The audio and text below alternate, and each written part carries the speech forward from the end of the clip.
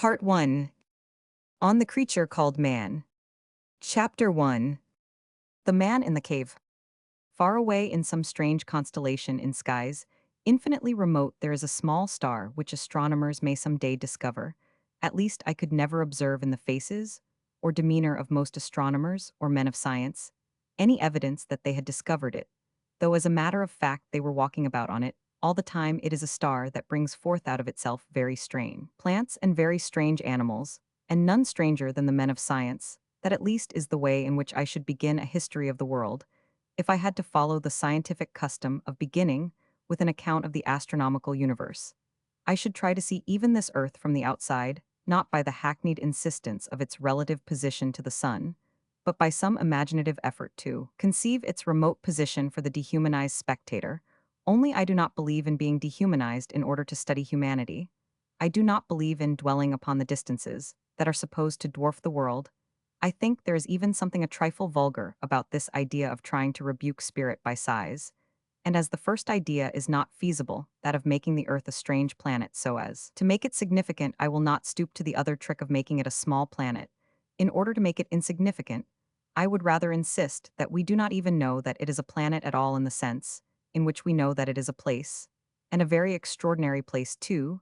That is the note which I wish to strike from the first if not 20 in the astronomical, then in some more familiar fashion. One of my first journalistic adventures or misadventures concerned a comment on Grant Allen, who had written a book about the evolution of the idea of God. I happened to remark that it would be much more interesting if God wrote a book about the evolution of the idea of Grant Allen, and I remember that the editor objected to my remark on the ground that it was blasphemous, which naturally amused me not a little, for the joke of it was of course that it never occurred to him to notice the title of the book itself, which really was blasphemous, for it was when translated into English. I will show you how this nonsensical notion that there is a God grew up among men. My remark was strictly pious and proper, confessing the divine purpose. Even in its most seemingly dark or meaningless manifestations in that hour, I learned many things, including the fact that there is something purely acoustic in much of that agnostic sort of reverence. The editor had not seen the point, because in the title of the book the long word came at the beginning and the short word at the end, whereas in my comment the short word came at the beginning, and gave him a sort of shock. I have noticed that if you put a word like God into the same sentence with a word like dog, these abrupt and angular words affect people like pistol shots. Whether you say that God made the dog or the dog made God does not seem to matter. That is only one of the sterile disputations of the two subtle theologians. But so long as you begin with a long word like evolution, the rest will roll harmlessly past very probably. The editor had not read the whole of the title, for it is rather a long title, and he was rather a busy man.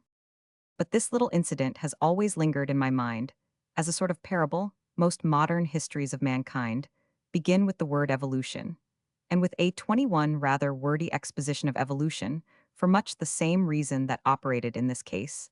There is something slow and soothing and gradual about the word, and even about the idea. As a matter of fact, it is not touching these primary things, a very practical word, or a very profitable idea. Nobody can imagine how nothing could turn into something. Nobody can get an inch nearer to it by explaining how something could turn into something else. It is really far more logical to start by saying in the beginning God created heaven and earth, even if you only mean in the beginning, some unthinkable power began some unthinkable process, for God is, by its nature, a name of mystery, and nobody ever supposed that man could imagine how a world was created any more than he could create one. But evolution really is mistaken for explanation. It has the fatal quality of leaving on many minds the impression that they do understand it, and everything else, just as many of them live under a sort of illusion that they have read The Origin of Species. But this notion of something smooth and slow like the ascent of a slope is a great part of the illusion. It is an illogicality, as well as an illusion for slowness, has really nothing to do with the question. An event is not any more intrinsically intelligible or unintelligible because of the pace at which it moves. For a man who does not believe in a miracle, a slow miracle would be just as incredible as a swift one. The Greek witch may have turned sailors to swine with a stroke of the wand, but to see a naval gentleman of our acquaintance looking a little more like a pig every day till he ended with 4 trotters, and a curly tail would not be any more soothing, it might be rather more creepy and uncanny. The medieval wizard may have flown through the air from the top of a tower, but to see an old gentleman walking through the air in a leisurely and lounging manner would still seem to call for some explanation. 22. Yet there runs through all the rationalistic treatment of history this curious and confused idea that difficulty is avoided or even mystery eliminated. By dwelling on mere delay or on something dilatory in the processes of things, there will be something to be said upon particular examples. Elsewhere, the question here is the false atmosphere of facility and ease, given by the mere suggestion of going slow, the sort of comfort that might be given to a nervous old woman traveling for the first time in a motor car. Mr. H. G. Wells has confessed to being a prophet, and in this matter he was a prophet at his own expense. It is curious that his first fairy tale was a complete answer to his last book of history, The Time Machine Destroyed, in advance all comfortable conclusions founded on the mere relativity of time. In that sublime nightmare the hero saw trees shoot up like green rockets and vegetation spread visibly like a green conflagration, or the sun shoot across the sky from east to west with the swiftness of a meteor. Yet in his sense, these things were quite as natural when they went swiftly, and in our sense they are quite as supernatural when they go slowly.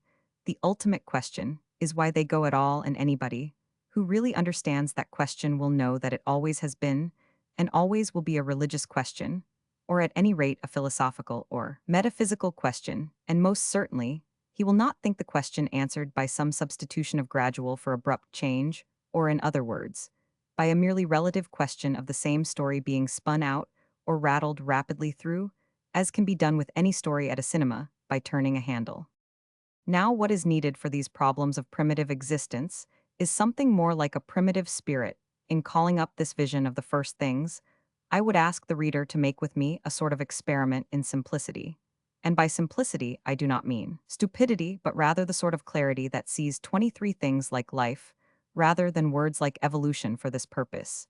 It would really be better to turn the handle of the time machine a little more quickly and see the grass growing and the trees springing up into the sky. If that experiment could contract and concentrate and make vivid the upshot of the whole affair, what we know in a sense, in which we know nothing else, is that the trees and the grass did grow, and that a number of other extraordinary things do in fact happen, that queer creatures support themselves in the empty air by beating it with fans of various fantastic shapes, that other queer creatures steer themselves about alive under a load of mighty waters, that other queer creatures walk about on four legs, and that the queerest creature of all walks about on two. These are things and not theories, and compared with them evolution and the atom and even the solar system are merely theories. The matter here is one of history and not of philosophy, so that it need only be noted that no philosopher denies that a mystery still attaches to the two great transitions, the origin of the universe itself and the origin of the principle of life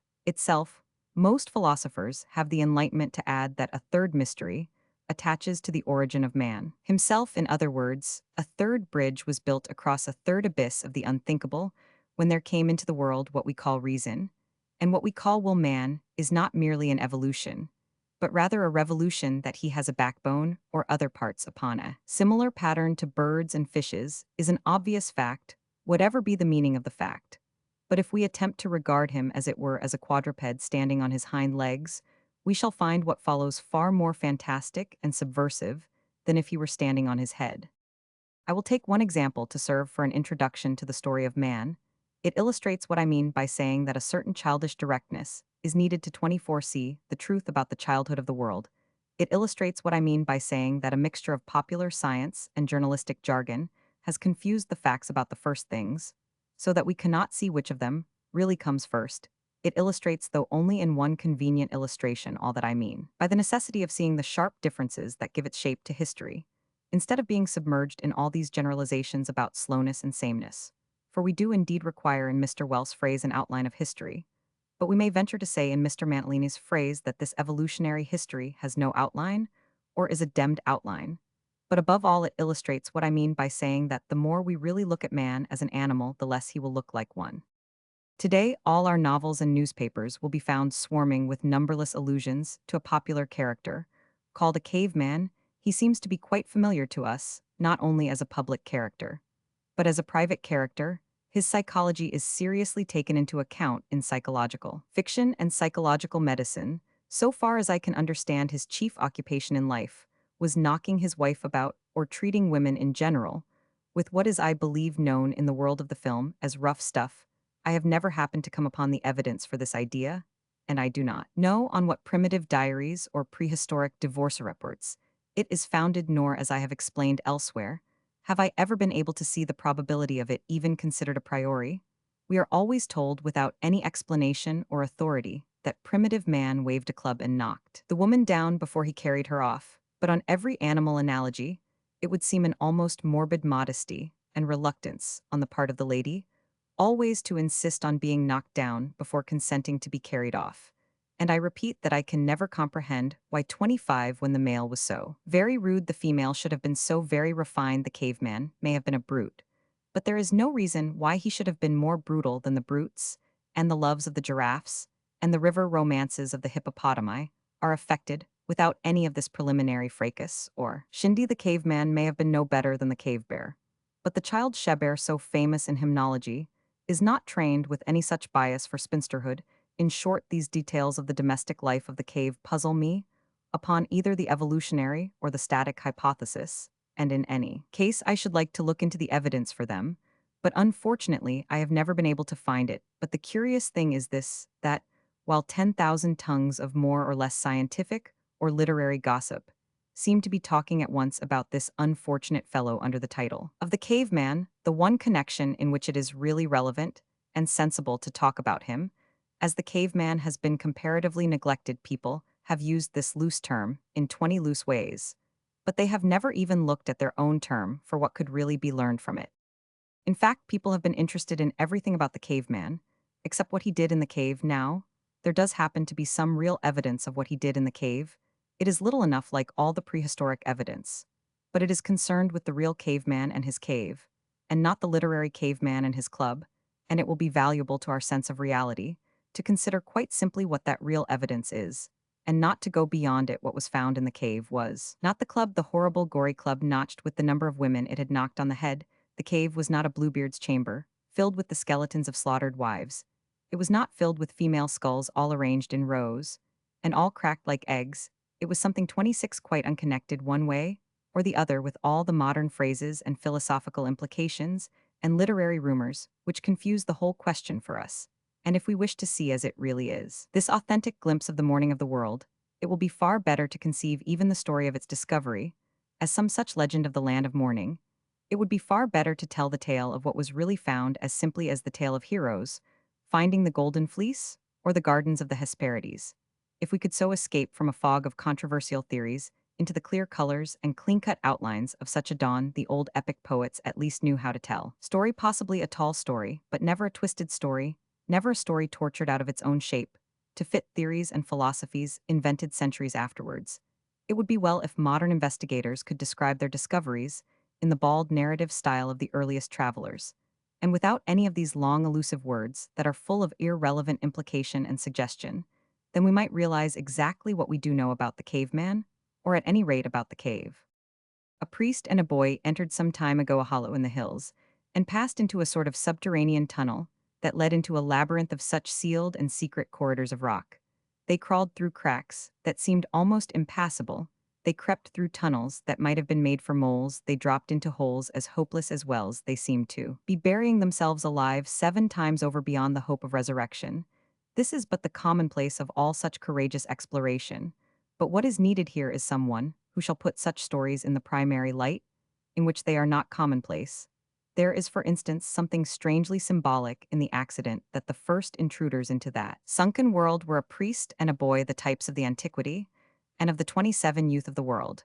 But here I am even more concerned with the symbolism of the boy than with that of the priest. Nobody who remembers boyhood needs to be told what it might be to a boy to enter like Peter Pan under a roof of the roots of all the trees and go deeper and deeper till he reach what William Morris called the very roots of the mountains. Suppose somebody, with that simple and unspoilt realism that is a part of innocence, to pursue that journey to its end, not for the sake of what he could deduce or demonstrate in some dusty magazine controversy, but simply for the sake of what he could see. What he did see at last was a cavern so far from the light of day that it might have been the legendary Dom Daniel cavern that was under the floor of the sea, this secret chamber of rock. When illuminated after its long night of unnumbered ages, revealed on its walls large and sprawling outlines diversified with colored earths, and when they followed the lines of them, they recognized across that vast and void of ages the movement and the gesture of a man's hand. They were drawings or paintings of animals, and they were drawn or painted not only by a man, but by an artist under whatever archaic limitations.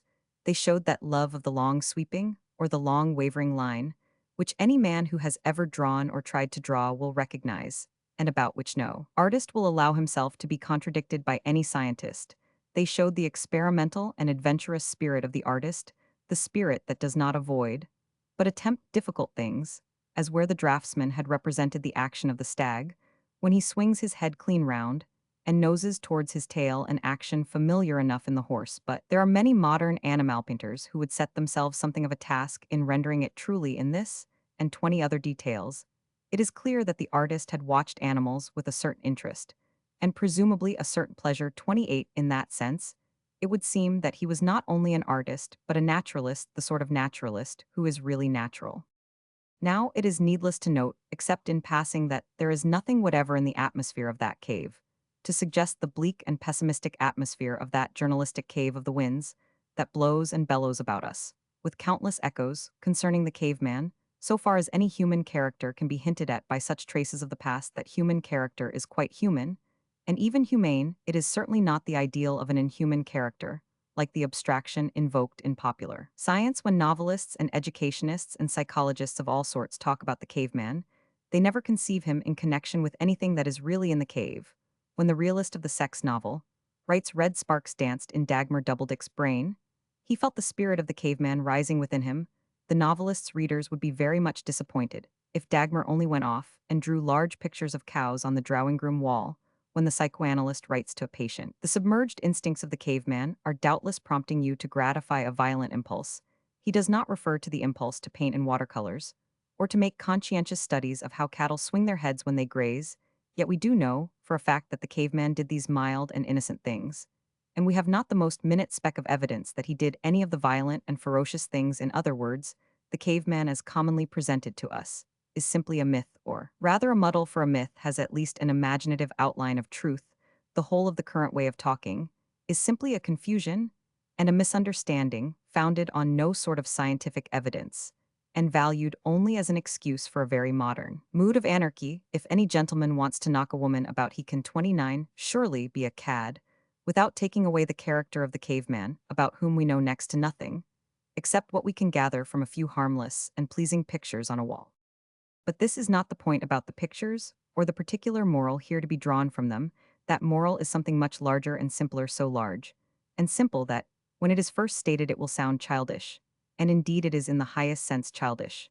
And that is why I have in this apologue in some sense seen it through the eyes of a child. It is the biggest of all the facts really facing the boy in the cavern, and is perhaps too big to be seen.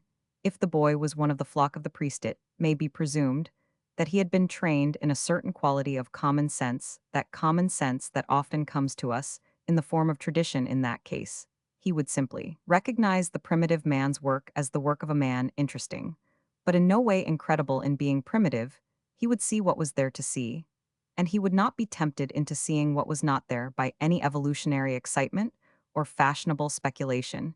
If he had heard of such things, he would admit, of course, that the speculations might be true and were not incompatible with the facts that were true. The artist may have had another side to his character, besides that which he has alone left on record in his works of art. The primitive man may have taken a pleasure in beating women, as well as in drawing animals. All we can say is that the drawings record the one, but not the other. It may be true that, when the caveman's finished jumping on his mother, or his wife, as the case may be, he loves to hear the little brook gurgling, and also to watch the deer as they come down to drink at the brook. These things are not impossible, but they are irrelevant. The common sense of the child could confine itself to learning from the facts what the facts have to teach, and the 30 pictures in the cave are very nearly all the facts there are. So far as that evidence goes, the child would be justified in assuming that a man had represented animals with rock and red ochre, for the same reason as he himself was in the habit of trying to represent animals with charcoal and red chalk. The man had drawn a stag just as the child had drawn a horse. Because it was fun, the man had drawn a stag with his head turned as the child had drawn a pig with his eyes shut. Because it was difficult, the child and the man, being both human, would be united by the brotherhood of men, and the brotherhood of men is even nobler when it bridges the abyss of ages than when it bridges only the chasm of class. But anyhow, he would see no evidence of the caveman of crude evolutionism, because there is none to be seen. If somebody told him that the pictures had all been drawn by St. Francis of Assisi, out of pure and saintly love of animals, there would be nothing in the cave to contradict it. Indeed, I once knew a lady who half humorously suggested that the cave was a creche in which the babies were put to be specially safe, and that colored animals were drawn on the walls to amuse them, very much as diagrams of elephants and giraffes adorn a modern infant school. And though this was but a jest, it does draw attention to some of the other assumptions that we make only too readily. The pictures do not prove even that the cavemen lived in caves, any more than the discovery of a wine cellar in Balaam, long after that suburb had been destroyed by human or divine wrath, would prove that the Victorian middle classes lived entirely underground. The cave might have had a special purpose, like the cellar. It might have been a religious shrine, or a refuge in war, or the meeting place of a secret society, or all sorts of things. But it is quite true that its artistic decoration has much more of the atmosphere of a nursery than of any of these. Night 31, Mares of Anarchical Fury and Fear. I have conceived a child as standing in the cave, and it is easy to conceive any child modern or immeasurably remote as making a living gesture, as if to pat the painted beasts upon the wall. In that gesture there is a foreshadowing, as we shall see later, of another cavern and another child. But suppose the boy had not been taught by a priest, but by a professor, by one of the professors who simplify the relation of men and beasts to a mere evolutionary variation. Suppose the boy saw himself with the same simplicity and sincerity, as a mere Mowgli running with the pack of nature and roughly indistinguishable from the rest, save by a relative and recent variation. What would be for him the simplest lesson of that strange stone picture book? After all, it would come back to this, that he had dug very deep and found the place where a man had drawn a picture of a reindeer. But he would dig a good deal deeper before he found a place where a reindeer had drawn a picture of a man. That sounds like a truism, but in this connection it is really a very tremendous truth. He might descend to depths unthinkable. He might sink into sunken continents, as strange as remote stars. He might find himself in the inside of the world, as far from men as the other side of the moon. He might see in those cold chasms or colossal terraces of stone traced, in the faint hieroglyphic of the fossil, the ruins of lost dynasties of biological life, rather like the ruins of successive creations and separate universes than the stages in the story of one. He would find the trail of monsters, blindly developing in directions outside all our common imagery of fish and bird, groping and grasping and touching life, with every extravagant elongation of horn and tongue and tentacle growing a forest of fantastic caricatures of the claw and the fin and the finger. But nowhere would he find one finger that had traced one significant line upon the 32 sand, nowhere one claw that had even begun to scratch the faint suggestion of a form.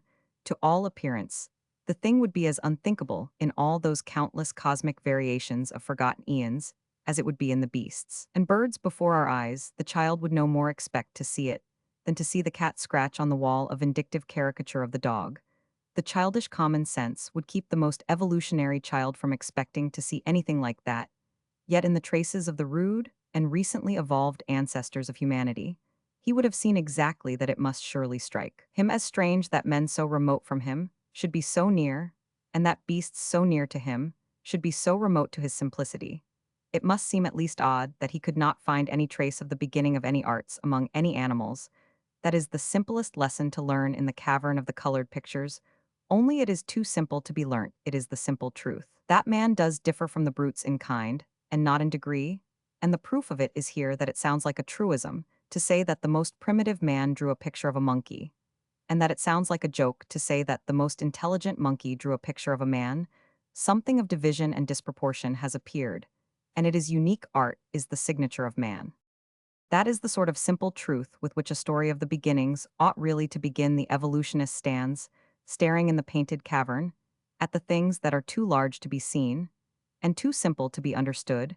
He tries to deduce all sorts of other indirect and doubtful things from the details of the pictures, because he cannot see the primary significance of the whole thin and theoretical deductions about the absence of religion or the presence of superstition about tribal government and hunting and human sacrifice. And heaven knows what in the next chapter one shall try to trace in a little more detail. 33, the much disputed question about these prehistoric origins of human ideas, and especially of the religious idea. Here I am only taking this one case of the cave as a sort of symbol of the simpler sort of truth with which the story ought to start. When all is said, the main fact that the record of the reindeer men attests along with all other records is that the reindeer man could draw, and the reindeer could not. If the reindeer man was as much an animal as the reindeer, it was all the more extraordinary that he could do what all other animals could not if he was an ordinary product of biological growth, like any other beast or bird. Then, it is all the more extraordinary that he was not in the least like any other beast or bird. He seems rather more supernatural as a natural product than as a supernatural one. But I have begun this story in the cave, like the cave of the speculations of Plato, because it is a sort of model of the mistake of merely evolutionary introductions and prefaces. It is useless to begin by saying that everything was slow and smooth, and a mere matter of development and degree, for in a plain matter like the pictures there is in fact not a trace of any such development or degree. Monkeys did not begin pictures, and men finish them. Pithecanthropus did not draw a reindeer badly, and Homo sapiens draw it well. The higher animals did not draw better and better portraits. The dog did not paint better in his best period than in his early bad manner. As a jackal, the wild horse was not an impressionist, and the racehorse a post-impressionist. All we can say of this notion of reproducing things in shadow or representative shape is that it exists nowhere in nature, except in man, and that we cannot even talk about it without treating man as something separate from nature. In other words, every sane sort of history must begin with man as man, a thing standing absolute and alone. How he came there, or indeed how anything else came there. 34 is a thing for theologians and philosophers and scientists, and not for historians. But an excellent test case of this isolation and mystery is the matter of the impulse of art. This creature was truly different from all other creatures because he was a creator as well as a creature. Nothing in that sense could be made in any other image but the image of man. But the truth is so true that even in the absence of any religious belief, it must be assumed in the form of some moral or metaphysical principle. In the next chapter, we shall see how this principle applies to all the historical hypotheses and evolutionary ethics now in fashion to the origins of tribal government or mythological belief. But the clearest and most convenient example to start with is this popular one of what the caveman really did in his cave.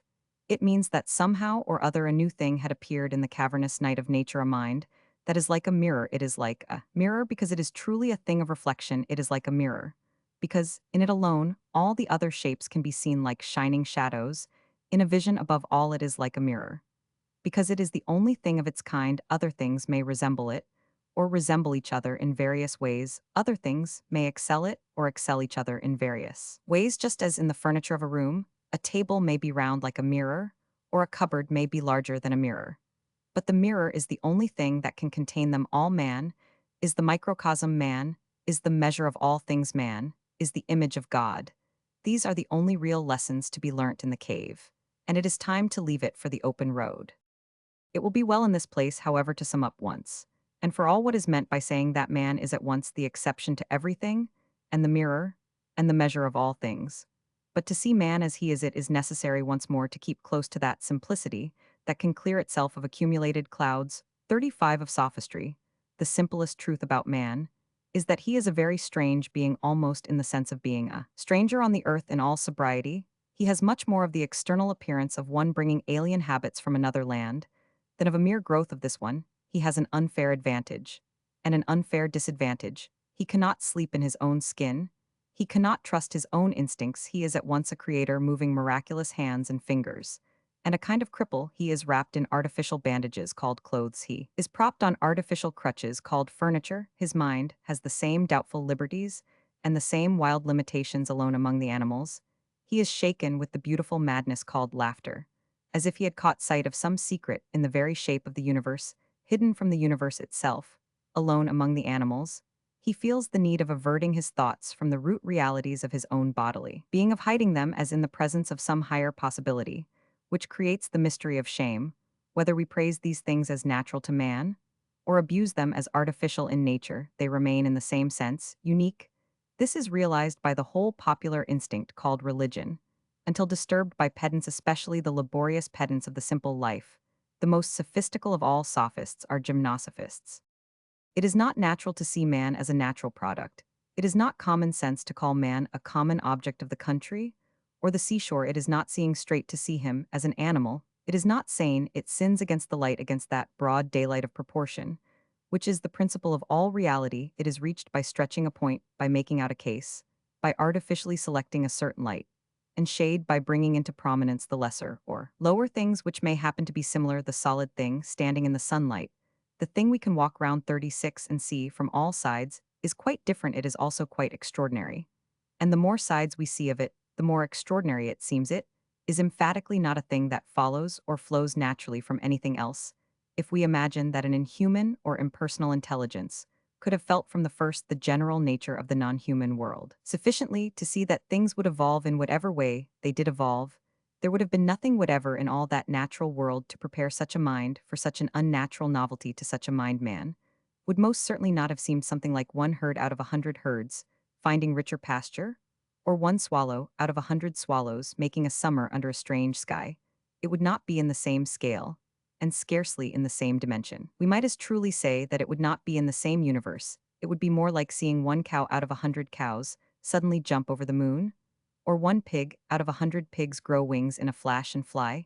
It would not be a question of the cattle finding their own grazing ground, but of their building their own cattle.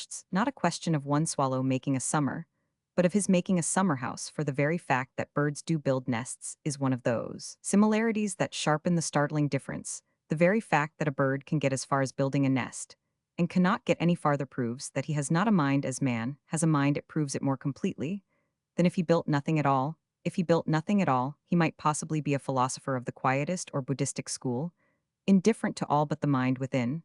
But when he builds as he does build, and is satisfied and sings aloud with satisfaction, then we know there is really an invisible veil like a pane of glass between him and us, like the window on which a bird will beat in vain. But suppose our abstract onlooker saw one of the birds 37 begin to build as men build. Suppose, in an incredibly short space of time, there were 7 styles of architecture for one style of nest. Suppose the bird carefully selected forked twigs and pointed leaves to express the piercing piety of Gothic, but turned to broad foliage and black mud, when he sought in a darker mood to call up the heavy columns of Bel and Ashtaroth, making his nest, indeed one of the hanging gardens of Babylon. Suppose the bird made little clay statues of birds, celebrated in letters or politics, and stuck them up in front of the nest. Suppose that one bird out of 1,000 birds began to do one of the 1,000 things that man had already done even in the morning of the world, and we can be quite certain that the onlooker would not regard such a bird as a mere evolutionary variety of the other birds. He would regard it as a very fearful wildfowl, indeed possibly as a bird of a omen, certainly as an omen. That bird would tell the augurs not of something that would happen, but of something that had happened. That something would be the appearance of a mind with a new dimension of depth, a mind like that of man. If there be no God, no other mind could conceivably have foreseen it. Now, as a matter of fact, there is not a shadow of evidence that this thing was evolved at all. There is not a particle of proof that this transition came slowly, or even that it came naturally in a strictly scientific sense. We simply know nothing whatever about how it grew, or whether it grew, or what it is. There may be a broken trail of stones and bones, faintly suggesting the development of the human body. There is nothing even faintly suggesting such a development of this human mind. It was not. And it was, we know not in what instant, or in what infinity of years, something happened. And it has all the appearance of a transaction outside time. It has therefore nothing to do with history in the 38 ordinary sense. The historian must take it, or something like it, for granted. It is not his business as a historian to explain it. But if he cannot explain it as a historian, he will not explain it as a biologist. In neither case is there any disgrace to him in accepting it without explaining it. For it is a reality, and history and biology deal with realities. He is quite justified in calmly confronting the pig with wings and the cow that jumped over the moon, merely because they have happened. He can reasonably accept man as a freak. Because he accepts man as a fact, he can be perfectly comfortable in a crazy and disconnected world, or in a world that can produce such a crazy and disconnected thing. For reality is a thing in which we can all repose, even if it hardly seems related to anything else the thing is there. And that is enough for most of us. But if we do indeed want to know how it can conceivably have come there, if we do indeed wish to see it related realistically to other things, if we do insist on seeing it evolved before our very eyes from an environment nearer to its own nature, then assuredly, it is to very different things that we must go. We must stir very strange memories and return to very simple dreams. If we desire some origin that can make man other than a monster, we shall have discovered very different causes before he becomes a creature of causation, and invoked other authority to turn him into something reasonable, or even into anything probable. That way lies all that is at once awful and familiar, and forgotten with dreadful faces, thronged and fiery arms. We can accept man as a fact if we are content. With an unexplained fact, we can accept him as an animal, if we can live with a fabulous animal. But if we must needs have sequence and necessity, then, indeed, we must provide a prelude and crescendo of mounting miracles, that ushered in with unthinkable thunders in all the seven heavens of another, order a man, may be an ordinary thing. 39. Chapter 2. Professors and Prehistoric Men. Science is weak about these prehistoric things, in a way that has hardly been noticed. The science whose modern marvels we all admire succeeds, by incessantly adding to its data, in all practical inventions, in most natural discoveries. It can always increase evidence by experiment, but it cannot experiment in making men, or even in watching to see what the first men make. An inventor can advance step by step in the construction of an aeroplane, even if he is only experimenting with sticks and scraps of metal in his own backyard. But he cannot watch the missing link evolving in his own backyard. If he has made a mistake in his calculations, the aeroplane will correct it by crashing to the ground. But if he has made a mistake about the arboreal habitat of his ancestor, he cannot see his arboreal ancestor falling off the tree. He cannot keep a caveman, like a cat in the backyard, and watch him to see whether he does really practice cannibalism, or carry off his mate on the principles of marriage by capture. He cannot keep a tribe of primitive men, like a pack of hounds, and notice how far they are influenced by the herd instinct. If he sees a particular bird behave in a particular way, he can get other birds, and see if they behave in that way. But if he finds a skull, or the scrap of a skull in the hollow of a hill, he cannot multiply it into a vision of the valley of dry bones. In dealing with a past that has almost entirely perished, he can only go by evidence, and not by experiment, and there is hardly enough evidence for it to be even evidential. Thus, while most science moves in a sort of curve, being constantly corrected by new evidence, this science flies off into space in a straight line, uncorrected by anything but the habit of forming conclusions as they can really be formed in more fruitful fields, is so fixed in the scientific mind that it cannot resist talking like this. It talks about the idea suggested by one scrap of bone, as if it were something like the aeroplane, which is constructed at last out of whole scrap heaps of scraps of metal. The trouble with the professor of the prehistoric is that he cannot scrap his scrap.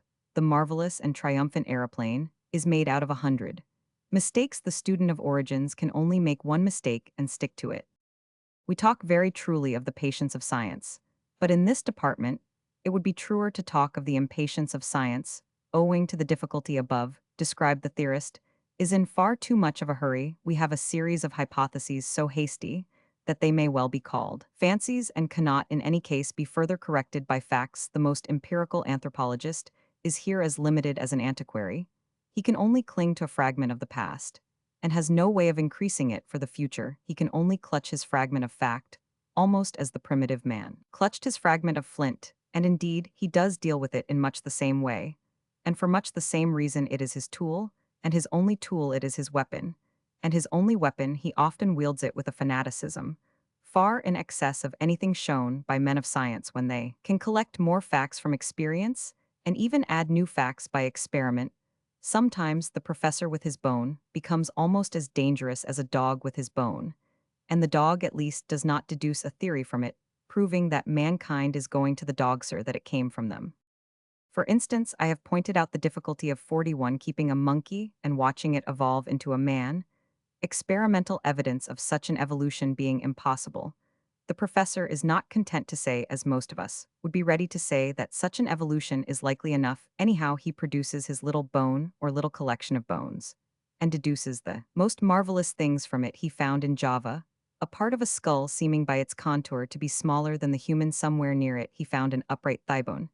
and in the same scattered fashion, some teeth that were not human if they all form part of one creature, which is doubtful our conception of the creature, would be almost equally doubtful, but the effect on popular science was to produce a complete and even complex figure, finished down to the last details of hair and habits. He was given a name, as if he were an ordinary historical character. People talked of Pithecanthropus, as of Pitt or Fox or Napoleon. Popular histories published portraits of him like the portraits of Charles I and George IV. A detailed drawing was reproduced, carefully shaded, to show that the very hairs of his head were all numbered. No uninformed person looking at its carefully lined face and wistful eyes would imagine for a moment that this was the portrait of a thighbone or of a few teeth, and a fragment of a cranium. In the same way, people talked about him as if he were an individual whose influence and character were familiar to us. I have just read a story in a magazine about Java, and how modern white inhabitants of that island are prevailed on to misbehave themselves by the personal influence of poor old Pithecanthropus. That the modern inhabitants of Java misbehave themselves, I can very readily believe, but I do not imagine that they need any encouragement from the discovery of a few highly doubtful bones. Anyhow, those bones are far too few and fragmentary and dubious to fill up the whole of the vast void that 42 dozen reason and in reality lie between man and his bestial ancestors, if they were his ancestors, on the assumption of that evolutionary connection. Connection which I am not in the least concerned to deny. The really arresting and remarkable fact is the comparative absence of any such remains recording that connection at that point. The sincerity of Darwin really admitted this. And that is how we came to use such a term as the missing link. But the dogmatism of Darwinians has been too strong for the agnosticism of Darwin, and men have insensibly fallen into turning this entirely negative term into a positive image. They talk of searching for the habits and habitat of the missing link, as if one were to talk of being on friendly terms with the gap in a narrative or the whole, in an argument of taking a walk with a non sequitur or dining with an undistributed myth. In this sketch, therefore, of man in his relation to certain religious and historical problems, I shall waste no further space on these speculations on the nature of man. Before he became man, his body may have been evolved from the brutes, but we know nothing of any such transition that throws the smallest light upon his soul as it has shown itself. In history, unfortunately, the same school of writers pursue the same style of reasoning when they come to the first real evidence about the first real men. Strictly speaking, of course, we know nothing about prehistoric man for the simple reason that he was prehistoric. The history of prehistoric man is a very obvious contradiction in terms. It is the sort of unreason in which only rationalists are allowed to indulge. If a parson had casually observed that the flood was antediluvian, it is possible that he might be a little chaffed about his logic. If a bishop were to say that Adam was pre-Adamite, we might think it a little odd, but we are not supposed to notice such verbal trifles when skeptical historians talk of the part of 43 history that is prehistoric. The truth is that they are using the terms historic and prehistoric without any clear test or definition in their minds. What they mean is that there are traces of human lives before the beginning of human stories, and in that sense, we do at least know that humanity was before history. Human civilization is older than human records. That is the sane way of stating our relations to these remote things. Humanity has left examples of its other arts earlier than the art of writing, or at least of any writing that we can read, but it is certain that the primitive arts were arts, and it is in every way probable that the primitive civilizations were civilizations. The man left a picture of the reindeer, but he did not leave a narrative of how he hunted the reindeer, and therefore what we say of him is hypothesis, and not history. But the art he did practice was quite artistic, his drawing was quite intelligent, and there is no reason to doubt that his story of the hunt would be quite intelligent. Only if it exists it is not intelligible. In short, the prehistoric period need not mean the primitive period, in the sense of the barbaric or bestial period. It does not mean the time before civilization, or the time before arts and crafts. It simply means the time before any connected narratives that we can read. This does indeed make all the practical difference between remembrance and forgetfulness. But it is perfectly possible that there were all sorts of forgotten forms of civilization, as well as all sorts of forgotten forms of barbarism. And in any case, everything indicated that many of these forgotten or half-forgotten social stages were much more civilized and much less barbaric than is vulgarly imagined today. But even about these unwritten histories of humanity, when humanity was quite certainly human, we can only conjecture with the greatest doubt and caution, and unfortunately doubt and caution are the last things commonly encouraged by the loose evolutionism of current 44 culture, for that culture is full of curiosity. And the one thing that it cannot endure is the agony of agnosticism. It was in the Darwinian age that the word first became known, and the thing first became impossible. It is necessary to say plainly that all this ignorance is simply covered by impudence. Statements are made so plainly and positively that men have hardly the moral courage to pause upon them, and find that they are without support. The other day, a scientific summary of the state of a prehistoric tribe began confidently with the words, "They wore no clothes." Not one reader in 100 probably stopped to ask himself how we should come to know whether clothes had once been worn by people of whom everything has perished, except a few chips of bone and stone. It was doubtless hoped that we should find a stone hat as well as a stone hatchet. It was evidently anticipated that we might discover an everlasting pair of trousers of the same substance as the everlasting rock. But to persons of a less sanguine temperament, it will be immediately apparent that people might wear simple garments, or even highly ornamental garments, without leaving any more traces of them. Then these people have left the plaiting of rushes and grasses, for instance, might have become more and more elaborate without, in the least, becoming more eternal. One civilization might specialize in things that happen to be perishable, like weaving and embroidering, and not in things that happen to be more permanent, like architecture and sculpture. There have been plenty of examples of such specialist societies. A man of the future finding the ruins of our factory machinery might as fairly say that we were acquainted with iron, and with no other substance, and announce the discovery that the proprietor and manager of the factory undoubtedly walked about naked or possibly wore iron hats and trousers. 45. It is not contended here that these primitive men did wear clothes any more than they did weave rushes, but merely that we have not enough evidence to know whether they did or not. But it may be worthwhile to look back for a moment at some of the very few things that we do know, and that they did do. If we consider them, we shall certainly not find them inconsistent with such ideas as dress and decoration. We do not know whether they decorated themselves, but we do know that they decorated other things. We do not know whether they had embroideries, and if they had, the embroideries could not be expected to have remained, but we do know that they did have pictures, and the pictures have remained, and there remains with them, as already suggested, the testimony to something that is absolute and unique, that belongs to man, and to nothing else except man, that is a difference of kind, and not a difference of degree. A monkey does not draw clumsily, and a man cleverly. A monkey does not begin the art of representation, and a man carry it to perfection. A monkey does not do it at all. He does not begin to do it at all. He does not begin to do it at all. A line of some kind is crossed before the first faint line can begin. Another distinguished writer, again, in commenting on the cave drawings attributed to the Neolithic men of the reindeer period, said that none of their pictures appeared to have any religious purpose, and he seemed almost to infer that they had no religion.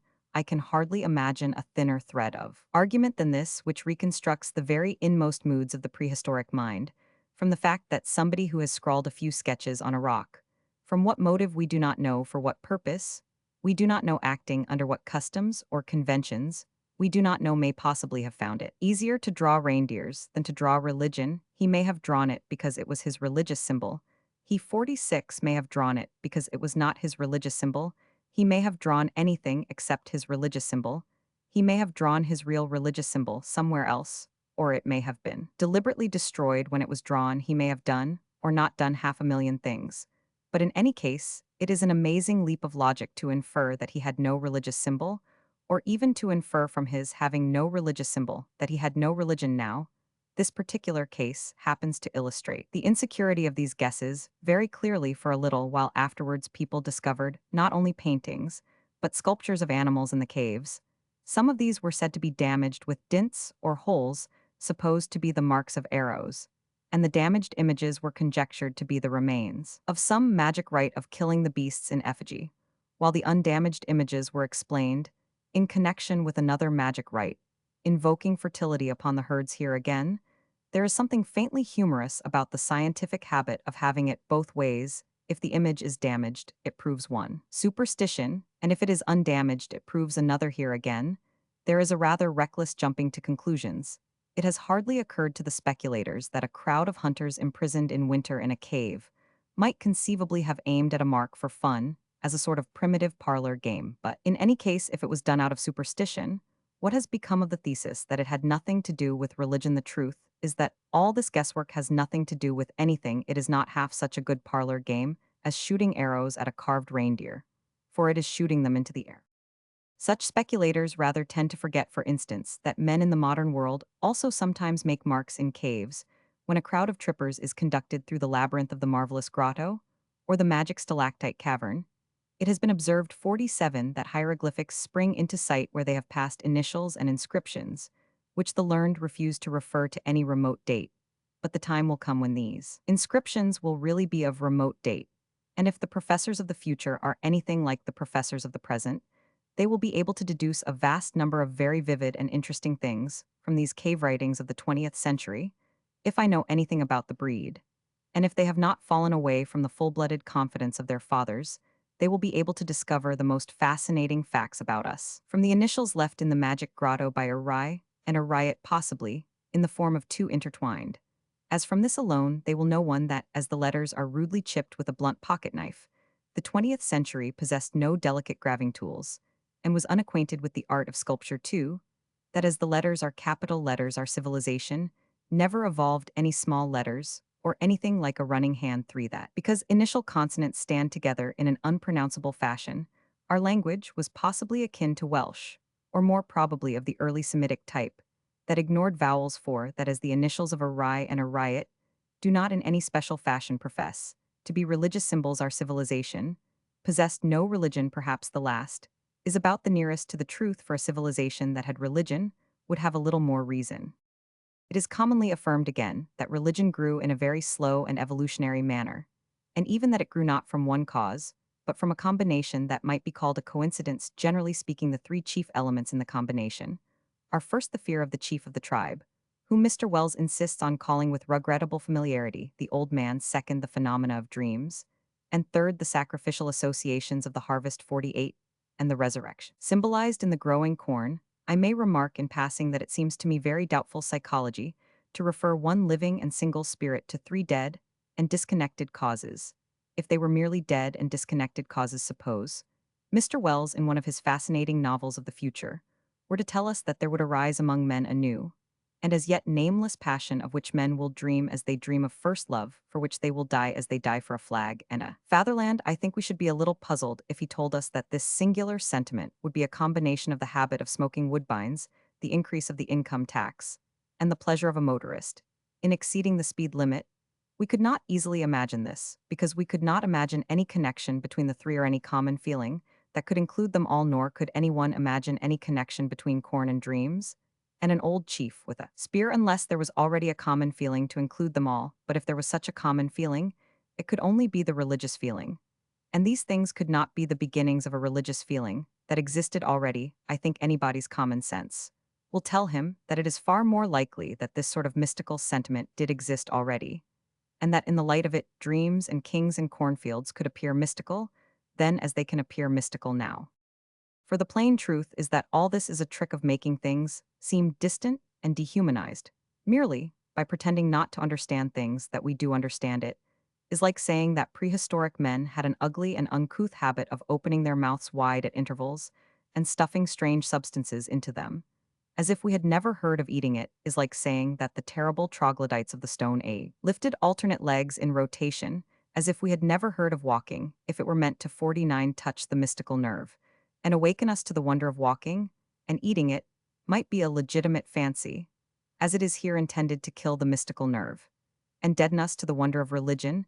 It is irrational rubbish. It pretends to find something incomprehensible in the feelings that we all comprehend. Who does not find dreams mysterious and feel that they lie on the dark borderland of being? Who does not feel the death and resurrection of the growing things of the earth as something near to the secret of the universe? Who does not understand that there must always be the savor of something sacred about authority and the solidarity that is the soul of the tribe? If there be any anthropologist who really finds these things remote and impossible to realize, we can say nothing of that scientific gentleman, except that he has not got so large and enlightened a mind as a primitive man. To me, it seems obvious that nothing but a spiritual sentiment already active could have clothed these separate and diverse things with sanctity.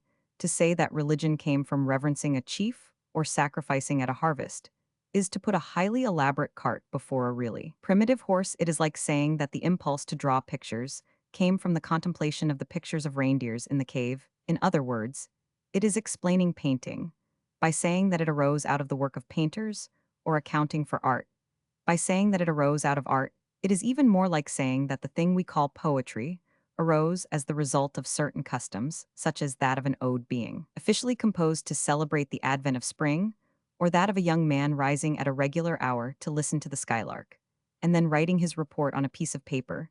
It is quite true that young men often become poets in the spring, and it is quite true that, when once they are poets, no mortal power can restrain them from writing about the skylark.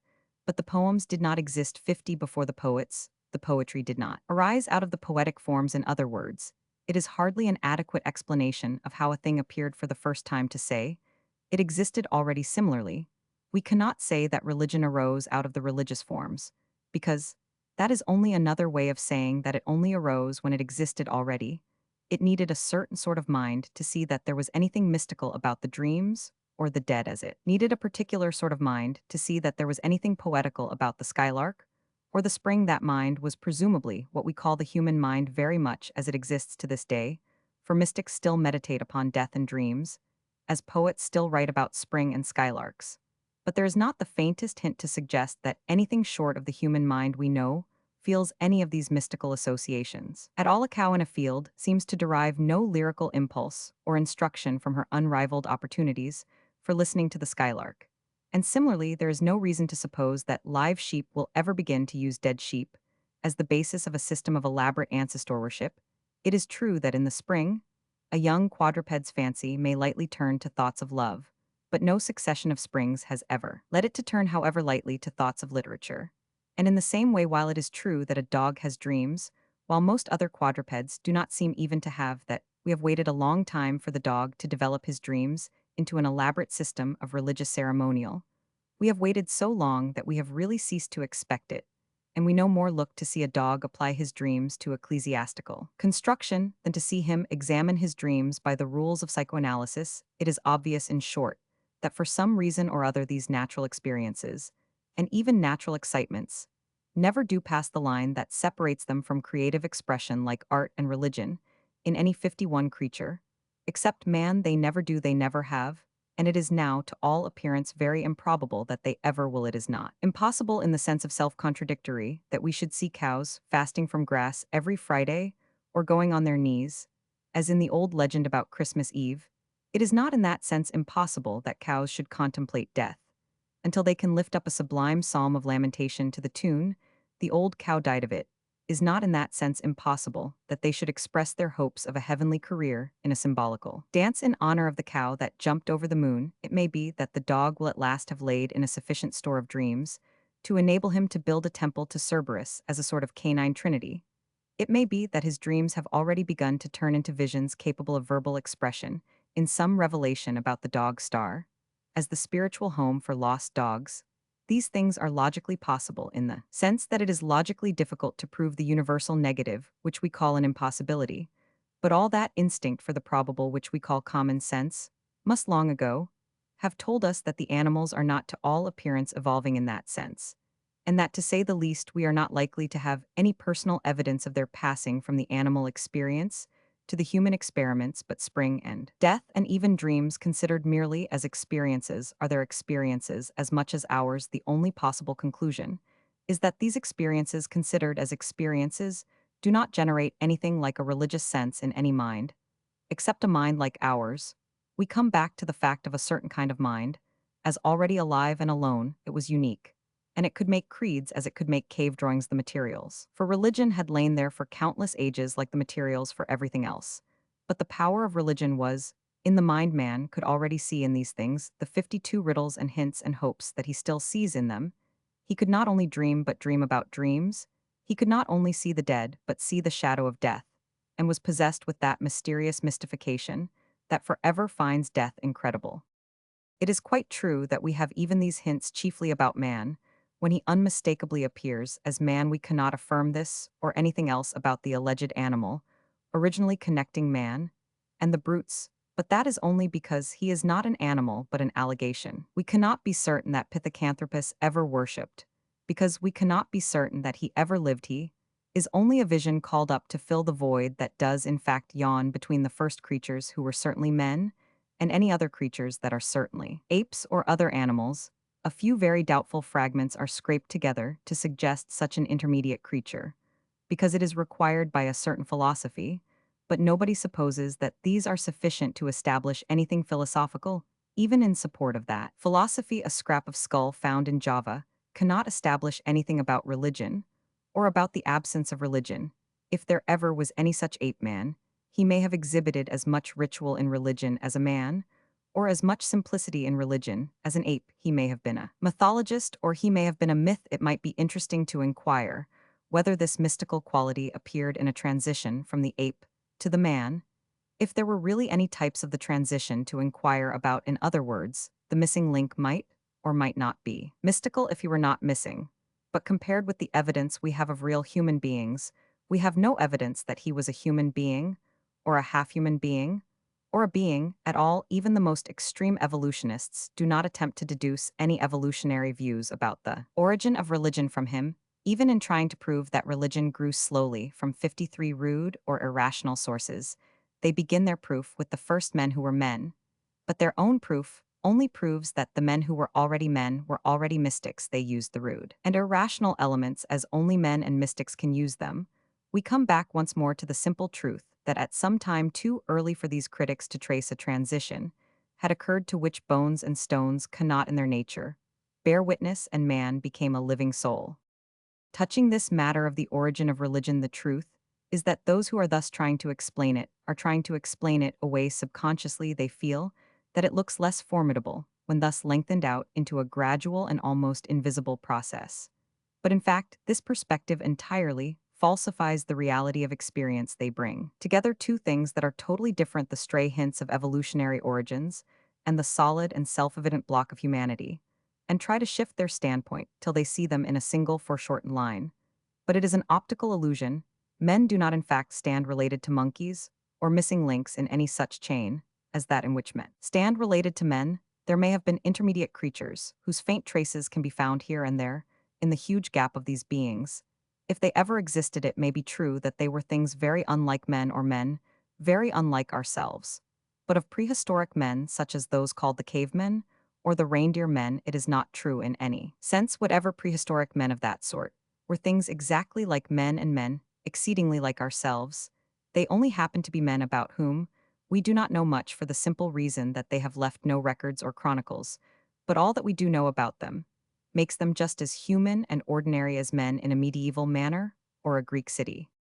Looking from our human standpoint up the long 54 perspective of humanity, we simply recognize this thing as human. If we had to recognize it as animal, we should have had to recognize it as abnormal if we chose to look through the other end of the telescope, as I have done more than once in these speculations. If we chose to project the human figure forward out of an unhuman world, we could only say that one of the animals had obviously gone mad. But seeing the thing from the right end, or rather from the inside, we know it is sanity. And we know that these primitive men were sane. We hail a certain human Freemasonry, wherever we see it, in savages, in foreigners, or in historical characters. For instance, all we can infer from primitive legend, and all we know of barbaric life, supports a certain moral and even mystical idea, of which the commonest symbol is clothes, for clothes are very literally vestments, and man wears them. Because he is a priest, it is true that even as an animal he is here different from the animal's. Nakedness is not nature to him, it is not his life, but rather his death, even in the vulgar sense of his death of cold. But clothes are worn for dignity or decency or decoration, where they are not in any way wanted for warmth. It would sometimes appear that they are valued for ornament before they are valued for use. It would almost always appear that they are felt to have some connection with decorum. Conventions of this sort vary a great deal with various times and places, and there are some who cannot get over this reflection, and for whom it seems a sufficient argument for letting all conventions slide. They never tire of repeating with simple wonder that dress is different in the Cannibal Islands, and in Camden Town. They cannot get any further and throw up the whole idea of decency in despair. They might as well say that because there have been hats of a good many different shapes, and some rather eccentric shapes, therefore hats do not matter, or do not exist. They would 55 probably add that there is no such thing as sunstroke, or going bald. Men have felt everywhere that certain forms were necessary to fence off, and protect certain private things from contempt or coarse misunderstanding. And the keeping of those forms, whatever they were made for dignity and mutual respect, the fact that they mostly refer more or less remotely to the relations of the sexes, illustrates the two facts that must be put at the very beginning of the record of the race. The first is the fact that original sin is really original not merely in theology, but in history. It is a thing rooted in the origins. Whatever else men have believed, they have all believed that there is something the matter with mankind. This sense of sin has made it impossible to be natural, and have no clothes, just as it has made it impossible to be natural, and have no laws, but above all it is to be found in that other fact which is the father and mother of all laws, as it is itself founded on a father and mother, the thing that is before all thrones, and even all commonwealths. That fact is the family. Here again, we must keep the enormous proportions of a normal thing, clear of various modifications, and degrees, and doubts, more or less reasonable like clouds, clinging about a mountain. It may be that what we call the family had to fight its way from or through various anarchies and aberrations, but it certainly survived them, and is quite as likely as not to have also preceded them. As we shall see in the case of communism and nomadism, more formless things could and did lie on the flank of societies that had taken a fixed form, but there is nothing to show that the form did not exist before the formlessness. What is vital is that form is more important than formlessness, and that the material called mankind has taken this form. For instance, of the rules revolving round sex, which were recently mentioned, none is more curious than the savage custom, commonly called the Kuvad 56, that seems like a law out of topsy-turvydom, by which the father is treated as if he were the mother. In any case, it clearly involves the mystical sense of sex, but many have maintained that it is really a symbolic act by which the father accepts the responsibility of fatherhood. In that case, that grotesque antic is really a very solemn act, for it is the foundation of all we call the family, and all we know as human society. Some, groping in these dark beginnings, have said that mankind was once under a matriarchy. I suppose that under a matriarchy it would not be called mankind, but womankind, but others have conjectured that what is called matriarchy was simply moral anarchy in which the mother alone remained fixed because all the fathers were fugitive and irresponsible. Then came the moment when the man decided to guard and guide what he had created, so he became the head of the family, not as a bully with a big club to beat women with, but rather as a respectable person trying to be a responsible person. Now all that might be perfectly true, and might even have been the first family act, and it would still be true that man then for the first time acted like a man, and therefore for the first time became fully a man. But it might quite as well be true that the matriarchy or moral anarchy, or whatever we call it, was only one of the hundred social dissolutions or barbaric backslidings which may have occurred at intervals in prehistoric, as they certainly did in historic times. A symbol like the Kuvad, if it was really such a symbol, may have commemorated the suppression of a heresy rather than the first rise of a religion. We cannot conclude with any certainty about these things, except in their big results in the building of mankind. But we can say in what style the bulk of it and the best of it is built. We can say that the family is the unit of the state, that it is the cell that makes up the formation. Round the family do indeed gather the sanctities that separate men from 57 ants and bees. Decency is the curtain of that tent, liberty is the wall of that city, property is but the family farm, honor is but the family flag. In the practical proportions of human history, we come back to that fundamental of the father and the mother and the child. It has been said already that if this story cannot start with religious assumptions, it must none the less start with some moral or metaphysical assumptions, or no sense can be made of the story of man. And this is a very good instance of that alternative necessity. If we are not of those who begin by invoking a divine trinity, we must none the less invoke a human trinity, and see that triangle repeated everywhere in the pattern of the world. For the highest event in history, to which all history looks forward and leads up, is only something that is at once the reversal and the renewal of that triangle, or rather, it is the one triangle superimposed, so as to intersect the other, making a sacred pentacle, of which, in a mightier sense than that of the magicians, the fiends are afraid, the old trinity was of father and mother and child, and is called the human family. The new is of child and mother and father, and has the name of the Holy Family. It is in no way altered, except in being entirely reversed, just as the world which it transformed was not in the least different, except in being turned upside down. 58. Chapter 3. The antiquity of civilization. The modern man looking at the most ancient origins has been like a man watching for daybreak in a strange land, and expecting to see that dawn breaking behind bare uplands or solitary peaks. But that dawn is breaking behind the black bulk of great cities long builded and lost for us in the original night colossal cities, like the houses of giants in which even the carved ornamental animals are taller than the palm trees in which the painted portrait can be 12 times the size of the man, with tombs like mountains of man, set foursquare and pointing to the stars with winged and bearded bulls, standing and staring enormous at the gates of temples standing still eternally, as if a stamp would shake the world the dawn of. History reveals a humanity already civilized perhaps, it reveals a civilization already old, and among other more important things, it reveals the folly of most of the generalizations about the previous and unknown period. When it was really young, the two first human societies of which we have any reliable and detailed record are Babylon and Egypt. It so happens that these two vast and splendid achievements of the genius of the ancients bear witness against two of the commonest and crudest assumptions of the culture of the moderns. If we want to get rid of half the nonsense about nomads and cavemen, and the old man of the forest, we need only look steadily at the two solid and stupendous facts called Egypt and Babylon. Of course, most of these speculators who are talking 59 about primitive men are thinking about modern savages. They prove their progressive evolution by assuming that a great part of the human race has not progressed or evolved or even changed in any way at all. I do not agree with their theory of change, nor do I agree with their dogma of things unchangeable. I may not believe that civilized man has had so rapid and recent a progress, but I cannot quite understand why uncivilized man should be so mystically immortal and immutable. A somewhat simpler mode of thought and speech seems to me to be needed throughout this inquiry. Modern savages cannot be exactly like primitive man because they are not primitive. Modern savages are not ancient because they are modern. Something has happened to their race as much as to ours during the thousands of years of our existence and endurance on the earth. They have had some experiences and have presumably acted on them, if not profited by them, like the rest of us. They have had some environment and even some change of environment, and have presumably adapted themselves to it in a proper and decorous evolutionary manner. This would be true even if the experiences were mild or the environment dreary, for there is an effect in mere time when it takes the moral form of monotony. But it has appeared to a good many intelligent and well-informed people quite as probable that the experience of the savages has been that of a decline from civilization. Most of those who criticize this view do not seem to have any very clear notion of what a decline from civilization would be like. Heaven help them.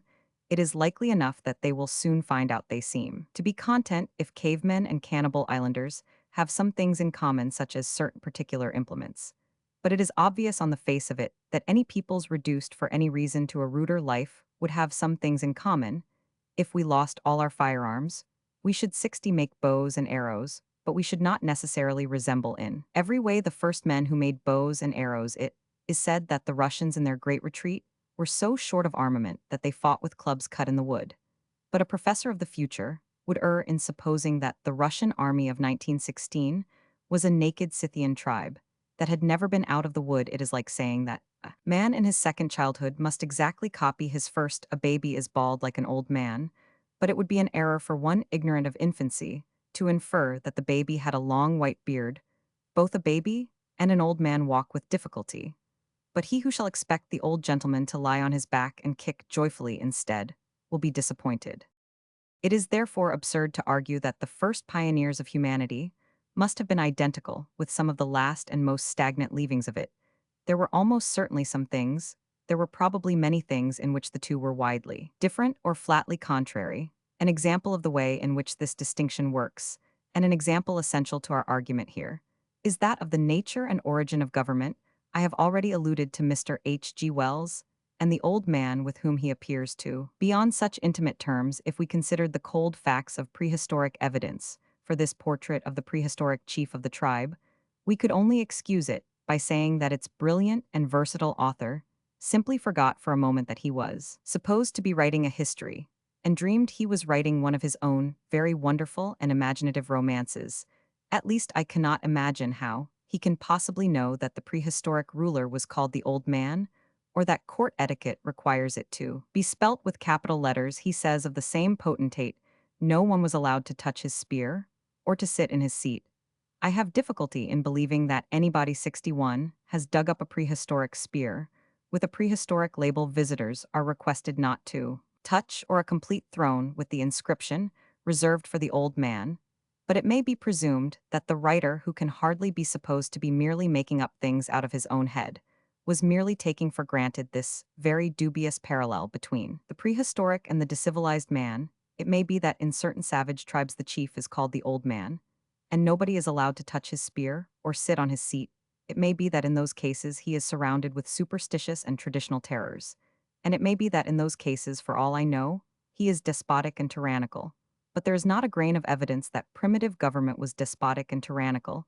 It may have been, of course, for it may have been anything or even nothing. It may not have existed at all, but the despotism in certain dingy and decayed tribes in the 20th century does not prove that the first men were ruled despotically. It does not even suggest it. It does not even begin to hint at it if there is one fact we really can prove from the history that we really do know. It is that despotism can be a development, often a late development, and very often indeed the end of societies that have been highly democratic. A despotism may almost be defined as a tired democracy. As fatigue falls on a community, the citizens are less inclined for that eternal vigilance, which has truly been called the price of liberty, and they prefer to arm only one single sentinel to watch the city while they sleep. It is also true that they sometimes needed him for some sudden and militant act of reform. It is equally true that he often took advantage of being the strong man, armed to be a tyrant like some of the sultans of the East. But I cannot see why the sultan should have appeared any earlier in history than many other human figures. On the contrary, the strong man, armed obviously 62, depends upon the superiority of his armor, and armament of that sort comes with more complex civilization. One man may kill 20 with a machine gun. It is obviously less likely that he could do it with a piece of flint. As for the current cant about the strongest man ruling by force and fear, it is simply a nursery fairy tale about a giant with 100 hands.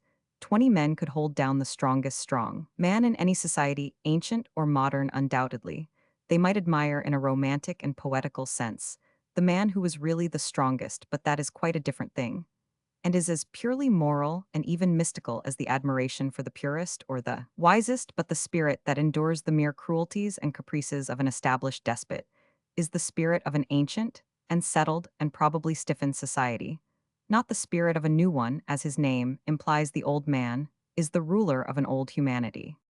It is far more probable that a primitive society was something like a pure democracy to this day. The comparatively simple agricultural communities are by far the purest democracies. Democracy is a thing which is always breaking down through the complexity of civilization. Anyone who likes may state it by saying that democracy is the foe of civilization. But he must remember that some of us really prefer democracy to civilization, in the sense of preferring democracy to complexity. Anyhow, peasants tilling patches of their own land in a rough equality and meeting to vote directly under a village tree are the most truly self-governing of men. It is surely as likely as not that such a simple idea was found in the first condition of even simpler men. Indeed, the despotic vision is exaggerated. Even if we do not regard the men as men, even on an evolutionary assumption of the most materialistic sort, there is really no reason why men should not have had at least as much camaraderie as rats or rooks. Leader 63 ship of some sort they doubtless had as have the gregarious animals, but leadership implies no such irrational servility as that attributed to the superstitious subjects of the old man.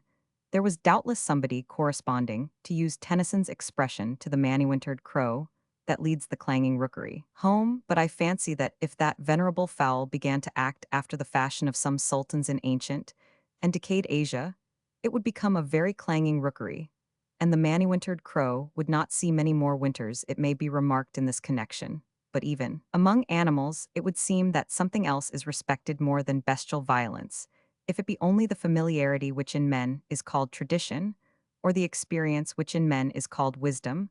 I do not know if crows really follow the oldest crow, but if they do, they are certainly not following the strongest crow. And I do know in the human case that if some ritual of seniority keeps savages reverencing somebody called the old man, then at least they have not our own servile sentimental weakness for worshipping the strong man.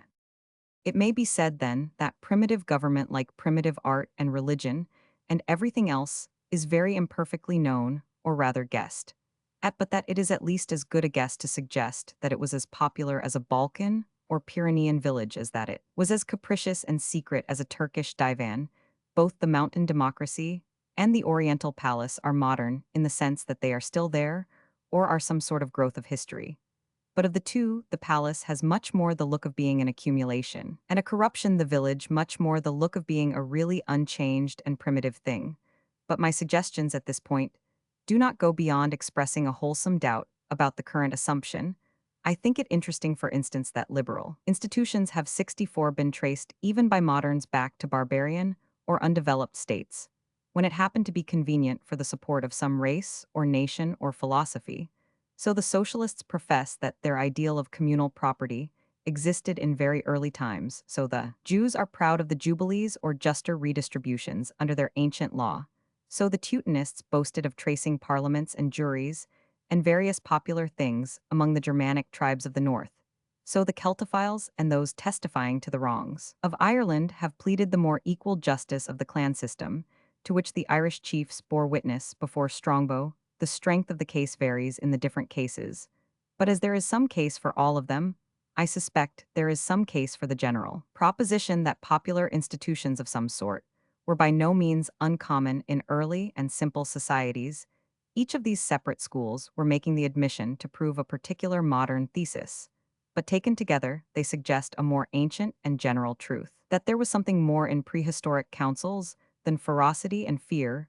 Each of these separate theorists had his own axe to grind, but he was willing to use a stone axe, and he manages to suggest that the stone axe might have been as republican as the guillotine.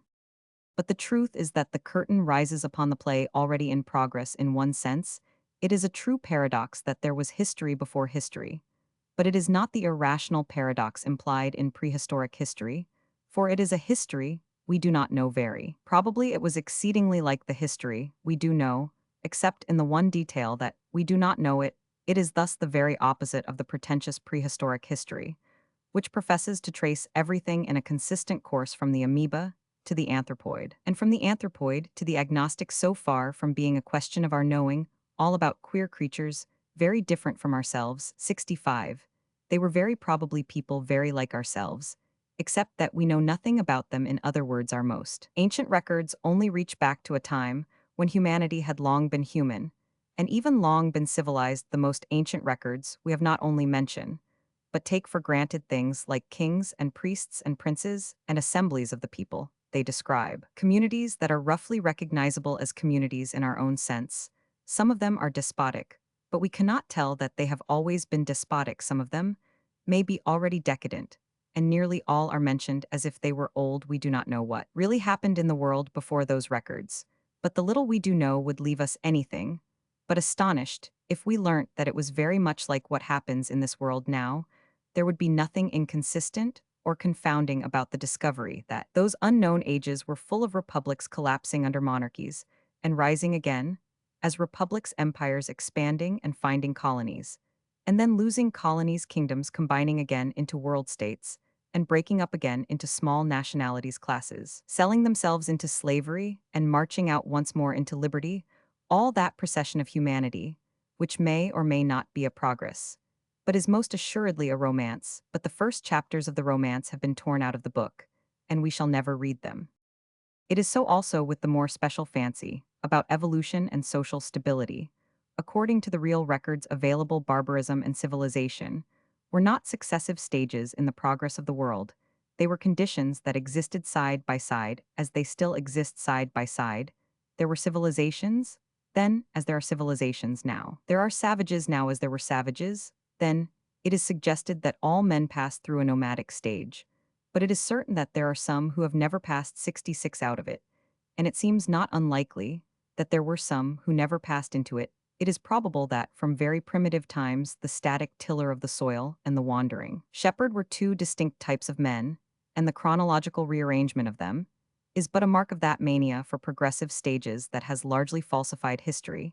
It is suggested that there was a communist stage in which private property was everywhere unknown, a whole humanity living on the negation of property, but the evidences of this negation are themselves rather negative redistributions of property. Jubilees and agrarian laws occur at various intervals and in various forms, but that humanity inevitably passed through a communist stage seems as doubtful as the parallel proposition that humanity will inevitably return to it. It is chiefly interesting as evidence that the boldest plans for the future invoke the authority of the past, and that even a revolutionary seeks to satisfy himself that he is also a reactionary.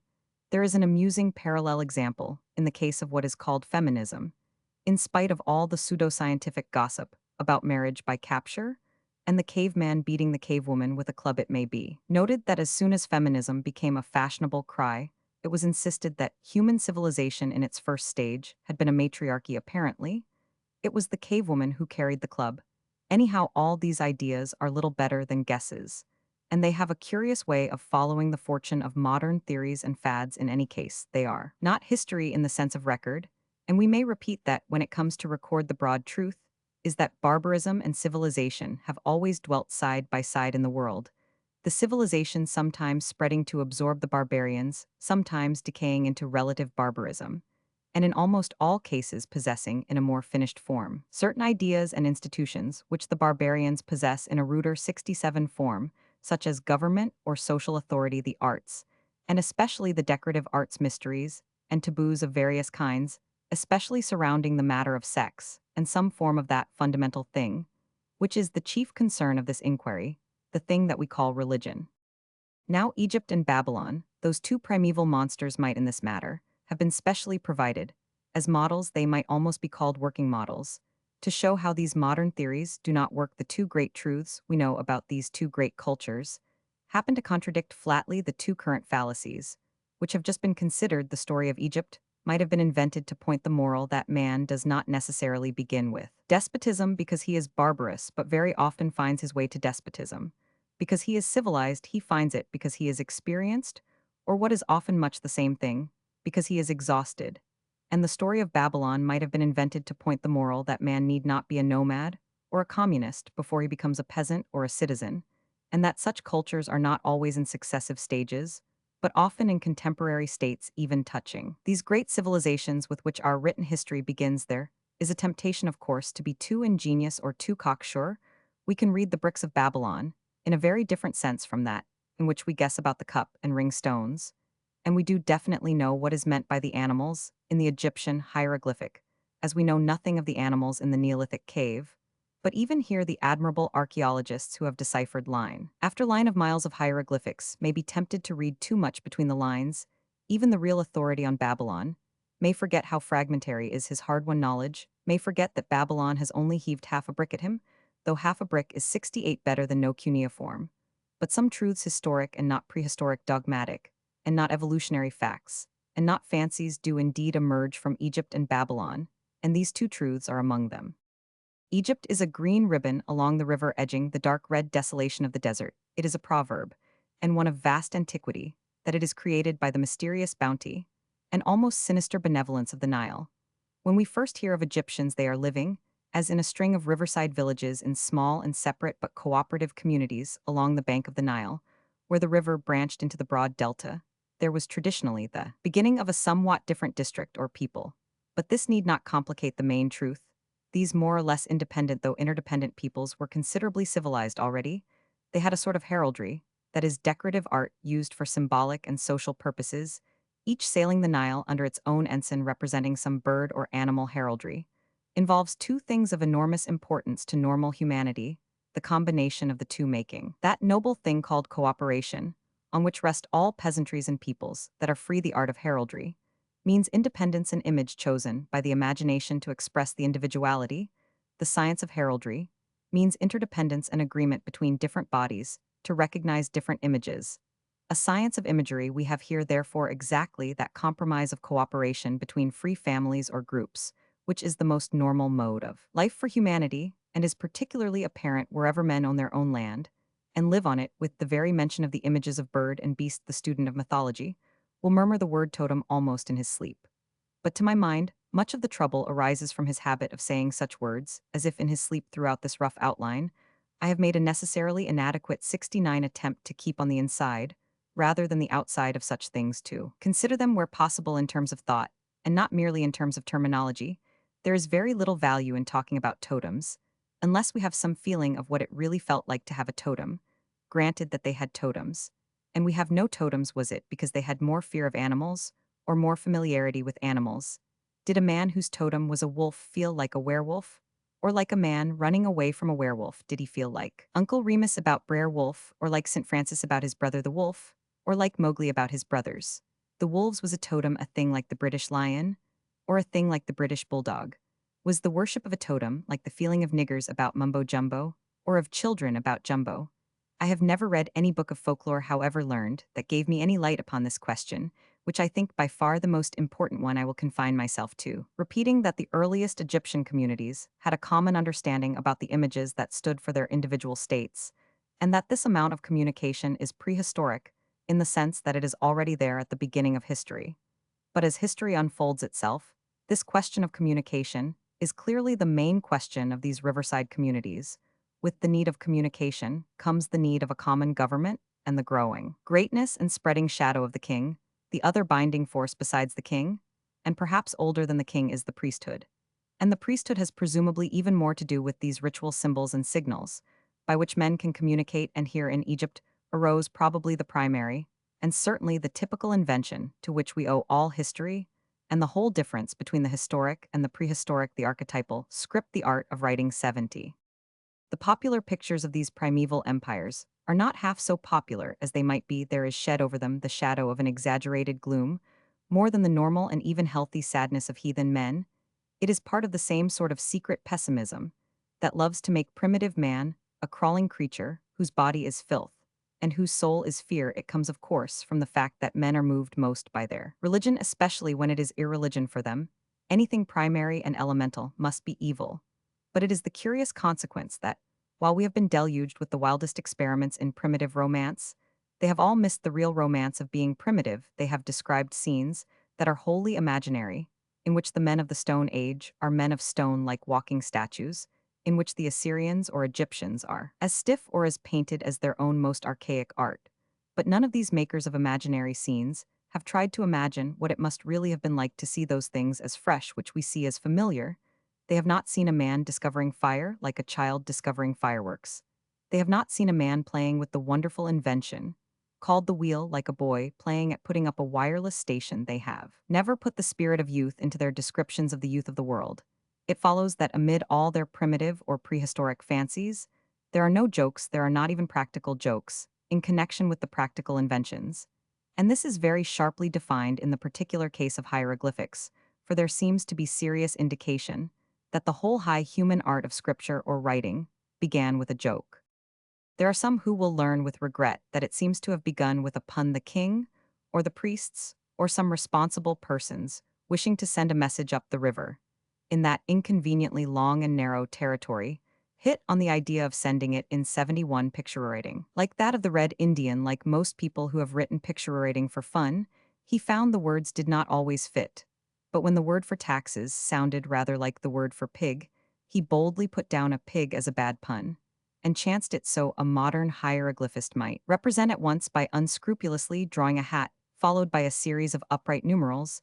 It was good enough for the pharaohs and ought to be good enough for him.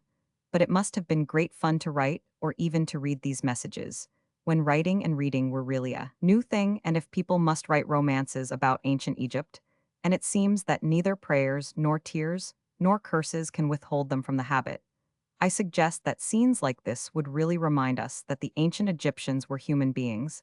I suggest that somebody should describe the scene of the great monarch sitting among his priests, and all of them roaring with laughter and bubbling over with suggestions, as the royal puns grew more and more wild and indefensible. There might be another scene of almost equal excitement about the decoding of this cipher, the guesses and clues and discoveries, having all the popular thrill of a detective story.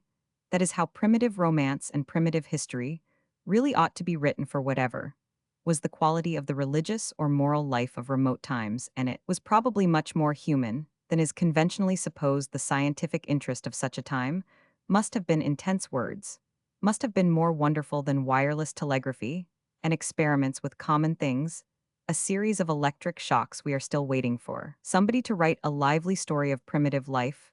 The point is in some sense a parenthesis here, but it is connected with the general matter of political development by the institution which is most active in these first and most fascinating of all the fairy tales of science 72.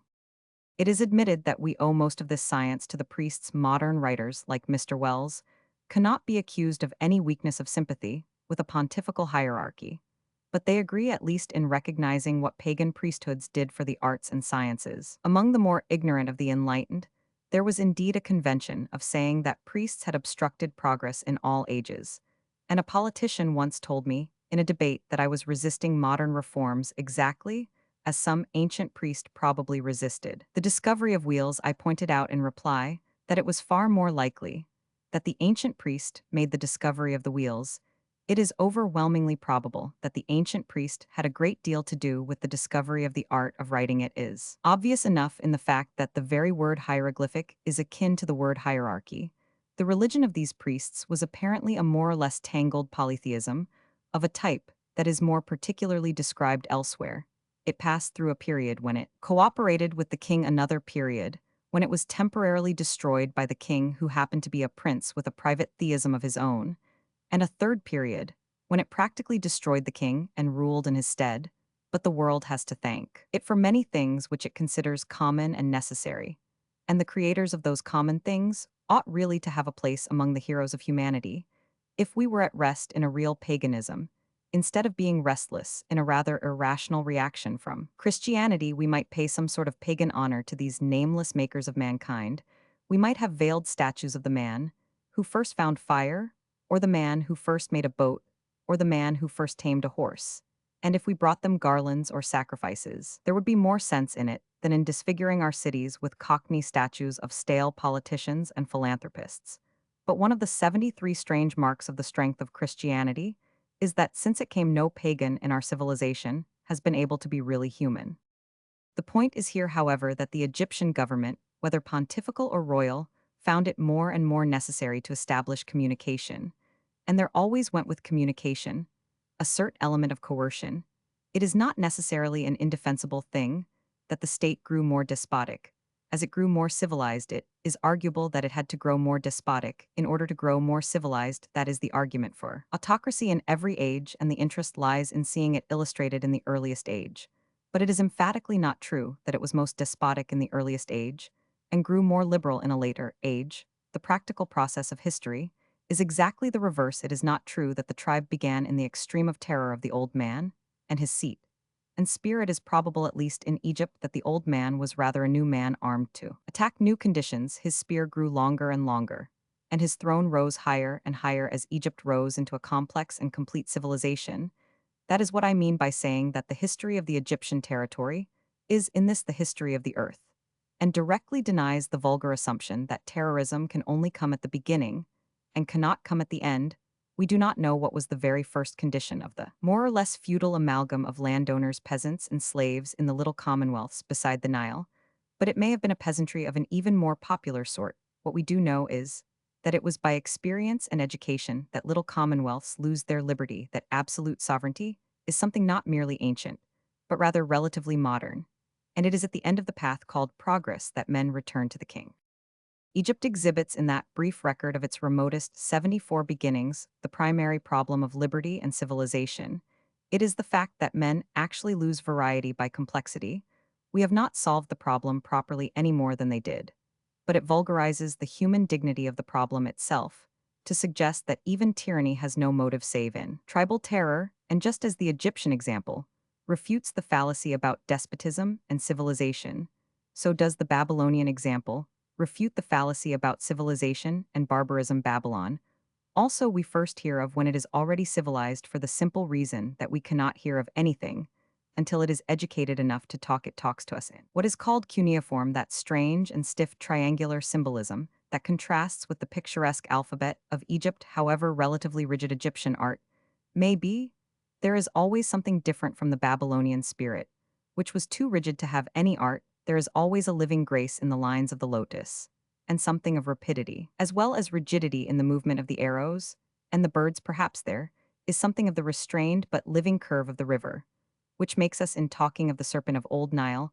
almost think of the Nile as a serpent. Babylon was a civilization of diagrams, rather than of drawings. Mr. W. B. Yeats, who has a historical imagination to match his mythological imagination, and indeed the former is impossible, without the latter, wrote truly of the men who watched the stars from their pedantic Babylon. The cuneiform was cut upon bricks, of which all their architecture was built up. The bricks were of baked mud, and perhaps the material had something in it forbidding the sense of form to develop in sculpture or relief. Theirs was a static but a scientific civilization, far advanced in the machinery of life, and in some ways highly modern. It is said that they had much of the modern cult of the higher spinsterhood, and recognized an official class of independent working 75 women. There is perhaps something in that mighty stronghold of hardened mud that suggests the utilitarian activity of a huge hive. But though it was huge, it was human. We see many of the same social problems as in ancient Egypt or modern England. And whatever its evils, this also was one of the earliest masterpieces of man.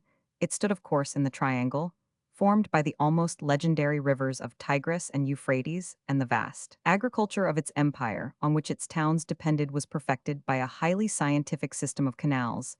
It had by tradition a high intellectual life, though rather philosophically than artistic, and there preside over its primal foundation those figures who have come to stand for the stargazing wisdom of antiquity, the teachers of Abraham the Chaldees. Against this solid society, as against some vast bare wall of brick, there surged age after age the nameless armies of the nomads. They came out of the deserts where the nomadic life had been lived from the beginning, and where it is still lived today. It is needless to dwell on the nature of that life. It was obvious enough, and even easy enough, to follow a herd or a flock, which generally found its own grazing ground, and to live on the milk or meat it provided. Nor is there any reason to doubt that this habit of life could give almost every human thing, except a home. Many such shepherds or herdsmen may have talked in the earliest times of all the truths and enigmas of the Book of Job, and of these were Abraham and his children, who have given to the modern world for an endless enigma the almost monomaniac monotheism of the Jews. But they were a wild people without comprehension of complex social organization, and a spirit like the wind within them made them wage war on it again and again. The history of Babylonia is largely the history of its defense against the desert hordes, who came on at intervals of a century or two, and generally retreated 76 as they came. Some say that an admixture of nomad invasion built at Nineveh, the arrogant kingdom of the Assyrians, who carved great monsters upon their temples, bearded bulls with wings like cherubim, and who sent forth many military conquerors who stamped the world as if with such colossal hooves. Assyria was an imperial interlude. But it was an interlude. The main story of all that land is the war between the wandering peoples and the state that was truly static, presumably in prehistoric times, and certainly in historic times. Those wanderers went westward to waste whatever they could find. The last time they came, they found Babylon vanished, but that was in historic times, and the name of their leader was Mahomet. Now it is worthwhile to pause upon that story, because, as has been suggested, it directly contradicts the impression, still current, that nomadism is merely a prehistoric thing, and social settlement a comparatively recent thing. There is nothing to show that the Babylonians had ever wandered there, is very little to show that the tribes of the desert ever settled down. Indeed, it is probable that this notion of a nomadic stage followed by a static stage has already been abandoned by the sincere and genuine scholars to whose researches we all owe so much. But I am not at issue in this book with sincere and genuine scholars, but with a vast and vague public opinion, which has been prematurely spread from certain imperfect investigations, and which has made fashionable a false notion of the whole history of humanity. It is the whole vague notion that a monkey evolved into a man, and in the same way a barbarian evolved into a civilized man, and therefore at every stage we have to look back to barbarism and forward to civilization. Unfortunately, this notion is in a double sense entirely in the air. It is an atmosphere in which men live rather than a thesis which they defend. Men in that mood are more easily answered by objects 77 than by theories, and it will be well if anyone tempted to make that assumption in some trivial turn of talk or writing can be checked for a moment by shutting his eyes and seeing for an instant, vast and vaguely crowded like a populous precipice, the wonder of the Babylonian wall. One fact does certainly fall across us like its shadow. Our glimpses of both these early empires show that the first domestic relation had been complicated by something which was less human, but was often regarded as equally domestic, the dark giant called slavery had been called up like a genie, and was laboring on gigantic works of brick and stone here again, we must not too easily assume that what was backward was barbaric in the matter of manumission. The earlier servitude seems in some ways more liberal than the later, perhaps more liberal than the servitude of the future, to ensure food for humanity, by forcing part of it to work, was after all a very human expedient, which is why it will probably be tried again. But in one sense, there is a significance in the old slavery. It stands for one fundamental fact about all antiquity before Christ, something to be assumed from first to last. It is the insignificance of the individual before the state. It was as true of the most democratic city-state in Hellas as of any despotism in Babylon. It is one of the signs of this spirit that a whole class of individuals could be insignificant or even invisible. It must be normal because it was needed for what would now be called social service. Somebody said the man is nothing, and the work is all, meaning it for a breezy Carlylean commonplace. It was the sinister motto of the heathen servile state. In that sense, there is truth in the traditional vision of vast pillars and pyramids going up under those everlasting skies, forever by the labor of numberless and nameless men, toiling like ants and dying like flies, wiped out by the work of their own hands. 78. But there are two other reasons for beginning with the two fixed points of Egypt and Babylon. For one thing, they are fixed in tradition, as the types of antiquity and history without tradition is dead. Babylon is still the burden of a nursery rhyme, and Egypt, with its enormous population of princesses awaiting reincarnation, is still the topic of an unnecessary number of novels. But a tradition is generally a truth so long as the tradition is sufficiently popular, even if it is almost vulgar. And there is a significance in this Babylonian and Egyptian element in nursery rhymes and novels.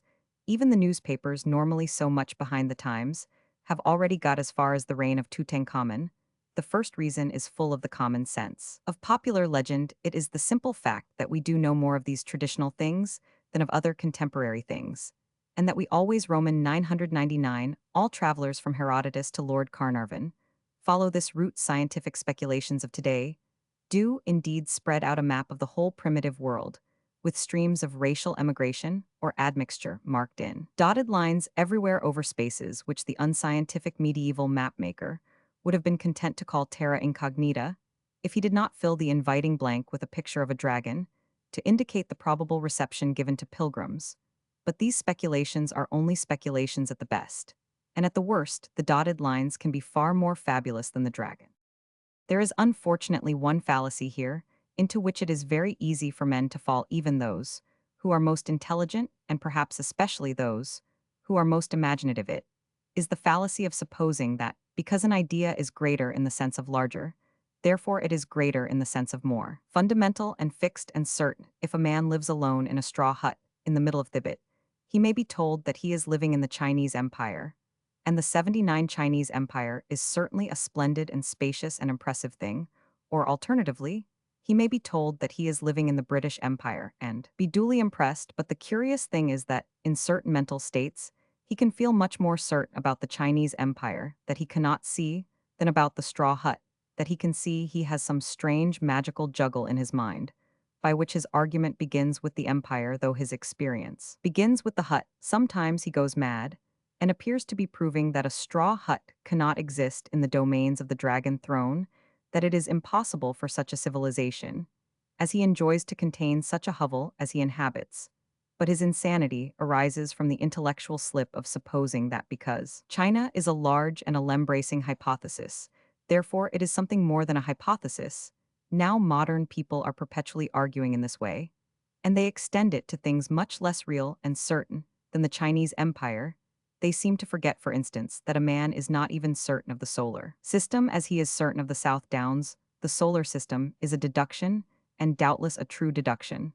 But the point is that it is a very vast and far-reaching deduction, and therefore he forgets that it is a deduction at all, and treats it as a first principle. He might discover that the whole calculation is a miscalculation, and the sun and stars and street lamps would look exactly the same, but he has forgotten that it is a calculation, and is almost ready to contradict the sun if it does not fit into the solar system. If this is a fallacy, even in the case of facts pretty well ascertained, such as the solar system and the Chinese Empire, it is an even more devastating fallacy in connection with theories and other things that are not really ascertained at all. Thus history especially prehistoric history, has a horrible habit of beginning with certain generalizations about races.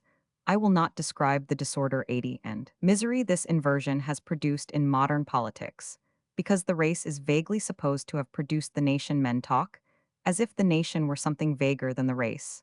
Because they have themselves invented a reason to explain a result, they almost deny the result in order to justify the reason. They first treat a Celt as an axiom, and then treat an Irishman as an inference. And then they are surprised that a great fighting roaring Irishman is angry at being treated as an inference. They cannot see that the Irish are Irish, whether or no they are Celtic, whether or no there ever were any Celts, and what misleads them once more is the size of the theory, the sense that the fancy is bigger than the fact. A great scattered Celtic race is supposed to contain the Irish, so of course, the Irish must depend for their very existence upon it. The same confusion, of course, has eliminated the English and the Germans by swamping them in the Teutonic race, and some tried to prove from the races being at one that the nations could not be at war. But I only give these vulgar and hackneyed examples in passing as more familiar examples of the fallacy. The matter at issue here is not its application to these modern things, but rather to the most ancient things, but the more remote and unrecorded. Was the racial problem the more fixed? Was this curious inverted certainty in the Victorian man of science to this day? It gives a man of those scientific traditions the same sort of shock to question these things which were only the last inferences when he turned them into first principles. He is still more certain that he is an Aryan even than that he is an Anglo-Saxon, just as he is more certain that he is an Anglo-Saxon than that he is an Englishman. He has never really discovered that he is a European, but he has never doubted that he is an Indo-European. These Victorian theories have shifted a great deal in their shape and scope. But this habit of a rapid hardening of A81 hypothesis into a theory, and of a theory into an assumption, has hardly yet gone out of fashion. People cannot easily get rid of the mental confusion of feeling that the foundations of history must surely be secure, that the first steps must be safe, that the biggest generalization must be obvious. But though the contradiction may seem to them a paradox, this is the very contrary of the truth. It is the large thing that is secret and invisible. It is the small thing that is evident and enormous. Every race on the face of the earth has been the subject of these speculations, and it is impossible even to suggest an outline of the subject. But if we take the European race alone, its history, or rather its prehistory, has undergone many retrospective revolutions in the short period of my own lifetime. It used to be called the Caucasian race, and I read in childhood an account of its collision with the Mongolian race. It was written by Bret Harte and opened with the query, or is the Caucasian played out? Apparently, the Caucasian was played out, for in a very short time he had been turned into the Indo-European man, sometimes I regret to say proudly presented as the Indo-Germanic man. It seems that the Hindu and the German have similar words for mother or father. There were other similarities between Sanskrit and various Western tongues. And with that, all superficial differences between a Hindu and a German seemed suddenly to disappear generally. This composite person was more conveniently described as the Aryan, and the really important point was that he had marched westward out of those high lands of India, where fragments of his language could still be found. When I read this as a child, I had the fancy that after all the Aryan need not have marched westward and left his language behind him. He might also have marched eastward and taken his language with him. If I were to read it now, I should content myself with confessing my 82 ignorance of the whole matter. But as a matter of fact, I have great difficulty in reading it now, because it is not being written now. It looks as if the Aryan is also played out. Anyhow, he has not merely changed his name, but changed his address, his starting place, and his route of travel. One new theory maintains that our race did not come to its present home from the east, but from the south. Some say the Europeans did not come from Asia, but from Africa. Some have even had the wild idea that the Europeans came from Europe, or rather that they never left it. Then there is a certain amount of evidence of a more or less prehistoric pressure from the north, such as that which seems to have brought the Greeks to inherit the Cretan culture, and so often brought the Gauls over the hills into the fields of Italy. But I merely mention this example of European ethnology to point out that the learned have pretty well boxed the compass by this time, and that I, who am not one of the learned, cannot pretend for a moment to decide where such doctors disagree, but I can use my own common sense, and I sometimes fancy that theirs is a little rusty from want of use.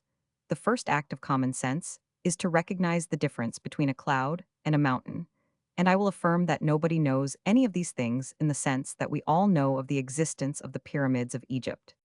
The truth, it may be repeated, is that what we really see as distinct from what we may reasonably guess in this earliest phase of history is darkness covering the earth and great darkness, the peoples with a light or two gleaming here and there on chance patches of humanity, and that two of these flames do burn upon two of these tall primeval towns upon the high terraces of Babylon and the huge pyramids of the Nile.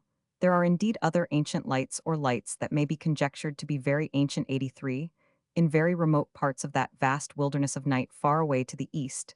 There is a high civilization of vast antiquity in China. There are the remains of civilizations in Mexico and South America, and other places, some of them apparently so high in civilization as to have reached the most refined forms of devil worship. But the difference lies in the element of tradition. The tradition of these lost cultures has been broken off. And though the tradition of China still lives, it is doubtful whether we know anything about it.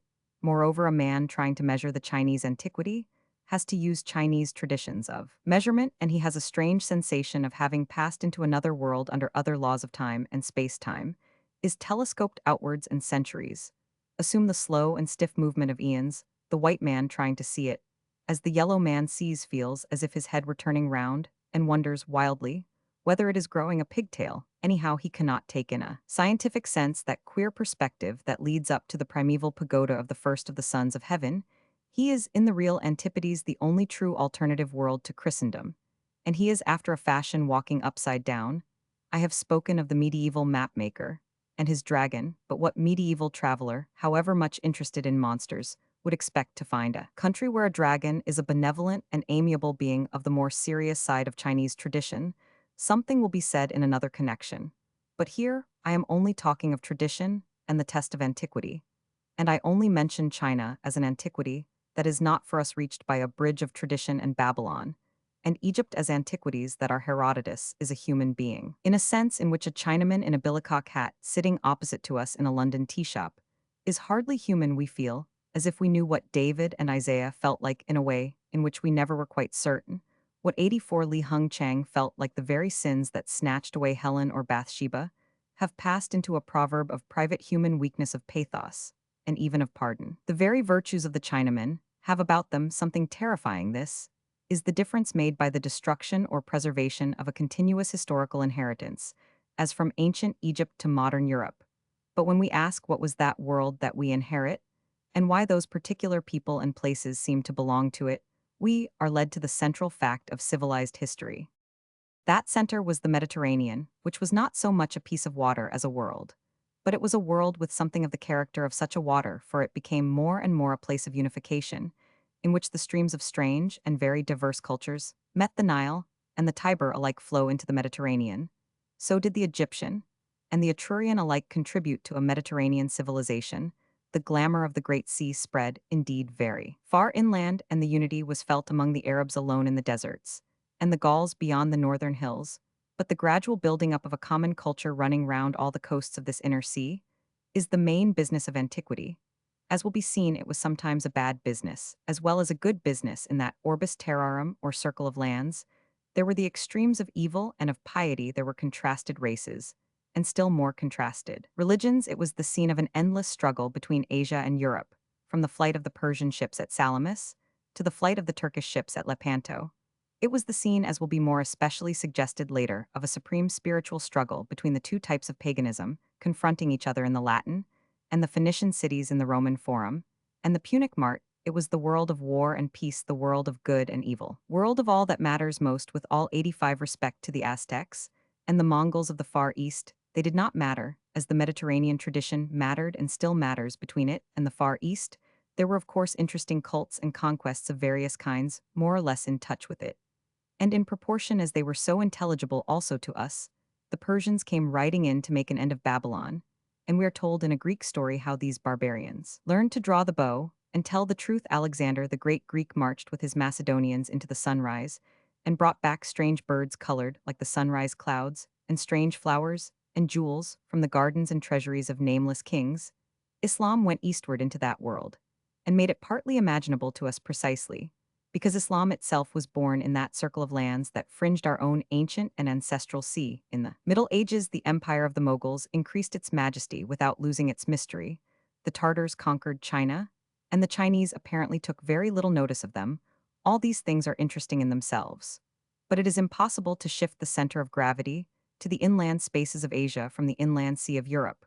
When all is said, if there were nothing in the world but what was said and done and written, and built in the lands lying round the Mediterranean, it would still be in all the most vital and valuable things the world in which we live when that southern culture spread to the northwest. It produced many very wonderful things, of which doubtless we ourselves are the most wonderful when it spread thence to colonies and new countries. It was still the same culture so long as it was culture at all, but round that little sea like a lake were the things themselves apart from all extensions and echoes. In commentaries on the things the Republic and the Church, the Bible, and the heroic epics Islam and Israel, and the memories of the lost empires Aristotle, and the 86th measure of all things, it is because the first light upon this world is really light, the daylight in which we are still walking today, and not merely the doubtful visitation of strange stars that I have begun here with noting, where that light first falls on the towered cities of the eastern Mediterranean. But though Babylon and Egypt have thus a sort of first claim in the very fact of being familiar and traditional fascinating riddles to us, but also fascinating riddles to our fathers, we must not imagine that they were the only old civilizations on the southern sea, or that all the civilization was merely Sumerian or Semitic or Coptic, still less merely Asiatic or African. Real research is more and more exalting the ancient civilization of Europe, and especially of what we may still vaguely call the Greeks. It must be understood in the sense that there were Greeks before the Greeks, as in so many of their mythologies there were gods before the gods. The island of Crete was the center of the civilization, now called Minoan, after the Minos who lingered in ancient legend, and whose labyrinth was actually discovered by modern archaeology. This elaborate European society with its harbors and its drainage and its domestic machinery seems to have gone down before some invasion of its northern neighbors, who made or inherited the Hellas we know in history. But that earlier period did not pass, till it had given to the world gifts so great that the world has ever since been striving in vain to repay them, if only by plagiarism. Somewhere along the Ionian coast opposite Crete and the islands was a town of some sort, probably of the sort that we should call a village or hamlet with a wall. It was called Ilion, but it came to be called Troy, and the name will never perish from the earth. A poet who may have been a beggar and a balladmonger who may have been unable to read and write, and was described by tradition as blind. 87 posed a poem about the Greeks going to war with this town to recover the most beautiful woman in the world. That the most beautiful woman in the world lived in that one little town sounds like a legend. That the most beautiful poem in the world was written by somebody who knew of nothing larger than such little towns is a historical fact. It is said that the poem came at the end of the period, that the primitive culture brought it forth in its decay, in which case one would like to have seen that culture in its prime. But anyhow, it is true that this which is our first poem might very well be our last poem too. It might well be the last word as well as the first word spoken by man about his mortal lot, as seen by merely mortal vision. If the world becomes pagan and perishes, the last man left alive would do well to quote the Iliad and die. But in this one great human revelation of antiquity, there is another element of great historical importance, which has hardly, I think, been given its proper place in history. The poet has so conceived the poem that his sympathies apparently, and those of his reader certainly, are on the side of the vanquished rather than of the victor. And this is a sentiment which increases in the poetical tradition, even as the poetical origin itself recedes. Achilles had some status as a sort of demigod in pagan times, but he disappears altogether in later times. But Hector grows greater as the ages pass, and it is his name that is the name of a knight of the Round Table, and his sword that legend puts into the hand of Roland, laying about him with the weapon of the defeated Hector in the last ruin and splendor of his own defeat. The name anticipates all the defeats through which our race and religion were to pass, that survival of 100 defeats that is its triumph. The tale of the end of Troy shall have no ending, for it is lifted up forever into living echoes immortal, as our hopelessness, and our hope. Troy, standing 88, was a small thing that may have stood nameless for ages, but Troy falling has been caught up in a flame, and suspended in an immortal instant of annihilation. And because it was destroyed with fire, the fire shall never be destroyed, and as with the city, so with the hero traced in archaic lines. In that primeval twilight is found the first figure of the knight. There is a prophetic coincidence in his title. We have spoken of the word chivalry, and how it seems to mingle the horseman with the horse. It is almost anticipated ages before in the thunder of the Homeric hexameter, and that long leaping word with which the Iliad ends It is that very unity for which we can find no name, but the holy centaur of chivalry. But there are other reasons for giving in this glimpse of antiquity, the flame upon the sacred town.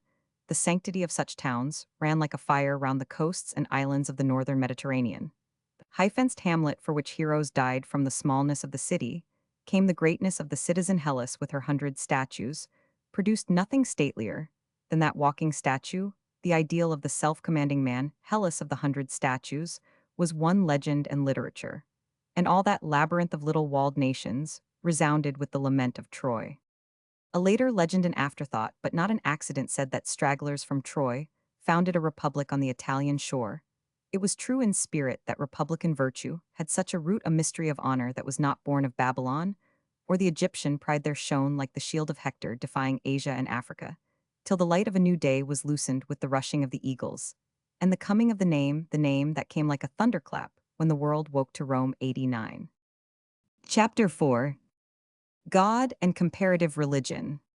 I was once escorted over the Roman foundations of an ancient British city by a professor who said something that seems to me a satire on a good many other professors. Possibly, the professor saw the joke, though he maintained an iron gravity, and may or may not have realized that it was a joke against a great deal of what is called comparative religion.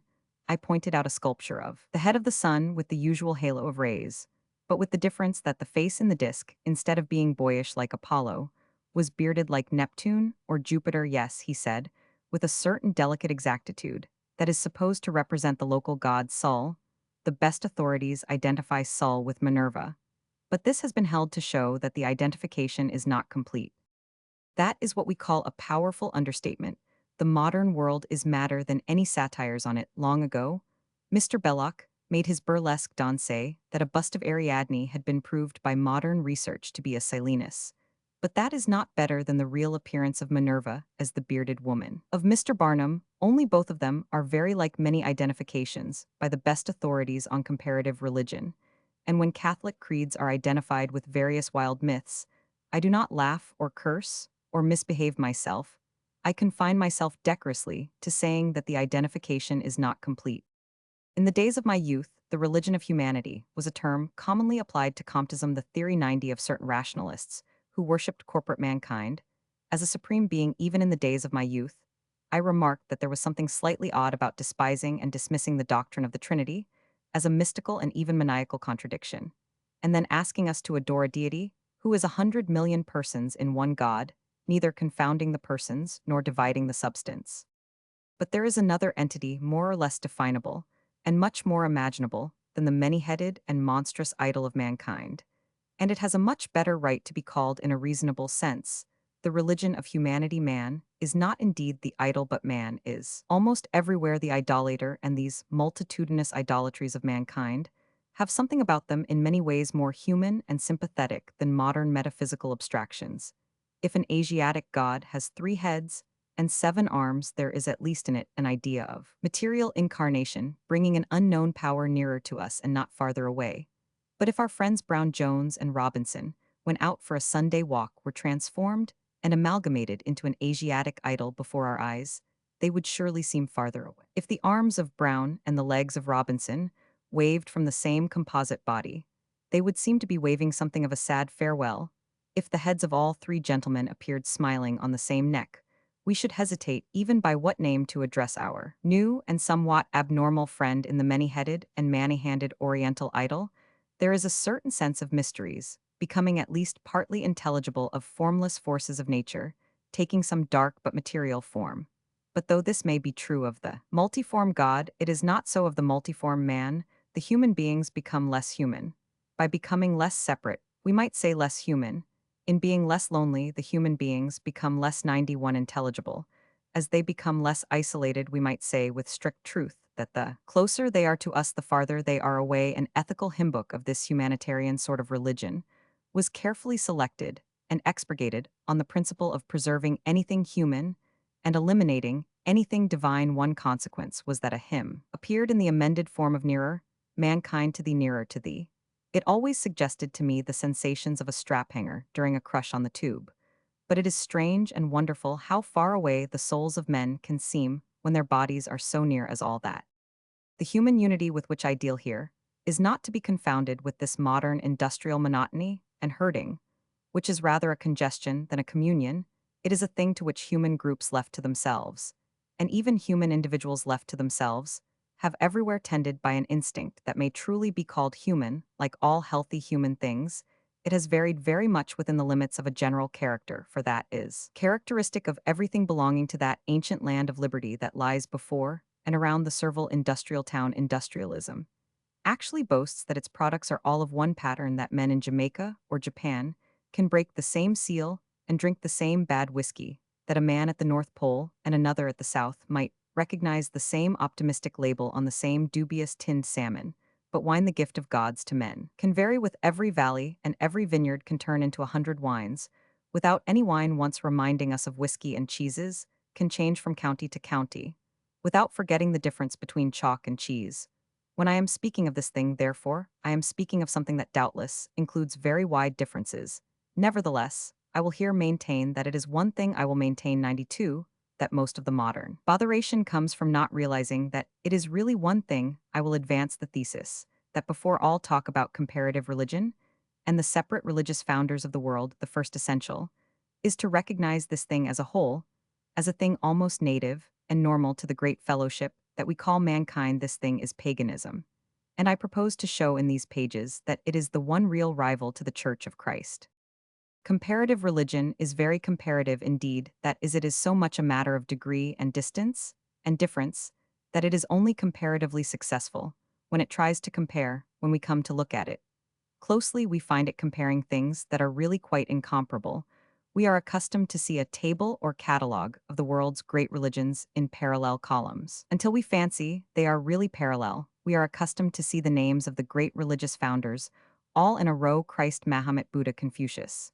But in truth, this is only a trick, another of these optical illusions, by which any objects may be put into a particular relation, by shifting to a particular point of sight those religions and religious founders, or rather those whom we choose to lump together as religions and religious founders, do not really show any common character. The illusion is partly produced by Islam coming immediately after Christianity in the list, as Islam did come after Christianity, and was largely an imitation of Christianity. But the other Eastern religions, or what we call religions, not only do not resemble the Church, but do not resemble each other. When we come to Confucianism at the end of the list, we come to something in a totally different world of thought. To compare the Christian and Confucian religions is like comparing a theist with an English squire, or asking whether a man is a believer in immortality or 100% American. 93 Confucianism may be a civilization, but it is not a religion. In truth, the Church is too unique to prove herself unique. For most popular and easy proof is by parallel, and here there is no parallel. It is not easy, therefore, to expose the fallacy by which a false classification is created to swamp a unique thing, when it really is a unique thing. As there is nowhere else exactly the same fact, so there is nowhere else exactly the same fallacy.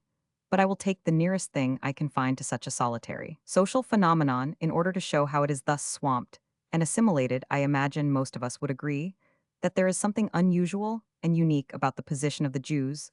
There is nothing that is quite in the same sense an international nation, an ancient culture scattered in different countries, but still distinct and indestructible. Now, this business is like an attempt to make a list of nomadic nations in order to soften the strange solitude of the Jew. It would be easy enough to do it by the same process of putting a plausible approximation first, and then tailing off into totally different things thrown in somehow to make up the list. Thus, in the new list of nomadic nations, the Jews would be followed by the Gypsies, who at least are really nomadic if they are not really national. Then the professor of the new science of comparative nomadics could pass easily on to something different. Even if it was very different, he could remark on the wandering adventure of the English, who had scattered their colonies over so many seas, and call them nomads. It is quite true that a great many Englishmen seem to be strangely restless in England. It is quite true that not all of them have left their country for their country's good. The moment we mention the wandering empire of the English, we must add the strange, exiled empire of the Irish, for it is a curious fact to be noted in our imperial literature that the same ubiquity and unrest which is a 94 proof of English enterprise and triumph is a proof of Irish futility and failure. Then the professor of nomadism would look round thoughtfully and remember that there was great talk recently of German waiters, German barbers, German clerks, Germans. naturalizing themselves in England and the United States and the South American republics. The Germans would go down as the fifth nomadic race. The words wanderlust and folk wandering would come in very useful here, for there really have been historians who explained the Crusades by suggesting that the Germans were found wandering, as the police say, in what happened to be the neighborhood of Palestine. Then the professor, feeling he was now near the end, would make a last leap in desperation. He would recall the fact that the French army has captured nearly every capital in Europe, that it marched across countless conquered lands under Charlemagne or Napoleon, and that would be wanderlust, and that would be the note of a nomadic race. Thus, he would have his six nomadic nations all compact and complete, and would feel that the Jew was no longer a sort of mysterious and even mystical exception.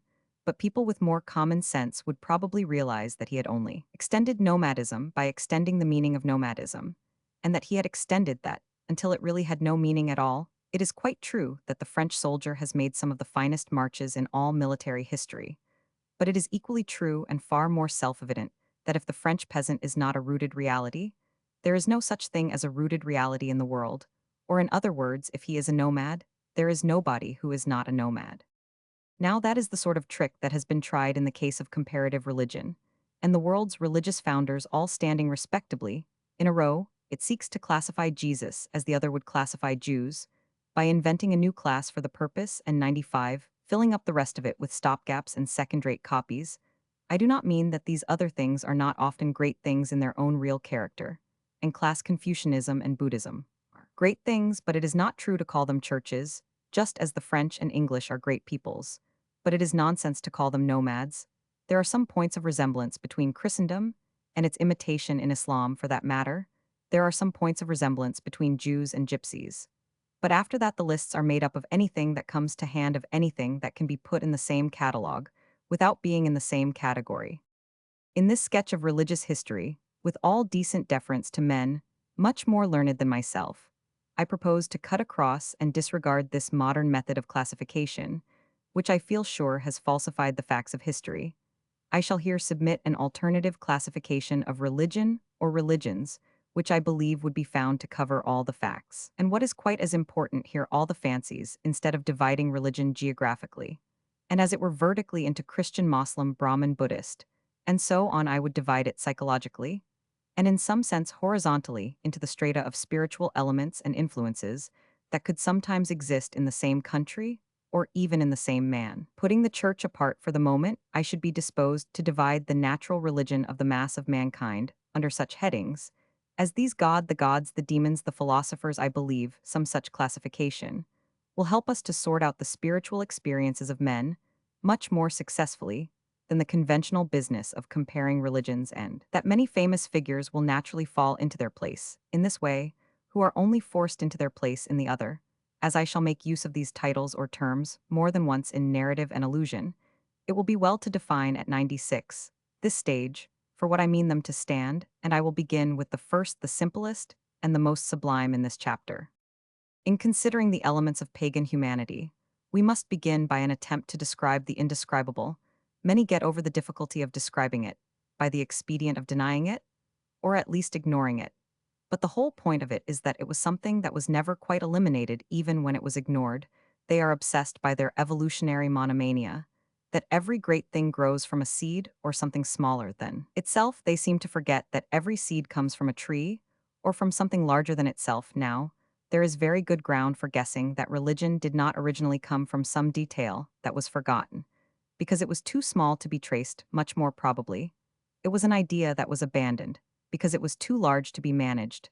There is very good reason to suppose that many people did begin with the simple but overwhelming idea of one God who governs all, and afterwards fell away into such things as demon worship, almost as a sort of secret dissipation. Even the test of savage beliefs, of which the folklore students are so fond, is admittedly often found to support such a view. Some of the very rudest savages, primitive in every sense in which anthropologists use the word, the Australian Aborigines, for instance, are found to have a pure monotheism with a high moral tone. A missionary was preaching to a very wild tribe of polytheists who had told him all their polytheistic tales, and telling them in return of the existence of the one good God, who is a spirit and judges men by spiritual standards. And there was a sudden buzz of excitement among these stolid barbarians, as at somebody who was letting out a secret, and they cried to each other, Ada Hawken, he is speaking of Adahaken. Probably it was a point of politeness, and even 97 decency among those polytheists, not to speak of Adahaken.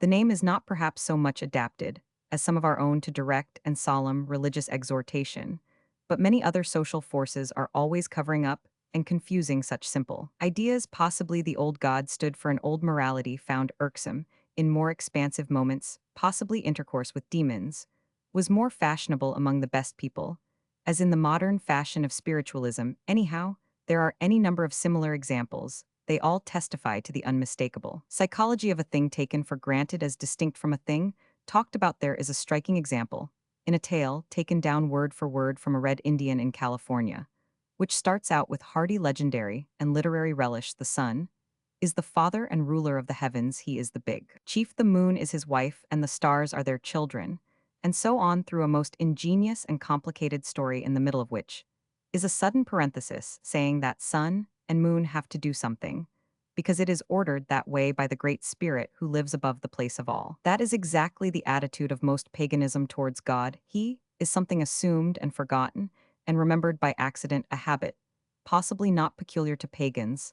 Sometimes the higher deity is remembered in the higher moral grades and is a sort of mystery, but always it has been truly said. The savage is talkative about his mythology and taciturn about his religion. The Australian savages indeed exhibit a topsy-turvydom, such as the ancients might have thought truly worthy of the Antipodes. The savage, who thinks nothing of tossing off such a trifle as a tale of the sun and moon being the halves of a baby chopped in two or dropping into small talk about a colossal cosmic cow milked to make the rain merely in order to be sociable, will then retire to secret caverns sealed against women and white men, temples of terrible initiation, where 98 to the thunder of the bull roarer and the dripping of sacrificial blood the priest whispers the final secrets known only to the initiate, that honesty is the best policy, that a little kindness does nobody any harm, that all men are brothers, and that there is but one God the Father, almighty maker of all things visible and invisible.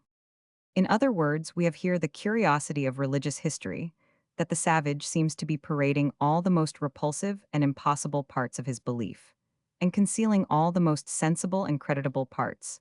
But the explanation is that they are not in that sense parts of his belief, or at least not parts of the same sort of belief. The myths are merely tall stories, though as tall as the sky the waterspout, or the tropic rain the mysteries, are true stories, and are taken secretly that they may be taken seriously. Indeed, it is only too easy to forget that there is a thrill in theism, a novel in which a number of separate characters all turned out to be the same character would certainly be a sensational novel.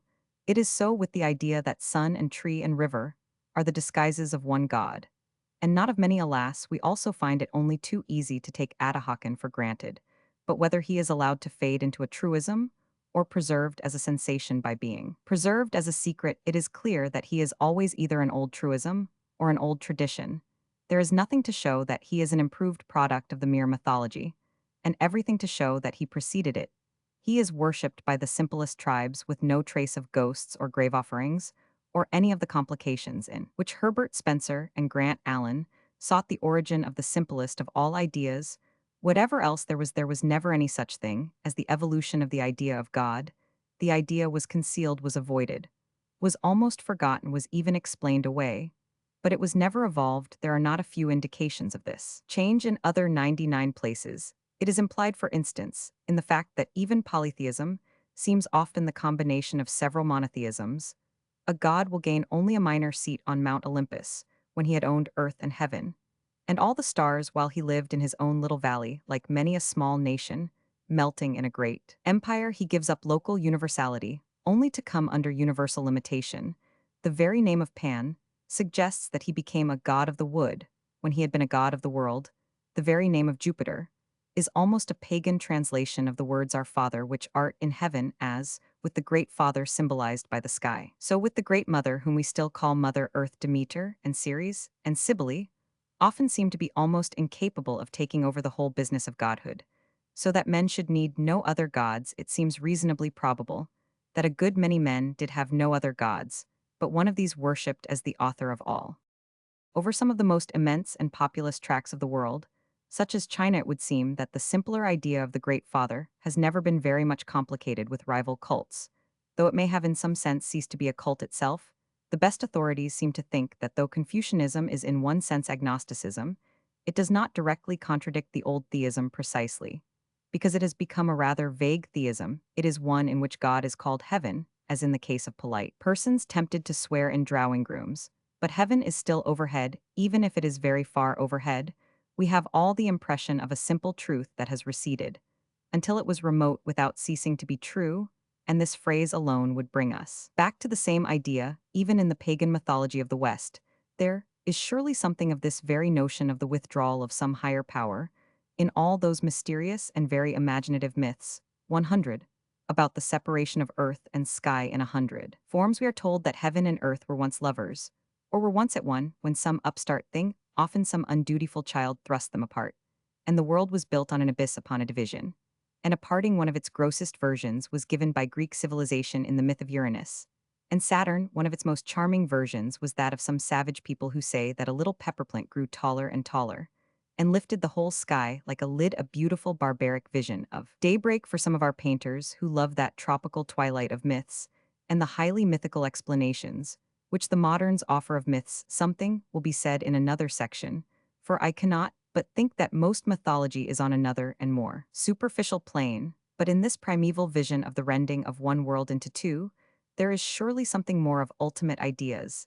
As to what it means, a man will learn far more about it by lying on his back in a field and merely looking at the sky than by reading all the libraries, even of the most learned and valuable folklore. He will know what is meant by saying that the sky ought to be nearer to us than it is, that perhaps it was once nearer than it is, that it is not a thing merely alien and abysmal, but in some fashion sundered from us, and saying farewell, there will creep across his mind the curious suggestion that after all perhaps the mythmaker was not merely a mooncalf or village idiot thinking he could cut up the clouds like a cake, but had in him something more than it is fashionable to attribute to the troglodyte, that it is just possible that Thomas Hood was not talking like a troglodyte when he said that as time went on the treetops only told him he was further off from heaven than when he was a boy. But anyhow, the legend of Uranus, the lord of heaven dethroned by Saturn, the time spirit, would mean something to the author of that poem.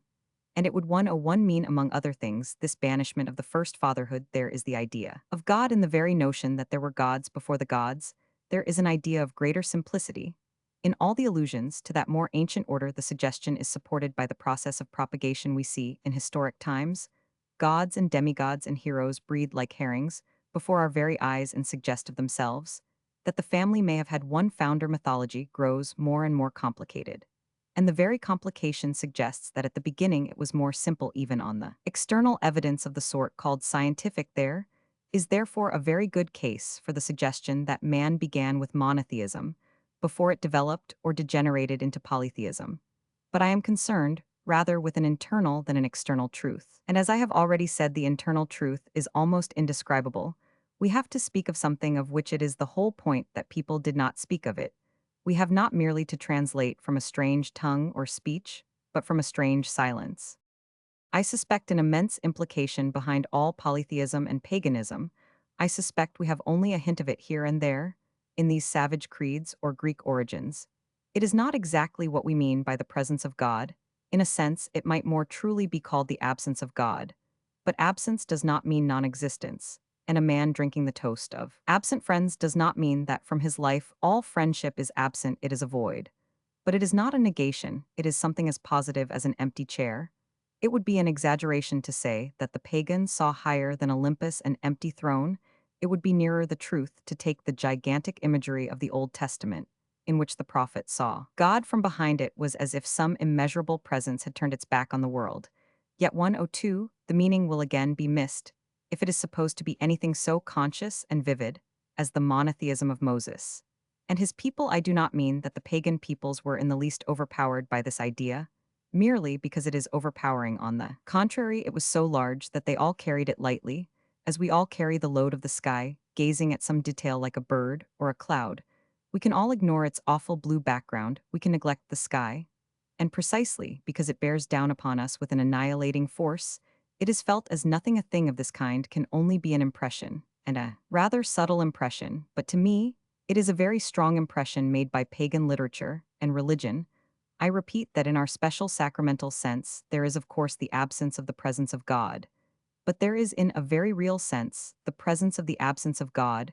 We feel it in the unfathomable sadness of pagan poetry, for I doubt if there was ever in all the marvelous manhood of antiquity a man who was happy as St. Francis was happy. We feel it in the legend of a golden age, and again, in the vague implication that the gods themselves are ultimately related to something else, even when that unknown god has faded into a fate. Above all, we feel it in those immortal moments when the pagan literature seems to return to a more innocent antiquity and speak with a more direct voice, so that no word is worthy of it except our own monotheistic monosyllable. We cannot say anything but God in a sentence like that of Socrates bidding farewell to his judges, I go to die, and you remain to live, and God alone knows which of us goes the better way. We can use no other word even for the best moments of Marcus Aurelius. Can they say, dear city of Cecrops? And canst thou not say, dear city of God? We can use no other word in that mighty line, in which Virgil spoke to all who suffer with the veritable cry of a Christian, before Christ in the 103 untranslatable O passi gravera dabit, Deus his quoque finum. In short, there is a feeling that there is something higher than the gods. But because it is higher, it is also further away. Not yet could even Virgil have read the riddle, and the paradox of that other divinity, who is both higher and nearer for them. What was truly divine was very distant, so distant that they dismissed it more and more from their minds. It had less and less to do with the mere mythology of which I shall write later, yet even in this there was a sort of tacit admission of its intangible purity, when we consider what most of the mythology is like. As the Jews would not degrade it by images, so the Greeks did not degrade it, even by imaginations, when the gods were more and more remembered, only by pranks and profligacies. It was relatively a movement of reverence. It was an act of piety to forget God. In other words, there is something in the whole tone of the time suggesting that men had accepted a lower level, and still were half conscious that it was a lower level. It is hard to find words for these things, yet the one really just word stands ready. These men were conscious of the fall if they were conscious of nothing else. And the same is true of all heathen humanity. Those who have fallen may remember the fall, even when they forget the height. Some such tantalizing blank or break in memory is at the back of all pagan sentiment. There is such a thing as the momentary power to remember that we forget, and the most ignorant of humanity know by the very look of earth that they have forgotten heaven. But it remains true that even for these men, there were moments like the memories of childhood, when they heard themselves talking with a simpler language. There were moments when the Roman, like Virgil in the line already quoted, cut his way with a sword stroke of song out of the tangle of the mythologies, the motley mob of gods, and 104 goddesses sank suddenly out of sight, and the Sky Father was alone in the sky. This latter example is very relevant to the next step in the process. A white light as of a lost morning still lingers on the figure of Jupiter, of Pan, or of the elder Apollo. And it may well be, as already noted, that each was once a divinity as solitary as Jehovah or Allah. They lost this lonely universality by a process. It is here very necessary to note a process of amalgamation, very like what was afterwards called syncretism. The whole pagan world set itself to build a pantheon. They admitted more and more gods, not only of the Greeks, but of the barbarians, gods not only of Europe, but of Asia and Africa.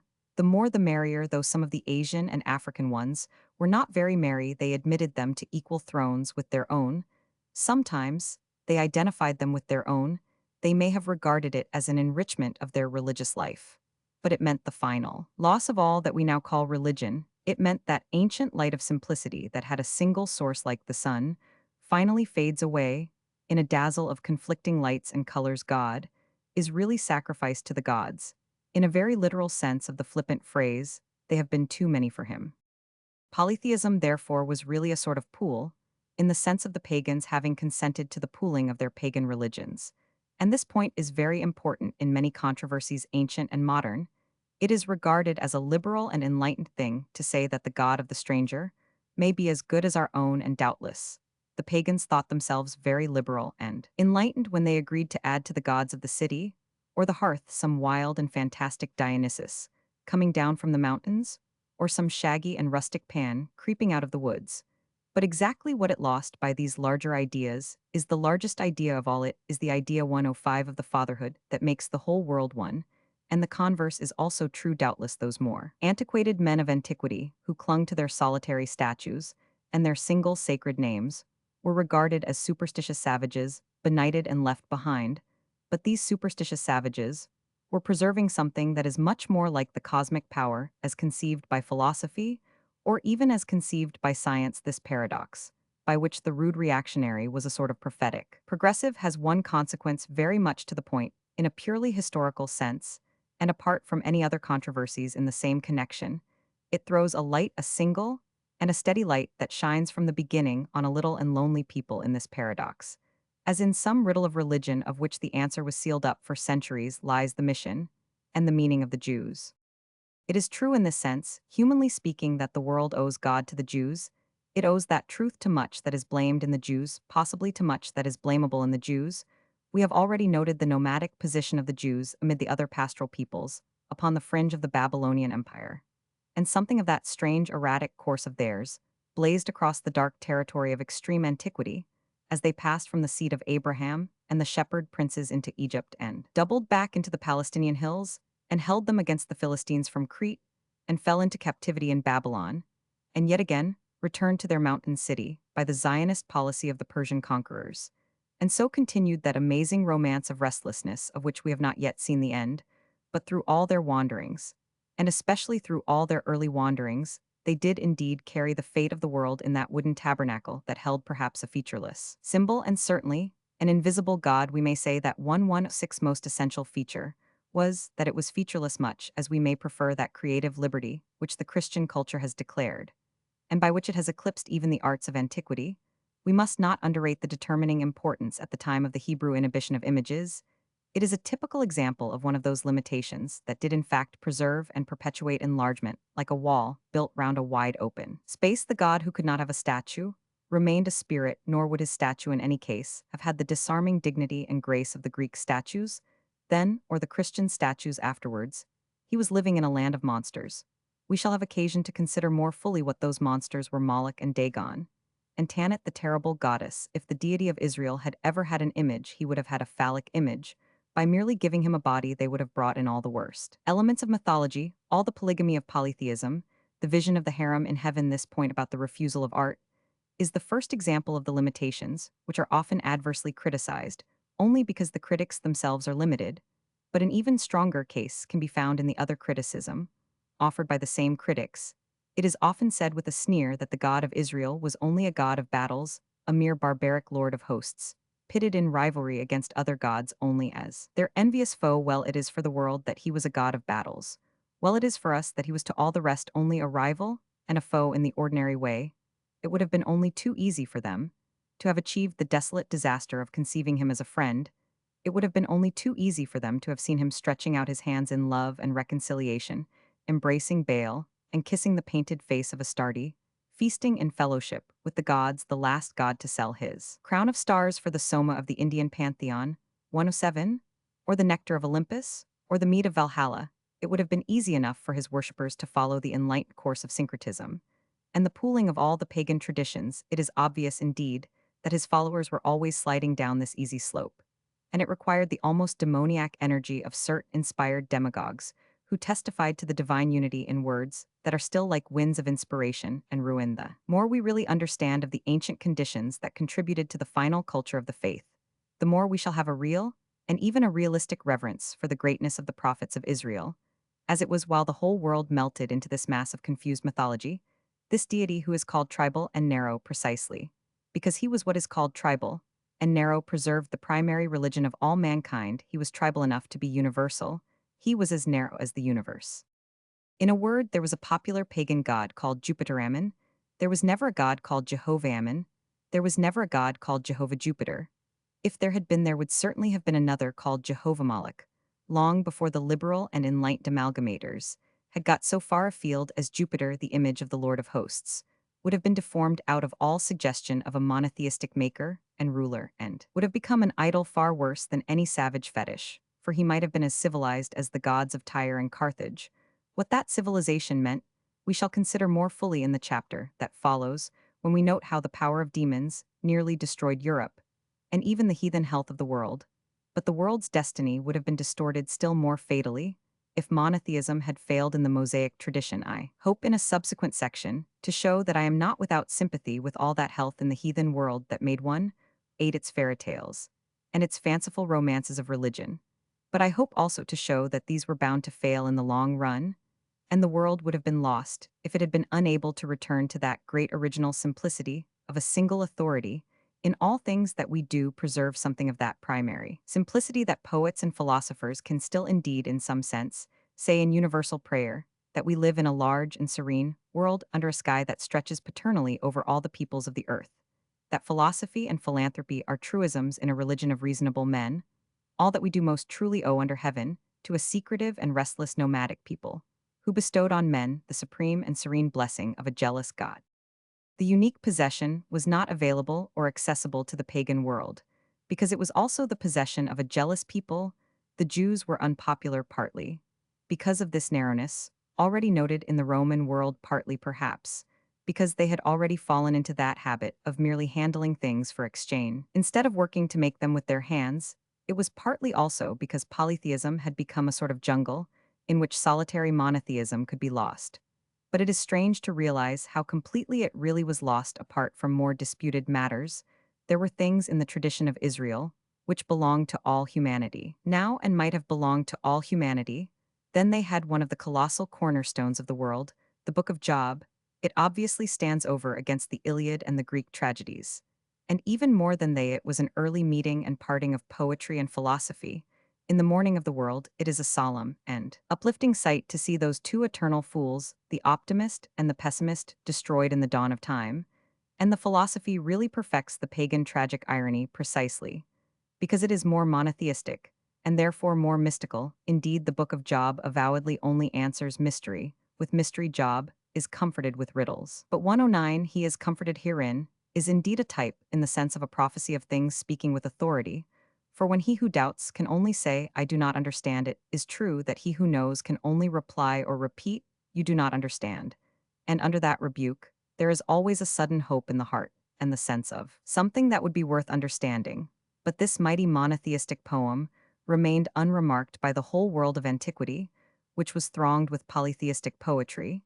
It is a sign of the way in which the Jews stood apart and kept their tradition unshaken and unshared, that they should have kept a thing like the Book of Job out of the whole intellectual world of antiquity.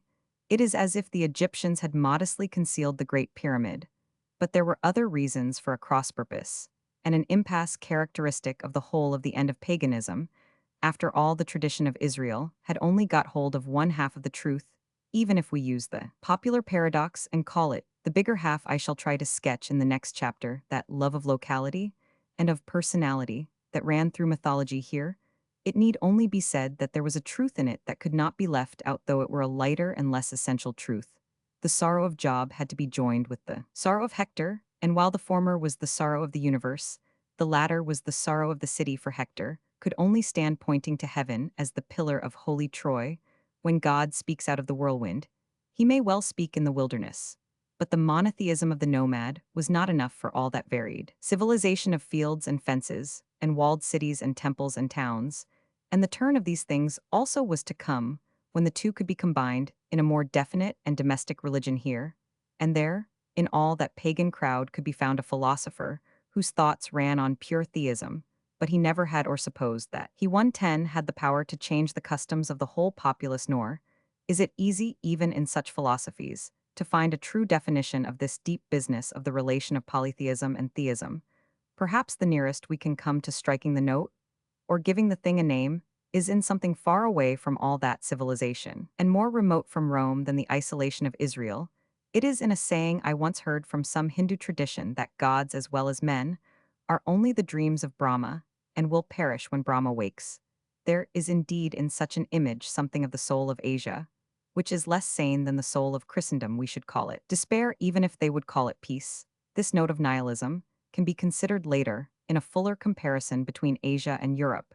It is enough to say here that there is more of disillusion in that idea of a divine awakening than is implied for us in the passage from mythology to religion, but the symbol is very subtle and exact in one respect, that it does suggest the disproportion and even disruption between the very ideas of mythology and religion, the chasm between the two categories.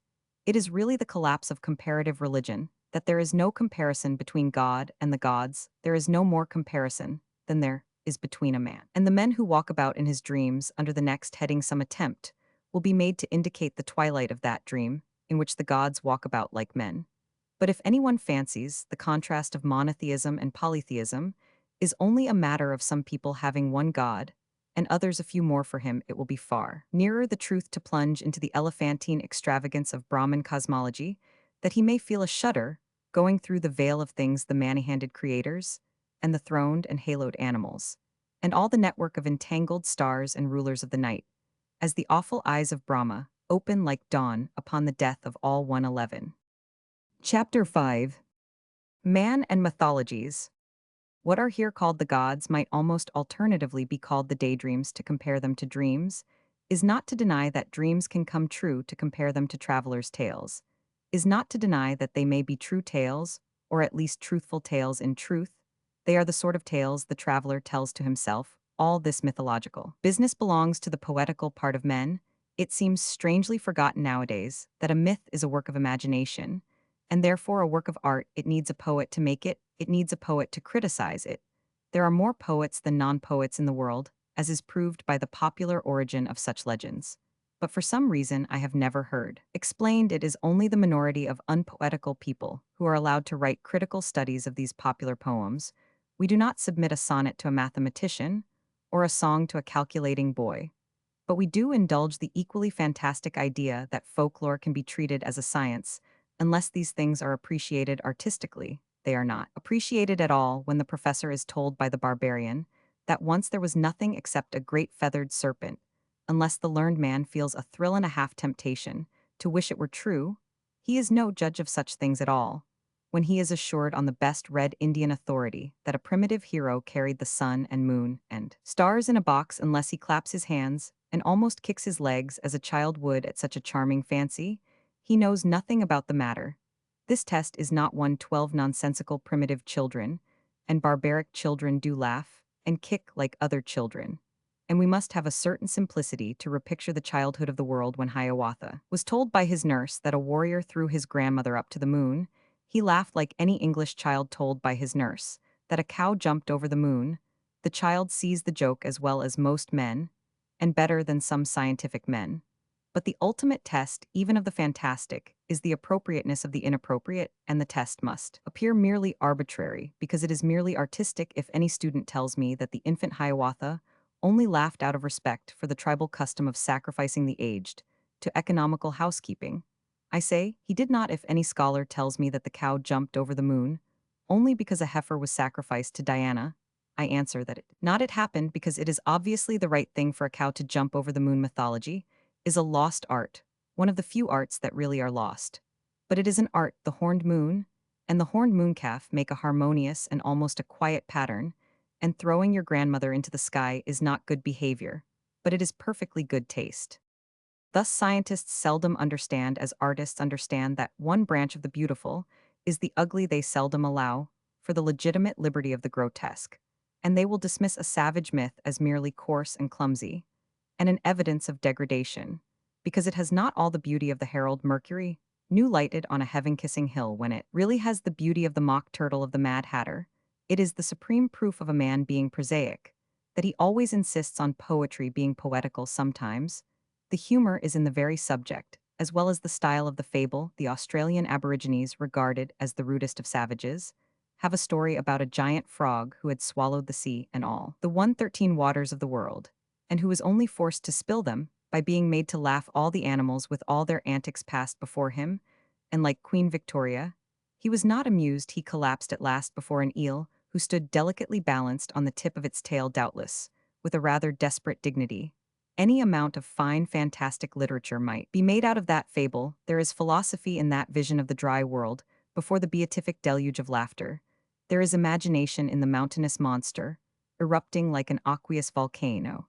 There is plenty of fun in the thought of his goggling visage as the pelican or the penguin passed by. Anyhow, the frog laughed, but the folklore student remains grave.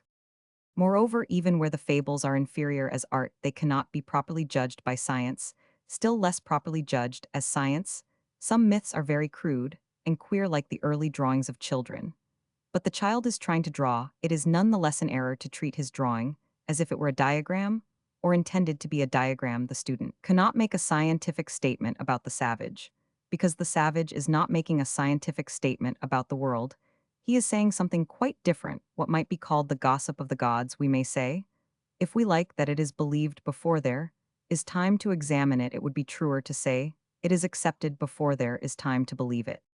I confess I doubt the whole theory of the dissemination of myths, or as it commonly is of one myth, it is true that something in our nature and conditions makes many stories similar, but each of them may be original. One man does not borrow the story from the other man, though he may tell it from the same motive as the other man. It would be easy to apply the whole argument about legend to literature and turn it into a vulgar monomania of plagiarism. I would undertake to trace a notion like that of the 114 Golden Bough through individual modern novels as easily as through communal and antiquated myths. I would undertake to find something like a bunch of flowers, figuring again and again, from the fatal bouquet of Becky Sharp to the spray of roses sent by the Princess of Ruritania. But though these flowers may spring from the same soil, it is not the same faded flower that is flung from hand to hand. Those flowers are always fresh. The true origin of all the myths has been discovered much too often. There are too many keys to mythology, as there are too many cryptograms in Shakespeare.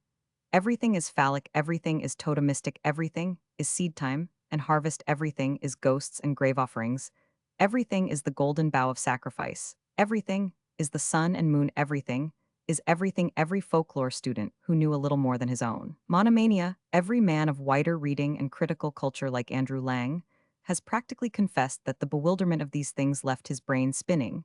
Yet the whole trouble comes from a man trying to look at these stories from the outside, as if they were scientific objects. He has only to look at them from the inside and ask himself how he would begin a story. A story may start with anything and go anywhere. It may start with a bird without the bird being a totem. It may start with the sun without being a solar myth. It is said there are only 10 plots in the world, and there will certainly be common and recurrent elements. Set 10,000 children talking at once and telling taradiddles about what they did in the wood, and it will not be hard to find parallels suggesting sun worship or animal worship. Some of the stories may be pretty and some silly and some perhaps dirty, but they can only be judged as stories in the modern dialect. They can only be judged aesthetically. It is strange that aesthetics or mere feeling which is now allowed 115 to usurp, where it has no rights at all to wreck reason with pragmatism and morals with anarchy, is apparently not allowed to give a purely aesthetic judgment on what is obviously a purely aesthetic question. We may be fanciful about everything except fairy tales. Now, the first fact is that the most simple people have the most subtle ideas. Everybody ought to know that, for everybody has been a child ignorant as a child, is he knows more than he can say, and feels not only atmospheres but fine shades. And in this matter, there are several fine shades. Nobody understands it who has not had what can only be called the ache of the artist to find some sense and some story in the beautiful things. He sees his hunger for secrets and his anger at any tower or tree escaping with its tail. Untold, he feels that nothing is perfect, unless it is personal, without that the blind, unconscious beauty of the world stands in its garden like a headless statue. One need only be a very minor poet to have wrestled with the tower or the tree until it spoke like a Titan or a Dryad. It is often said that pagan mythology was a personification of the powers of nature. The phrase is true in a sense, but it is very unsatisfactory because it implies that the forces are abstractions and the personification is artificial. Myths are not allegories. Natural powers are not in this case abstractions. It is not as if there were a god of gravitation. There may be a genius of the waterfall, but not of mere falling, even less than of mere water. The impersonation is not of something impersonal. The point is that the personality perfects the water with significance. Father Christmas is not an allegory of snow and holly. He is not merely the stuff called snow afterwards artificially given a human form like a snowman. He is something that gives a new meaning to the white world and the evergreens, so that snow itself seems to be warm rather than cold. The test, therefore, is purely imaginative, but imaginative does not mean imaginary. It 116 does not follow that it is all what the moderns call subjective when they mean false. Every true artist does feel consciously or unconsciously that he is touching transcendental truths, that his images are shadows of things seen through the veil. In other words, the natural mystic does know that there is something there, something behind the clouds or within the trees, but he believes that the pursuit of beauty is the way to find it, that imagination is a sort of incantation that can call it up. Now we do not comprehend this process in ourselves, far less in our most remote fellow creatures, and the danger of these things being classified is that they may seem to be comprehended. A really fine work of folklore like the Golden Bough will leave too many readers with the idea, for instance, that this or that story of a giant's or wizard's heart in a casket or a cave only means some stupid and static superstition called the external soul, but we do not know what these things mean simply, because we do not know what we ourselves mean when we are moved by them. Suppose somebody in a story says, "Pluck this flower and a princess will die in a castle." Beyond the sea, we do not know why something stirs in the subconsciousness, or why what is impossible seems also inevitable. Suppose we read, "And in the hour when the king extinguished the candle, his ships were wrecked far away on the coast of the Hebrides." We do not know why the imagination has accepted that image before the reason can reject it, or why such correspondences seem really to correspond to something in the soul, very deep things in our nature, some dim sense of the dependence of great things upon small, some dark suggestion that the things nearest to us stretch far beyond our power, some sacramental feeling of the magic in material substances, and many more emotions past finding out are in an idea like that of the external soul. The power, even in the myths of savages, is like the 117 power in the metaphors of poets. The soul of such a metaphor is often very emphatically an external soul. The best critics have remarked that in the best poets the simile is often a picture that seems quite separate from the text. It is as irrelevant as the remote castle to the flower, or the Hebridean coast to the candle. Shelley compares the skylark to a young woman, in a turret to a rose embedded in thick foliage, to a series of things that seem to be about as unlike skylark in the sky as anything we can imagine. I suppose the most potent piece of pure magic in English literature is the much-quoted passage in Keats' Nightingale about the casements opening on the perilous foam, and nobody notices that the image seems to come from nowhere, that it appears abruptly after some almost equally irrelevant remarks about Ruth, and that it has nothing in the world to do with the subject of the poem. If there is one place in the world where nobody could reasonably expect to find a nightingale, it is on a windowsill at the seaside. But it is only in the same sense that nobody would expect to find a giant's heart in a casket under the sea. Now, it would be very dangerous to classify the metaphors of the poets when Shelley says that the cloud will rise like a child from the womb, like a ghost from the tomb. It would be quite possible to call the first a case of the coarse primitive birth myth, and the second a survival of the ghost worship which became ancestor worship. But it is the wrong way of dealing with a cloud, and is liable to leave the learned in the condition of Polonius, only too ready to think it like a weasel or very like a whale. Two facts follow from this psychology of daydreams, which must be kept in mind throughout their development in mythologies, and even religions. First, these imaginative impressions are often strictly local. So far from being abstractions turned into allegories, they are often images almost concentrated. 118 into idols. The poet feels the mystery of a particular forest, not of the science of afforestation or the department of woods and forests. He worships the peak of a particular mountain, not the abstract idea of altitude. So we find the god is not merely water, but often one special river. He may be the sea because the sea is single like a stream, the river that runs round the world. Ultimately, doubtless, many deities are enlarged into elements, but they are something more than omnipresent. Apollo does not merely dwell wherever the sun shines. His home is on the rock of Delphi. Diana is great enough to be in three places at once, earth and heaven and hell, but greater is Diana of the Ephesians. This localized feeling has its lowest form in the mere fetish or talisman, such as millionaires put on their motor cars. But it can also harden into something like a high and serious religion, where it is connected with high and serious duties, into the gods of the city, or even the gods of the hearth. The second consequence is this, that in these pagan cults there is every shade of sincerity and insincerity. In what sense exactly did an Athenian really think he had to sacrifice to Pallas? Athene, what scholar is really certain of the answer? In what sense did Dr. Johnson really think that he had to touch all the posts in the street, or that he had to collect orange peel? In what sense does a child really think that he ought to step on every alternate paving stone? Two things are at least fairly clear. First, in simpler and less self-conscious times, these forms could become more solid without really becoming more serious. Daydreams could be acted in broad daylight with more liberty of artistic expression, but still perhaps with something of the light step of the somnambulist. Wrap Dr. Johnson in an antique mantle, crown him, by his kind permission, with a garland, and he will move in state under those ancient skies of morning, touching a series of sacred posts. 119 carved with the heads of the strange terminal gods that stand at the limits of the land and of the life of man, make the child free of the marbles and mosaics of some classic temple to play on a whole floor, inlaid with squares of black and white, and he will willingly make this fulfillment of his idol. And drifting daydream, the clear field for a grave and graceful dance. But the posts and the paving stones are little more and little less real than they are under modern limits. They are not really much more serious for being taken seriously.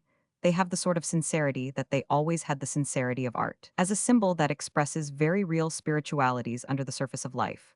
But they are only sincere in the same sense as art, not sincere in the same sense as morality.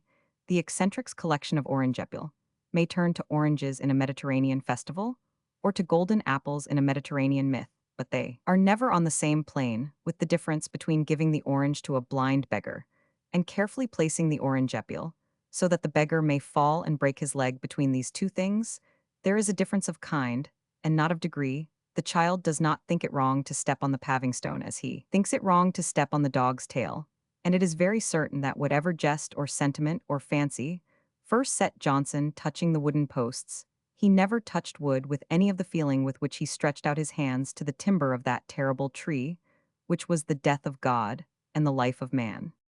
As already noted, this does not mean that there was no reality or even no religious sentiment in such a mood. As a matter of fact, the Catholic Church has taken over with uproarious success the whole of this popular business of giving people local legends and lighter ceremonial movements insofar as all this sort of paganism was innocent and in touch with nature. There is no reason why it should not be patronized by patron saints as much as by pagan 120 gods, and in any case, there are degrees of seriousness in the most natural make-believe. There is all the difference between fancying there are fairies in the wood, which often only means fancying a certain wood as fit for fairies, and really frightening ourselves until we will walk a mile rather than pass a house we have told ourselves is haunted. Behind all these things is the fact that beauty and terror are very real things and related to a real spiritual world, and to touch them at all, even in doubt or fancy, is to stir the deep things of the soul. We all understand that, and the pagans understood it. The point is that paganism did not really stir the soul, except with these doubts and fancies, with the consequence that we today can have little beyond doubts and fancies about paganism. All the best critics agree that all the greatest poets in pagan Hellas, for example, had an attitude towards their gods which is quite queer and puzzling to men in the Christian era. There seems to be an admitted conflict between the god and the man, but everybody seems to be doubtful about which is the hero and which is the villain. This doubt does not merely apply to a doubter like Euripides in the Bacchae. It applies to a moderate conservative like Sophocles in the Antigone, or even to a regular Tory and reactionary like Aristophanes in the Frogs. Sometimes it would seem that the Greeks believed above all things in reverence, only they had nobody to revere. But the point of the puzzle is this, that all this vagueness and variation arise from the fact that the whole thing began in fancy and in dreaming, and that there are no rules of architecture for a castle in the clouds. This is the mighty and branching tree called mythology, which ramifies round the whole world, whose remote branches under separate skies bear like colored birds the costly idols of Asia, and the half-baked fetishes of Africa, and the fairy kings and princesses of the folktales of the forests, and buried 121 amid vines and olives the Lares of the Latins, and carried on the clouds of Olympus the buoyant supremacy of the gods of Greece. These are the myths. And he who has no sympathy with myths has no sympathy with men, but he who has most sympathy with myths will most fully realize that they are not and never were a religion in the sense that Christianity or even Islam is a religion. They satisfy some of the needs satisfied by a religion, and notably the need for doing certain things at certain dates, the need of the twin ideas of festivity and formality. But though they provide a man with a calendar, they do not provide him with a creed. A man did not stand up and say, I believe in Jupiter and Juno and Neptune, etc., as he stands up and says, I believe in God the Father Almighty. And the rest of the apostles' creed, many believed in some, and not in others, or more in some, and less in others, or only in a very vague poetical sense. In any, there was no moment when they were all collected into an orthodox order, which men would fight and be tortured to keep intact. Still less did anybody ever say in that fashion, I believe in Odin and Thor, and Freya, for outside Olympus, even the Olympian order grows cloudy and chaotic. It seems clear to me that Thor was not a god at all, but a hero. Nothing resembling a religion would picture anybody resembling a god as groping like a pygmy in a great cavern that turned out to be the glove of a giant. That is, the glorious ignorance called adventure. Thor may have been a great adventurer, but to call him A god is like trying to compare Jehovah with Jack. And the beanstalk Odin seems to have been a real barbarian chief, possibly of the Dark Ages. After Christianity, polytheism fades away at its fringes into fairy tales or barbaric memories, it is not a thing like monotheism, as held by serious monotheists again. It does satisfy the need to cry out on some uplifted name or some noble memory in moments that are themselves noble 122, and uplifted such as the birth of a child or the saving of a city. But the name was so used by many to whom it was only a name finally, it did satisfy, or rather, it partially satisfied a thing very deep in humanity. Indeed, the idea of surrendering something as the portion of the unknown powers of pouring out wine, upon the ground of throwing a ring into the sea, in a word of sacrifice. It is the wise and worthy idea of not taking our advantage to the full, of putting something in the other balance to ballast our dubious pride of paying tithes to nature for our land, this deep truth of the danger of insolence, or being too big for our boots, runs through all the great Greek tragedies and makes them great. But it runs side by side with an almost cryptic agnosticism about the real nature of the gods to be propitiated, where that gesture of surrender is most magnificent, as among the great Greeks. There is really much more idea that the man will be the better for losing the ox than that the god will be the better for getting it. It is said that in its grosser forms there are often actions grotesquely suggestive of the god really eating the sacrifice. But this fact is falsified by the error that I put first in this note on mythology. It is misunderstanding the psychology of daydreams. A child pretending there is a goblin in a hollow tree will do a crude and material thing, like leaving a piece of cake for him. A poet might do a more dignified and elegant thing, like bringing to the god fruits as well as flowers. But the degree of seriousness in both acts may be the same, or it may vary in almost any degree. The crude fancy is no more a creed than the ideal fancy is a creed, certainly. The pagan does not disbelieve like an atheist any more than he believes like a Christian he feels. The presence of powers about which he guesses and invents. St. Paul said that the Greeks had one altar to an unknown god. But in truth, all their gods were unknown gods, and the real break in history 123 did come when St. Paul declared to them whom they had ignorantly worshipped. The substance of all such paganism may be summarized.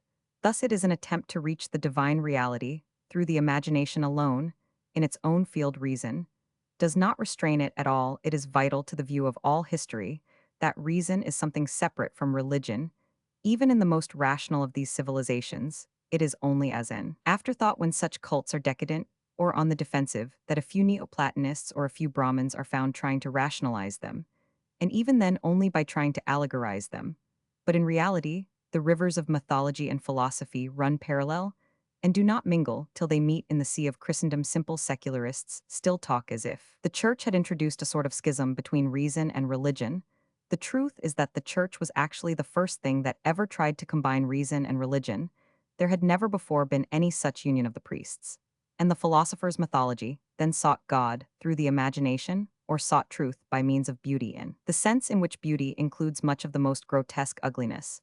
But the imagination has its own laws, and therefore its own triumphs, which neither logicians nor men of science can understand. It remained true to that imaginative instinct through 1,000 extravagances, through every crude cosmic pantomime of a pig eating the moon, or the world being cut out of a cow, through all the dizzy convolutions and mystic malformations of Asiatic art, through all the stark and staring rigidity of Egyptian and Assyrian portraiture, through every kind of cracked mirror of mad art that seemed to deform the world and displace the sky. It remained true to something about which there can be no argument, something that makes it possible for some artist of some school to stand suddenly still before that particular deformity and say, "My dream, 124, has come true." Therefore, do we all in fact feel that pagan or primitive myths are infinitely suggestive so long as we are wise enough not to inquire what they suggest? Therefore, we all feel what is meant by Prometheus stealing fire from heaven, until some prig of a pessimist or progressive person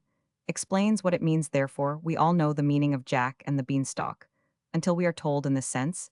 It is true that it is the ignorant who accept myths, but only because it is the ignorant who appreciate poems. Imagination has its own laws and triumphs, and a tremendous power began to clothe its images, whether images in the mind or in the mud, whether in the bamboo of the South Sea Islands or the marble of the mountains of Hellas. But there was always a trouble in the triumph, which in these pages I have tried to analyze in vain, but perhaps I might in conclusion state it thus. The crux and crisis is that man found it natural to worship, even natural to worship unnatural things. The posture of the idol might be stiff and strange, but the gesture of the worshipper was generous and beautiful. He not only felt freer when he bent, he actually felt taller when he bowed. Henceforth anything that took away the gesture of worship would stunt, and even maim him. Forever henceforth being merely secular would be a servitude, and an inhibition if man cannot pray. He is gagged; if he cannot kneel he is in irons. We therefore feel throughout the whole of paganism a curious double feeling of trust and distrust when the man makes the gesture of salutation, and of sacrifice when he pours out the libation or lifts up the sword. He knows he is doing a worthy and a virile thing. He knows he is doing one of the things for which a man was made. His imaginative experiment is therefore justified, but precisely because it began with imagination. There is to the end something of mockery in it, and especially in the object of it.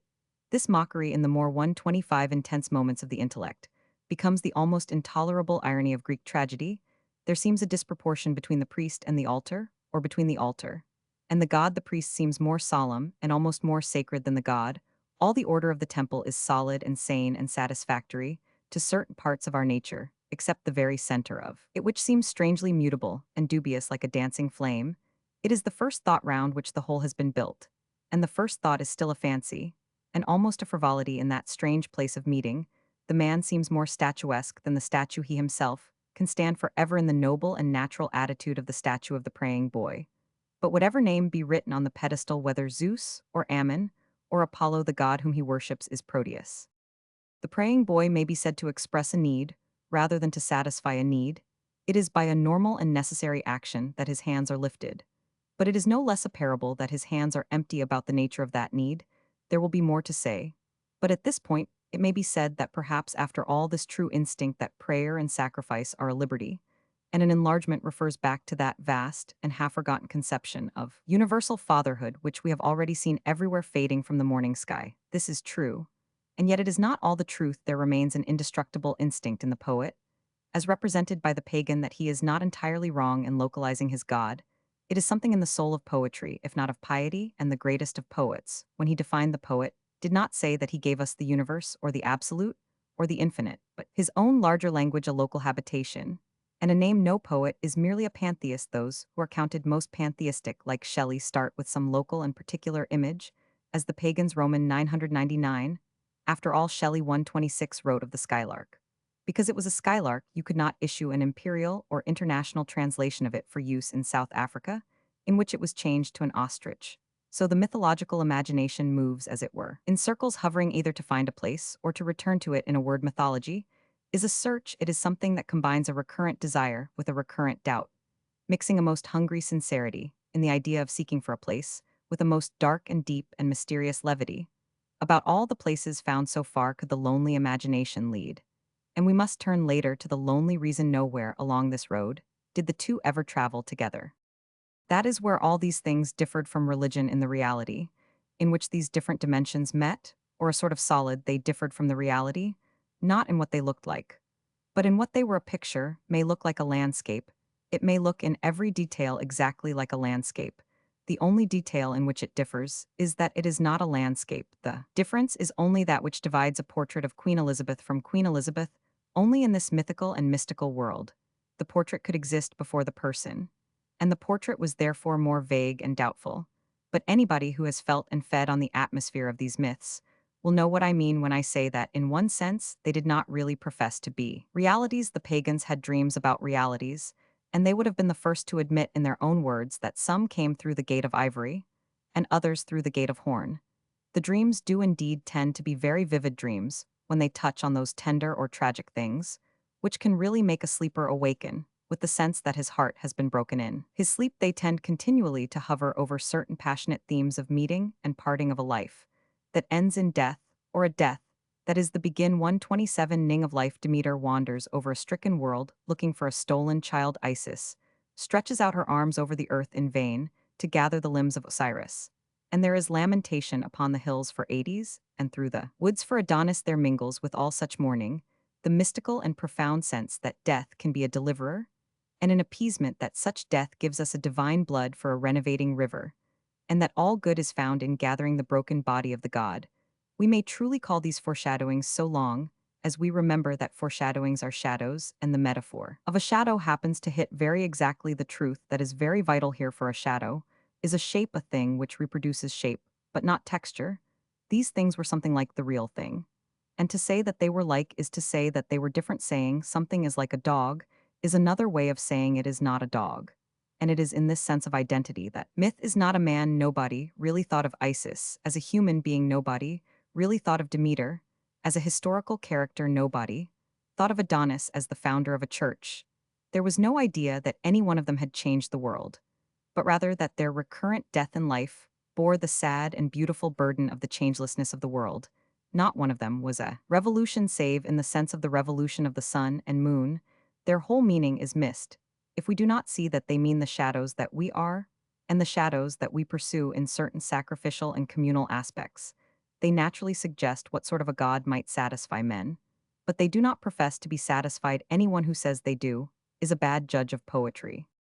Those who talk about pagan Christs have less sympathy with paganism than with Christianity. Those who call these cults religions and compare them with the certitude and challenge of the Church 128 have much less appreciation than we have of what made heathenism human, or of why classic literature is still something that hangs in the air like a song. It is no very human tenderness for the hungry to prove that hunger is the same as food. It is no very genial understanding of youth to argue that hope destroys the need for happiness, and it is utterly unreal to argue that these images in the mind, admired entirely in the abstract, were even in the same world with a living man and a living polity that were worshipped. Because they were concrete, we might as well say that a boy playing at robbers is the same as a man in his first day in the trenches, or that a boy's first fancies about the not impossible, she are the same as the sacrament of marriage. They are fundamentally different exactly, where they are superficially similar. We might almost say they are not the same even when they are the same. They are only different because one is real, and the other is not. I do not mean merely that I myself believe that one is true, and the other is not. I mean that one was never meant to be true in the same sense as the other. The sense in which it was meant to be true I have tried to suggest vaguely here, but it is undoubtedly very subtle and almost indescribable. It is so subtle that the students who profess to put it up as a rival to our religion miss the whole meaning and purport of their own study. We know better than the scholars, even those of us who are no scholars, what was in that hollow cry that went forth over the dead Adonis, and why the great mother had a daughter wedded to death. We have entered more deeply than they into the Eleusinian mysteries, and have passed a higher grade where gate within gate guarded the wisdom of Orpheus. We know the meaning of all the myths. We know the last secret revealed to the perfect initiate. And it is not the voice of a priest or a prophet saying, "These things are it," is the voice of a dreamer and an idealist crying, "Why cannot these things be?" 129. In Chapter 6, The Demons and the Philosophers, I have dwelt at some little length on this imaginative sort of paganism, which has crowded the world with temples, and is everywhere the parent of popular festivity for the central history of civilization. As I see, it consists of two further stages before the final stage of Christendom. The first was the struggle between this paganism and something less worthy than itself, and the second the process by which it grew in itself, less worthy in this very varied and often very vague polytheism. There was a weakness of original sin. Pagan gods were depicted as tossing men like dice. And indeed they are loaded dice about sex, especially men are born unbalanced. We might almost say men are born mad. They scarcely reach sanity till they reach sanctity. This disproportion dragged down the winged fancies and filled the end of paganism with a mere filth and litter of spawning gods. But the first point to realize is that this sort of paganism had an early collision with another sort of paganism, and that the issue of that essentially spiritual struggle really determined the history of the world. In order to understand it, we must pass to a review of the other kind of paganism. It can be considered much more briefly indeed. There is a very real sense in which the less that is said about it, the better. If we have called the first sort of mythology the daydream, we might very well call the second sort of mythology the nightmare. Superstition recurs in all ages, and especially in rationalistic ages.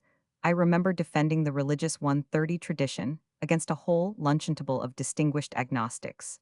And before the end of our conversation, every one of them had procured from his pocket, or exhibited on his watch-chain, some charm or talisman, from which he admitted that he was never separated. I was the only person present who had neglected to provide himself with a fetish superstition, recurs in a rationalist age, because it rests on something which, if not identical with rationalism, is not unconnected with skepticism. It is at least very closely connected with agnosticism. It rests on something that is really a very human and intelligible sentiment, like the local invocations of the Numen in popular paganism.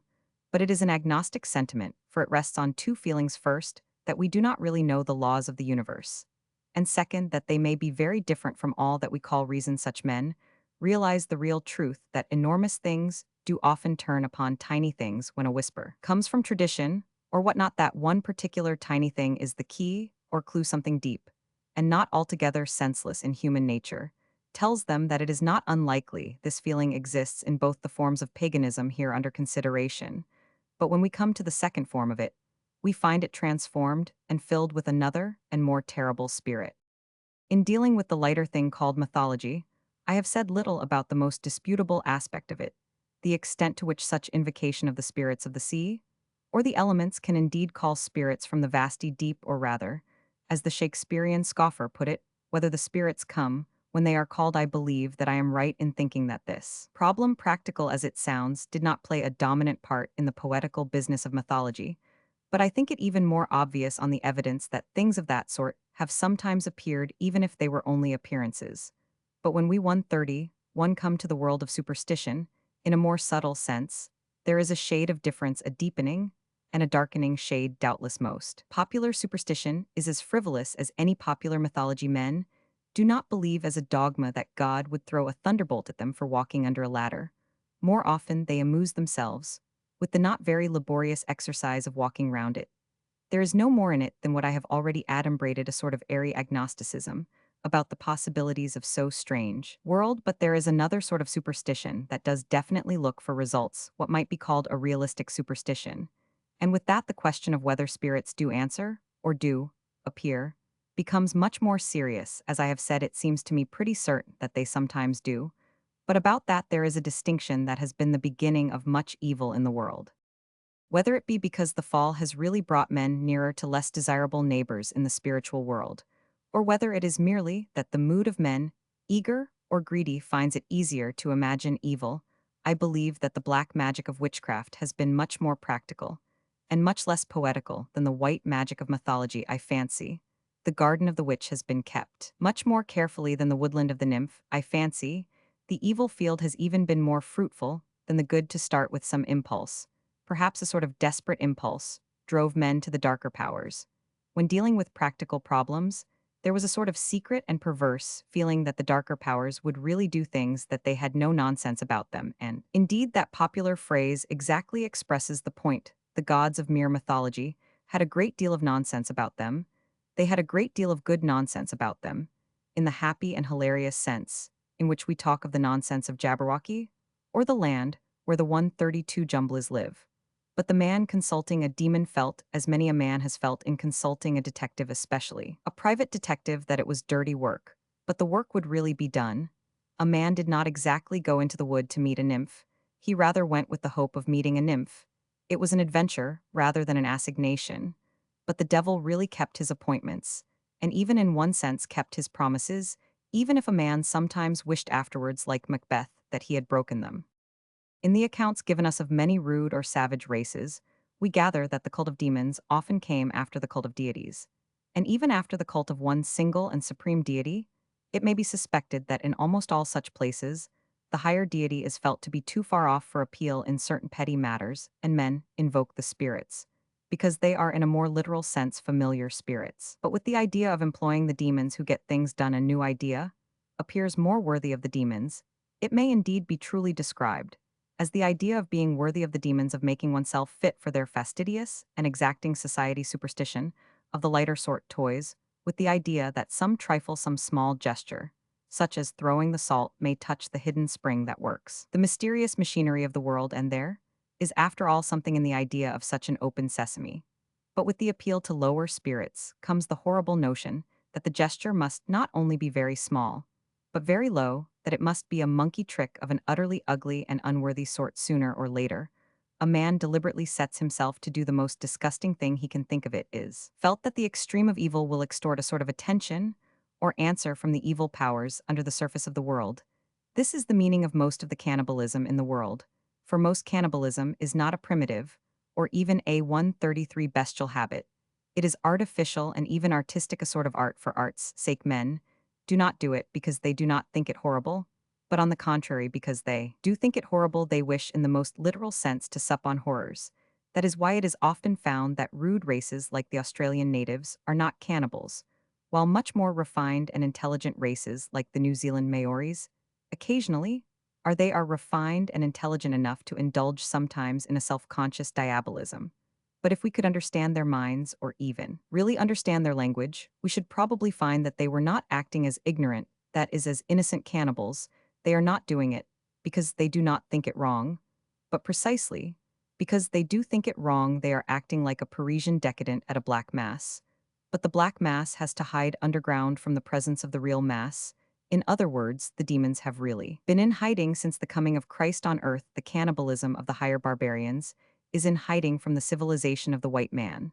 But before Christendom, and especially outside Europe, this was not always so. In the ancient world, the demons often wandered abroad like dragons. They could be positively and publicly enthroned. As gods, their enormous images could be set up in public temples. In the center of populous cities, and all over the world, the traces can be found of this striking and solid fact, so curiously overlooked by the moderns who speak of all such evil as primitive and early in evolution, that as a matter of fact, some of the very highest civilizations of the world were the very places where the horns of Satan were exalted not only to the stars, but in the face of the sun. Take, for example, the Aztecs and American Indians of the ancient empires of Mexico and Peru. They were at least as elaborate as Egypt or China, and only less lively than that central civilization, which is our 134 own. But those who criticize that central civilization, which is always their own civilization, have a curious habit of not merely doing their legitimate duty in condemning its crimes, but of going out of their way to idealize its victims. They always assume that before the advent of Europe, there was nothing anywhere but Eden. And Swinburne, in that spirited chorus of the nations in songs before sunrise, used an expression about Spain in her South American conquests, which always struck me as very strange. He said something about her sins and sons through sinless lands dispersed, and how they made accursed the name of man and thrice accursed the name of God. It may be reasonable enough that he should say the Spaniards were sinful, but why in the world should he say that the South Americans were sinless? Why should he have supposed that continent to be exclusively populated by archangels or saints perfect in heaven? It would be a strong thing to say of the most respectable neighborhood. But when we come to think of what we really do know of that society, the remark is rather funny. We know that the sinless priests of this sinless people worshipped sinless gods who accepted as the nectar and ambrosia of their sunny paradise nothing but incessant human sacrifice, accompanied by horrible torments. We may note also in the mythology of this American civilization that element of reversal or violence against instinct of which Dante wrote, which runs backwards everywhere through the unnatural religion of the demons. It is notable not only in ethics, but in aesthetics. A South American idol was made as ugly as possible, as a Greek image was made as beautiful as possible. They were seeking the secret of power by working backwards against their own nature, and the nature of things there was always a sort of yearning to carve at last in gold or granite, or the dark red timber of the forests, a face at which the sky itself would break like a cracked mirror. 135. In any case, it is clear enough that the painted and gilded civilization of tropical America systematically indulged in human sacrifice. It is by no means clear, so far as I know, that the Eskimos ever indulged in human sacrifice. They were not civilized enough. They were too closely imprisoned by the white winter, and the endless dark chill penury repressed their noble rage and froze the genial current of the soul. It was in brighter days and broader daylight that the noble rage is found unmistakably raging. It was in richer and more instructed lands that the genial current flowed on the altars to be drunk by great gods wearing goggling and grinning masks, and called on in terror or torment by long cacophonous names that sound like laughter in hell. A warmer climate and a more scientific cultivation were needed to bring forth these blooms, to draw up towards the sun the large leaves and flamboyant blossoms that gave their gold and crimson and purple to that garden, which Swinburne compares to the Hesperides. There was at least no doubt about the dragon. I do not raise in this connection the special controversy about Spain and Mexico, But I may remark in passing that it resembles exactly the question that must in some sense be raised afterwards about Rome and Carthage. In both cases, there has been a queer habit among the English of always siding against the Europeans and representing the rival civilization in Swinburne's phrase as sinless when its sins were obviously crying, or rather screaming to heaven, for Carthage also was a high civilization, indeed a much more highly civilized civilization. And Carthage also founded that civilization on a religion of fear, sending up everywhere the smoke of human sacrifice. Now, it is very right to rebuke our own race or religion for falling short of our own standards and ideals. But it is absurd to pretend that they fell lower than the other races and religions that profess the very opposite standards and ideals. There is a very real 136 sense in which the Christian is worse than the heathen, the Spaniard worse than the Red Indian, or even the Roman potentially worse than the Carthaginian. But there is only one sense in which he is worse, and that is not in being positively worse. The Christian is only worse, because it is his business to be better. This inverted imagination produces things of which it is better not to speak. Some of them, indeed, might almost be named, without being known, for they are of that extreme evil which seems innocent to the innocent. They are too inhuman even to be indecent. But without dwelling much longer in these dark corners, it may be noted as not irrelevant here that certain anti-human antagonisms seem to recur in this tradition of black magic. There may be suspected as running through it everywhere. For instance, a mystical hatred of the idea of childhood. People would understand better the popular fury against the witches if they remembered that the malice most commonly attributed to them was preventing the birth of children. The Hebrew prophets were perpetually protesting against the Hebrew race relapsing into an idolatry that involved such a war upon children, and it is probable enough that this abominable apostasy from the God of Israel has occasionally appeared in Israel, since in the form of what is called ritual murder, not of course by any representative of the religion of Judaism, but by individual and irresponsible diabolists who did happen to be Jews. This sense that the forces of evil especially threaten childhood is found again in the enormous popularity of the child martyr of the Middle Ages. Chaucer did but give another version of a very national English legend, when he conceived the wickedest of all possible witches as the dark alien woman watching behind her high lattice, and hearing, like the babble of a brook down the stony street, the singing of little St. Hugh. Anyhow, the part of such speculations that concerns this story centered especially round that eastern 137 end of the Mediterranean, where the nomads had turned gradually into traders, and had begun to trade with the whole world. Indeed, in the sense of trade and travel and colonial extension, it already had something like an empire of the whole world. Its purple dye, the emblem of its rich pomp and luxury, had steeped the wares which were sold far away amid the last crags of Cornwall, and the sails that entered the silence of tropic seas, amid all the mystery of Africa. It might be said truly to have painted the map purple. It was already a worldwide success, when the princes of Tyre would hardly have troubled to notice that one of their princesses had condescended to marry the chief of some tribe called Judah, when the merchants of its African outpost would only have curled their bearded and Semitic lips with a slight smile at the mention of a village called Rome. And indeed, no two things could have seemed more distant from each other, not only in space, but in spirit, than the monotheism of the Palestinian tribe and the very virtues of the small Italian republic. There was but one thing between them, and the thing which divided them has united them. Very various and incompatible were the things that could be loved by the consuls of Rome and the prophets of Israel, but they were at one in what they hated. It is very easy in both cases to represent that hatred as something merely hateful. It is easy enough to make a merely harsh and inhuman figure either of Elijah, raving above the slaughter of Carmel, or Cato thundering against the amnesty of Africa.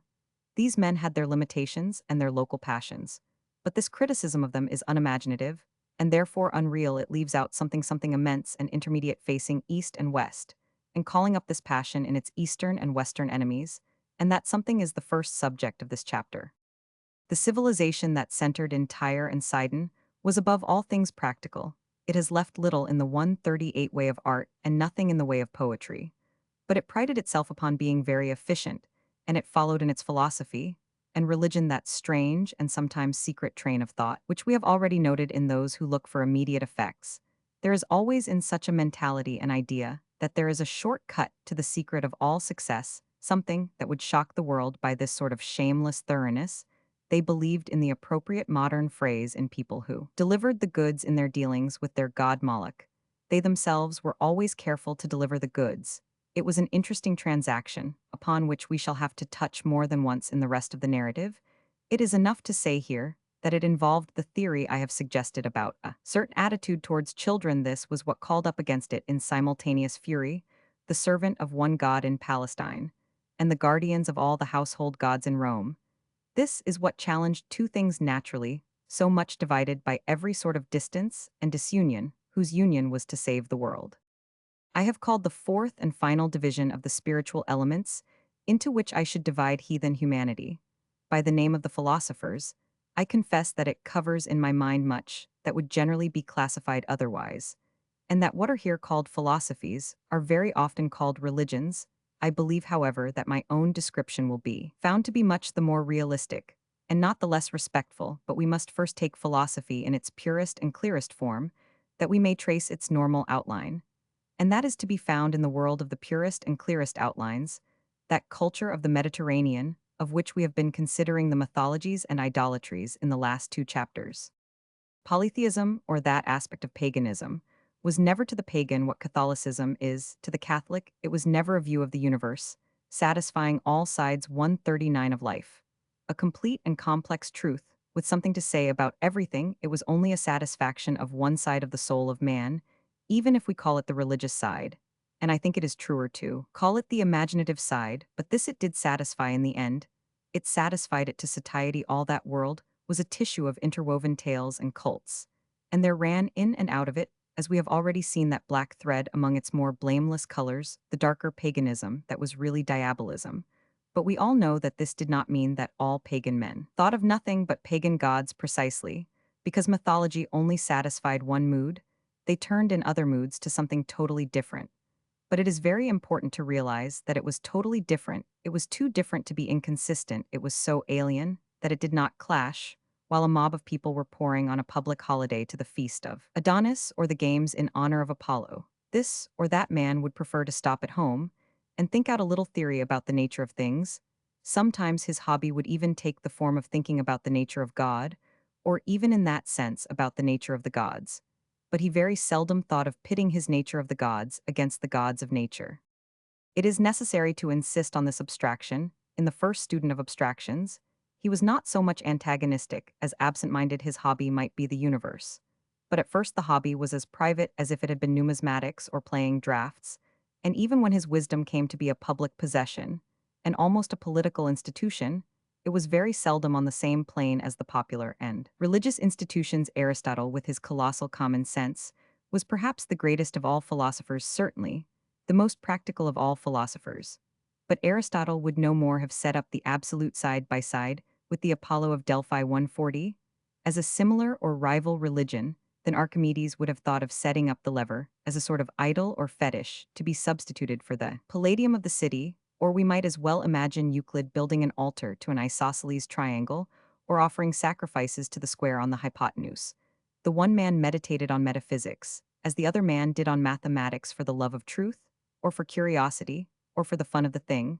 But that sort of fun never seems to have interfered very much with the other sort of fun, the fun of dancing or singing to celebrate some rascally romance about Zeus becoming a bull or a swan. It is perhaps the proof of a certain superficiality, and even insincerity about the popular polytheism, that men could be philosophers and even skeptics without disturbing it.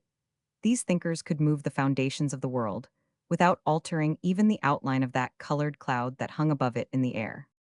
For the thinkers did move the foundations of the world, even when a curious compromise seemed to prevent them from moving the foundations of the city. The two great philosophers of antiquity do indeed appear to us as defenders of sane, and even of sacred ideas. Their maxims often read like the answers to skeptical questions, too completely answered to be always recorded. Aristotle annihilated 100 anarchists and nature-worshipping cranks by the fundamental statement that man is a political animal. Plato, in some sense, anticipated the Catholic realism as attacked by the heretical nominalism, by insisting on the equally fundamental fact that ideas are realities, that ideas exist just as men exist. Plato, however, seems sometimes almost to fancy that ideas exist as men do not exist, or that the men need hardly be considered, where they conflict with the ideas. He had something of the social sentiment that we call Fabian in his ideal of fitting the citizen to the city like an imaginary head to an ideal hat. 141, and great and glorious. As he has been the father of all faddists. Aristotle anticipated more fully the sacramental sanity that was to combine the body and the soul of things, for he considered the nature of men as well as the nature of morals, and looked to the eyes as well as to the light. But though these great men were in that sense constructive and conservative, they belonged to a world where thought was free too. The point of being fanciful, many other great intellects did indeed follow them, some exalting an abstract vision of virtue, others following more rationalistically the necessity of the human pursuit of happiness. The former had the name of Stoics, and their name has passed into a proverb for what is indeed one of the main moral ideals of mankind, that of strengthening the mind itself, until it is of a texture to resist calamity or even pain. But it is admitted that a great number of the philosophers degenerated into what we still call sophists. They became a sort of professional skeptics who went about asking uncomfortable questions, and were handsomely paid for making themselves a nuisance to normal people. It was perhaps an accidental resemblance to such questioning quacks that was responsible for the unpopularity of the great Socrates, whose death might seem to contradict the suggestion of the permanent truce between the philosophers and the gods. But Socrates did not die as a monotheist who denounced polytheism, certainly not as a prophet who denounced idols. It is clear to anyone reading between the lines that there was some notion, right or wrong, of a purely personal influence, affecting morals and perhaps politics. The general compromise remained whether it was that the Greeks thought their myths a joke, or that they thought their theories a joke. There was never any collision in which one really destroyed the other, and there was never any combination in which one was really reconciled with the other. They certainly did not work together. If anything, the 142 philosopher was a rival of the priest.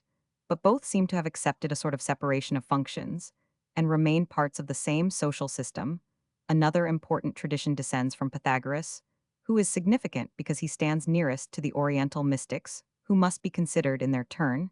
He taught a sort of mysticism of mathematics, that number is the ultimate reality, but he also seems to have taught the transmigration of souls like the Brahmins, and to have left to his followers certain traditional tricks of vegetarianism and water drinking, very common among the Eastern sages, especially those who figure in fashionable drawing rooms like those of the later Roman Empire.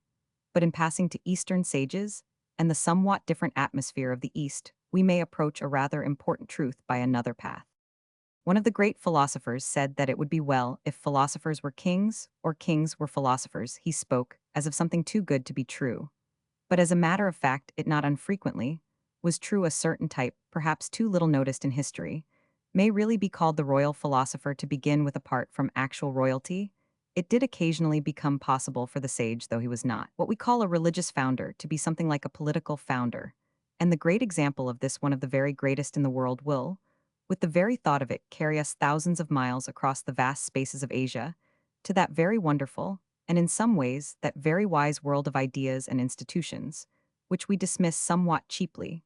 When we talk of China, men have served many very strange gods and trusted themselves loyally to many ideals, and even idols. China is a society that has really chosen to believe in intellect. It has taken intellect seriously. And it may be that it stands alone in the world from a very early age. It faced the dilemma of the king and the philosopher by actually 143, appointing a philosopher to advise the king. It made a public institution out of a private individual who had nothing in the world to do but to be intellectual. It had, and has of course many other things on the same pattern. It creates all ranks and privileges by public examination. It has nothing that we call an aristocracy. It is a democracy dominated by an intelligentsia. But the point here is that it had philosophers to advise kings, and one of those philosophers must have been a great philosopher and a great statesman. Confucius was not a religious founder, or even a religious teacher, possibly not even a religious man. He was not an atheist, he was apparently what we call an agnostic. But the really vital point is that it is utterly irrelevant to talk about his religion at all. It is like talking of theology as the first thing in the story of how Rowland Hill established the postal system, or Baden-Powell organized the Boy Scouts. Confucius was not there to bring a message from heaven to humanity, but to organize China, and he must have organized it exceedingly well. It follows that he dealt much with morals, but he bound them up strictly with manners. The peculiarity of his scheme, and of his country in which it contrasts with its great pendant, the system of Christendom, is that he insisted on perpetuating an external life with all its forms, that outward continuity might preserve internal peace. Anyone who knows how much habit has to do with health of mind as well as body will see the truth in his idea, but he will also see that the ancestor worship and the reverence for the sacred emperor were habits, and not creeds. It is unfair to the great Confucius to say he was a religious founder. It is even unfair to him to say he was not a religious founder. It is as unfair as going out of one's way to say that Jeremy Bentham was not a Christian martyr. But there is a class of most interesting cases in 144, which philosophers were kings. And not merely the friends of kings. The combination is not accidental. It has a great deal to do with this rather elusive question of the function of the philosopher. It contains in it some hint of why philosophy and mythology seldom came to an open rupture. It was not only because there was something a little frivolous about the mythology, it was also because there was something a little supercilious about the philosopher. He despised the myths, but he also despised the mob, and thought they suited each other. The pagan philosopher was seldom a man of the people, at any rate in spirit. He was seldom a democrat, and often a bitter critic of democracy. He had about him an air of aristocratic and humane leisure, and his part was most easily played by men who happened to be in such a position. It was very easy and natural for a prince or a prominent person to play at being as philosophical as Hamlet or Theseus in the Midsummer Night's Dream, and from very early ages, we find ourselves in the presence of these princely intellectuals. In fact, we find one of them in the very first recorded ages of the world, sitting on that primeval throne that looked over ancient Egypt.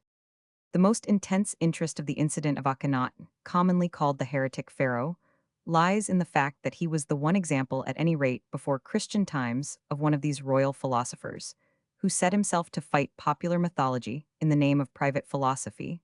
Most of them assumed the attitude of Marcus Aurelius, who is in many ways the model of this sort of monarch, and sage Marcus Aurelius has been blamed for tolerating the pagan amphitheater or the Christian martyrdoms. But it was characteristic for this sort of man, really thought of popular religion, just as he thought of popular circuses of him. Professor Phillimore has profoundly said a great and good man, and he knew it. The heretic pharaoh had a philosophy more 145 earnest, and perhaps more humble, for there is a corollary to the conception of being too proud to fight it, is that the humble have to do most of the fighting. Anyhow, the Egyptian prince was simple enough to take his own philosophy seriously, and alone among such intellectual princes he effected a sort of coup d'etat, hurling down the high gods of Egypt with one imperial gesture, and lifting up for all men, like a blazing mirror of monotheistic truth, the disk of the universal sun. He had other interesting ideas, often to be found in such idealists in the sense in which we speak of a little Englander. He was a little Egypter in art. He was a realist because he was an idealist, for realism is more impossible than any other ideal.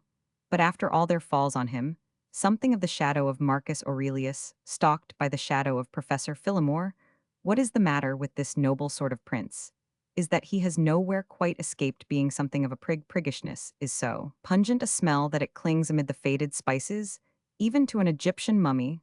What was the matter with the heretic pharaoh, as with a good many other heretics, was that he probably never paused to ask himself whether there was anything in the popular beliefs and tales of people less educated than himself.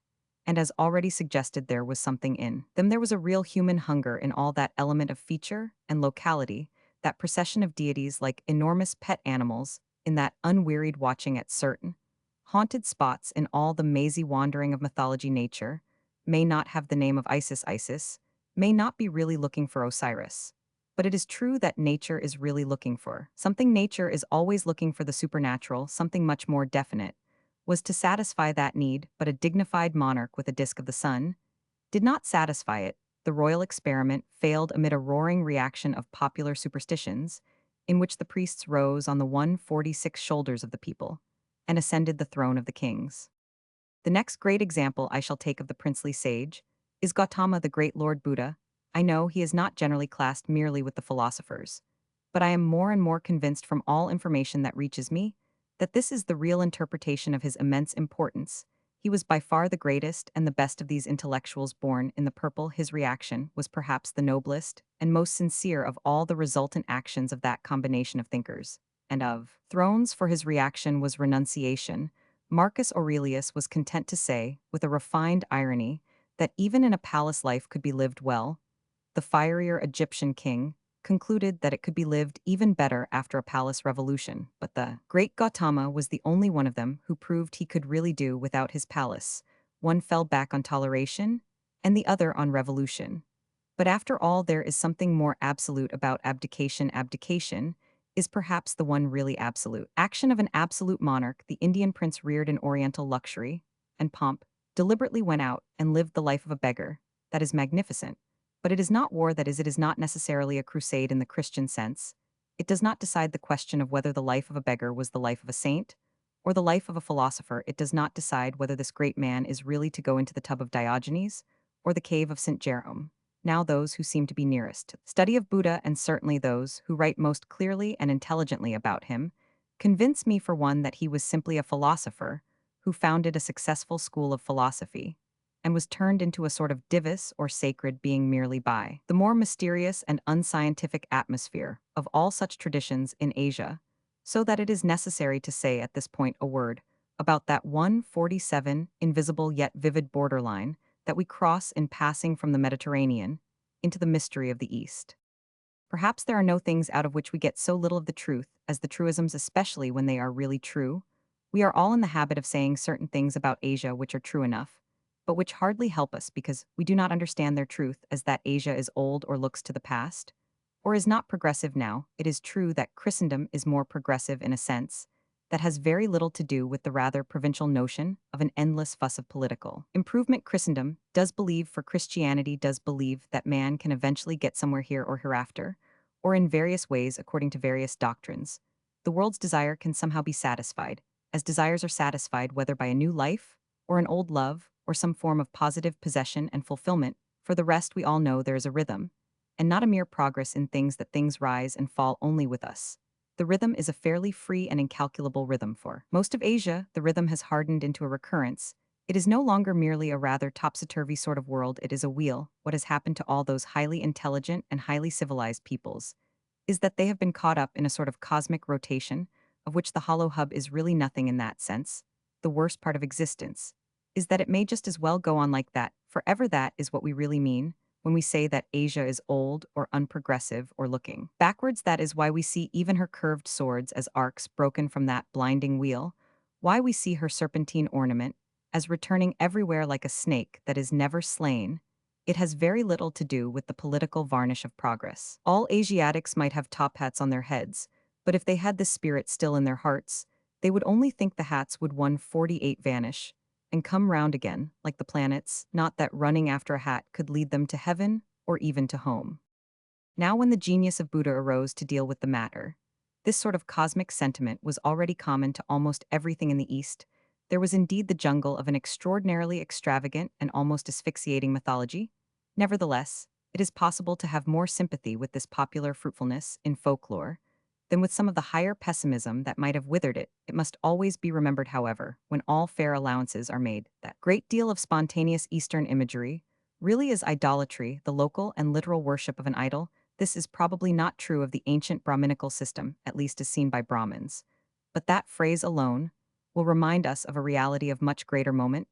This great reality is the caste system of ancient India. It may have had some of the practical advantages of the guild system of medieval Europe, but it contrasts not only with that Christian democracy, but with every extreme type of Christian aristocracy, in the fact that it does really conceive the social superiority as a spiritual superiority. This not only divides it fundamentally from the fraternity of Christendom, but leaves it standing like a mighty and terraced mountain of pride between the relatively egalitarian levels both of Islam and of China. But the fixity of this formation through thousands of years is another illustration of that spirit of repetition that has marked time from time immemorial. Now, we may also presume the prevalence of another idea, which we associate with the Buddhists as interpreted by the Theosophists. As a fact, some of the strictest Buddhists repudiate the idea, and still more scornfully repudiate the Theosophists. But whether the idea is in Buddhism, or only in the birthplace of Buddhism, or only in a tradition or a travesty of Buddhism, it is 149 an idea entirely proper to this principle of recurrence. I mean, of course, the idea of reincarnation. But reincarnation is not really a mystical idea. It is not really a transcendental idea, or in that sense, a religious idea. Mysticism conceives something transcending experience. Religion seeks glimpses of a better good or a worse evil than experience can give. Reincarnation need only extend experiences in the sense of repeating them. It is no more transcendental for a man to remember what he did in Babylon, before he was born than to remember what he did in Brixton, before he had a knock on the head. His successive lives need not be any more than human lives, under whatever limitations burden. Human life, it has nothing to do with seeing God or even conjuring up the devil, in other words, reincarnation, as such does not necessarily escape from the wheel of destiny, in some sense. It is the wheel of destiny. And whether it was something that Buddha founded or something that Buddha found or something that Buddha entirely renounced, when he found it is certainly something having the general character of that Asiatic atmosphere in which he had to play his part. And the part he played was that of an intellectual philosopher with a particular theory about the right intellectual attitude towards it. I can understand that Buddhists might resent the view that Buddhism is merely a philosophy, if we understand by a philosophy merely an intellectual game, such as Greek sophists played tossing up worlds, and catching them like balls. Perhaps a more exact statement would be that Buddha was a man who made a metaphysical discipline, which might even be called a psychological discipline. He proposed a way of escaping from all this recurrent sorrow, and that was simply by getting rid of the delusion that is called desire. It was emphatically not that we should get what we want better by restraining our impatience for part of it, or that we should get it in a 150 better way, or in a better world. It was emphatically that we should leave off wanting it if once a man realized that there is really no reality, that everything including his soul is in dissolution at every instant, he would anticipate disappointment and be intangible to change existing in so far as he could be said to exist in a sort of ecstasy of indifference. The Buddhists call this beatitude, and we will not stop our story to argue the point. Certainly to us it is indistinguishable from despair. I do not see, for instance, why the disappointment of desire should not apply as much to the most benevolent desires as to the most selfish ones. Indeed, the Lord of Compassion seems to pity people for living rather than for dying for the rest. An intelligent Buddhist wrote the explanation of popular Chinese and Japanese Buddhism is that it is not Buddhism that has doubtless ceased to be a mere philosophy, but only by becoming a mere mythology. One thing is certain, it has never become anything remotely resembling what we call a church. It will appear only a jest to say that all religious history has really been a pattern of noughts and crosses, but I do not by noughts mean nothings, but only things that are negative compared with the positive shape or pattern of the other. And though the symbol is of course only a coincidence, it is a coincidence that really does coincide. The mind of Asia can really be represented by a round O, if not in the sense of a cipher, at least of a circle. The great Asiatic symbol of a serpent with its tail in its mouth is really a very perfect image of a certain idea of unity and recurrence that does indeed belong to the Eastern philosophies and religions. It really is a curve that in one sense includes everything, and in another sense comes to nothing. In that sense it does confess, or rather boast, that all argument is an argument in a circle, and though the figure is but a symbol, we can see how sound is the symbolic 151 sense that produces it. The parallel symbol of the wheel of Buddha, generally called the swastika, the cross, is a thing at right angles, pointing boldly in opposite directions. But the swastika is the same thing in the very act of returning to the recurrent curve. That crooked cross is in fact a cross turning into a wheel. Before we dismiss even these symbols as if they were arbitrary symbols, we must remember how intense was the imaginative instinct that produced them, or selected them, both in the East and the West. The cross has become something more than a historical memory. It does convey, almost as by a mathematical diagram, the truth about the real point at issue, the idea of a conflict stretching outwards into eternity. It is true and even tautological to say that the cross is the crux of the whole matter. In other words, the cross, in fact, as well as figure, does really stand for the idea of breaking out of the circle that is everything, and nothing. It does escape from the circular argument, by which everything begins and ends in the mind. Since we are still dealing in symbols, it might be put in a parable, in the form of that story about St. Francis, which says that the birds departing with his benediction could wing their way into the infinities of the four winds of heaven, their tracks making a vast cross upon the sky. For compared with the freedom of that flight of birds, the very shape of the swastika is like a kitten chasing its tail. In a more popular allegory, we might say that when St. George thrust his spear into the monster's jaws, he broke in upon the solitude of the self-devouring serpent and gave it something to bite besides its own tail. But while many fancies might be used as figures of the truth itself is abstract and absolute.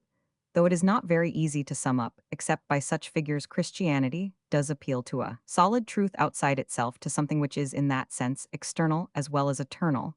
It 152 does declare that things are really there, or in other words, that things are really things in this Christianity, is at one with common sense, but all religious history shows that this common sense perishes, except where there is Christianity to preserve it. It cannot otherwise exist, or at least endure, because mere thought does not remain sane. In a sense, it becomes too simple to be sane. The temptation of the philosophers is simplicity.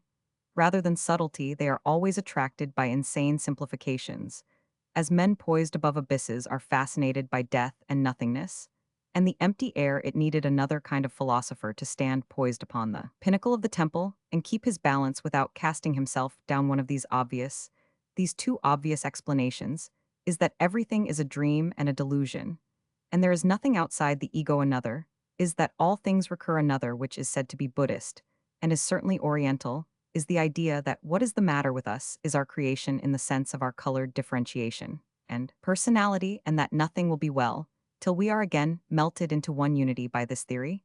In short, the creation was the fall. It is important historically, because it was stored up in the dark heart of Asia and went forth at various times in various forms over the dim borders of Europe.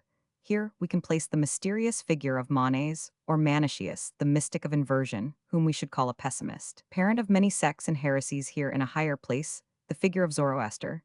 He has been popularly identified with another of these two simple explanations, the equality of evil and good balanced, and battling in every atom. He also is of the school of sages that may be called mystics, and from the same mysterious Persian garden came upon ponderous wings Mithras, the unknown god, to trouble the last twilight of Rome.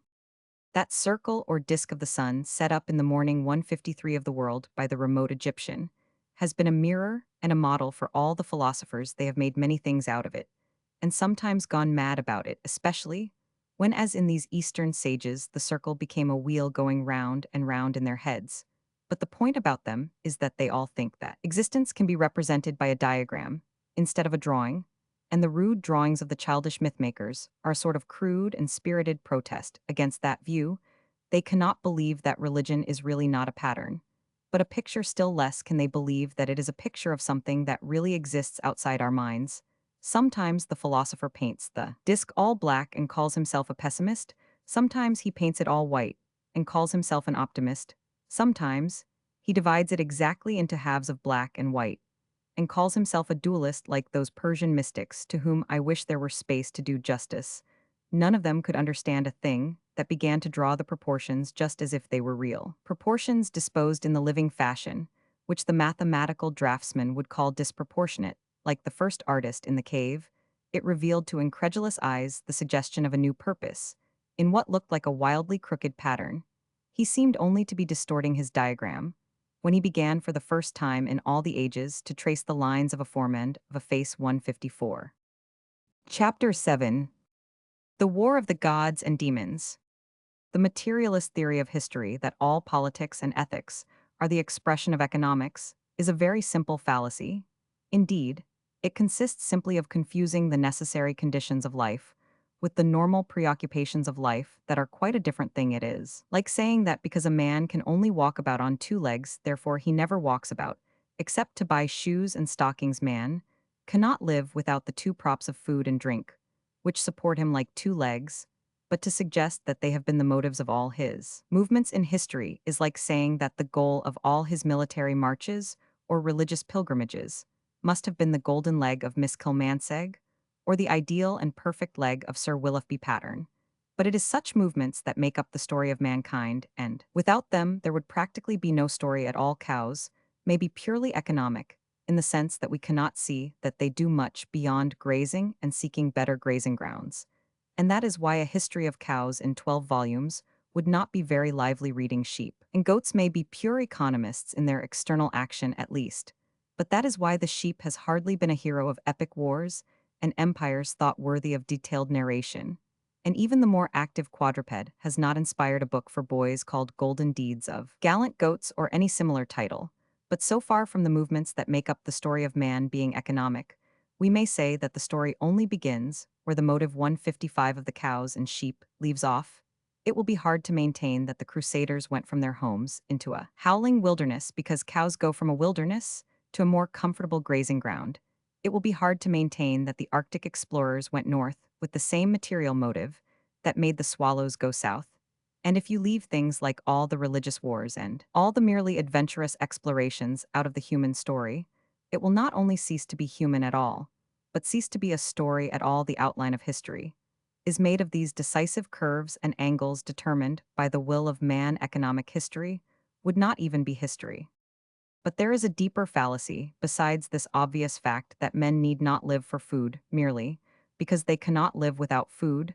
The truth is that the thing most present to the mind of man is not the economic machinery necessary to his existence, but rather that existence itself, the world which he sees when he wakes. Every morning and the nature of his general position in it, there is something that is nearer to him than livelihood, and that is life. For once that he remembers exactly what work produces his wages, and exactly what wages produce his meals, he reflects 10 times that it is a fine day, or it is a queer world, or wonders whether life is worth living, or wonders whether marriage is a failure, or is pleased and puzzled with his own children, or remembers his own youth, or in any such fashion, vaguely reviews the mysterious lot of man.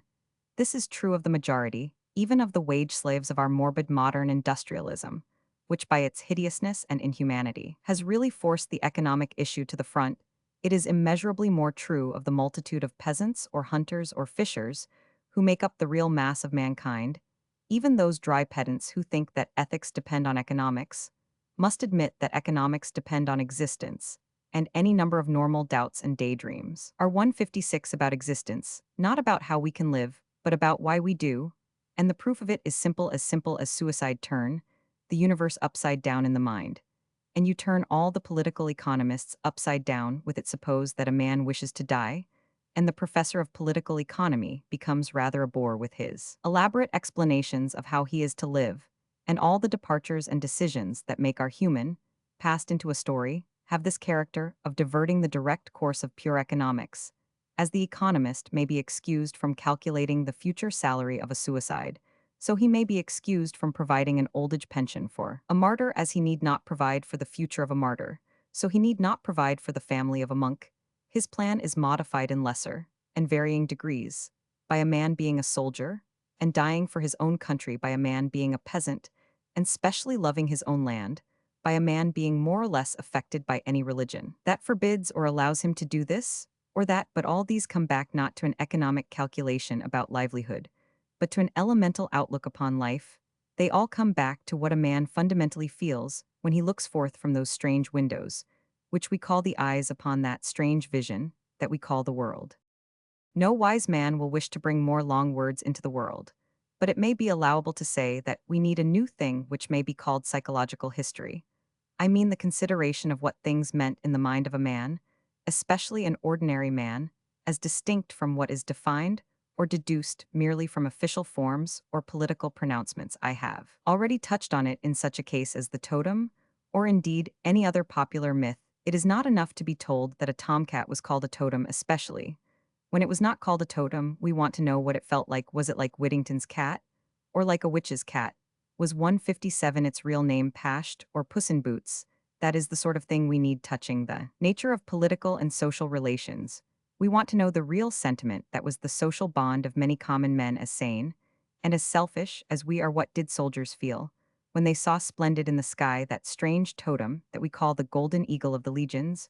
What did vassals feel about those other totems, the lions or the leopards upon the shield of their lords? So long as we neglect this subjective side of history, which may more simply be called the inside of history, there will always be a certain limitation on that science which can be better transcended by art. So long as the historian cannot do that, fiction will be truer than fact. There will be more reality in a novel, yes, even in a historical novel. In nothing is this new history needed so much as in the psychology of war. Our history is stiff with official documents, public or private, which tell us nothing of the thing itself. At the worst, we only have the official posters, which could not have been spontaneous precisely because they were official. At the best, we have only the secret diplomacy, which could not have been popular precisely because it was secret. Upon one or other of these is based the historical judgment about the real reasons that sustain the struggle. Governments fight for colonies or commercial rights. Governments fight about harbors or high tariffs. Governments fight for a gold mine or a pearl fishery. It seems sufficient to answer that governments do not fight at all. Why do the fighters fight? What is the psychology that sustains the terrible and wonderful thing called a war nobody, who knows anything of soldiers, believes the silly notion of the dons that millions of men can be ruled by force. If they were all to slack, it would be impossible to punish all the slackers, and the least little touch of slacking would lose a whole campaign in half a day. What did men really feel? 158 about the policy? If it be said that they accepted the policy from the politician, what did they feel about the politician? If the vassals warred blindly for their prince, what did those blind men see in their prince? There is something we all know which can only be rendered in an appropriate language as realpolitik. As a matter of fact, it is an almost insanely unreal politic. It is always stubbornly and stupidly repeating that men fight for material ends, without reflecting for a moment that the material ends are hardly ever material to the men who fight in any case. No man will die for practical politics, just as no man will die for pay. Nero could not hire 100 Christians to be eaten by lions at a shilling an hour for men, will not be martyred for money. But the vision called up by realpolitik or realistic politics is beyond example, crazy and incredible. Does anybody in the world believe that a soldier says my leg is nearly dropping off, but I shall go on till it drops, for after all I shall enjoy all the advantages of my government, obtaining a warm water port in the Gulf of Finland? Can anybody suppose that a clerk turned conscript says, if I am gassed, I shall probably die in torments? But it is a comfort to reflect that should I ever decide to become a pearl diver in the South Seas, that career is now open to me and my countrymen. Materialist history is the most madly incredible of all histories, or even of all romances. Whatever starts wars, the thing that sustains wars, is something in the soul that is something akin to religion. It is what men feel about life and about death. A man near to death is dealing directly with an absolute. It is nonsense to say he is concerned only with relative and remote complications, that death in any case will end if he is sustained by certain loyalties. They must be loyalties as simple as death. They are generally two ideas, which are only two sides of one idea. The first is the love of some 159 thing said to be threatened, if it be only vaguely known as home. The second is dislike and defiance of some strange thing that threatens it. The first is far more philosophical than it sounds, though we need not discuss it here. A man does not want his national home destroyed or even changed, because he cannot even remember all the good things that go with it, just as he does not want his house burnt down, because he can hardly count all the things he would miss. Therefore, he fights for what sounds like a hazy abstraction, but is really a house. But the negative side of it is quite as noble, as well as quite as strong. Men fight hardest when they feel that the foe is at once an old enemy and an eternal stranger, that his atmosphere is alien and antagonistic, as the French feel about the Prussian, or the Eastern Christians about the Turk. If we say it is a difference of religion, people will drift into dreary bickerings about sects and dogmas. We will pity them, and say it is a difference about death and daylight, a difference that does really come like a dark shadow between our eyes and the day. Men can think of this difference, even at the point of death, for it is a difference about the meaning of life. Men are moved in these things by something far higher and holier than policy, by hatred. When men hung on in the darkest days of the Great War, suffering either in their bodies or in their souls for those they loved, they were long past caring about details of diplomatic objects as motives for their refusal to surrender of myself. And those I knew best I can answer for the vision that made surrender impossible. It was the vision of the German emperor's face as he rode into Paris. This is not the sentiment which some of my idealistic friends describe as love. I am quite content to call it hatred, the hatred of hell and all its works, and to agree that, as they do not believe in hell, they need not believe in hatred. But in the face of this prevalent prejudice, this long 160 introduction has been unfortunately necessary to ensure an understanding of what is meant by a religious war. There is a religious war when two worlds meet, that is, when two visions of the world meet, or in more modern language, when two moral atmospheres meet. What is the one man's breath is the other man's poison, and it is vain to talk of giving pestilence a place in the sun. And this is what we must understand, even at the expense of digression, if we would see what really happened in the Mediterranean, when right athwart the rising of the Republic on the Tiber, a thing overtopping and disdaining it dark, with all the riddles of Asia, and trailing all the tribes and dependencies of imperialism, came Carthage riding on the sea. The ancient religion of Italy was on the whole that mixture which we have considered under the head of mythology, save that, where the Greeks had a natural turn for the mythology, the Latins seem to have had a real turn for religion. Both multiplied gods, yet they sometimes seem to have multiplied them. For almost opposite reasons, it would seem sometimes, as if the Greek polytheism branched and blossomed upwards like the boughs of a tree, while the Italian polytheism ramified downward, like the roots perhaps. It would be truer to say that the former branches lifted themselves lightly bearing flowers, while the latter hung down being heavy with fruit, I mean, that the Latins seemed to multiply gods to bring them nearer to men, while the Greek gods rose and radiated outwards into the morning sky. What strikes us in the Italian cults is their local, and especially their domestic character. We gain the impression of divinities swarming about the house like flies, of deities clustering and clinging like bats about the pillars, or building like birds under the eaves. We have a vision of a god of roofs, and a god of gateposts, of a god of doors, and even a god of drains. It has been suggested that all mythology was a sort of 161 fairy tale, but this was a particular sort of fairy tale, which may truly be called a fireside tale or a nursery tale, because it was a tale of the interior of the home, like those which make chairs and tables talk like elves. The old household gods of the Italian peasants seem to have been great clumsy wooden images, more featureless than the figurehead which Quilp battered with the poker. This religion of the home was very homely, of course. There were other less human elements in the tangle of Italian mythology.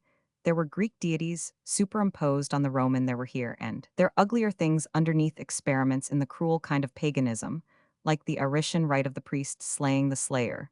But these things were always potential in paganism. They are certainly not the peculiar character of Latin paganism. The peculiarity of that may be roughly covered by saying that if mythology personified the forces of nature, this mythology personified nature as transformed by the forces of man. It was the god of the corn, and not of the grass of the cattle, and not the wild things of the forest. In short, the cult was literally a culture, as when we speak of it as agriculture. With this, there was a paradox which is still for many the puzzle or riddle of the Latins. With religion running through every domestic detail like a climbing plant, there went what seems to many the very opposite spirit, the spirit of revolt. Imperialists and reactionaries often invoke Rome as the very model of order and obedience. But Rome was the very reverse. The real history of ancient Rome is much more like the history of modern Paris. It might be called in modern language a city built out of barricades. It is said that the gate of Janus was never closed, because there was an eternal war without. It is almost as true that there was an eternal revolution within. From the first plebeian riots to the last servile wars, the state that imposed peace on the 162 world was never really at peace. The rulers were themselves rebels. There is a real relation between this religion in private and this revolution in public life. Stories, none the less heroic for being hackneyed, remind us that the Republic was founded on a tyrannicide that avenged an insult to a wife, that the tribunes of the people were reestablished after another, which avenged an insult to a daughter. The truth is that only men, to whom the family is sacred, will ever have a standard or a status by which to criticize the state. They alone can appeal to something more holy than the gods of the city, the gods of the hearth. That is why men are mystified in seeing that the same nations that are thought rigid in domesticity are also thought restless in politics, for instance, the Irish and the French. It is worthwhile to dwell on this domestic point, because it is an exact example of what is meant here by the inside of history, like the inside of houses. Merely political histories of Rome may be right enough in saying that this or that was a cynical or cruel act of the Roman politicians, but the spirit that lifted Rome from beneath was the spirit of all the Romans, and it is not a cant to call it the ideal of Cincinnatus passing from the Senate to the plowmen of that sort, had strengthened their village on every side, had extended its victories already over Italians and even over Greeks when they found themselves confronted with a war that changed the world. I have called it here the War of the Gods and Demons.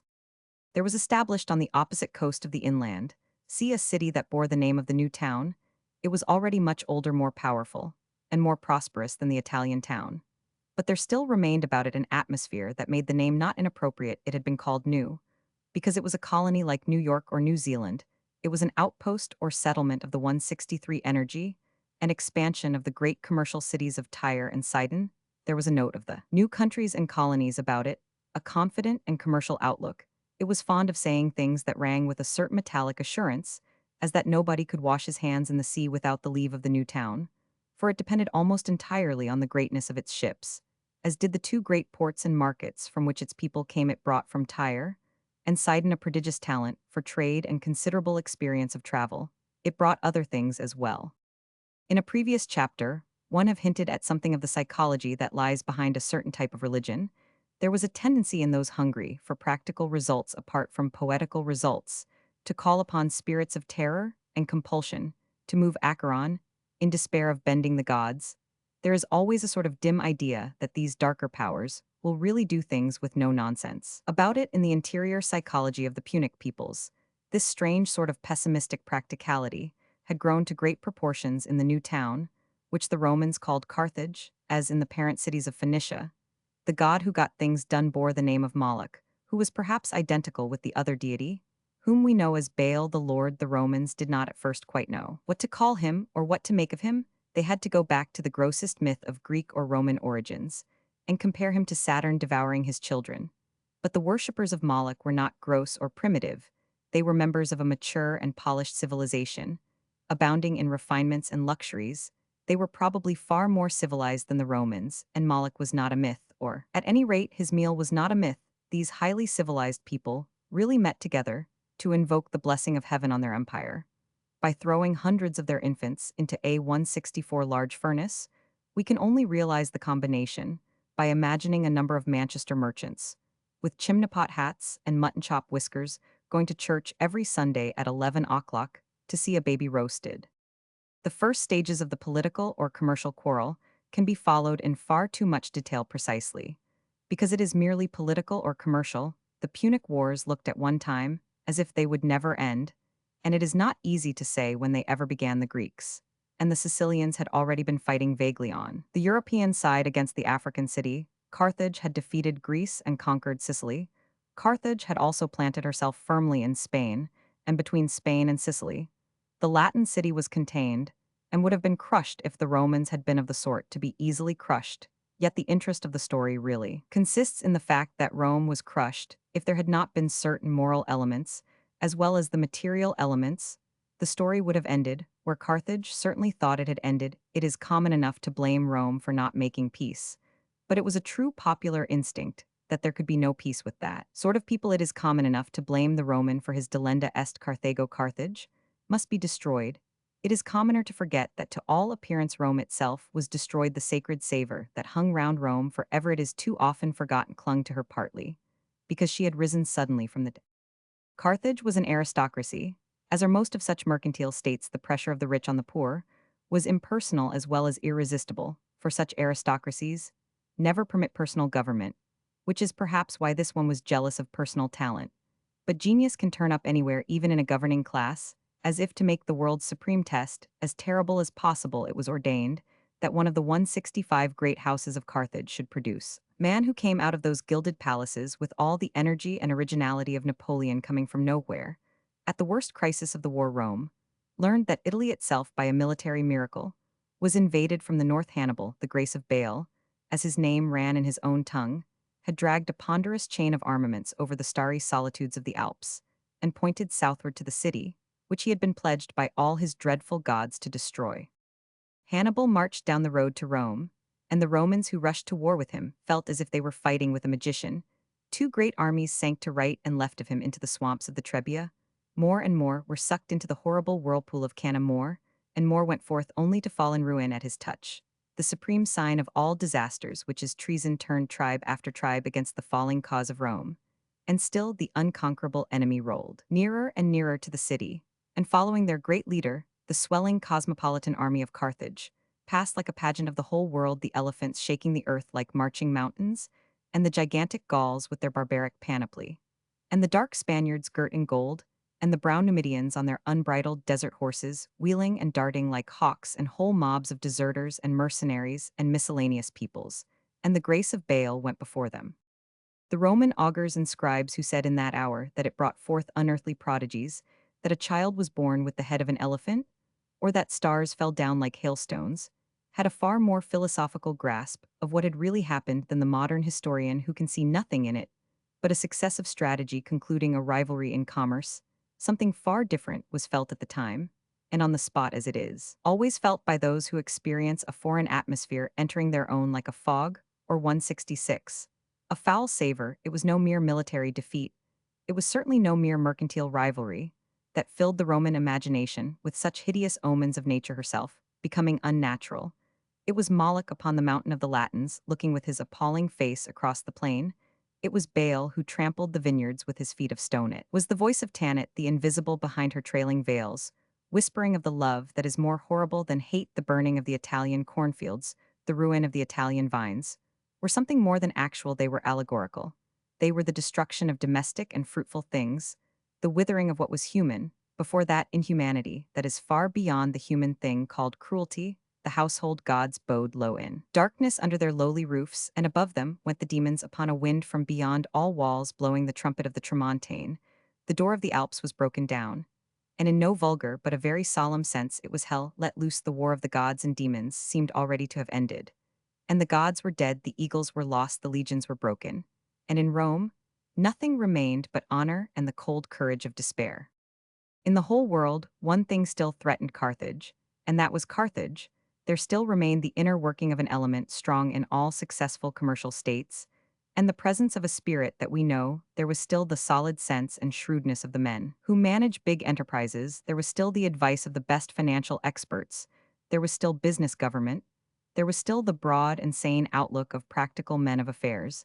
And in these things could the Romans hope. As the war trailed on to what seemed its tragic end, there grew gradually a faint and strange possibility that even now they might not hope in vain. The plain businessmen of Carthage, thinking as such men do, 167, in terms of living and dying races, saw clearly that Rome was not only dying, but dead. The war was over. It was obviously hopeless for the Italian city to resist any longer, and inconceivable that anybody should resist when it was hopeless under these circumstances. Another set of broad sound business principles remained to be considered. Wars were waged with money, and consequently cost. Money perhaps they felt in their hearts, as do so many of their kind, that after all war must be a little wicked, because it costs money. The time had now come for peace, and still more for economy. The messages sent by Hannibal from time to time, asking for reinforcements, were a ridiculous anachronism. There were much more important things to attend to now. It might be true that some consul or other had made a last dash to the Metaurus, had killed Hannibal's brother, and flung his head with Latin fury into Hannibal's camp, and mad actions of that sort showed how utterly hopeless the Latins felt about their cause. But even excitable Latins could not be so mad as to cling to a lost cause for ever. So argued the best financial experts, and tossed aside more and more letters full of rather queer alarmist reports. So argued and acted the great Carthaginian Empire that meaningless prejudice, the curse of commercial states, that stupidity is in some way practical, and that genius is in some way feudal, led them to starve and abandon that great artist in the school of arms, whom the gods had given them in vain.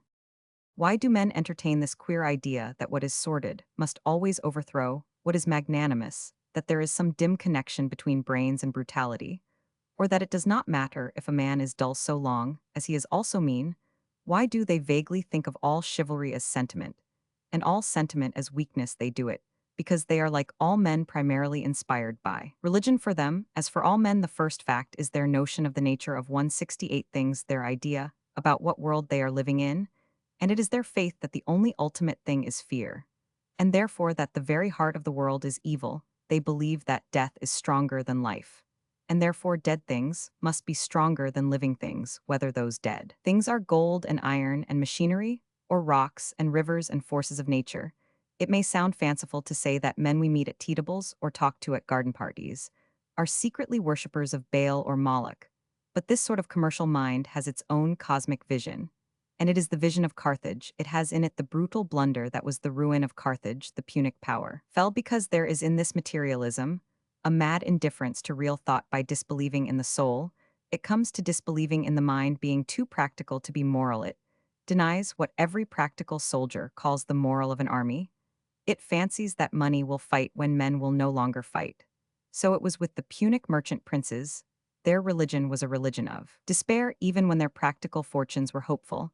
How could they understand that the Romans could hope, even when their fortunes were hopeless?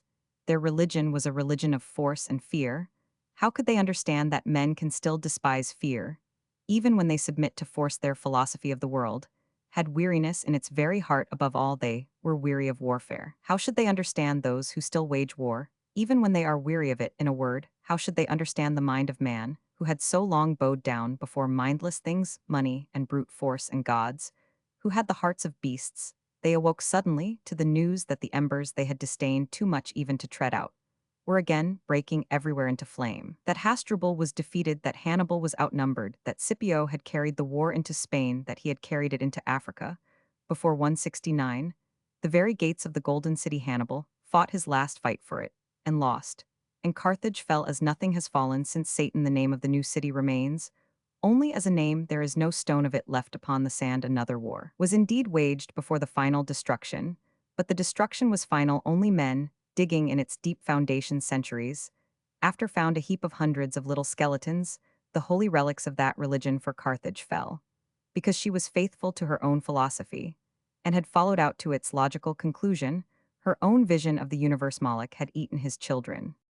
The gods had risen again, and the demons had been defeated after all, but they had been defeated by the defeated, and almost defeated by the dead. Nobody understands the romance of Rome, and why she rose afterwards to a representative leadership that seemed almost faded and fundamentally natural, who does not keep in mind the agony of horror and humiliation through which she had continued to testify to the sanity that is the soul of Europe. She came to stand alone in the midst of an empire, because she had once stood alone in the midst of a ruin and a waste. After that, all men knew in their hearts that she had been representative of mankind, even when she was rejected of men, and there fell on her the shadow from a shining and as yet invisible light and the burden of things to be.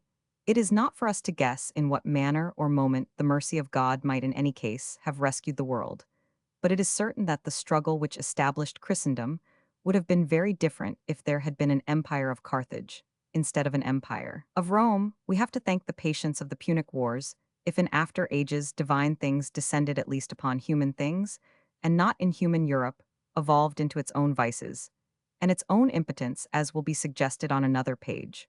But the worst into which it evolved was not like what it had escaped. Can 170 any man in his senses compare the great wooden doll whom the children expected to eat a little bit of the dinner, with the great idol, who would have been expected to eat the children?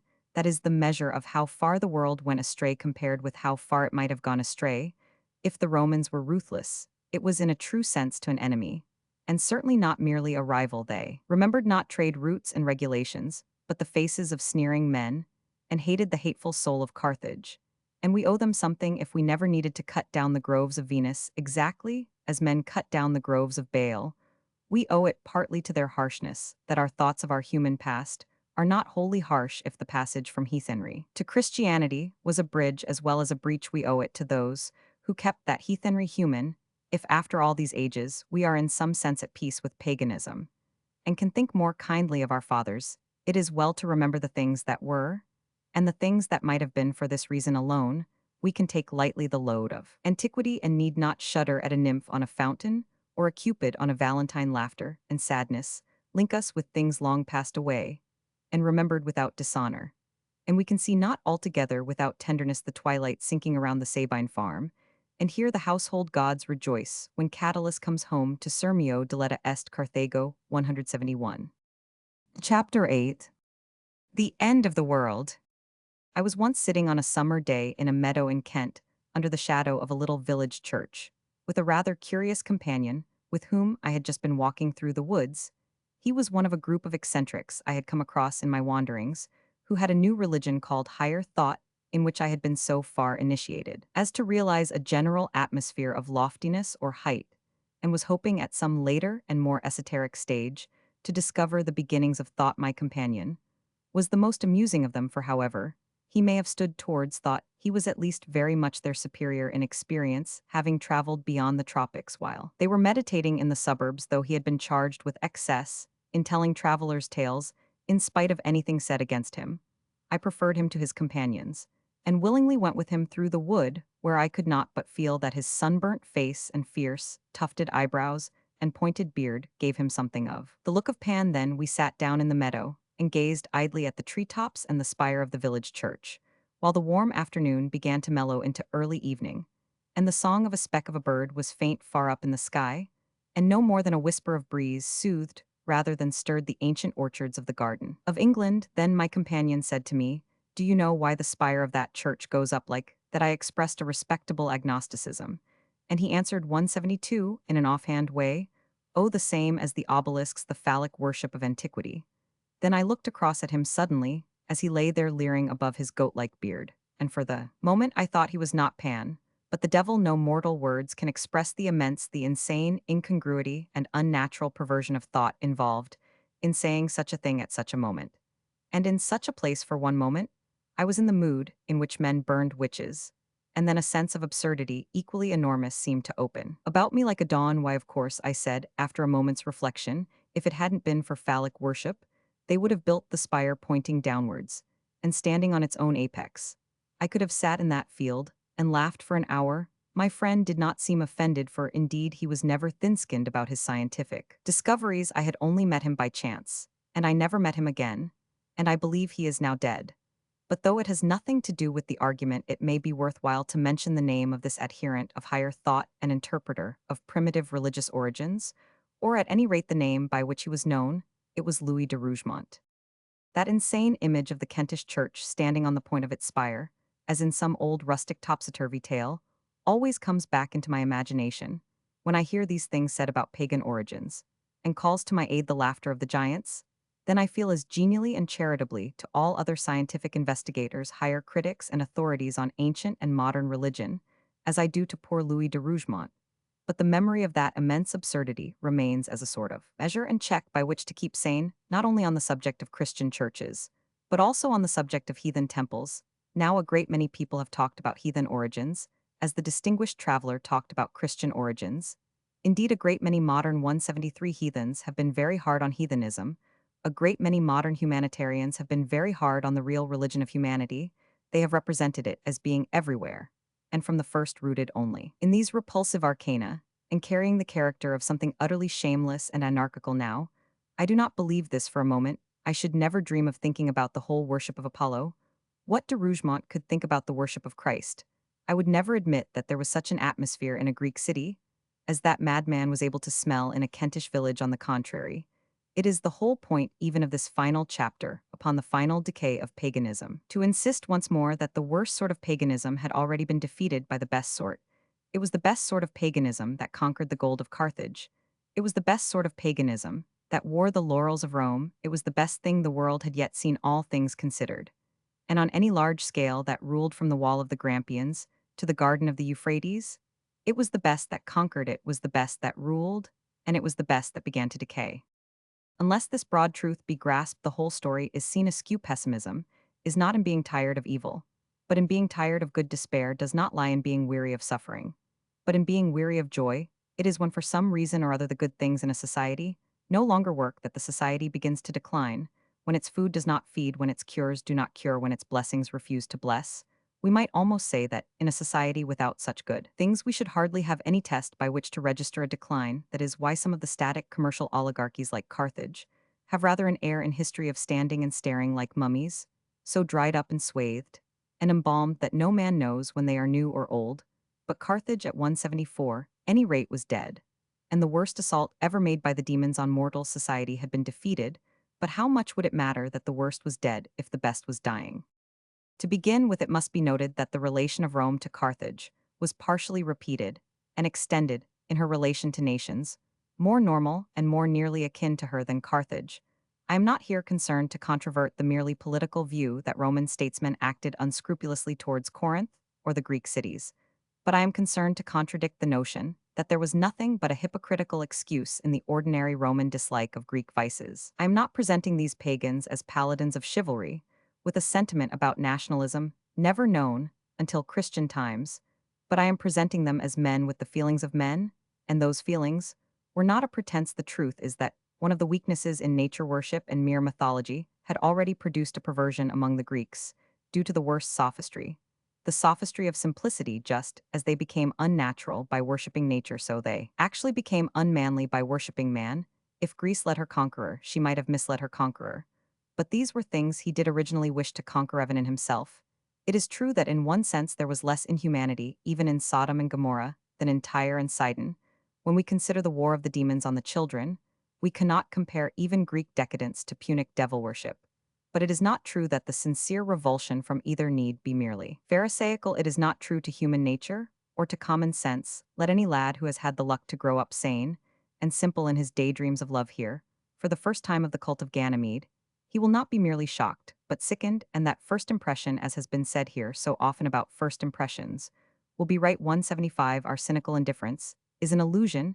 It is the greatest of all illusions, the illusion of familiarity. It is right to conceive the more or less rustic virtues of the ruck of the original Romans, as reacting against the very rumor of it with complete spontaneity and sincerity. It is right to regard them as reacting, if in a lesser degree, exactly as they did against the cruelty of Carthage, because it was in a less degree they did not destroy Corinth as they destroyed Carthage. But if their attitude and action was rather destructive in neither case, need, their indignation have been mere self-righteousness, covering mere selfishness, and if anybody insists that nothing could have operated in either case, but reasons of state and commercial conspiracies, we can only tell him that there is something which he does not understand, something which possibly he will never understand, something which, until he does understand, he will never understand the Latins, that something is called democracy. He has probably heard the word a good many times, and even used it himself, but he has no notion of what it means. All through the revolutionary history of Rome, there was an incessant drive towards democracy, the state, and the statesman could do nothing without a considerable backing of democracy, the sort of democracy that never has anything to do with diplomacy. It is precisely because of the presence of Roman democracy that we hear so much about Roman oligarchy. For instance, recent historians have tried to explain the valor and victory of Rome in terms of that detestable and detested usury, which was practiced by some of the patricians, as if Curius had conquered the men of the Macedonian phalanx by lending them money, or the consul Nero had negotiated the victory of Metaurus at 5%, but we realize the usury of the patricians because of the perpetual revolt of the plebeians. The rule of the Punic merchant princes had the very soul of usury, but 176, there was never a Punic mob that dared to call them usurers.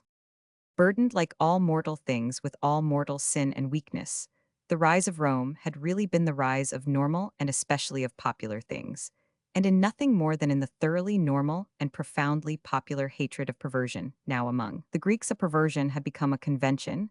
It is true that it had become so much of a convention, especially a literary convention, that it was sometimes conventionally copied by Roman literary men. But this is one of those complications that always arise. Out of conventions, it must not obscure our sense of the difference of tone in the two societies. As a whole, it is true that Virgil would once in a way take over a theme of Theocritus, but nobody can get the impression that Virgil was particularly fond of that theme. The themes of Virgil were specially and notably the normal themes, and nowhere more than in morals, piety, and patriotism, and the honor of the countryside. And we may well pause upon the name of the poet, as we pass into the autumn of antiquity, upon his name, who was in so supreme a sense the very voice of autumn, of its maturity, and its melancholy of its fruits of fulfillment, and its prospect of decay. Nobody who reads even a few lines of Virgil can doubt that he understood what moral sanity means to mankind. Nobody can doubt his feelings when the demons were driven in flight before the household gods, but there are two particular points about him and his work which are particularly important to the main thesis. Here the first is that the whole of his great patriotic epic is in a very peculiar sense founded upon the fall of Troy, that is, upon an avowed pride in Troy. Although she had fallen in tracing to Trojans the foundation of his beloved race and republic, he began what may be called the great Trojan tradition, which runs through medieval and modern history. We have 177 already seen the first hint of it in the pathos of Homer about Hector, but Virgil turned it not merely into a literature, but into a legend, and it was a legend of the almost divine dignity that belongs to the defeated. This was one of the traditions that did truly prepare the world for the coming of Christianity, and especially of Christian chivalry. This is what did help to sustain civilization through the incessant defeats of the Dark Ages and the barbarian wars out of which what we call chivalry was born. It is the moral attitude of the man with his back to the wall. And it was the wall of Troy all through medieval and modern times. This version of the virtues in the Homeric conflict can be traced in 100 ways, cooperating with all that was akin to it in Christian sentiment. Our own countrymen and the men of other countries loved to claim, like Virgil, that their own nation was descended from the heroic Trojans. All sorts of people thought it the most superb sort of heraldry to claim to be descended from Hector. Nobody seems to have wanted to be descended from Achilles. The very fact that the Trojan name has become a Christian name and been scattered to the last limits of Christendom to Ireland or the Gaelic Highlands, while the Greek name has remained relatively rare and pedantic, is a tribute to the same truth indeed. It involves a curiosity of language almost in the nature of a joke. The name has been turned into a verb, and the very phrase about hectoring in the sense of swaggering suggests the myriads of soldiers who have taken the fallen Trojan for a model. As a matter of fact, nobody in antiquity was less given to hectoring than Hector, but even the bully pretending to be a conqueror took his title from the conquered. That is why the popularization of the Trojan origin by Virgil has a vital relation to all those elements that have made men say that Virgil was almost a Christian. It is almost as if two great tools or toys of the same timber, the 178 divine and the human, had been in the hands of Providence, and the only thing comparable to the wooden cross of Calvary was the wooden horse of Troy. So, in some wild allegory pious in purpose, if almost profane in form, the Holy Child might have fought the dragon with a wooden sword and a wooden horse. The other element in Virgil which is essential to the argument is the particular nature of his relation to mythology, or what may here in a special sense be called folklore, the faiths and fancies of the populace. Everybody knows that his poetry at its most perfect is less concerned with the pomposity of Olympus than with the noumena of natural and agricultural life. Everyone knows where Virgil looked for the causes of things. He speaks of finding them not so much in cosmic allegories of Uranus and Cronos, but rather in Pan and the sisterhood of the nymphs and the shaggy old man of the forest. He is perhaps most himself in some passages of the eclogues, in which he has perpetuated forever the great legend of Arcadia and the shepherds. Here again, it is easy enough to miss the point with petty criticism about all the things that happen to separate his literary convention from ours. There is nothing more artificial than the cry of artificiality, as directed against the old pastoral poetry. We have entirely missed all that our fathers meant by looking at the externals of what they wrote. People have been so much amused with the mere fact that the China shepherdess was made of China that they have not even asked why she was made at all. They have been so content to consider the merry peasant as a figure in an opera that they have not asked even how he came to go to the opera, or how he strayed on to the stage. In short, we have only to ask why there is a China shepherdess, and not a China shopkeeper, why were not mantelpieces adorned with figures of city merchants, in elegant attitudes of ironmasters, wrought 179 in iron, or gold speculators in gold. Why did the opera exhibit a merry peasant and not a merry politician? Why was there not a ballet of bankers pirouetting upon pointed toes? Because the ancient instinct and humor of humanity have always told them, under whatever conventions, that the conventions of complex cities were less really healthy and happy than the customs of the countryside. So it is with the eternity of the eclogues. A modern poet did indeed write things called Fleet Street eclogues, in which poets took the place of the shepherds. But nobody has yet written anything called Wall Street eclogues, in which millionaires should take the place of the poets, and the reason is that there is a real, if only a recurrent, yearning for that sort of simplicity, and there is never that sort of yearning for that sort of complexity. The key to the mystery of the merry peasant is that the peasant often is merry those who do not believe. It are simply those who do not know anything about him, and therefore do not know which are his times for merriment. Those who do not believe in the shepherd's feast or song are merely ignorant of the shepherd's calendar. The real shepherd is indeed very different from the ideal shepherd, but that is no reason for forgetting the reality at the root of the ideal. It needs a truth to make a tradition.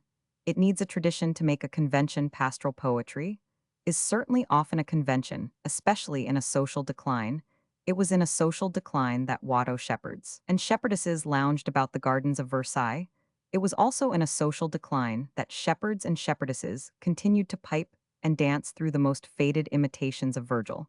But that is no reason for dismissing the dying paganism without ever understanding its life. It is no reason for forgetting that the very word pagan is the same as the word peasant. We may say that this art is only artificiality, but it is not a love of the artificial. On the contrary, it is, in its very 180 nature, only the failure of nature worship, or the love of the natural.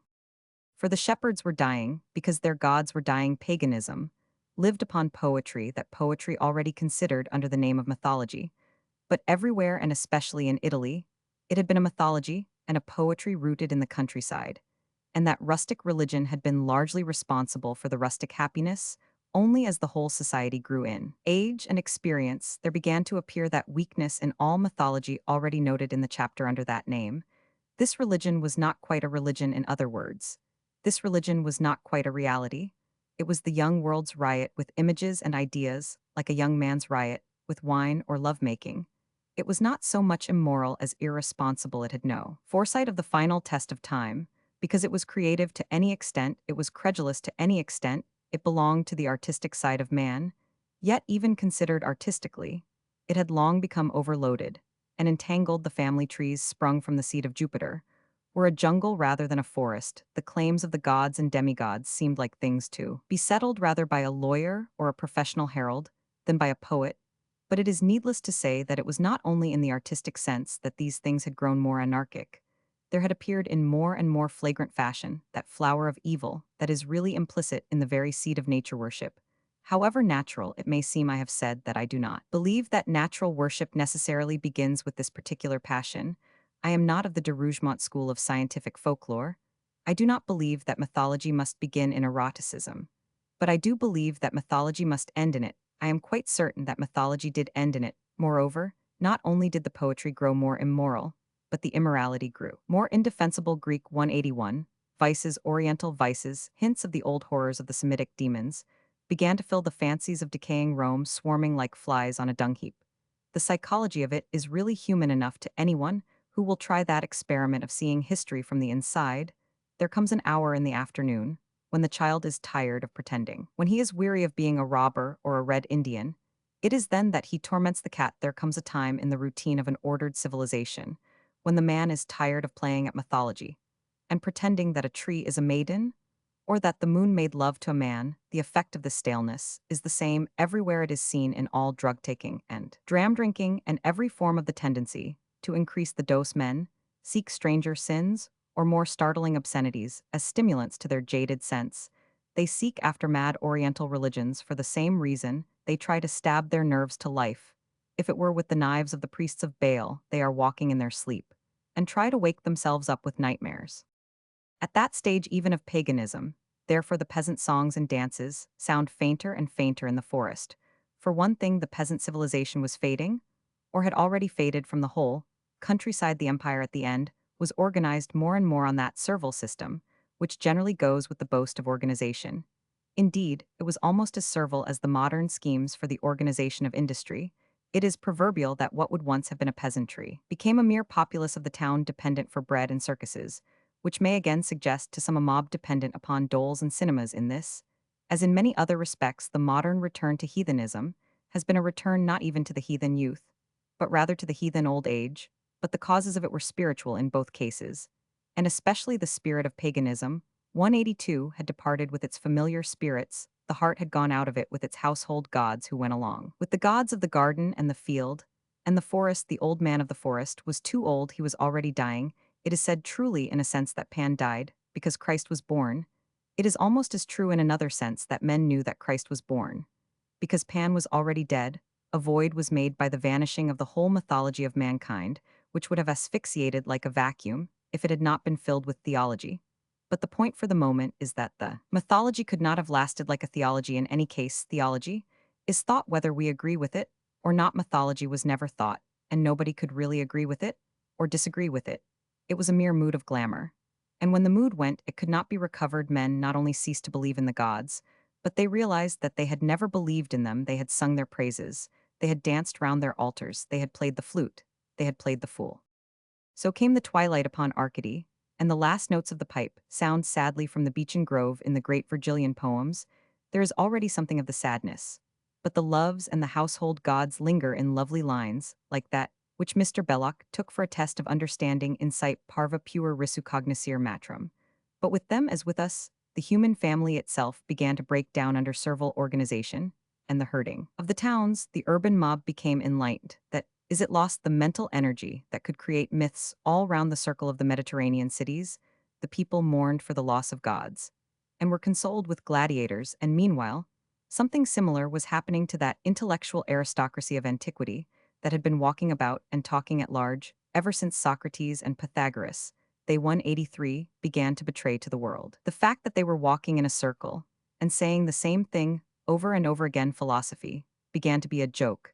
It also began to be a bore, that unnatural simplification of everything into one system, or another which we have noted as the fault of the philosopher revealed at once its finality, and its futility everything was virtue, or everything was happiness, or everything was fate, or everything was good, or everything was bad anyhow. Everything was everything, and there was no more to be said, so they said it everywhere the sages had degenerated into sophists, that is, into hired rhetoricians or askers of riddles.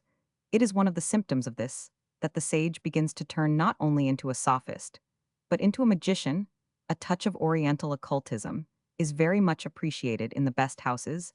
As the philosopher is already a society entertainer, he may as well also be a conjurer. Many moderns have insisted on the smallness of that Mediterranean world and the wider horizons that might have awaited it with the discovery of the other continents. But this is an illusion, one of the many illusions of materialism. The limits that paganism had reached in Europe were the limits of human existence at its best. It had only reached the same limits anywhere else. The Roman Stoics did not need any Chinamen to teach them Stoicism. The Pythagoreans did not need any Hindus to teach them about recurrence, or the simple life, or the beauty of being a vegetarian. In so far as they could get these things from the East, they had already got rather too much of them. From the East, the syncretists were as convinced as theosophists that all religions are really the same, and how else could they have extended philosophy, merely by extending geography? It can hardly be proposed that they should learn a purer religion from the Aztecs, or sit at the feet of the Incas of Peru. All the rest of the world was a welter of 184 barbarism. It is essential to recognize that the Roman Empire was recognized as the highest achievement of the human race, and also as the broadest. A dreadful secret seemed to be written, as in obscure hieroglyphics, across those mighty works of marble and stone, those colossal amphitheaters and aqueducts. Man could do no more. For it was not the message blazed on the Babylonian wall that one king was found wanting, or his one kingdom, given to a stranger. It was no such good news as the news of invasion and conquest. There was nothing left that could conquer Rome, but there was also nothing left that could improve it. It was the strongest thing that was growing weak. It was the best thing that was going to the bad. It is necessary to insist again and again that many civilizations had met in one civilization of the Mediterranean Sea, that it was already universal with a stale and sterile universality. The peoples had pooled their resources. And still there was not enough. The empires had gone into partnership, and they were still bankrupt. No philosopher, who was really philosophical, could think anything except that in that central sea, the wave of the world had risen to its highest, seeming to touch the stars, but the wave was already stooping, for it was only the wave of the world. That mythology and that philosophy into which paganism has already been analyzed had thus both of them been drained most literally to the dregs, if with the multiplication of magic, the third department, which we have called the demons, was even increasingly active. It was never anything but destructive. There remains only the fourth element, or rather the first, that which had been in a sense forgotten. Because it was the first, I mean the primary and overpowering yet impalpable impression that the universe after all has one origin and one aim. And because it has an aim, must have an author. What 185 became of this great truth in the background of men's minds at this time, it is perhaps more difficult to determine. Some of the Stoics undoubtedly saw it more and more clearly as the clouds of mythology cleared and thinned away, and great men among them did much even to the last to lay the foundations of a concept of the moral unity of the world. The Jews still held their secret certainty of it jealously behind high fences of exclusiveness, yet it is intensely characteristic of the society and the situation that some fashionable figures, especially fashionable ladies, actually embraced Judaism.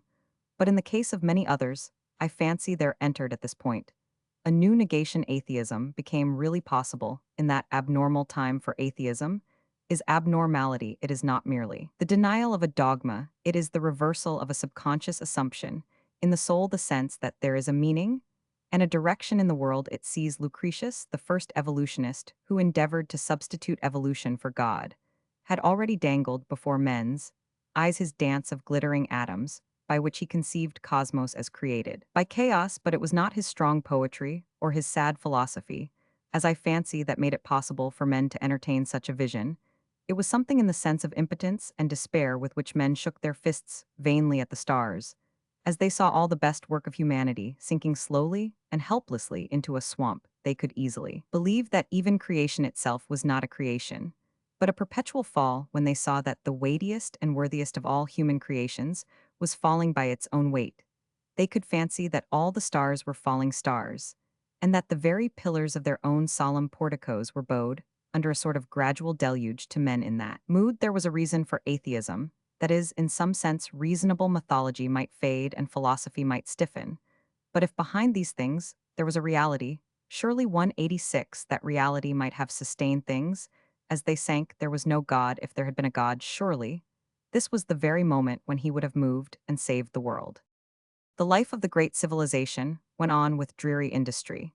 And even with dreary festivity, it was the end of the world, and the worst of it was that it need never end. A convenient compromise had been made between all the multitudinous myths and religions of the empire, that each group should worship freely and merely give a sort of official flourish of thanks to the tolerant emperor, by tossing a little incense to him under his official title of divis.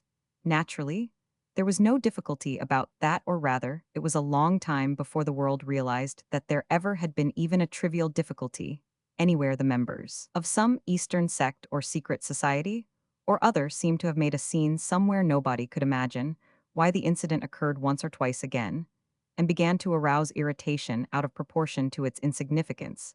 It was not exactly what these provincials said, though of course it sounded queer enough. They seemed to be saying that God was dead, and that they themselves had seen him die. This might be one of the many manias produced by the despair of the age, only they did not seem particularly despairing, they seemed quite unnaturally joyful about it, and gave the reason that the death of God had allowed them to eat him and drink his blood. According to other accounts, God was not exactly dead. After all, there trailed through the bewildered imagination some sort of fantastic procession of the funeral of God, at which the sun turned black, but which ended with the dead omnipotence breaking out of the tomb and rising again like the sun. But it was not the strange story to which anybody paid any particular attention. People in that world had seen queer religions enough to fill a madhouse. It was something in the tone of 187, the madmen, and their type of formation. They were a scratch company of barbarians and slaves, and poor and unimportant people. But their formation was military. They moved together, and were very absolute about who and what was really a part of their little system, and about what they said, however mildly. There was a ring like iron. Men, used to many mythologies and moralities, could make no analysis of the mystery, except the curious conjecture that they meant what they said. All attempts to make them see reason in the perfectly simple matter of the emperor's statue seemed to be spoken to deaf men. It was as if a new meteoric metal had fallen on the earth. It was a difference of substance to the touch. Those who touched their foundation fancied they had struck a rock. With a strange rapidity like the changes of a dream, the proportions of things seemed to change in their presence before most men knew what had happened. These few men were palpably present. They were important enough to be ignored. People became suddenly silent about them and walked stiffly past them. We see a new scene in which the world has drawn its skirts away from these men and women, and they stand in the center of a great space like lepers. The scene changes again, and the great space where they stand is overhung on every side with a cloud of witnesses. Interminable terraces, full of faces looking down towards them intently, for strange things are happening to them. New tortures have been invented for the madmen, who have brought good news that sad and weary society seems almost to find a new energy in establishing its first religious persecution. Nobody yet knows very clearly why that level world has thus lost its balance about the people in its midst. But they stand unnaturally still, while the arena and the world seem to revolve round them, and there shone on them in that dark hour a light that has never been darkened, a white fire, clinging 188 to that group like an unearthly phosphorescence, blazing its track through the twilights of history, and confounding every effort to confound it with the mists of mythology and theory, that shaft of light or lightning, by which the world itself has struck and isolated, and crowned it, by which its own enemies have made it more illustrious, and its own critics have made it more inexplicable. The halo of hatred around the Church of God. 189. Part 2. On the Man Called Christ. Chapter 1. The God in the Cave. This sketch of the human story began in a cave, the cave which popular science associates with the caveman, and in which practical discovery has really found archaic drawings of animals. The second half of human history, which was like a new creation of the world, also begins. In a cave, there is even a shadow of such a fancy, in the fact that animals were again present, for it was a cave used as a stable by the mountaineers of the uplands about Bethlehem, who still drive their cattle into such holes and caverns. At night, it was here that a homeless couple had crept underground with the cattle, when the doors of the crowded caravanserai had been shut in their faces. And it was here, beneath the very feet of the passers-by, in a cellar under the very floor of the world, that Jesus Christ was born. But in that second creation, there was indeed something symbolical in the roots of the primeval rock, or the horns of the prehistoric herd god. Also was a caveman, and had also traced strange shapes of creatures curiously colored upon the wall of the world, but the pictures that he made had come to life. Mass of legend and literature which increases and will never end has repeated and rung the changes on that single paradox, that the hands that had made the sun and stars were too small to reach the huge heads of the cattle. Upon this paradox, we might almost say upon this jest, all the literature of our faith is founded. It is at least like a jest in this, that it is something which the scientific critic cannot 192 see.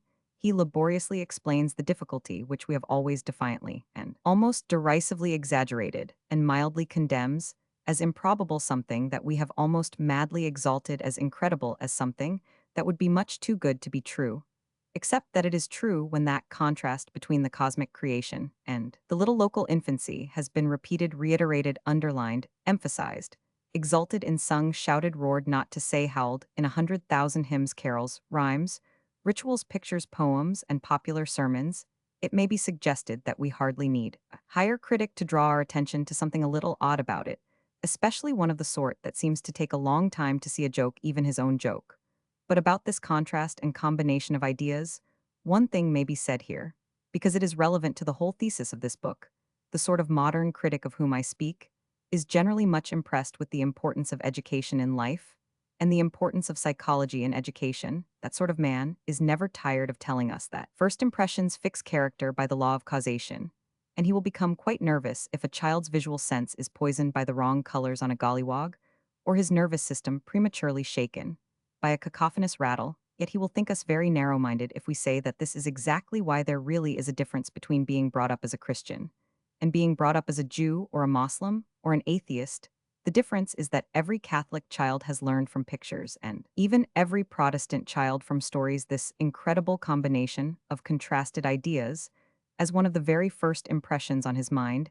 It is not merely a theological difference, it is a psychological difference, which can outlast any theologies. It really is, as that sort of scientist loves to say about anything incurable, any agnostic or atheist whose childhood has known a real Christmas has ever afterwards 193, whether he likes it or not, an association in his mind between two ideas that most of mankind must regard as remote from each other: the idea of a baby and the idea of unknown strength that sustains the stars. His instincts and imagination can still connect them.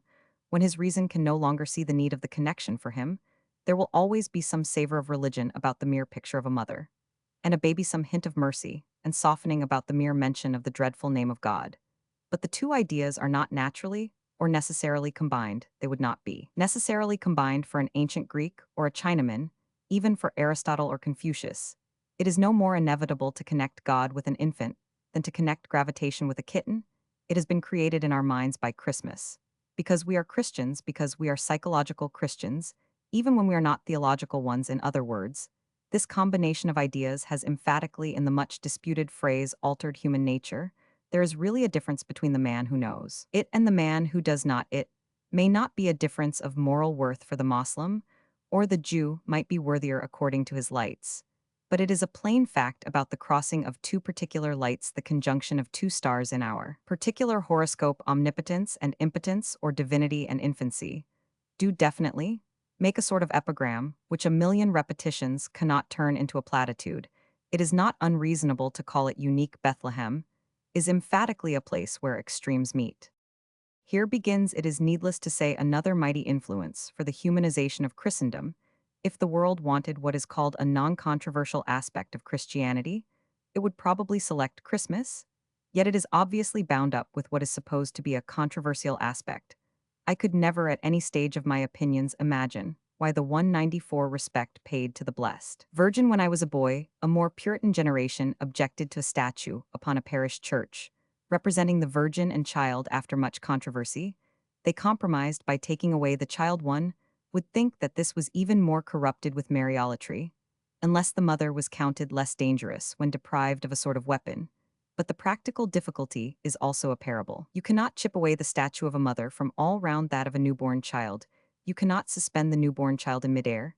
Indeed, you cannot really have a statue of a newborn child at all. Similarly, you cannot suspend the idea of a newborn child in the void or think of him without thinking of his mother. You cannot visit the child without visiting the mother. You cannot common human life approach the child except through the mother. If we are to think of Christ in this aspect, at all the other idea follows, as it is followed in history. We must either leave Christ out of Christmas or Christmas out of Christ, or we must admit, if only as we admit it in an old picture, that those holy heads are too near together for the halos not to mingle and cross. It might be suggested in a somewhat violent image that nothing had happened in that fold or crack in the great gray hills, except that the whole universe had been turned inside out. I mean, that all the eyes of wonder and worship which had been turned outwards to the largest thing were now turned inward to the smallest. The very image will suggest all that multitudinous marvel of converging eyes that makes so much of the colored Catholic imagery, like a peacock's tail. But it is true in a sense that God, who had been only a circumference, was seen as a center. And a center is infinitely small. It is true that the spiritual spiral henceforward works inwards instead of outwards, and in that sense is centripetal and not centrifugal. The faith becomes in more 195 ways than one a religion of little things. But its traditions in art and literature and popular fable have quite sufficiently attested. As has been said, this particular paradox of the divine being in the cradle, perhaps, they have not so clearly emphasized the significance of the divine being in the cave. Curiously enough, indeed, tradition has not very clearly emphasized the cave. It is a familiar fact that the Bethlehem scene has been represented in every possible setting of time and country of landscape and architecture. And it is a wholly happy and admirable fact that men have conceived it as quite different according to their different individual traditions and tastes. But while all have realized that it was a stable, not so many have realized that it was a cave. Some critics have even been so silly as to suppose that there was some contradiction between the stable and the cave, in which case, they cannot know much about caves or stables in Palestine, as they see differences that are not there. It is needless to add that they do not see differences that are there when a well-known critic says, for instance, that Christ being born in a rocky cavern is like Mithras having sprung alive out of a rock. It sounds like a parody upon comparative religion. There is such a thing as the point of a story, even if it is a story in the sense of a lie, and the notion of a hero appearing like Pallas from the brain of Zeus mature and without a mother is obviously the very opposite of the idea of a god being born like an ordinary baby and entirely dependent on a mother. Whichever ideal we might prefer, we should surely see that they are contrary ideals. It is as stupid to connect them, because they both contain a substance called stone, as to identify the punishment of the deluge with the baptism in the Jordan, because they both contain a substance called water. Whether as a myth or a mystery, Christ was obviously conceived as born in a hole in the rocks primarily, because it marked the position of one 196 outcast and homeless. Nevertheless, it is true, as I have said, that the cave has not been so commonly or so clearly used as a symbol as the other realities that surrounded the first Christmas.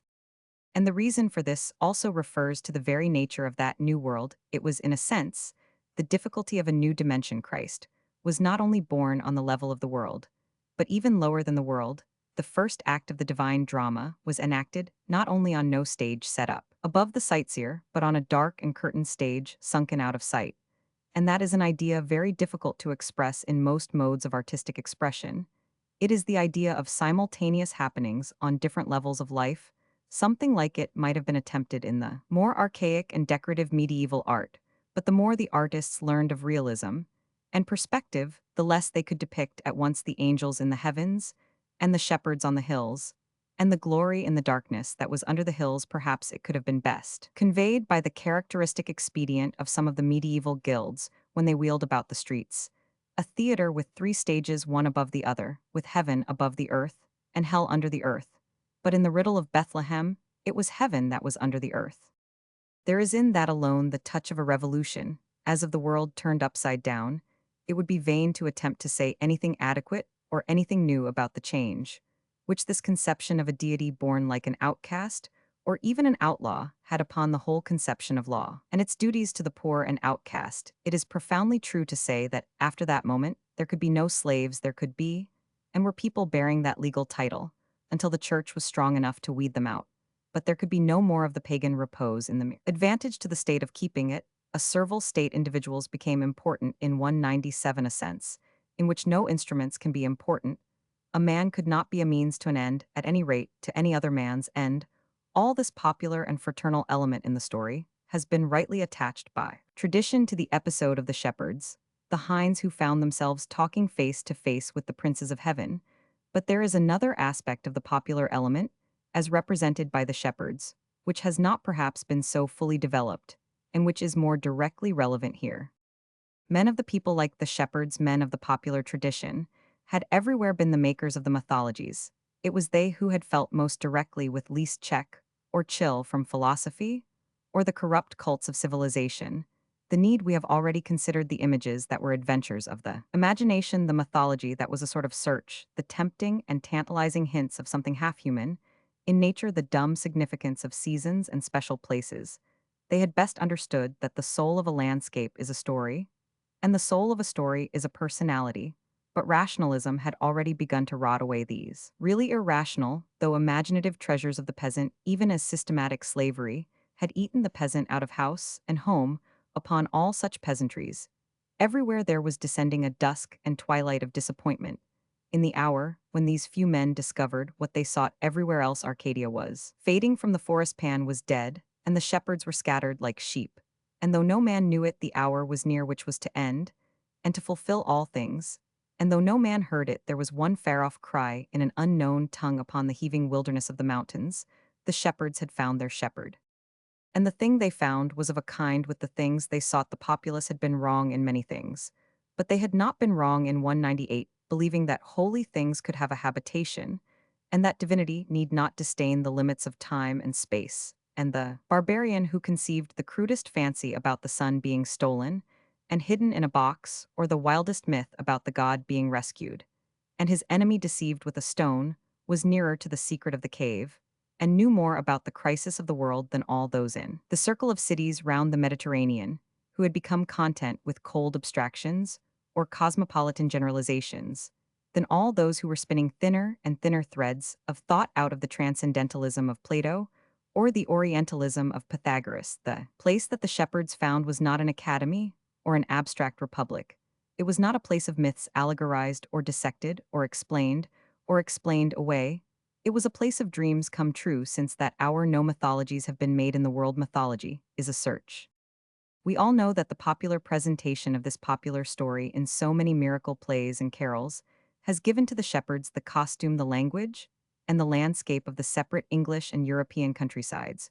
We all know that one shepherd will talk in a Somerset dialect, or another talk of driving his sheep from Conway towards the Clyde. Most of us know by this time how true is that error, how wise, how artistic, how intensely Christian and Catholic is that anachronism, but some who have seen it in these scenes of medieval rusticity have perhaps not seen it in another sort of poetry, which it is sometimes the fashion to call artificial, rather than artistic. I fear that many modern critics will see only a faded classicism in the fact that men like Crashaw and Herrick conceived the shepherds of Bethlehem under the form of the shepherds of Virgil, yet they were profoundly right.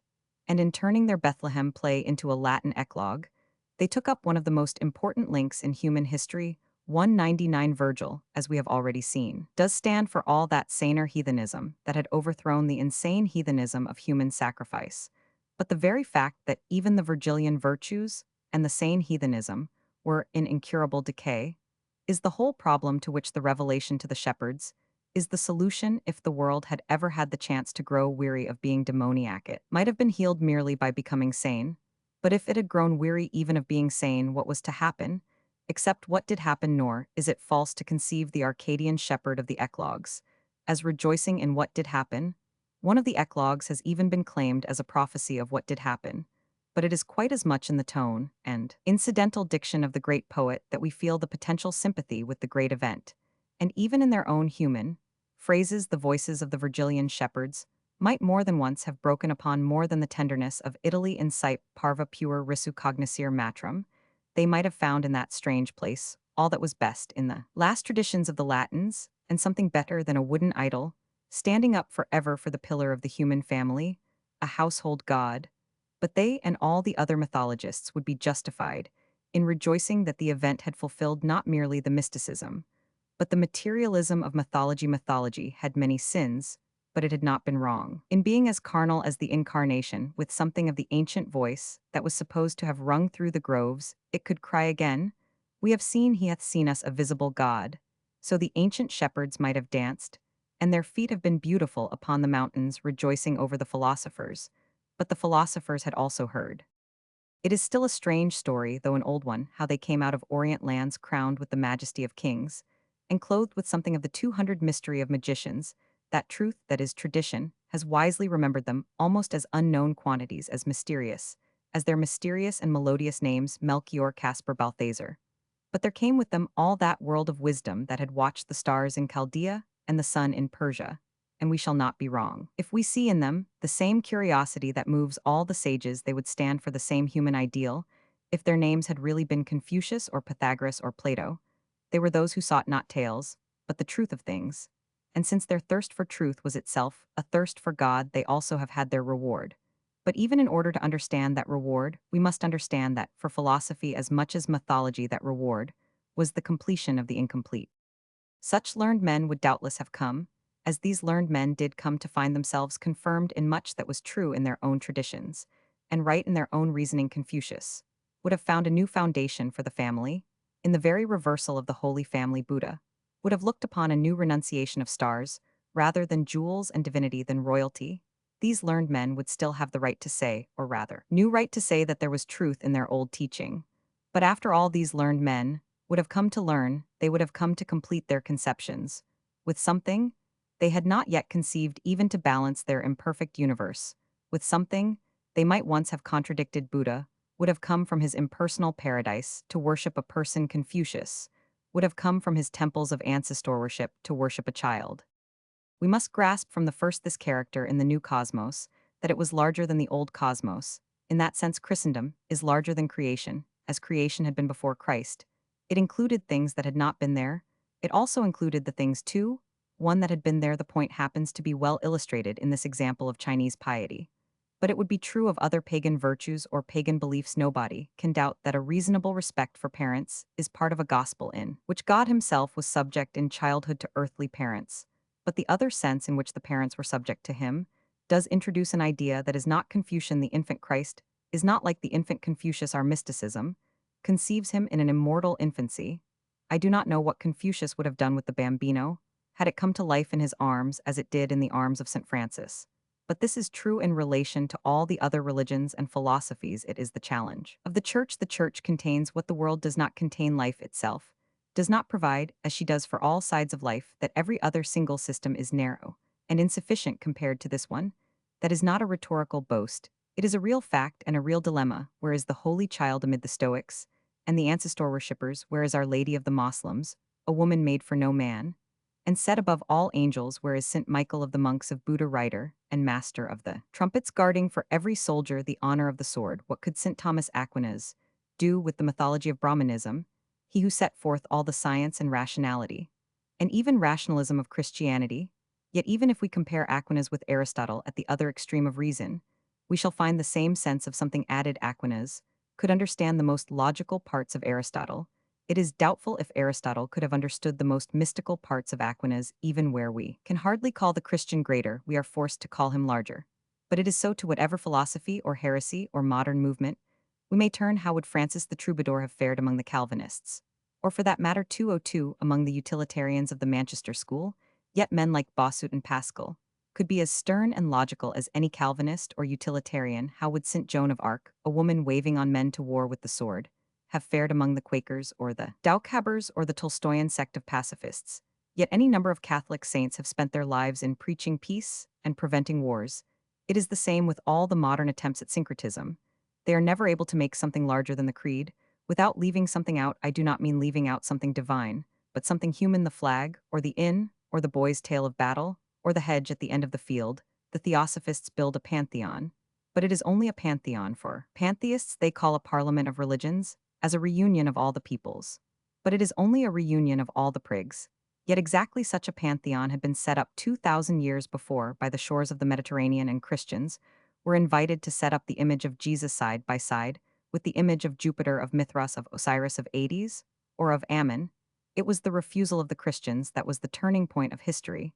if the Christians had accepted they and the whole world, would have certainly in a grotesque, but exact metaphor gone to pot they would all have been boiled down to one lukewarm liquid in that great pot of cosmopolitan corruption, in which all the other myths and mysteries were already melting.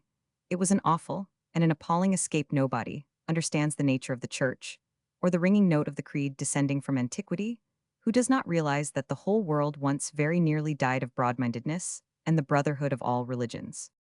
Here it is the important point that the magi who stand for mysticism and philosophy are truly conceived as seeking something new, and even as finding something unexpected. That tense sense of crisis 203, which still tingles in the Christmas story, and even in every Christmas celebration, accentuates the idea of a search and a discovery. The discovery is in this case truly a scientific discovery for the other mystical figures in the miracle play. For the angel and the mother, the shepherds and the soldiers of Herod, there may be aspects both simpler and more supernatural, more elemental or more emotional.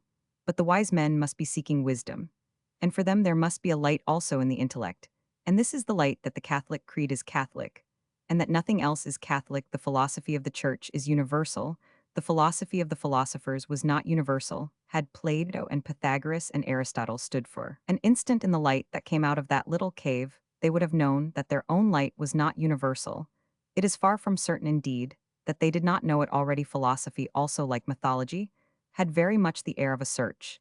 It is the realization of this truth that gives its traditional majesty and mystery to the figures of the three kings, the discovery that religion is broader than philosophy, and that this is the broadest of religions. Contained within this narrow space, the magicians were gazing at the strange pentacle with the human triangle reversed, and they have never come to the end of their calculations about it. For it is the paradox of that group in the cave that while our emotions about it are of childish simplicity, our thoughts about it can branch with a never-ending complexity, and we can never reach the end even of our own ideas about the child who was a father and the mother who was a child. We might well be content to say that mythology had come with the shepherds and philosophy with the philosophers, and that it only remained for them to combine in the recognition of religion. But there was a third element that must not be ignored, and one which that religion for ever refuses to ignore. 204 In any revel or reconciliation, there was present in the primary scenes of the drama that enemy that had rotted the legends with lust and frozen the theories into atheism, but which answered the direct challenge with something of that more direct method, which we have seen in the conscious cult of the demons, in the description of that demon worship of the devouring detestation of innocence, shown in the works of its witchcraft, and the most inhuman of its human sacrifice. I have said less of its indirect and secret penetration of the saner paganism, the soaking of mythological imagination, with sex the rise of imperial pride into insanity. But both the indirect and the direct influence make themselves felt in the drama of Bethlehem, a ruler under the Roman suzerainty, probably equipped and surrounded with the Roman ornament, and order though himself of Eastern blood, seems in that hour to have felt stirring within him the spirit of strange things. We all know the story of how Herod, alarmed at some rumor of a mysterious rival, remembered the wild gesture of the capricious despots of Asia and ordered a massacre of suspects of the new generation of the populace. Everyone knows the story, but not everyone has perhaps noted its place in the story of the strange religions of men. Not everybody has seen the significance even of its very contrast with the Corinthian columns and Roman pavement of that conquered and superficially civilized world, only as the purpose in his dark spirit began to show and shine in the eyes of the Idumean. A seer might perhaps have seen something like a great gray ghost that looked over his shoulder, have seen behind him filling the dome of night and hovering for the last time over history, that vast and fearful face that was Moloch of the Carthaginians, awaiting his last tribute from a ruler of the races of Shem. The demons also, in that first festival of Christmas, feasted after their own fashion. Unless we understand the presence of that enemy too, 05, we shall not only miss the point of Christianity, but even miss the point of Christmas. Christmas for us in Christendom has become one thing, and in one sense even a simple thing, but like all the truths of that tradition, it is in another sense a very complex thing. Its unique note is the simultaneous striking of many notes of humility, of gaiety, of gratitude, of mystical fear, but also of vigilance and of drama. It is not only an occasion for the peacemakers any more than for the merrymakers. It is not only a Hindu peace conference any more than it is only a Scandinavian winter feast. There is something defiant in it, also something that makes the abrupt bells at midnight sound like the great guns of a battle. that has just been won all this indescribable thing that we call the Christmas atmosphere only hangs in the air as something like a lingering fragrance or fading vapor from the exultant explosion of that 1 hour in the Judean hills nearly 2,000 years ago, but the savor is still unmistakable. And it is something too subtle or too solitary to be covered by our use of the word peace, by the very nature of the story. The rejoicings in the cavern were rejoicings in a fortress or an outlaw's den properly. Understood, it is not unduly flippant to say they were rejoicings in a dugout. It is not only true that such a subterranean chamber was a hiding place from enemies, and that the enemies were already scouring the stony plain that lay above it like a sky. It is not only that the very horse hoofs of Herod might in that sense have passed like thunder over the sunken head of Christ. It is also that there is in that image a true idea of an outpost of a piercing through the rock, and an entrance into an enemy territory. There is in this buried divinity an idea of undermining the world, of shaking the towers and palaces from below, even as Herod the great king felt that earthquake under him and swayed with his swaying palace. That is perhaps the mightiest of the mysteries of 206. The cave. It is already apparent that though men are said to have looked for hell under the earth in this case, it is rather heaven that is under the earth, and there follows in this strange story the idea of an upheaval of heaven. That is the paradox of the whole position, that henceforth the highest thing can only work from below royalty, can only return to its own by a sort of rebellion. Indeed, the church from its beginnings, and perhaps especially in its beginnings, was not so much a principality as a revolution against the prince of the world, this sense that the world had been conquered by the great usurper, and was in his possession, has been much deplored or derided by those optimists who identify enlightenment with ease. But it was responsible for all that thrill of defiance and a beautiful danger that made the good news seem to be really both good and new. It was in truth against a huge unconscious usurpation that it raised a revolt, and originally so obscure a revolt Olympus still occupied the sky like a motionless cloud, molded into many mighty forms. Philosophy still sat in the high places, and even on the thrones of the kings, when Christ was born in the cave and Christianity in the catacombs. In both cases, we may remark the same paradox of revolution, the sense of something despised, and of something feared. The cave, in one aspect, is only a hole or corner into which the outcasts are swept like rubbish, yet in the other aspect, it is a hiding place of something valuable which the tyrants are seeking like treasure. In one sense, they are there because the innkeeper would not even remember them, and in another because the king can never forget them. We have already noted that this paradox appeared also in the treatment of the early church. It was important while it was still insignificant, and certainly, while it was still impotent, it was important solely because it was intolerable. And in that sense, it is true to say that it was intolerable because it was 207 intolerant. It was resented because in its own still and almost secret way, it had declared war. It had risen out of the ground to wreck the heaven and earth of heathenism. It did not try to destroy all that creation of gold and marble, but it contemplated a world without it. It dared to look right through it, as though the gold and marble had been glass. Those who charged the Christians with burning down Rome with firebrands were slanderers, but they were at least far nearer to the nature of Christianity than those among the moderns who tell us that the Christians were a sort of ethical society being martyred in a languid fashion, for telling men they had a duty to their neighbors, and only mildly disliked because they were meek. And Roman 1449. Herod had his place therefore in the miracle play of Bethlehem, because he is the menace to the church militant, and shows it from the first as under persecution and fighting for its life. For those who think this a discord, it is a discord that sounds simultaneously with the Christmas bells. For those who think the idea of the crusade is one that spoils the idea of the cross, we can only say that for them the idea of the cross is spoiled. The idea of the cross is spoiled quite literally in the cradle. It is not here to the purpose to argue with them on the abstract ethics of fighting. The purpose in this place is merely to sum up the combination of ideas that make up the Christian and Catholic idea, and to note that all of them are already crystallized in the first Christmas story. They are three distinct and commonly contrasted things, which are nevertheless one thing. But this is the only thing which can make them one. The first is the human instinct for a heaven that shall be as literal and almost as local as a home. It is the idea pursued by all poets and pagans making myths, that a particular place must be the shrine of the god, or the abode of the blessed, that fairyland is a land, or that the return of the ghost must be the resurrection 208 of the body. I do not here reason about the refusal of rationalism to satisfy this need. I only say that if the rationalists refuse to satisfy it, the pagans will not be satisfied. This is present in the story of Bethlehem and Jerusalem, as it is present in the story of Delos and Delphi, and as it is not present in the whole universe of Lucretius or the whole universe of Herbert Spencer. The second element is a philosophy larger than other philosophies, larger than that of Lucretius, and infinitely larger than that of Herbert Spencer. It looks at the world through 100 windows where the ancient Stoic or the modern agnostic only looks through one. It sees life with thousands of eyes belonging to thousands of different sorts of people, where the other is only the individual standpoint of a Stoic or an agnostic. It has something for all moods of man, it finds work for all kinds of men, it understands secrets of psychology, it is aware of depths of evil, it is able to distinguish between real and unreal marvels and miraculous exceptions. It trains itself intact about hard cases, all with a multiplicity and subtlety and imagination, about the varieties of life, which is far beyond the bald or breezy platitudes of most ancient or modern moral philosophy.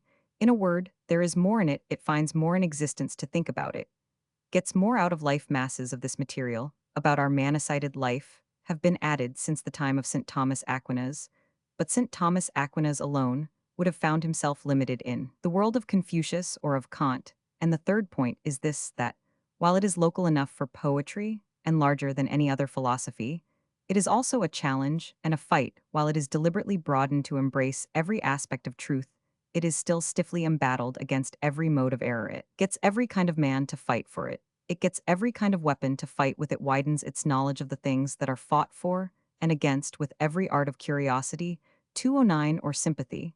But it never forgets that it is fighting. It proclaims peace on earth and never forgets why there was war in heaven.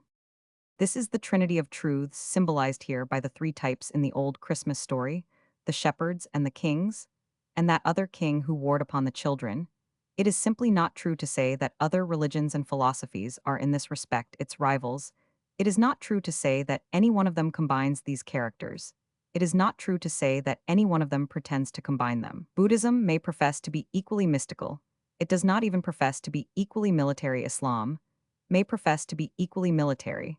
It does not even profess to be equally metaphysical and subtle. Confucianism may profess to satisfy the need of the philosophers for order and reason. It does not even profess to satisfy the need of the mystics for miracle and sacrament and the consecration of concrete things. There are many evidences of this presence of a spirit, at once universal and unique. One will serve here, which is the symbol of the subject of this chapter, that no other story, no pagan legend, or philosophical anecdote, or historical event, does in fact affect any of us with that peculiar and even poignant impression produced on us by the word Bethlehem. No other birth of a god or childhood of a sage seems to us to be Christmas or anything like Christmas. It is either too cold or too frivolous or too formal and classical, or too simple and savage or too occult and complicated. Not one of us, whatever his opinions, would ever go to such a scene with the sense that he was going home. He might admire it because it was poetical, or because it was philosophical, or any number of other things in separation, but not because it was itself. The truth is that there is a quite peculiar and individual character about the hold of this story on human nature. It is not in its psychological substance at all like a mere legend, or the life of a great man. It does too tend, not exactly in the ordinary sense, turn our minds to greatness, to those extensions and exaggerations of humanity, which are turned into gods and heroes, even by the healthiest sort of hero worship. It does not exactly work outwards adventurously to the wonders to be found at the ends of the earth. It is rather something that surprises us from behind, from the hidden and personal part of our being, like that which can sometimes take us off our guard, in the pathos of small objects, or the blind pieties of the poor. It is rather as if a man had found an inner room in the very heart of his own house which he had never suspected, and seen a light from within it. Is as if he found something at the back of his own heart that betrayed him into good. It is not made of what the world would call strong materials, or rather it is made of materials whose strength is in that winged levity with which they brush us, and pass. It is all that is in us, but a brief tenderness that is there made eternal. All that means no more than a momentary softening, that is in some strange fashion become a strengthening, and a repose. It is the broken speech and the lost word that are made positive and suspended unbroken, as the strange kings fade into a far country, and the mountains resound no more with the feet of the shepherds, and only the night and the cavern lie fold upon fold over something more human than humanity. 2:11. Chapter 2. The riddles of the gospel. To understand the nature of this chapter, it is necessary to recur to the nature of this book. The argument, which is meant to be the backbone of the book, is of the kind called the reductio ad absurdum. It suggests that the results of assuming the rationalist thesis are more irrational than ours. But to prove it, we must assume that thesis thus in. The first section 1 often treated man as merely an animal to show that the effect was more impossible than if he were treated as an angel in the sense in which it was necessary to treat man merely as an animal. It is necessary to treat Christ merely as a man. I have to suspend my own beliefs, which are much more positive, and assume this limitation. Even in order to remove it, I must try to imagine what would happen to a man who did really read the story of Christ as the story of a man, and even of a man of whom he had never heard before. And I wish to point out that a really impartial reading of that kind would lead, if not immediately to belief, at least to a bewilderment of which there is really no solution except in belief in this chapter. For this reason, I shall bring in nothing of the spirit of my own creed. I shall exclude the very style of diction, and even of lettering which I should think fitting in speaking in my own person. I am speaking as an imaginary heathen human, being honestly staring at the gospel story for the first time. Now, it is not at all easy to regard the New Testament as a New Testament. It is not at all easy to 2:12.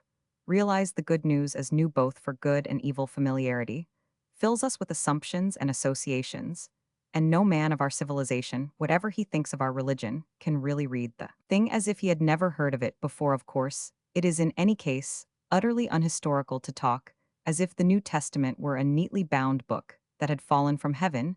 It is simply the selection made by the authority of the Church from a mass of early Christian literature. But apart from any such question, there is a psychological difficulty in feeling the New Testament as new. There is a psychological difficulty in seeing those well-known words simply as they stand, and without going beyond what they intrinsically stand for.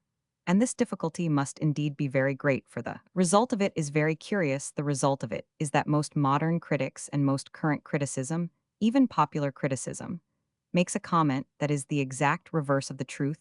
It is so completely the reverse of the truth that one could almost suspect that they had never read the New Testament at all. We have all heard people say 100 times over, for they seem never to tire of saying it, that the Jesus of the New Testament is indeed a most merciful and humane lover of humanity, but that the Church has hidden this human character in repellent dogmas and stiffened it with ecclesiastical terrors till it has taken on an inhuman character. This is, I venture to repeat, very nearly the reverse of the truth. The truth is that it is the image of Christ in the churches that is almost entirely mild and merciful. It is the image of Christ in the Gospels that is a good many other things as well. The figure in the Gospels does indeed utter, in words of almost heartbreaking beauty, his pity for our broken hearts.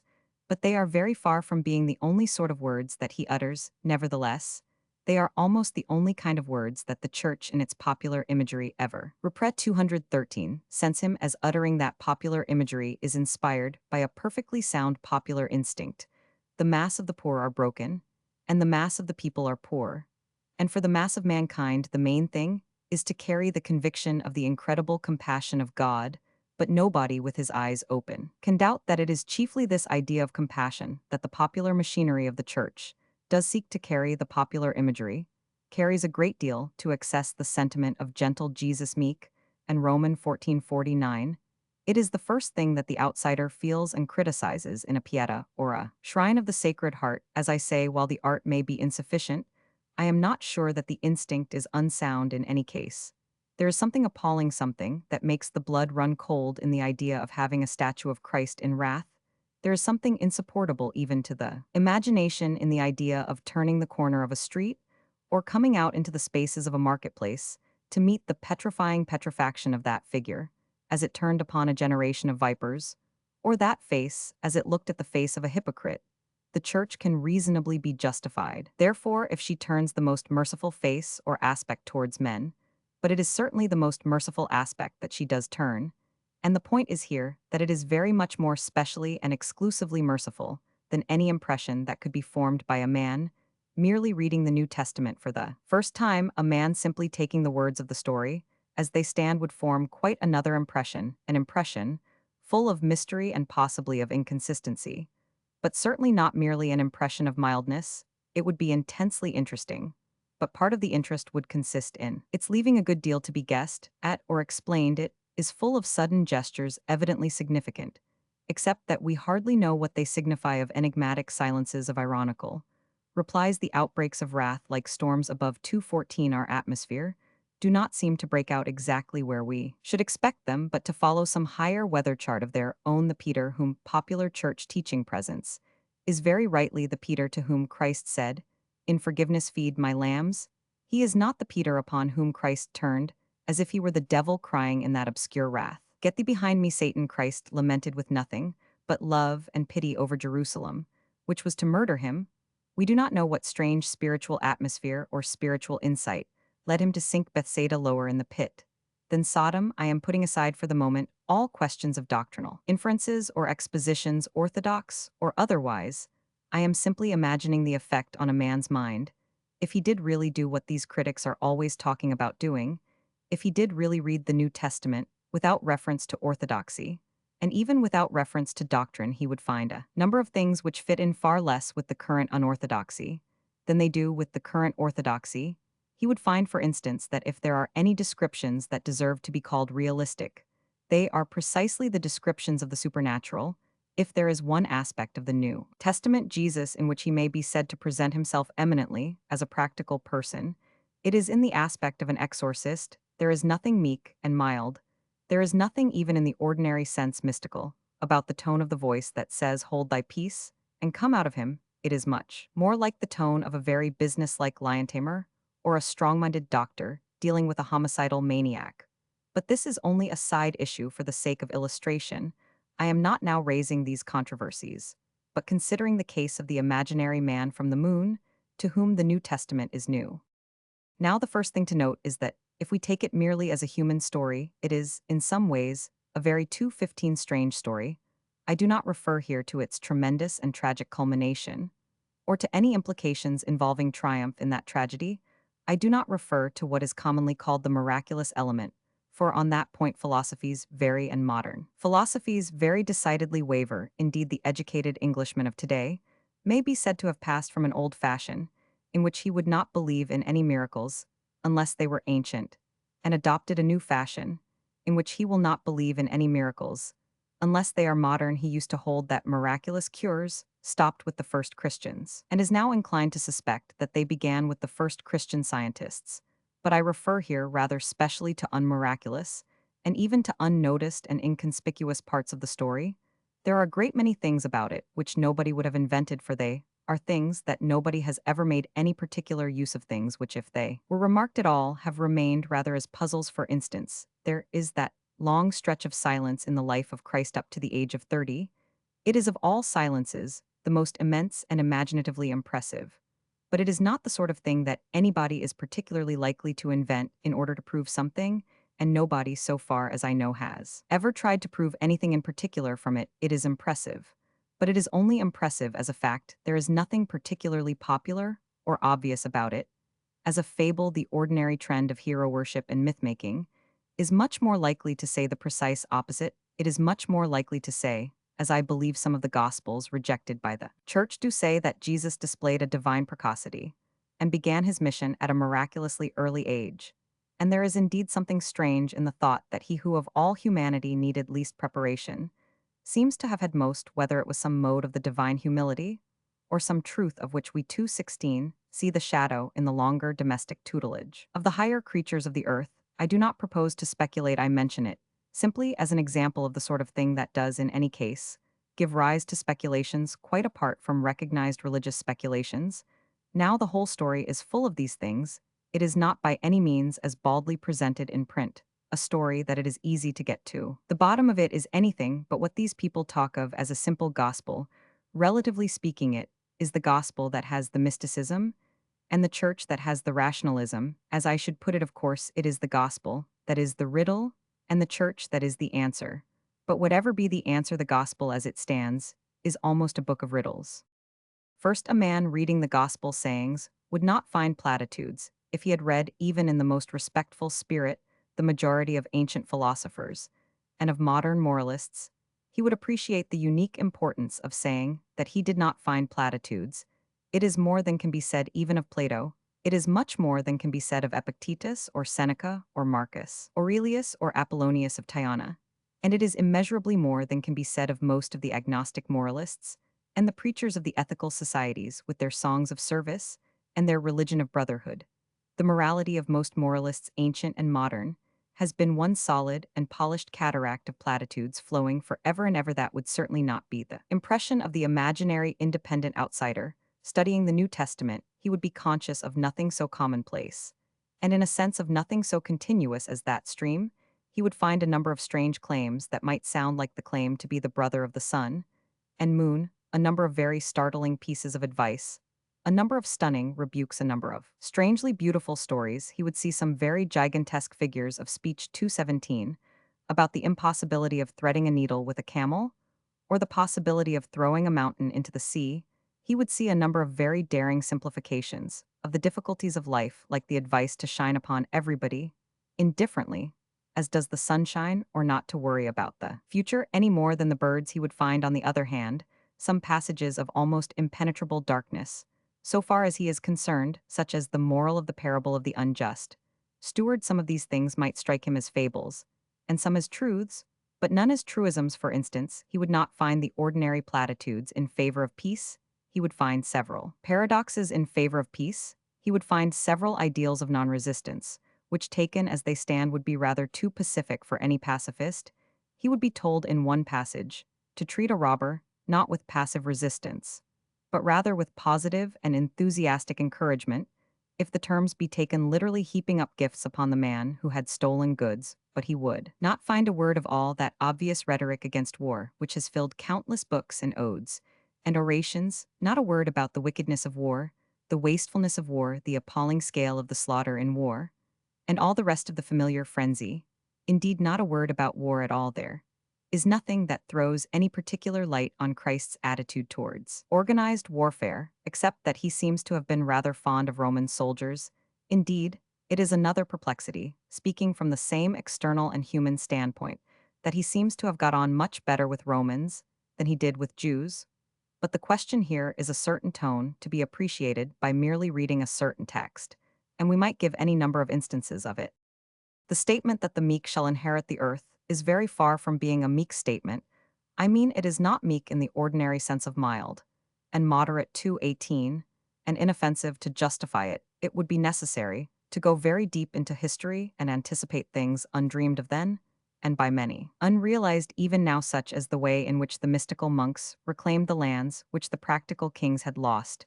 If it was a truth at all, it was because it was a prophecy.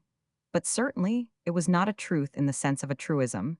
The blessing upon the meek would seem to be a very violent statement, in the sense of doing violence to reason and probability. And with this, we come to another important stage in the speculation. As a prophecy, it really was fulfilled. But it was only fulfilled long afterwards. The monasteries were the most practical and prosperous estates and experiments in reconstruction after the barbaric deluge. The meek did really inherit the earth, but nobody could have known anything of the sort at the time unless, indeed, there was one who knew something of the same thing. May be said about the incident of Martha and Mary, which has been interpreted in retrospect and from the inside by the mystics of the Christian contemplative life. But it was not at all an obvious view of it, and most moralists, ancient and modern, could be trusted to make a rush for the obvious. What torrents of effortless eloquence would have flowed from them to swell any slight superiority on the part of Martha, what splendid sermons about the joy of service and the gospel of work and the world, left better than we found it, and generally all the 10,000 platitudes that can be uttered in favor of taking trouble. Be people who need take no trouble to utter them. If in Mary the mystic and child of love Christ was guarding the seed of something more subtle, who was likely to understand it at the time, nobody else could have seen Claire and Catherine and Teresa shining above the little roof at Bethany. It is so in another way with that magnificent menace about bringing into the world a sword to sunder and divide 219. Nobody could have guessed then either how it could be fulfilled or how it could be justified. Indeed, some freethinkers are still so simple as to fall into the trap and be shocked at a phrase so deliberately defiant they actually complain of the paradox for not being a platitude. But the point here is that if we could read the gospel reports as things as new as newspaper reports, they would puzzle us and perhaps terrify us. much more than the same things as developed by historical Christianity. For instance, Christ, after a clear allusion to the eunuchs of Eastern courts, said there would be eunuchs of the kingdom of heaven. If this does not mean the voluntary enthusiasm of virginity, it could only be made to mean something much more unnatural or uncouth. It is the historical religion that humanizes it for us by experience of Franciscans or of Sisters of Mercy. The mere statement standing by itself might very well suggest a rather dehumanized atmosphere, the sinister and inhuman silence of the Asiatic harem, and Divan this is but one instance out of scores. But the moral is that the Christ of the Gospel might actually seem more strange and terrible than the Christ of the Church. I am dwelling on the dark or dazzling or defiant or mysterious side of the Gospel words, not because they had not obviously a more obvious and popular side, but because this is the answer to a common criticism on a vital point. The freethinker frequently says that Jesus of Nazareth was a man of his time, even if he was in advance of his time, and that we cannot accept his ethics as final for humanity. The freethinker then goes on to criticize his ethics, saying plausibly enough that men cannot turn the other cheek, or that they must take thought for the morrow, or that the self-denial is too ascetic or the monogamy too severe. But the zealots and the legionaries did not turn the other cheek any more than we do. If so much the Jewish traders and Roman tax-gatherers 220 took thought for the morrow as much as we, if not more, we cannot pretend to be abandoning the morality of the past for one more suited to the present. It is certainly not the morality of another age, but it might be of another world. In short, we can say that these ideals are impossible in themselves.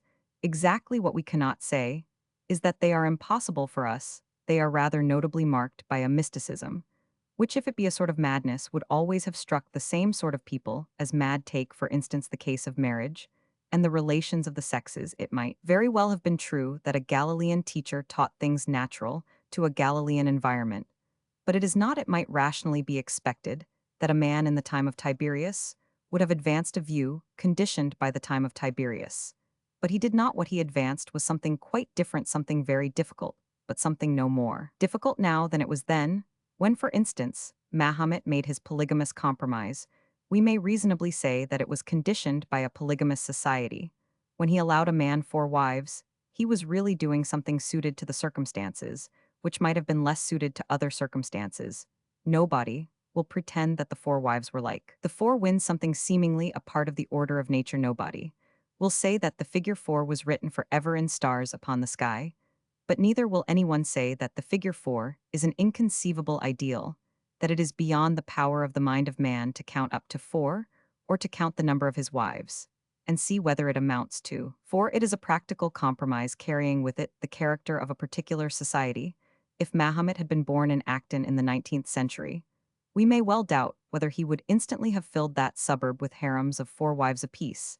As he was born in Arabia in the 6th 221 century, he did in his conjugal arrangements suggest the conditions of Arabia in the 6th century, but Christ, in his view of marriage, does not in the least suggest the conditions of Palestine in the 1st century. He does not suggest anything at all, except the sacramental view of marriage, as developed long afterwards by the Catholic Church. It was quite as difficult for people then as for people now. It was much more puzzling to people then than to people now. Jews and Romans and Greeks did not believe, and did not even understand enough to disbelieve, the mystical idea that the man and the woman had become one sacramental substance. We may think it an incredible or impossible ideal, but we cannot think it any more incredible or impossible than they would have thought it. In other words, whatever else is true, it is not true that the controversy has been altered by time. Whatever else is true, it is emphatically not true that the ideas of Jesus of Nazareth were suitable to his time, but are no longer suitable to our time. Exactly how suitable they were to his time is perhaps suggested in the end of his story. The same truth might be stated in another way, by saying that if the story be regarded as merely human and historical, it is extraordinary how very little there is in the recorded words of Christ that ties him at all to his own time. I do not mean the details of a period, which even a man of the period knows to be passing. I mean the fundamentals, which even the wisest man often vaguely assumes to be eternal. For instance, Aristotle was perhaps the wisest and most wide-minded man who ever lived. He founded himself entirely upon fundamentals, which have been generally found to remain rational and solid through all social and historical changes. Still, he lived in a world in which it was thought as natural to have slaves as to have children, and therefore he did permit himself a serious recognition of difference 222 between slaves and free men. Christ, as much as Aristotle, lived in a world that took slavery for granted. He did not particularly denounce slavery. He started a movement that could exist in a world with slavery. But he started a movement that could exist in a world without slavery. He never used a phrase that made his philosophy depend even upon the very existence of the social order in which he lived. He spoke as one conscious that everything was ephemeral, including the things that Aristotle thought eternal by that time. The Roman Empire had come to be merely the orbis terrarum, another name for the world. But he never made his morality dependent on the existence of the Roman Empire, or even on the existence of the world. Heaven and earth shall pass away, but my words shall not pass away. The truth is that when critics have spoken of the local limitations of the Galilean, it has always been a case of the local limitations of the critics. He did undoubtedly believe in certain things that one particular modern sect of materialists do not believe, but they were not things particularly peculiar to his time. It would be nearer the truth to say that the denial of them is quite peculiar to our time. Doubtless, it would be nearer still to the truth to say merely that a certain solemn social importance in the minority disbelieving them is peculiar to our time. He believed, for instance, in evil spirits, or in the psychic healing of bodily ills, but not because he was a Galilean born under Augustus. It is absurd to say that a man believed things because he was a Galilean under Augustus, when he might have believed the same things if he had been an Egyptian under Tutankhamun or an Indian under Genghis Khan. But with this general question of the philosophy of diabolism, or of divine miracles, I deal elsewhere. It is enough to say that the materialists have to prove the impossibility of miracles against the testimony of all 223 mankind, not against the prejudices of provincials in North Palestine, under the first Roman emperors. What they have to prove for the present argument is the presence in the Gospels of those particular prejudices of those particular provincials, and humanly speaking, it is astonishing how little they can produce even to make a beginning of proving it. So it is in this case of the sacrament of marriage. We may not believe in sacraments as we may not believe in spirits, but it is quite clear that Christ believed in this sacrament in his own way, and not in any current or contemporary way. He certainly did not get his argument against divorce from the Mosaic law, or the Roman law, or the habits of the Palestinian people. It would appear to his critics then exactly what it appears to his critics, now an arbitrary and transcendental dogma, coming from nowhere save in the sense that it came from him.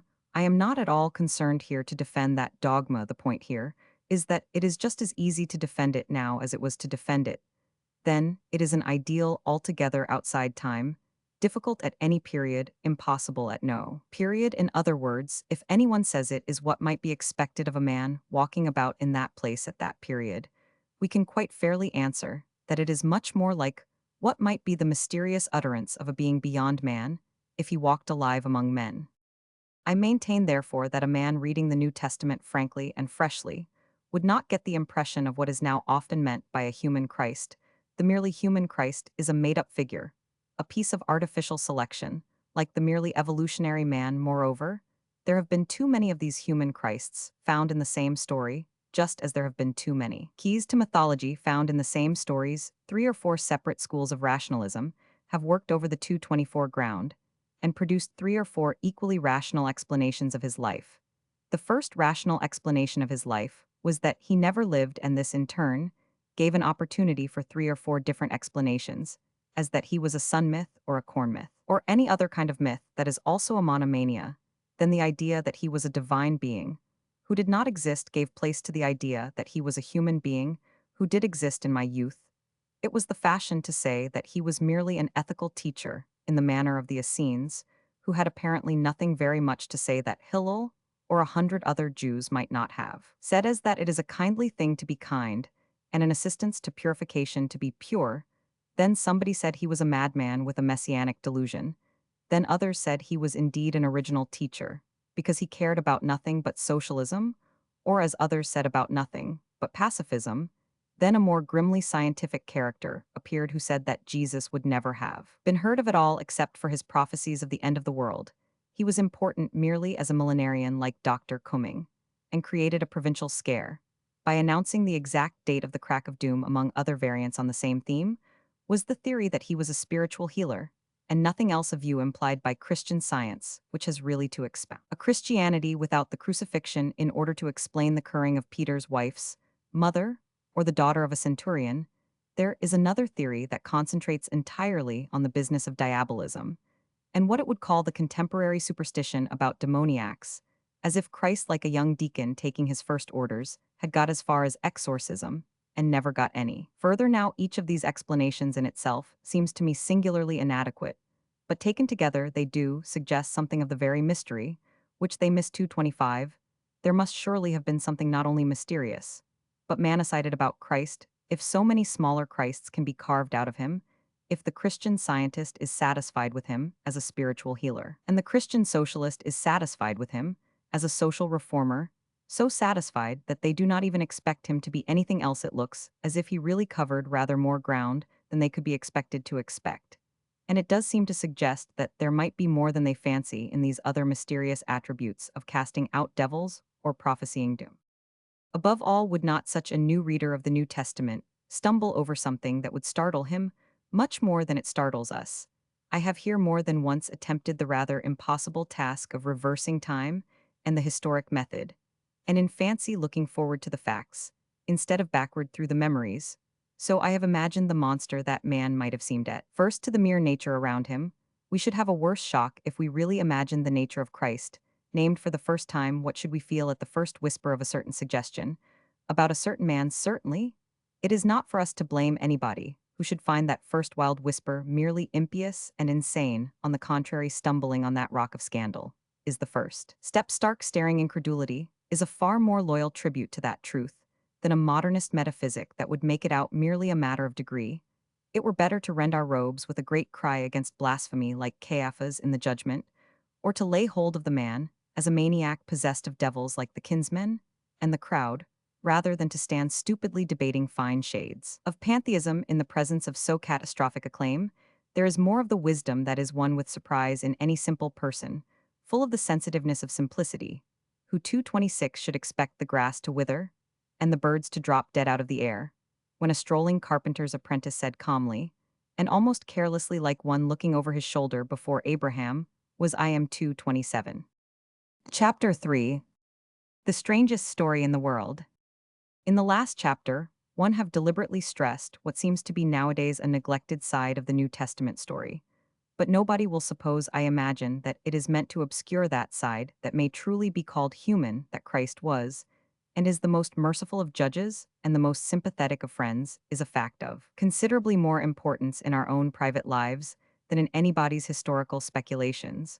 But the purpose of this book is to point out that something unique has been swamped in cheap generalizations, and for that purpose, it is relevant to insist that even what was most universal was also most original. For instance, we might take a topic which really is sympathetic to the modern mood, as the ascetic vocations recently referred to are not the exaltation of childhood, is something which we do really understand.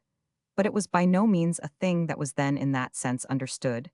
If we wanted an example of the originality of the gospel, we could hardly take a stronger or more startling one nearly 2,000 years afterwards.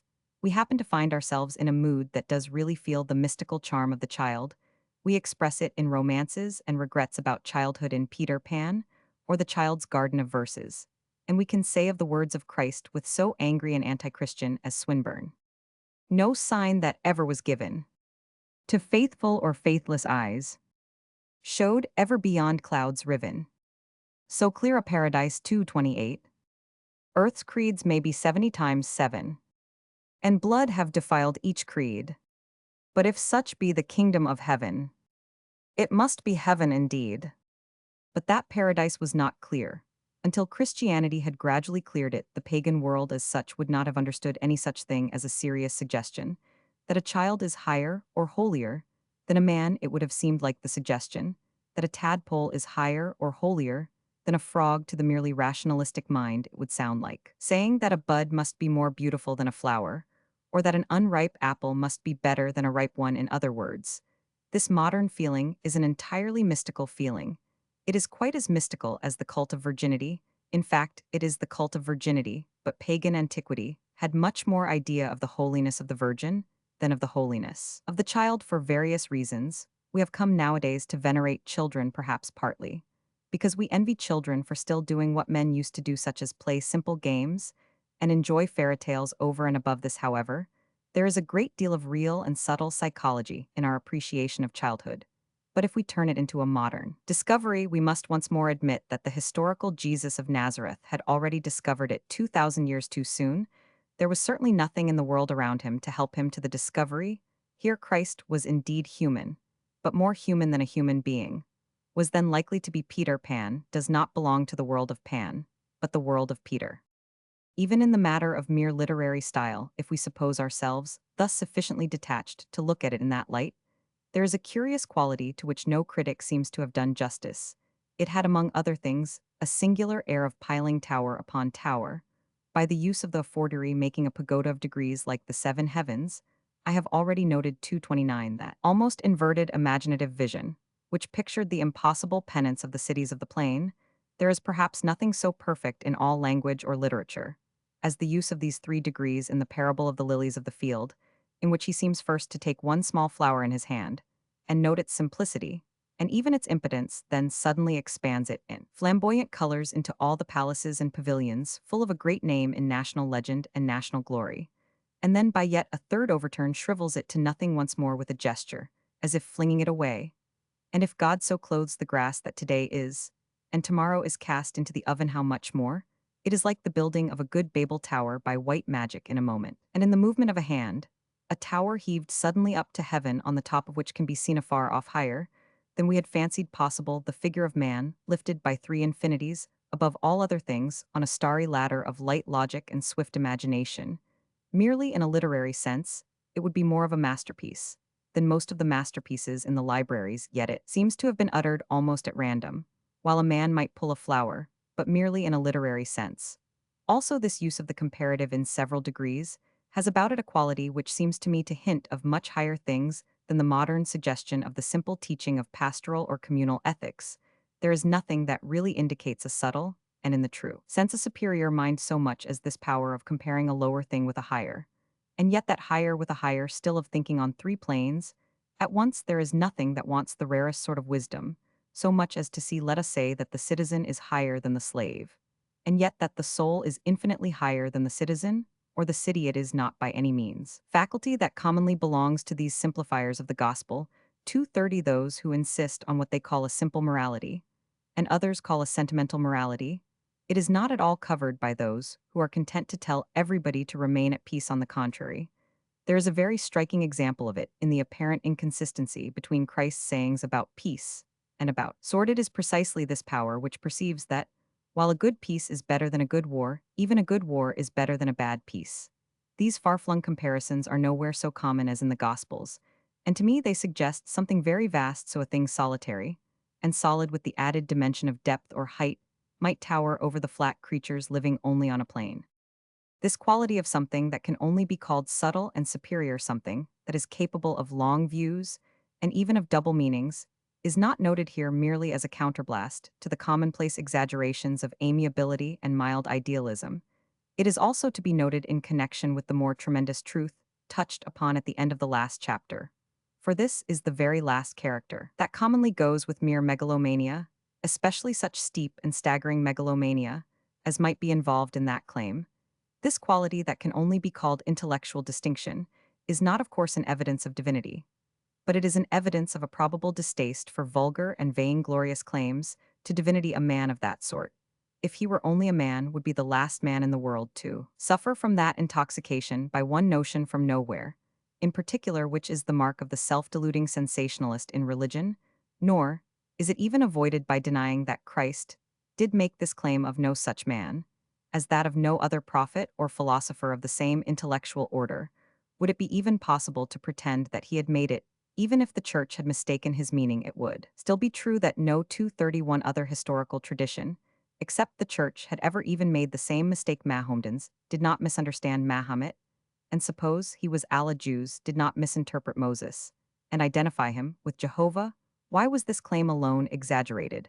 Unless this alone was made, even if Christianity was one vast universal blunder, it is still a blunder as solitary as the incarnation.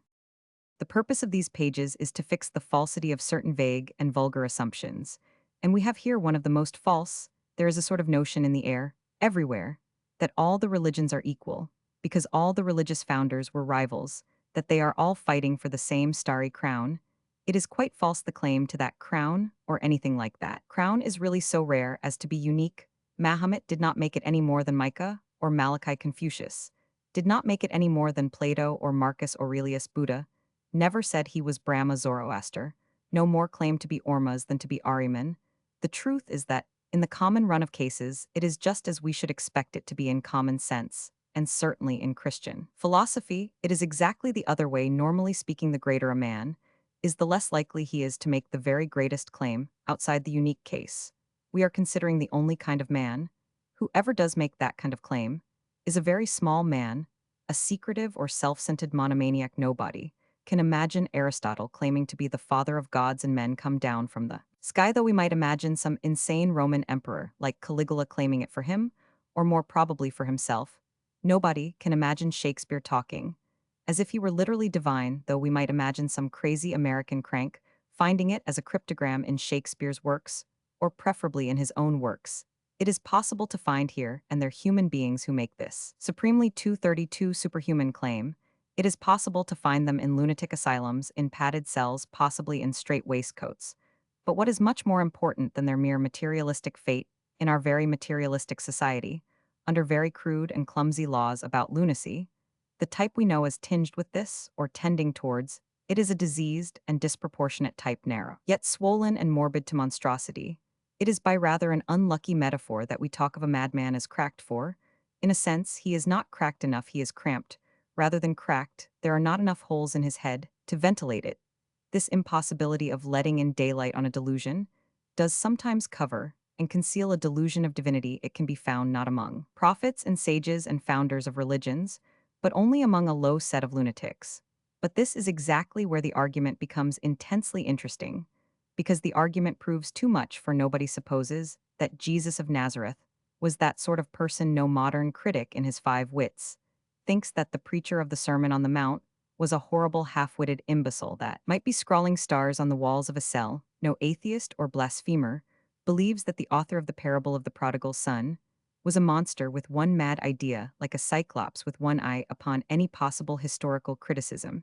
He must be put higher in the scale of human beings than that, yet by all analogy, we have really to put him there, or else in the highest place of all.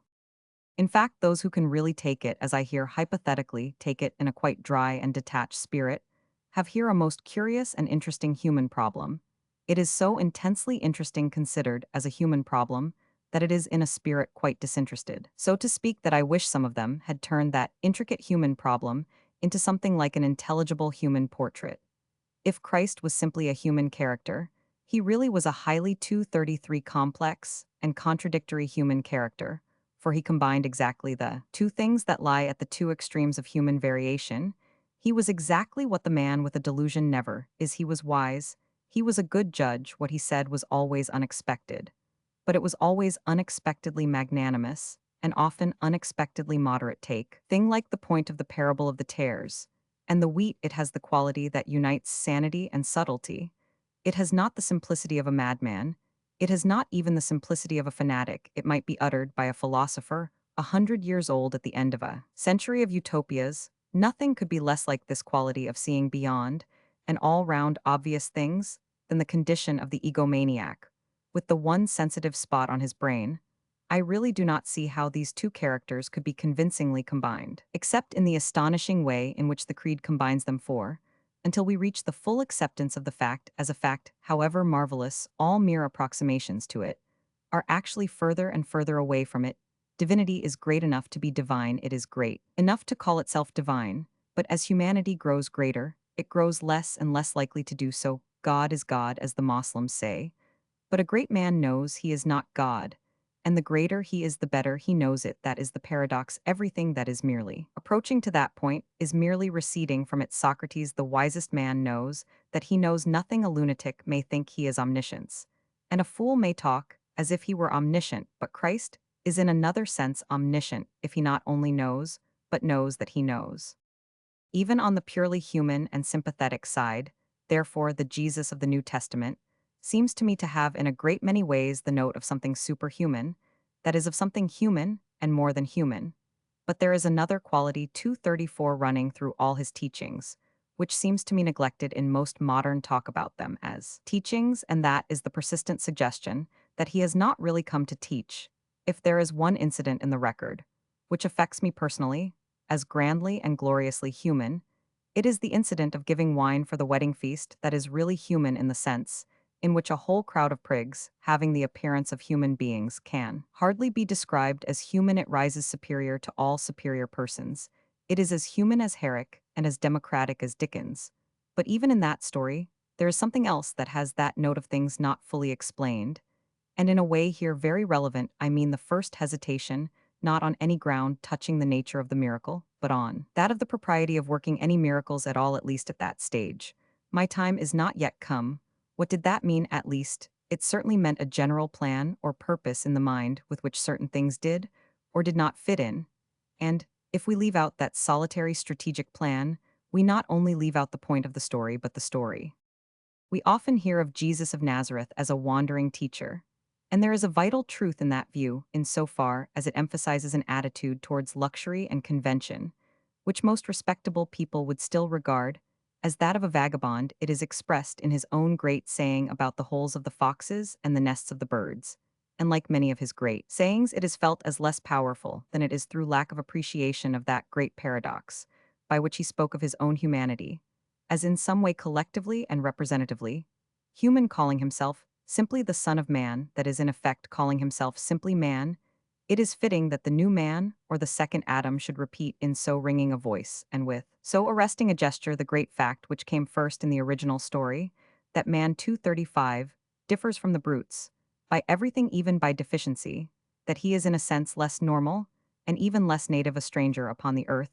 It is well to speak of his wanderings in this sense, and in the sense that he shared the drifting life of the most homeless and hopeless of the poor. It is assuredly well to remember that he would quite certainly have been moved on by the police, and almost certainly arrested by the police, for having no visible means of subsistence. For our law has in it a turn of humor or touch of fancy, which Nero and Herod never happened to think of, that of actually punishing homeless people for not sleeping at home. But in another sense, the word wandering as applied to his life is a little misleading. As a matter of fact, a great many of the pagan sages, and not a few of the pagan sophists, might truly be described as wandering teachers. In some of them, their rambling journeys were not altogether without a parallel in their rambling, remarks Apollonius of Tyana, who figured in some fashionable cults as a sort of ideal philosopher, is represented as rambling as far as the Ganges and Ethiopia, more or less talking all the time. There was actually a school of philosophers called the peripatetics, and most even of the great philosophers give us a vague impression of having very little to do, except to walk and talk. The great conversations, which give us our glimpses of the great minds of Socrates or Buddha or even Confucius, often seem to be parts of a never-ending picnic, and especially, which is the important point, to have neither beginning nor end. Socrates did, indeed, find the conversation interrupted by the incident of his execution, but it is the whole point and the whole particular merit of the position of Socrates that death was only an interruption, and an incident. We miss the real moral importance of the great philosopher if we miss that point, that he stares at the executioner with an innocent surprise 236, and almost an innocent annoyance at finding anyone so unreasonable as to cut short a little conversation for the elucidation of truth. He is looking for truth, and not looking for death. Death is but a stone in the road which can trip him up. His work in life is to wander on the roads of the world and talk about truth forever. Buddha, on the other hand, did arrest attention by one gesture. It was the gesture of renunciation, and therefore in a sense of denial, but by one dramatic negation.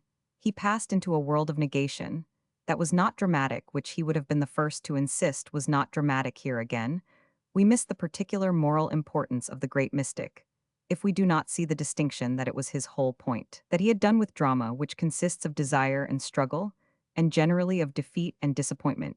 He passes into peace and lives to instruct others how to pass into it. Henceforth his life is that of the ideal philosopher, certainly, a far more really ideal philosopher than Apollonius of Tyana, but still a philosopher in the sense that it is not his business to do anything, but rather to explain everything. In his case, we might almost say mildly and softly, to explode everything, for the messages are basically different. Christ said, "Seek first the kingdom, and all these things shall be added unto you." Buddha said, "Seek first the kingdom, and then you will need none of these things." Now compared to these wanderers, the life of Jesus went as swift and straight as a thunderbolt. It was above all things dramatic. It did above all things consist in doing something that had to be done. It emphatically would not have been done if Jesus had walked about the world forever doing nothing except tell the truth, and even the external movement of it must not be described as a wandering, in the sense of forgetting that it was a journey. This is where it was a fulfillment of the myths rather than of the 237 philosophies. It is a journey with a goal, and an object like Jason going to find the golden fleece, or Hercules the golden apples of the Hesperides, the gold that he was seeking. Was death the primary thing that he was going to do? Was to die, he was going to do other things equally definite and objective, we might almost say equally external and material, but from first to last, the most definite fact is that he's going to die. No two things could possibly be more different than the death of Socrates.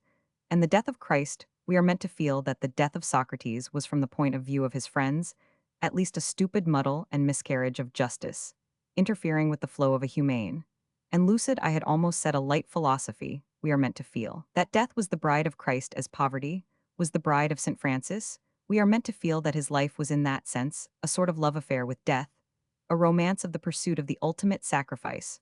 From the moment when the star goes up like a birthday rocket to the moment when the sun is extinguished like a funeral torch. The whole story moves on wings with the speed and direction of a drama ending in an act beyond words. Therefore, the story of Christ is the story of a journey, almost in the manner of a military march, certainly in the manner of the quest of a hero moving to his achievement or his doom. It is a story that begins in the paradise of Galilee, a pastoral and peaceful land having really some hint of Eden, and gradually climbs the rising country into the mountains that are nearer to the storm clouds, and the stars as to a mountain of purgatory. He may be met as if straying in strange places, or stopped on the way for discussion or dispute. But his face is set towards the mountain city, that is the meaning of that great culmination, when he crested the ridge and stood at the turning of the road and suddenly cried aloud, lamenting over Jerusalem. Some light touch 238 of that lament is in every patriotic poem, or if it is absent, the patriotism stinks with vulgarity. That is the meaning of the stirring and startling incident at the gates of the temple, when the tables were hurled like lumber down the steps, and the rich merchants, driven forth with bodily blows, the incident that must be at least as much of a puzzle to the pacifists as any paradox about non-resistance can be to any of the militarists. I have compared the quest to the journey of Jason, but we must never forget that, in a deeper sense, it is rather to be compared to the journey of Ulysses. It was not only a romance of travel, but a romance of return and of the end of a usurpation. No healthy boy reading the story regards the rout of the Ithacan suitors as anything but a happy ending. But there are doubtless some who regard the rout of the Jewish merchants and money changers with that refined repugnance, which never fails to move them in the presence of violence, and especially of violence against the well-to-do. The point here, however, is that all these incidents have in them a character of mounting crisis. In other words, these incidents are not incidental. When Apollonius, the ideal philosopher, is brought before the judgment seat of Domitian and vanishes, by magic the miracle is entirely incidental. It might have occurred at any time in the wandering life of the Tyanean. Indeed, I believe it is doubtful in date, as well as in substance. The ideal philosopher merely vanished, and resumed his ideal existence somewhere else, for an indefinite period. It is characteristic of the contrast, perhaps, that Apollonius was supposed to have lived to an almost miraculous old age. Jesus of Nazareth was less prudent in his miracles. When Jesus was brought before the judgment seat of Pontius Pilate, he did not vanish. It was the crisis, and the goal, it was the hour, and the power of darkness, it was the supremely supernatural act of all his miraculous life, that he did not vanish. 239. Every attempt to amplify that story has diminished it. The task has been attempted by many men of real genius and eloquence, as well as by only too many vulgar sentimentalists and self-conscious rhetoricians. The tale has been retold with patronizing pathos by elegant skeptics and with fluent enthusiasm by boisterous bestsellers. It will not be retold here. The grinding power of the plain words of the gospel story is like the power of millstones, and those who can read them simply enough will feel as if rocks had been rolled upon them. Criticism is only words about words. And of what use are words about such words as these? What is the use of word painting about the dark garden filled suddenly with torchlight and furious faces?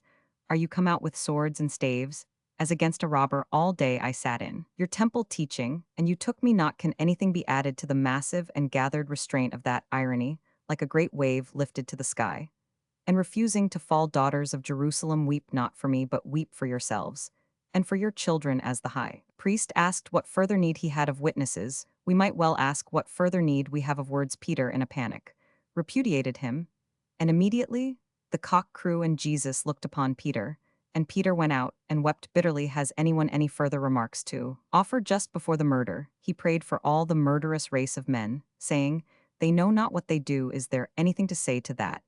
Except that we know as little what we say. Is there any need to repeat and spin out the story of how the tragedy trailed up the Via Dolorosa, and how they threw him in haphazard with two thieves in one of the ordinary batches of execution, and how in all that horror and howling wilderness of desertion, one voice spoke in homage, a startling voice from the very last place where it was looked for the gibbet of the criminal, and he said to that nameless ruffian 240, "This night shalt thou be with me in paradise."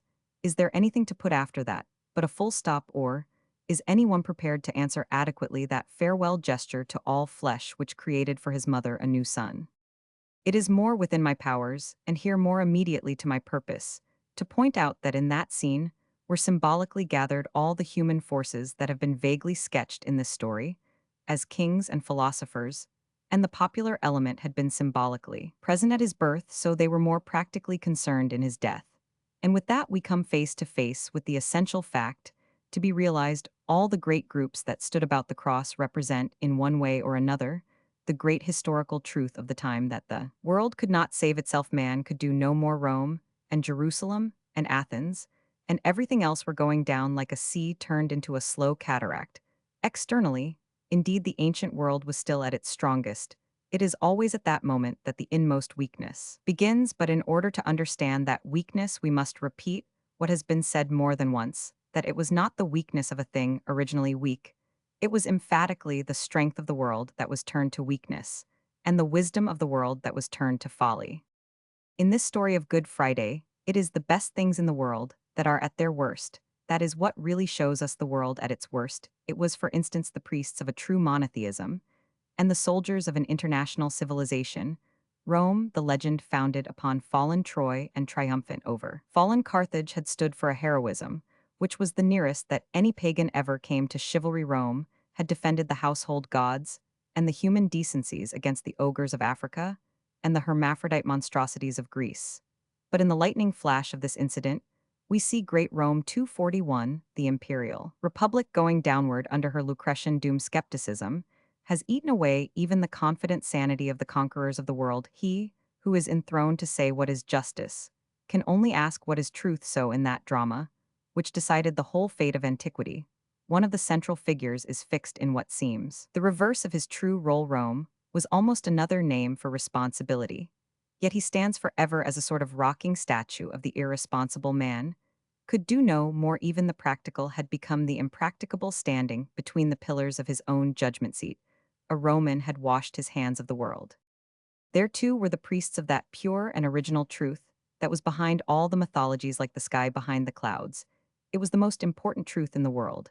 And even that could not save the world. Perhaps there is something overpowering in pure personal theism, like seeing the sun and moon and sky come together to form one staring face. Perhaps the truth is too tremendous when not broken by some intermediaries, divine or human. Perhaps it is merely too pure and far away. Anyhow, it could not save the world, it could not even convert the world. There were philosophers who held it in its highest and noblest form. But they not only could not convert the world, but they never tried. You could no more fight the jungle of popular mythology with a private opinion than you could clear away a forest with a pocket knife. The Jewish priests had guarded it jealously, in the bad sense they had kept it as a gigantic secret, as savage heroes might have kept the sun in a box. They kept the everlasting in the tabernacle. They were proud that they alone could look upon the blinding sun of a single deity, and they did not know that they had themselves gone blind since that day. Their representatives have been like blind men in broad daylight, striking to right and left with their 242 staffs and cursing the darkness. But there has been that in their monumental monotheism, that it has at least remained like a monument, the last thing of its kind, and in a sense motionless in the more restless world, which it cannot satisfy. For it is certain that, for some reason, it cannot satisfy, since that day it has never been quite enough to say that God is in his heaven, and all is right with the world since the rumor that God had left his heavens to set it right. And as it was with these powers that were good, or at least had once been good, so it was with the element which was perhaps the best, or which Christ himself seems certainly to have felt as the best the poor to whom he preached the good news the common people who heard him gladly the populace that had made so many popular heroes and demigods in the old pagan world, showed also the weaknesses that were dissolving the world, they suffered the evils often seen in the mob of the city, and especially the mob of the capital during the decline of a society, the same thing that makes the rural population live on tradition, makes the urban population live on rumor, just as its myths at the best had been irrational. So its likes and dislikes are easily changed by baseless assertion that is arbitrary. Without being authoritative, some brigand or other was artificially turned into a picturesque and popular figure, and run as a kind of candidate against Christ. In all this, we recognize the urban population that we know with its newspaper scares and scoops, but there was present in this ancient population an evil more peculiar to the ancient world. We have noted it already as the neglect of the individual, even of the individual voting, the condemnation. And still more of the individual condemned, it was the soul of the hive, a heathen thing. The cry of this spirit also was heard in that hour.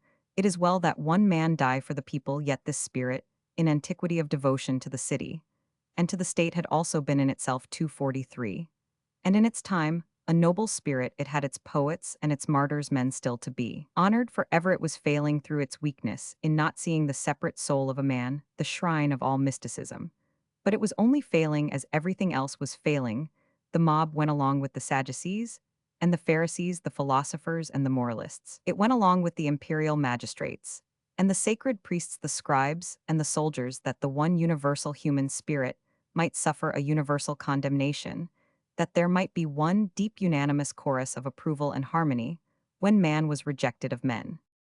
There were solitudes beyond where none shall follow, there were secrets in the inmost and invisible part of that drama, that have no symbol in speech, or in any severance of a man from men, nor is it easy for any words less stark and single-minded than those of the naked narrative even to hint at the horror of exaltation that lifted itself above the hill. Endless expositions have not come to the end of it, or even to the beginning, and if there be any sound that can produce a silence, we may surely be silent about the end, and the extremity when a cry was driven out of that darkness in words, dreadfully distinct and dreadfully unintelligible, which man shall never understand in all the eternity they have purchased for him, and for one annihilating instant an abyss that is not for our thoughts had opened, even in the unity of the Absolute, and God had been forsaken of God. They took the body down from the cross, and one of the few rich men among the first Christians obtained permission to bury it in a rock tomb in his garden, the Romans setting a military guard, lest there should be some riot and attempt to recover the body. There was once more a natural symbolism in these natural proceedings. It was well that the tomb should be sealed with all the secrecy of ancient Eastern sepulture, and guarded by the authority of the Caesars. For 244 in that second cavern the whole of that great and glorious humanity, which we call antiquity, was gathered up and covered over. And in that place it was buried. It was the end of a very great thing called human history, the history that was merely human, the mythologies. And the philosophies were buried there, the gods and the heroes, and the sages in the great Roman phrase they had lived. But as they could only live so, they could only die, and they were dead. On the third day, the friends of Christ, coming at daybreak to the place, found the grave empty, and the stone rolled away in varying ways. They realized the new wonder. But even they hardly realized that the world had died in the night. What they were looking at was the first day of a new creation, with a new heaven and a new earth. And in a semblance of the gardener, God walked again in the garden in the cool knot of the evening, but the dawn 2:45. Chapter 4. The witness of the heretics. Christ founded the church with two great figures of speech in the final words to the apostles who received authority to found it. The first was the phrase about founding it on Peter, as on a rock. The second was the symbol of the keys about the meaning of the former. There is naturally no doubt in my own case, but it does not directly affect the argument here, save in two more secondary aspects. It is yet another example of a thing that could only fully expand and explain itself afterwards, and even long afterwards. And it is yet another example of something the very reverse of simple and self-evident, even in the language, in so far as it described a man as a rock, when he had much more the appearance of a reed. But the other image of the keys has an exactitude that has hardly been exactly noticed. The keys have been conspicuous enough in the art and heraldry of Christendom. But not everyone has noted the peculiar aptness of the allegory. We have now reached the point in history where something must be said of the first appearance and activities of the Church in the Roman Empire. And for that brief description, nothing could be more perfect than that ancient metaphor. The early Christian was very precisely a person carrying about a key, or what he said was a key. The whole Christian movement consisted in claiming to possess that key. It was not merely a vague forward movement, which might be better represented by a battering ram. It was not something 246 that swept along with it similar and dissimilar things, as does a modern social movement. As we shall see in a moment, it rather definitely refused to do so. It definitely asserted that there was a key, and that it possessed that key, and that no other key was like it in that sense. It was as narrow as you please, only it happened to be the key that could unlock the prison of the whole world, and let in the white daylight of escape. The creed was like a key in three respects, which can be most conveniently summed up under the symbol. First, a key is above all things a thing with a shape. It is a thing that depends entirely upon keeping its shape. The Christian creed is above all things the philosophy of shapes and the enemy of shapelessness. That is where it differs from all that formless infinity Manichean or Buddhist, which makes a sort of pool of night in the dark heart of Asia, the ideal of uncreating all the creatures. That is where it differs also from the analogous vagueness of mere evolutionism, the idea of creatures constantly losing their shape. A man told that his solitary latchkey had been melted down with a million others into a Buddhistic unity would be annoyed, but a man told that his key was gradually growing and sprouting in his pocket, and branching into new wards or complications, would not be more gratified.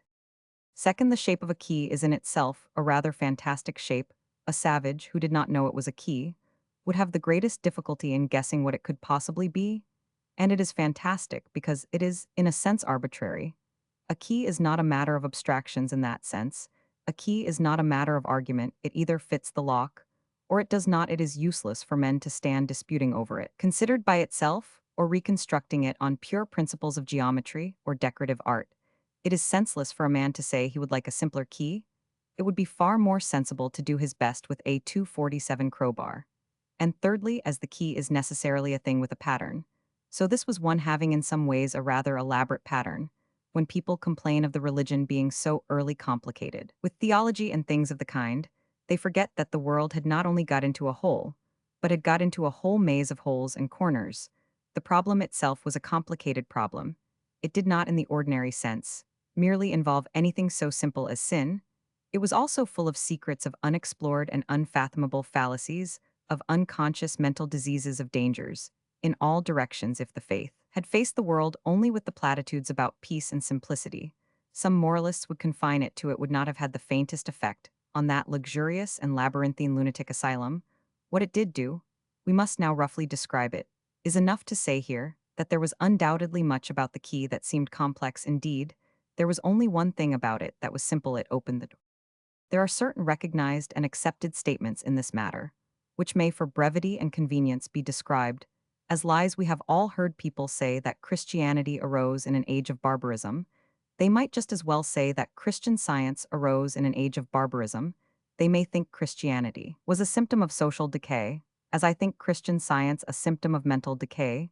They may think Christianity a superstition that ultimately destroyed a civilization, as I think Christian science a superstition capable, if taken seriously, of destroying any number of civilizations. But to say that a Christian of the 4th or 5th centuries was a barbarian living in a barbarous time is exactly like saying that Mrs. Eddy was a Red Indian. And if I allowed my constitutional impatience with Mrs. Eddy to impel me to call her a Red Indian, I should incidentally be telling a lie. We may like or dislike the imperial civilization of Rome in the 4th century 248. We may like or dislike the industrial civilization of America in the 19th century. But that they both were what we commonly mean by a civilization, no person of common sense could deny. If he wanted to, this is a very obvious fact. But it is also a very fundamental one, and we must make it the foundation of any further description of constructive Christianity, in the past for good or evil. It was preeminently the product of a civilized age, perhaps of an over-civilized age. This is the first fact apart from all praise or blame. Indeed, I am so unfortunate as not to feel that I praise a thing when I compare it to Christian science. but it is at least desirable to know something of the savor of a society in which we are condemning or praising anything, and the science that connects Mrs. Eddy with tomahawks or the Mater Dolorosa with totems may for our general convenience be eliminated the dominant fact not merely about the Christian religion, but about the whole pagan civilization was that, which has been more than once repeated in these pages, the Mediterranean was a lake in the real sense of a pool, in which a number of different cults or cultures were, as the phrase goes, pooled those cities facing each other round. The circle of the lake became more and more one cosmopolitan culture. On its legal and military side, it was the Roman Empire. But it was very manicided, it might be called superstitious, in the sense that it contained a great number of varied superstitions, but by no possibility can any part of it be called barbarous. In this level of cosmopolitan culture arose the Christian religion, and the Catholic Church and everything in the story suggests that it was felt to be something new and strange. Those who have tried to suggest that it evolved out of something much milder or more ordinary have found that in this case, their evolutionary method is very difficult to apply. They may suggest that Essenes or Ebionites or such 249 things were the seed, but the seed is invisible, the tree appears very rapidly. Full-grown and the tree is something totally different. It is certainly a Christmas tree, in the sense that it keeps the kindliness and moral beauty of the story of Bethlehem. But it was as ritualistic as the seven-branch candlestick, and the candles it carried were considerably more than were probably permitted by the first prayer book of Edward VI. It might well be asked, indeed, why anyone accepting the Bethlehem tradition should object to golden or gilded ornament, since the mate themselves brought gold, why he should dislike incense in the church, since incense was brought even to the stable. But these are controversies that do not concern me here. I am concerned only with the historical fact, more and more admitted by historians, that very early in its history, this thing became visible to the civilization of antiquity, and that already the church appeared as a church with everything that is implied in a church and much that is disliked in a church. We will discuss in a moment how far it was like other ritualistic or magical or ascetical mysteries. In its own time, it was certainly not in the least like merely ethical and idealistic movements in our time. It had a doctrine, it had a discipline, it had sacraments, it had degrees of initiation, it admitted people and expelled people. It affirmed one dogma with authority and repudiated another with anathemas. If all these things be the marks of Antichrist, the reign of Antichrist followed very rapidly upon Christ. Those who maintain that Christianity was not a church, but a moral movement of idealists have been forced to push the period of its perversion or disappearance further and further back. A bishop of Rome writes claiming authority in the very lifetime of St. John the Evangelist, and it is described as the first papal aggression. A friend of the apostles writes of them, as men he knew, and says, "They taught him 250, the doctrine of the sacrament," and Mr. Wells can only murmur that the reaction towards barbaric blood rites may have happened rather earlier than might be expected. The date of the fourth gospel, which at one time was steadily growing later, and later is now steadily growing earlier and earlier, until critics are staggered at the dawning and dreadful possibility that it might be something like what it professes to be the last limit of an early date for the extinction of true Christianity, has probably been found by the latest German professor, whose authority is invoked by Dean. In G. This learned scholar says that Pentecost was the occasion for the first founding of an ecclesiastical, dogmatic, and despotic church, utterly alien to the simple ideals of Jesus of Nazareth. This may be called, in a popular, as well as a learned sense, the limit. What do professors of this kind imagine that men are made of? Suppose it were a matter of any merely human movement, let us say that of the conscientious objectors. Some say the early Christians were pacifists. I do not believe it for a moment, but I am quite ready to accept the parallel for the sake of the argument. Tolstoy, or some great preacher of peace among peasants, has been shot as a mutineer for defying conscription, and a month or so after his few followers meet together in an upper room in remembrance of him. They never had any reason for coming together, except that common memory. They are men of many kinds with nothing to bind them, except that the greatest event in all their lives was this tragedy of the teacher of universal peace. They are always repeating his words, revolving his problems, trying to imitate his character. The pacifists meet at their Pentecost, and are possessed of a sudden ecstasy of enthusiasm and wild rush of the whirlwind of inspiration, in the course of which they proceed to establish universal conscription, to increase the navy estimates, to insist on everybody going about armed to the teeth. 251, and on all the frontiers bristling with artillery, the proceedings concluding with the singing of boys of the bulldog breed. And don't let them scrap the British Navy. That is something like a fair parallel to the theory of these critics that the transition from their idea of Jesus to their idea of Catholicism could have been made in the little upper room at Pentecost. Surely anybody's common sense would tell him that enthusiasts who only met through their common enthusiasm for a leader whom they loved would not instantly rush away to establish everything that he hated. No, if the ecclesiastical and dogmatic system is as old as Pentecost, it is as old as Christmas. If we trace it back to such very early Christians, we must trace it back to Christ. We may begin then with these two negations. It is nonsense to say that the Christian faith appeared in a simple age, in the sense of an unlettered and gullible age. It is equally nonsense to say that the Christian faith was a simple thing in the sense of a vague, or childish, or merely instinctive thing. Perhaps the only point in which we could possibly say that the Church fitted into the pagan world is the fact that they were both not only highly civilized, but rather complicated. They were both emphatically manicided. But antiquity was then a manicided whole, like a hexagonal whole, waiting for an equally hexagonal stopper. In that sense, only the Church was manicided enough to fit the world the six sides of the Mediterranean world faced each other across the sea, and waited for something that should look all ways at once. The Church had to be both Roman and Greek and Jewish and African and Asiatic. In the very words of the Apostle of the Gentiles, it was indeed all things to all men. Christianity then was not merely crude and simple, and was the very reverse of the growth of a barbaric time. But when we come to the contrary charge, we come to a much more plausible charge. It is very much more tenable. 252, that the faith was but the final phase of the decay of civilization, in the sense of the excess of civilization, that this superstition was a sign that Rome was dying, and dying of being much too civilized. That is an argument much better worth considering, and we will proceed to consider it. At the beginning of this book, one ventured on a general summary of it, in a parallel between the rise of humanity out of nature and the rise of Christianity out of history. I pointed out that in both cases, what had gone before might imply something coming after, but did not in the least imply what did come after. If a detached mind had seen certain apes, it might have deduced more anthropoids. It would not have deduced man, or anything within 1,000 miles of what man has done. In short, it might have seen Pithecanthropus or the missing link looming in the future, if possible almost as dimly and doubtfully as we see him looming in the past. But if it foresaw him appearing, it would also foresee him disappearing and leaving a few faint traces, just as he has left a few faint traces. If they are traces to foresee, that missing link would not be to foresee man, or anything like man now. This earlier explanation must be kept in mind, because it is an exact parallel to the true view of the Church, and the suggestion of it having evolved naturally out of the empire in decay. The truth is that, in one sense, a man might very well have predicted that the imperial decadence would produce something like Christianity, that is something a little like, and gigantically different. A man might very well have said, for instance, pleasure has been pursued so extravagantly that there will be a reaction into pessimism. Perhaps it will take the form of asceticism. Men will mutilate themselves, instead of merely hanging themselves. Or a man might very reasonably have said, if we weary of our Greek and Latin gods, we shall be hankering after some Eastern mystery or other. There will be a fashion. 253 in Persians or Hindus.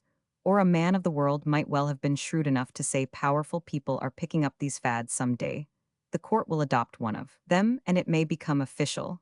Or yet another and gloomier prophet might be pardoned for saying the world is going downhill. Dark and barbarous superstitions will return. It does not matter much which, they will all be formless and fugitive like dreams of the night.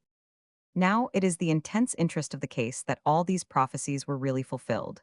But it was not the Church that fulfilled them, it was the Church that escaped from them, confounded them, and rose above them in triumph, in so far as it was probable that the mere nature of hedonism would produce a mere reaction of asceticism. It did produce a mere reaction of asceticism. It was the movement called Manichaean, and the Church was its mortal enemy. In so far as it would have naturally appeared at that point of history, it did appear. It did also disappear, which was equally natural. The mere pessimist reaction did come with the Manichees, and did go with the Manichees. But the Church did not come with them or go with them, and she had much more to do with their going than with their coming. Or again, in so far as it was probable that even the growth of skepticism would bring in a fashion of Eastern religion, it did bring it in. Mithras came from far beyond Palestine, out of the heart of Persia, bringing strange mysteries of the blood of bulls. Certainly, there was everything to show that some such fashion would have come in any case. but certainly there is nothing in the world to show that it would not have passed away in any case certainly. An Oriental fad was something eminently fitted to the 4th or 5th century, but that hardly explains it. Having remained to the 20th century, and still going strong and short insofar as things of the kind might have been expected, then things like Mithraism were 254 experienced then, but it scarcely explains our more recent experiences. And if we were still Mithraists merely because Mithraic headdresses and other Persian apparatuses might be expected to be all the rage in the days of Domitian, it would almost seem by this time that we must be a little dowdy. It is the same as will be suggested in a moment with the idea of official favoritism, insofar as such favoritism, shown towards a fad, was something that might have been looked for during the decline and fall of the Roman Empire. It was something that did exist in that empire, and did decline and fall with it. It throws no sort of light on the thing that resolutely refused to decline and fall, that grew steadily, while the other was declining and falling, and which even at this moment is going forward with fearless energy, when another eon has completed its cycle, and another civilization seems almost ready to fall or to decline. Now the curious fact is this, that the very heresies which the early church is blamed for crushing testify to the unfairness, for which she is blamed insofar as something deserved the blame. It was precisely the things that she is blamed for blaming, insofar as something was merely a superstition. She herself condemned that superstition insofar as something was a mere reaction into barbarism. She herself resisted it, because it was a reaction into barbarism, insofar as something was a fad of the fading empire that died, and deserved to die. It was the church alone that killed it. The church is reproached for being exactly what the heresy was repressed for being. The explanations of the evolutionary historians and higher critics do really explain why Arianism and Gnosticism and Nestorianism were born, and also why they died. They do not explain why the church was born, or why she has refused to die. Above all, they do not explain why she should have made war on the very evils she is supposed to share. 255.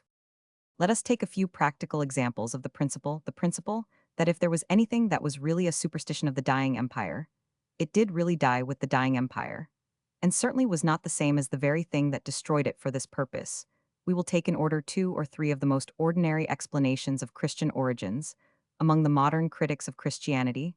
Nothing is more common, for instance, than to find such a modern critic writing something like, "This Christianity was above all a movement of ascetics, a rush into the desert, a refuge in the cloister, a renunciation of all life and happiness.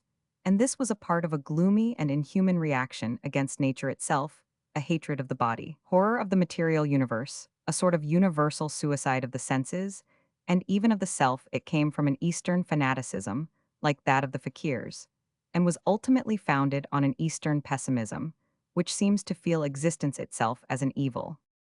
Now the most extraordinary thing about this is that it is all quite true. It is true in every detail, except that it happens to be attributed entirely to the wrong person. It is not true of the church, but it is true of the heretics condemned by the church. It is as if one were to write a most detailed analysis of the mistakes and misgovernment of the ministers of George the Third, merely with the small inaccuracy that the whole story was told about George Washington, or as if somebody made a list of the crimes of the Bolshevists with no variation, except that they were all attributed to the Tsar. The early church was indeed very ascetic in connection with a totally different philosophy, but the philosophy of a war on life and nature, as such, really did exist in the world, if the critics only knew where to look for it.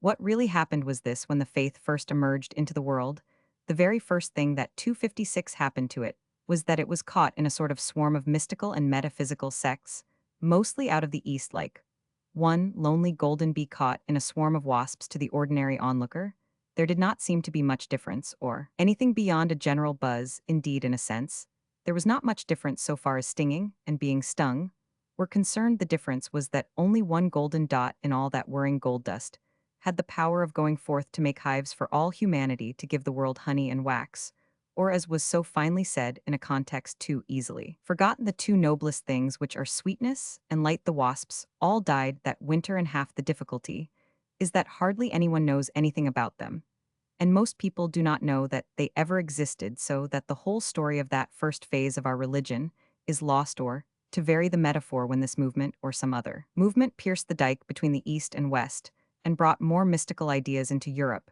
it brought with it a whole flood of other mystical ideas, besides its own, most of them ascetical. and nearly all of them pessimistic. They very nearly flooded and overwhelmed the purely Christian element.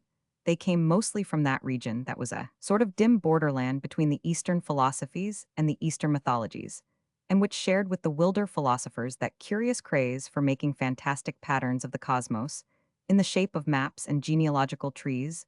Those that are supposed to derive from the mysterious manes are called Manichean kindred cults, are more generally known as Gnostic. They are mostly of a labyrinthine complexity. But the point to insist on is the pessimism, the fact that nearly all in one form or another regarded the creation of the world as the work of an evil spirit. Some of them had that Asiatic atmosphere that surrounds Buddhism, the suggestion that life is a corruption of the purity of being. 257, some of them suggested a purely spiritual order, which had been betrayed by the coarse and clumsy trick of making such toys as the sun and moon and stars. Anyhow, all this dark tide out of the metaphysical sea, in the midst of Asia, poured through the dikes, simultaneously with the creed of Christ. But it is the whole point of the story that the two were not the same, that they flowed like oil and water. That creed remained in the shape of a miracle, a river still flowing through the sea. And the proof of the miracle was practical once more. It was merely that, while all that sea was salt and bitter with the savor of death, of this one stream in the midst of it, a man could drink. Now that purity was preserved by dogmatic definitions and exclusions, it could not possibly have been preserved by anything else. If the Church had not renounced the Manicheans, it might have become merely Manichean. If it had not renounced the Gnostics, it might have become Gnostic. But by the very fact that it did renounce them, it proved that it was not either Gnostic or Manichean. At any rate, it proved that something was not either Gnostic or Manichean. And what could it be that condemned them, if it was not the original good news of the runners from Bethlehem and the trumpet of the resurrection? The early church was ascetic, but she proved that she was not pessimistic simply by condemning the pessimists. The creed declared that man was sinful, but it did not declare that life was evil, and it proved it by damning those who. Roman 999. The condemnation of the early heretics is itself condemned as something crabbed and narrow, but it was in truth the very proof that the church meant to be brotherly and broad. It proved that the primitive Catholics were specially eager to explain that they did not think man utterly vile, that they did not think life incurably miserable, that they did not think marriage a sin or procreation a tragedy. They 258 were ascetic, because asceticism was the only possible purge of the sins of the world. But in the very thunder of their anathemas, they affirmed forever that their asceticism was not to be anti-human or anti-natural, that they did wish to purge the world, and not destroy it, and nothing else except those anathemas could possibly have made it clear, amid a confusion, which still confuses them with their mortal enemies. Nothing else. But dogma could have resisted the riot of imaginative invention, with which the pessimists were waging their war against nature. With their Ians and their demiurge, their strange logos, and their sinister Sophia, if the church had not insisted on theology, it would have melted into a mad mythology of the mystics, yet further removed from reason or even from rationalism, and above all, yet further removed from life and from the love of life. Remember that it would have been an inverted mythology, one contradicting everything natural in paganism, a mythology in which Pluto would be above Jupiter and Hades hang higher than Olympus, in which Brahma and all that has the breath of life would be subject to Siva shining with the eye of death.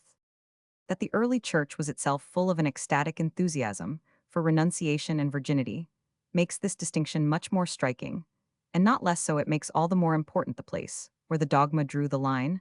A man might crawl about on all fours like a beast. Because he was an ascetic, he might stand night and day on the top of a pillar and be adored for being an ascetic. But he could not say that the world was a mistake or the marriage state a sin. Without being a heretic, what was it that thus deliberately disengaged itself from Eastern asceticism by sharp definition and fierce refusal? If it was not something with an individuality of its own, and one that was quite different. If the Catholics are to be confused with the Gnostics, we can only say it was not their fault if they are, and it is rather 259 hard that the Catholics should be blamed by the same critics for persecuting the heretics, and also for sympathizing with the heresy. The Church was not a Manichean movement, if only because it was not a movement at all. It was not even merely an ascetical movement. Because it was not a movement at all, it would be nearer the truth to call it the tamer of asceticism than the mere leader or loosener of it. It was a thing having its own theory of asceticism, its own type of asceticism. but most conspicuous at the moment as the moderator of other theories and types. This is the only sense that can be made, for instance, of the story of St. Augustine. As long as he was a mere man of the world, a mere man drifting with his time, he actually was a Manichean. It really was quite modern and fashionable to be a Manichean. But when he became a Catholic, the people he instantly turned on and rent in pieces were the Manicheans. The Catholic way of putting it is that he left off being a pessimist to become an ascetic. But as the pessimists interpreted asceticism, it might be said that he left off being an ascetic to become a saint. The war upon life, the denial of nature, were exactly the things he had already found in the heathen world outside the church, and had to renounce when he entered the church. The very fact that St. Augustine remains a somewhat sterner or sadder figure than St. Francis or St. Teresa only accentuates the dilemma face to face with the gravest or even grimmest of Catholics. We can still ask, why did Catholicism make war on Manichees if Catholicism was Manichean? Take another rationalistic explanation of the rise of Christendom. It is common enough to find another critic saying Christianity did not really rise at all, that is, it did not merely rise from below, it was imposed from above. It is an example of the power of the executive, especially in despotic states. The empire was really an empire, that is, it was really 260 ruled by the emperor. One of the emperors happened to become a Christian. He might just as well have become a Mithraist or a Jew or a fire worshipper. It was common in the decline of the empire for eminent and educated people to adopt these eccentric Eastern cults. But when he adopted it, it became the official religion of the Roman Empire. And when it became the official religion of the Roman Empire, it became as strong, as universal, and as invincible as the Roman Empire. It has only remained in the world as a relic of that empire, or as many have put it, it is but the ghost of Caesar still hovering over Rome. This also is a very ordinary line, taken in the criticism of orthodoxy, to say that it was only officialism that ever made it orthodoxy, and here again, we can call on the heretics to refute it. The whole great history of the Arian heresy might have been invented to explode this idea. It is a very interesting history, often repeated in this connection. And the upshot of it is in that, insofar as there ever was a merely official religion, it actually died, because it was a merely official religion. And what destroyed it was the real religion. Arius advanced a version of Christianity, which moved more or less vaguely in the direction of what we should call Unitarianism, though it was not the same, for it gave to Christ a curious intermediary position between the divine and human. The point is that it seemed to many more reasonable and less fanatical, and among these were many of the educated class, in a sort of reaction against the first romance of conversion. Arians were a sort of moderates and a sort of modernists, and it was felt that after the first squabbles, this was the final form of rationalized religion into which civilization might well settle down. It was accepted by Divus Caesar himself and became the official orthodoxy. The generals and military princes, drawn from the new barbarian powers of the north full of the future, supported it strongly. But the sequel is still 261 more important, exactly as a modern man might pass through Unitarianism to complete agnosticism. So the greatest of the Arian emperors ultimately shed the last and thinnest pretense of Christianity. He abandoned even Arius and returned to Apollo. He was a Caesar of the Caesars, a soldier, a scholar, a man of large ambitions and ideals, another of the philosopher kings. It seemed to him as if at his signal the sun rose again, the oracles began to speak like birds beginning to sing at dawn. Paganism was itself again, the gods returned. It seemed the end of that strange interlude of an alien superstition, and indeed it was the end of it so far as there was a mere interlude of mere superstition.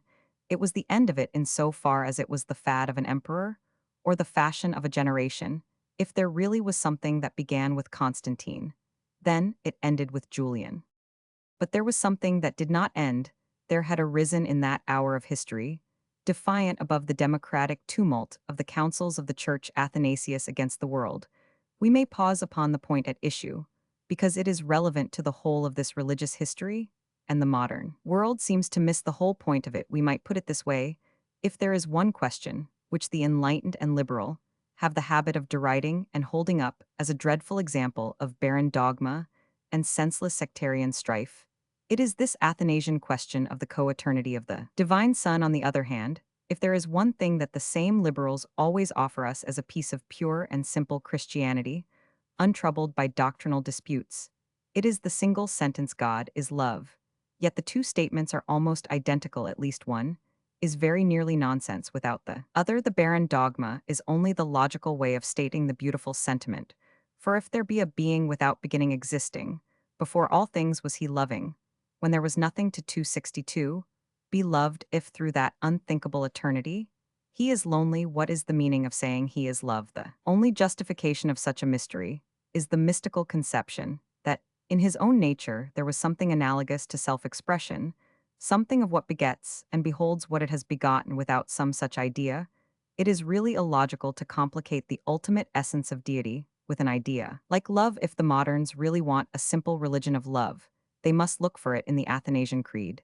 The truth is that the trumpet of true Christianity, the challenge of the charities and simplicities of Bethlehem or Christmas Day, never rang out more arrestingly and unmistakably than in the defiance of Athanasius to the cold compromise of the Arians.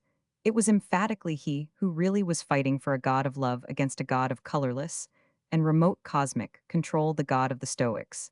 And the agnostics, it was emphatically he who was fighting for the holy child against the gray deity of the Pharisees, and the Sadducees. He was fighting for that very balance of beautiful interdependence and intimacy in the very trinity of the divine nature that draws our hearts to the trinity of the Holy Family. His dogma, if the phrase be not misunderstood, turns even God into a holy family.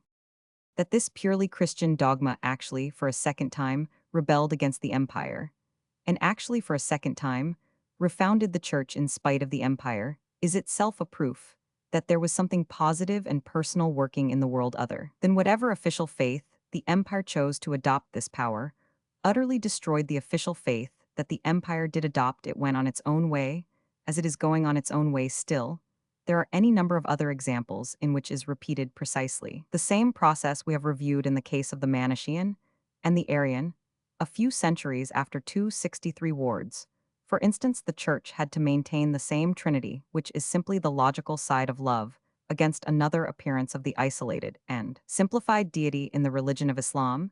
Yet there are some who cannot see what the Crusaders were fighting for, and some even who talk as if Christianity had never been anything but a form of what they call Hebraism coming in with the decay of Hellenism. Those people must certainly be very much puzzled by the war between the crescent and the cross if Christianity had never been anything but a simpler morality sweeping away polytheism. There is no reason why Christendom should not have been swept into Islam. The truth is that Islam itself was a barbaric reaction against that very humane complexity that is really a Christian character, that idea of balance in the deity, as of balance in the family, that makes that creed a sort of sanity, and that sanity the soul of civilization, and that is why the Church is from the first a thing holding its own position and point of view, quite apart from the accidents and anarchies of its age. That is why it deals blows impartially right and left at the pessimism of the Manichaean or the optimism of the Pelagian. It was not a Manichaean movement, because it was not a movement at all. It was not an official fashion, because it was not a fashion at all. It was something that could coincide with movements, and fashions could control them and could survive them. So might rise from their graves the great heresiarchs to confound their comrades of today. There is nothing that the critics now affirm that we cannot call on these great witnesses to deny. The modern critic will say lightly enough that Christianity was but a reaction into asceticism and antinatural spirituality, a dance of fakirs furious against life and love. But Monet's the great mystic will answer them from his secret throne and cry, these Christians have no right to be called spiritual. These Christians have no 264 title to be called ascetics, they who compromised with the curse of life, and all the filth of the family through them. The earth is still foul with fruit and harvest, and polluted with population. Theirs was no movement against nature, or my children would have carried it to triumph, but these fools renewed the world when I would have ended it with a gesture. And another critic will write that the Church was but the shadow of the empire, the fad of a chance emperor, and that it remains in Europe only as the ghost of the power of Rome. And Arius, the deacon, will answer out of the darkness of oblivion, no, indeed, or the world would have followed my more reasonable religion, for mine went down before demagogues and men, defying Caesar, and around my champion was the purple cloak, and mine was the glory of the eagles. It was not for lack of these things that I failed. And yet a third modern will maintain that the creed spread only as a sort of panic of hellfire men, everywhere attempting impossible things in fleeing from incredible vengeance, a nightmare of imaginary remorse, and such an explanation will satisfy many who see something dreadful in the doctrine of orthodoxy, And then there will go up against it the terrible voice of Tertullian saying, "And why then was I cast out? And why did soft hearts and heads decide against me, when I proclaimed the perdition of all sinners? And what was this power that thwarted me, when I threatened all backsliders with hell for none ever? Went up that hard road so far as I and mine, was the credo quia impossibile." Then there is the fourth suggestion that there was something of the Semitic secret society in the whole matter, that it was a new invasion of the nomad spirit, shaking a kindlier and more comfortable paganism, its cities and its household gods, whereby the jealous monotheistic races could after all establish their jealous god. And Mahomet shall answer out of the whirlwind, the red whirlwind of the desert 265, whoever served the jealousy of God, as I did or left him more lonely in the sky, whoever paid more honor to Moses and Abraham, or won more victories over idols and the images of paganism. And what was this thing that thrust me back with the energy of a thing alive, whose fanaticism could drive me from Sicily and tear up my deep roots out of the rock of Spain? What faith was theirs who thronged in thousands of every class and country, crying out that my ruin was the will of God? And what hurled great Godfrey, as from a catapult over the wall of Jerusalem? And what brought great Sobieski, like a thunderbolt, to the gates of Vienna? I think there was more than you fancy in the religion that has so matched itself with mine. Those who would suggest that the faith was a fanaticism are doomed to an eternal perplexity. In their account, it is bound to appear as fanatical for nothing and fanatical against everything. It is ascetical and at war with ascetics Roman, and in revolt against Rome monotheistic, and fighting furiously against monotheism harsh, in its condemnation of harshness, a riddle not to be explained even as unreason. And what sort of unreason is it that seems reasonable to millions of educated Europeans? Through all the revolutions of some 1600 years, people are not amused with a puzzle or a paradox, or a mere muddle in the mind for all that time. I know of no explanation, except that such a thing is not unreason, but reason, that if it is fanatical for reason and fanatical against all the unreasonable things. That is the only explanation I can find of a thing from the first so detached, and so confident, condemning things that looked so like itself, refusing help from powers that seemed so essential to its existence, sharing on its human side all the passions of the age, yet always at the supreme moment, suddenly rising superior to them, never 266, saying exactly what it was expected to say, and never needing to unsay what it had said. I can find no explanation, except that, like Pallas from the brain of Jove, it had indeed come forth out of the mind of God, mature and mighty and armed for judgment, and for war. 267. Chapter 5. The escape from paganism. The modern missionary with his palm leaf hat and his umbrella has become rather a figure of fun. He is chaffed among men of the world for the ease with which he can be eaten by cannibals, and the narrow bigotry, which makes him regard the cannibal culture as lower than his own. Perhaps the best part of the joke is that the men of the world do not see that the joke is against themselves. It is rather ridiculous to ask a man just about to be boiled in a pot and eaten at a purely religious feast why he does not regard all religions as equally friendly and fraternal. But there is a more subtle criticism uttered against the more old-fashioned missionary, to the effect that he generalizes too broadly about the heathen and pays too little attention to the difference between Mahomet and mumbo-jumbo. There was probably truth in this complaint, especially in the past. But it is my main contention here that the exaggeration is all the other way at present. It is the temptation of the professors to treat mythologies too much as theologies, as things thoroughly thought out and seriously held. It is the temptation of the intellectuals to take much too seriously the fine shades of various schools in the rather irresponsible metaphysics of Asia. Above all, it is their temptation to miss the real truth implied in the idea of Aquinas contra Gentiles or Athanasius contra mundum.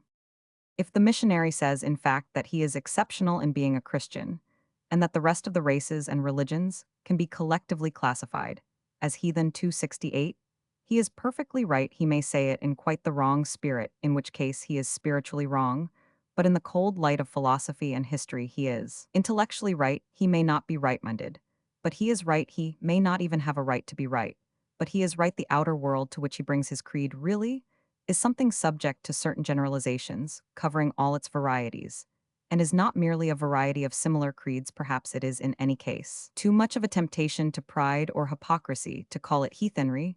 Perhaps it would be better simply to call it humanity. But there are certain broad characteristics of what we call humanity, While it remains in what we call heathenry, they are not necessarily bad characteristics. Some of them are worthy of the respect of Christendom, some of them have been absorbed and transfigured in the substance of Christendom.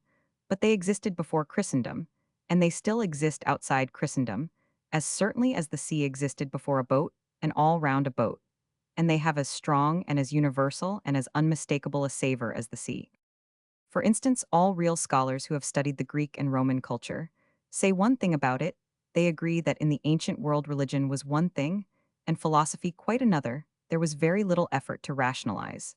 And at the same time, to realize a real belief in the gods, there was very little pretense of any such real belief among the philosophers, but neither had the passion or perhaps the power to persecute the other save in particular and peculiar cases, and neither the philosopher in his school, nor the priest in his temple, seems ever to have seriously contemplated his own concept.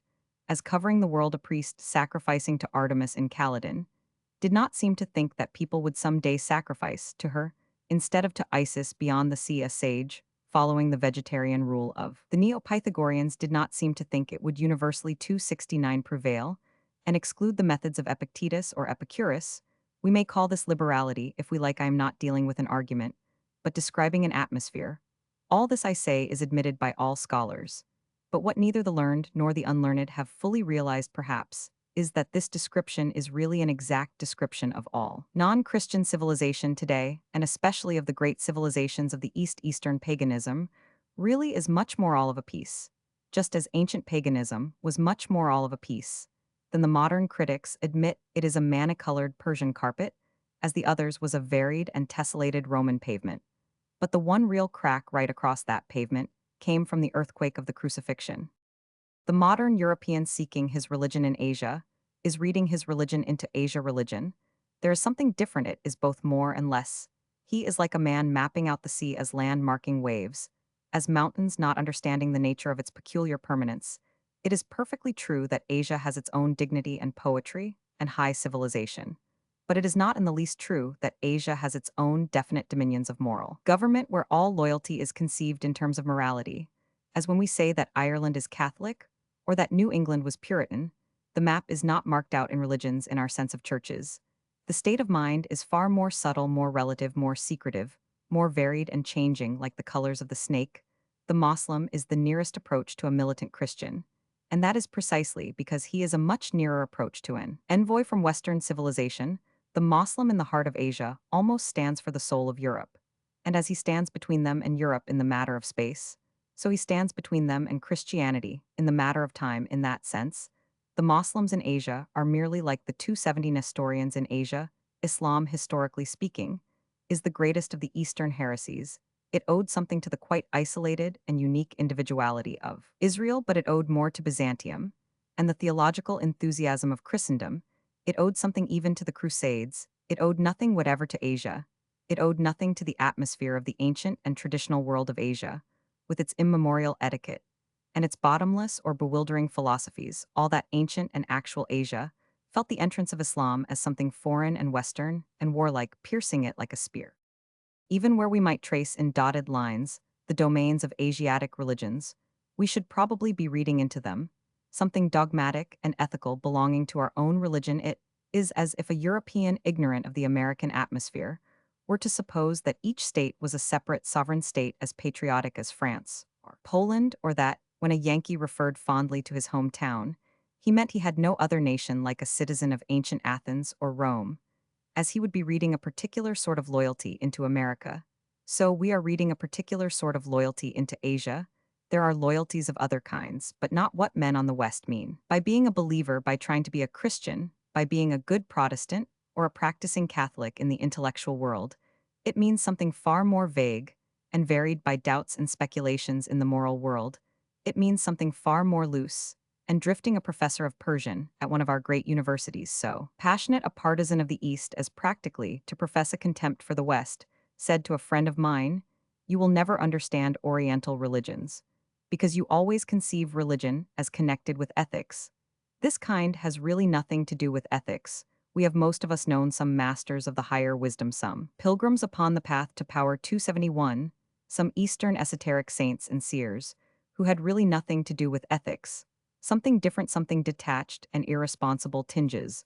The moral atmosphere of Asia and touches, even that of Islam, it was very realistically caught in the atmosphere of Hassan, and a very horrible atmosphere too. It is even more vivid in such glimpses, as we get of the genuine and ancient cults of Asia, deeper than the depths of metaphysics, far down in the abysses of mystical meditations, under all that solemn universe of spiritual things, is a secret and intangible and a terrible levity. It does not really very much matter what one does, either because they do not believe in a devil, or because they do believe in a destiny, or because experience here is everything and eternal life, something totally different. But for some reason, they are totally different. I have read somewhere that there were three great friends famous in medieval Persia for their unity of mind. One became the responsible and respected vizier of the great king. The second was the poet Omar, pessimist and Epicurean, drinking wine in mockery of Mahomet. The third was the old man of the mountain, who maddened his people with hashish, that they might murder other people with daggers. It does not really much matter what one does. The Sultan in Hassan would have understood all those three men, indeed. He was all those three men, but this sort of universalist cannot have what we call a character. It is what we call a chaos. He cannot choose, he cannot fight, he cannot repent, he cannot hope. He is not in the same sense creating something for creation, means rejection. He is not in our religious phrase making his soul for our doctrine of salvation, does really mean a labor like that of a man trying to make a statue beautiful of victory, with wings, for that there must be a final choice, for a man cannot make statues without rejecting stone, and there really is this ultimate 272 unmorality behind the metaphysics of Asia, and the reason is that there has been nothing through all those unthinkable ages to bring the human mind sharply to the point to tell it that the time has come to choose. The mind has lived too much in eternity. The soul has been too immortal in the special sense that it ignores the idea of mortal sin. It has had too much of eternity in the sense that it has not had enough of the hour of death. And the day of judgment, it is not crucial enough in the literal sense that it has not had enough of the cross. That is what we mean when we say that Asia is very old. But strictly speaking, Europe is quite as old as Asia. Indeed, in a sense, any place is as old as any other place. What we mean is that Europe has not merely gone on growing older, it has been born again. Asia is all humanity as it has worked out its human doom. Asia, in its vast territory, in its varied populations, in its heights of past achievement, and its depths of dark speculation, is itself a world, and represents something of what we mean when we speak of the world. It is a cosmos, rather than a continent. It is the world as man has made it, and contains many of the most wonderful things that man has made. Therefore, Asia stands as the one representative of paganism, and the one rival to Christendom.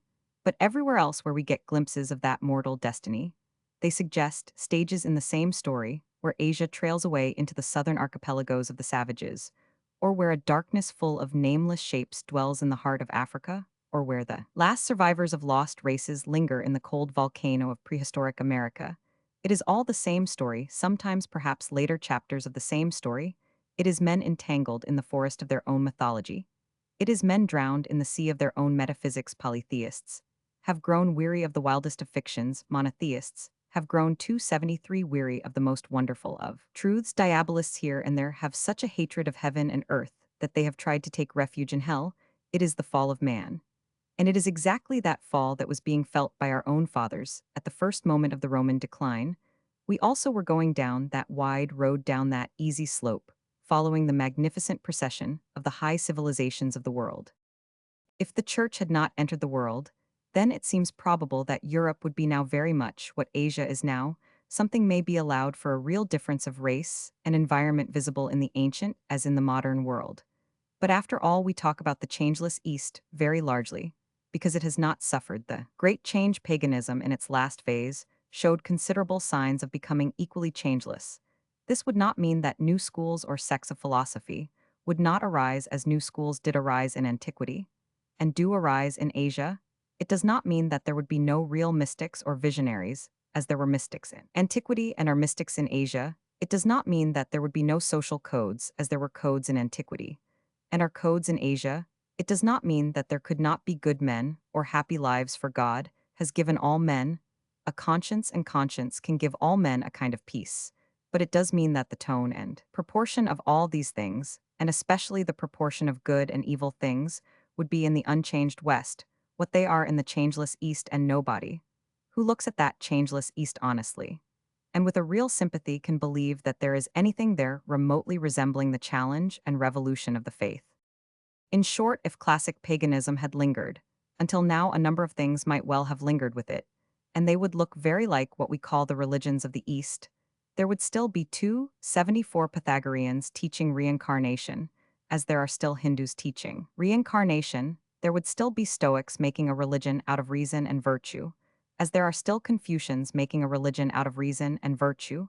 There would still be Neoplatonists studying transcendental truths, the meaning of which was mysterious to other people, and disputed even amongst themselves, as the Buddhists still study a transcendentalism, mysterious to others, and disputed among themselves. There would still be intelligent Apollonians, apparently worshipping the sun god, but explaining that they were worshipping the divine principle, just as there are still intelligent Parsees, apparently worshipping the sun, but explaining that they are worshipping the deity. There would still be wild Dionysians dancing on the mountain, as there are still wild dervishes dancing in the desert. There would still be crowds of people attending the popular feasts of the gods in pagan Europe, as in pagan Asia. There would still be crowds of gods local and other for them to worship. And there would still be a great many more people who worshiped them than people who believed in them. Finally, there would still be a very large number of people who did worship gods and did believe in gods, and who believed in gods and worshipped gods simply because they were demons. There would still be Levantins secretly sacrificing to Moloch, as there are still thugs secretly sacrificing to Kali. There would still be a great deal of magic, and a great deal of it would be black magic. There would still be a considerable admiration of Seneca, and a considerable imitation of Nero, just as the exalted epigrams of Confucius could coexist with the tortures of China, and over all that tangled forest of traditions growing wild or withering would brood the broad silence of a singular and even nameless mood. But the nearest name of it is nothing. All these things, good and bad, would have an indescribable air of being too old to die 275. None of these things occupying Europe in the absence of Christendom would bear the least likeness to Christendom, since the Pythagorean metempsychosis would still be there. We might call it the Pythagorean religion, as we talk about the Buddhist religion, as the noble maxims of Socrates would still be there. We might call it the Socratic religion, as we talk about the Confucian religion, as the popular holiday was still marked by a mythological hymn to Adonis. We might call it the religion of Adonis, as we talk about the religion of Juggernaut, as literature would still be based on the Greek mythology. We might call that mythology a religion, as we call the Hindu mythology a religion. We might say that there were so many thousands or millions of people belonging to that religion, in the sense of frequenting such temples, or merely living in a land full of such temples. But if we called the last tradition of Pythagoras, or the lingering legend of Adonis, by the name of a religion, then we must find some other name for the Church of Christ.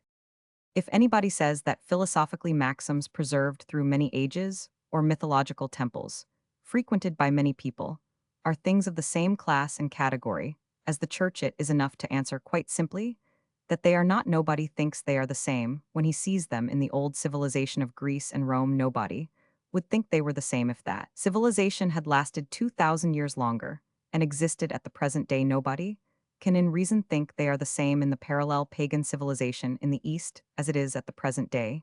None of these philosophies or mythologies are anything like a church, certainly nothing like a church militant. And as I have shown elsewhere, even if this rule were not already proved, the exception would prove the rule. The rule is that pre-Christian or pagan history does not produce a church militant, and the exception, or 276, what some would call the exception, is that Islam is at least militant if it is not church. And that is precisely because Islam is the one religious rival that is not pre-Christian, and therefore not in that sense. Pagan Islam was a product of Christianity, even if it was a byproduct, even if it was a bad product. It was a heresy or parody emulating, and therefore imitating the church. It is no more surprising that Mahomedanism had something of her fighting spirit than that Quakerism had something of her peaceful spirit after Christianity. There are any number of such emulations or extensions before it. There are none. The church militant is thus unique, because it is an army marching to effect a universal deliverance. The bondage from which the world is thus to be delivered is something that is very well symbolized by the state of Asia, as by the state of pagan Europe. I do not mean merely their moral or immoral state. The missionary, as a matter of fact, has much more to say for himself than the enlightened imagine, even when he says that the heathen are idolatrous and immoral a touch or two of realistic experience about Eastern religion, even about Muslim religion, will reveal some startling insensibilities in ethics, such as the practical indifference to the line between passion and perversion. It is not prejudice but practical experience, which says that Asia is full of demons as well as gods, but the evil I mean is in the mind, and it is in the mind wherever the mind has worked for a long time alone. It is what happens when all dreaming and thinking have come to an end. In an emptiness that is at once negation and necessity, it sounds like an anarchy. But it is also a slavery. It is what has been called already the wheel of Asia, all those recurrent arguments about cause and effect or things beginning and ending in the mind, which make it impossible for the soul really to strike out and go anywhere or do anything. And the point is that at 277 is not necessarily peculiar to Asiatics. It would have been true in the end of European Sif. Something had not happened if the church militant had not been a thing marching. All men would have been marking time. If the church militant had not endured a discipline, all men would have endured a slavery. What that universal yet fighting faith brought into the world was hope. Perhaps the one thing common to mythology and philosophy was that both were really sad in the sense that they had not this hope, even if they had touches of faith or charity. We may call Buddhism a faith, though to us it seems more like a doubt. We may call the Lord of Compassion a Lord of Charity, though it seems to us a very pessimist sort of pity. But those who insist most on the antiquity and size of such cults must agree that in all their ages they have not covered all their areas with that sort of practical and pugnacious hope in Christendom. Hope has never been absent, rather it has been errant, extravagant, excessively fixed upon fugitive chances. Its perpetual revolution and reconstruction has at least been in evidence of people being in better spirits. Europe did very truly renew its youth like the eagles, just as the eagles of Rome rose again over the legions of Napoleon, or we have seen soaring but yesterday the silver eagle of Poland.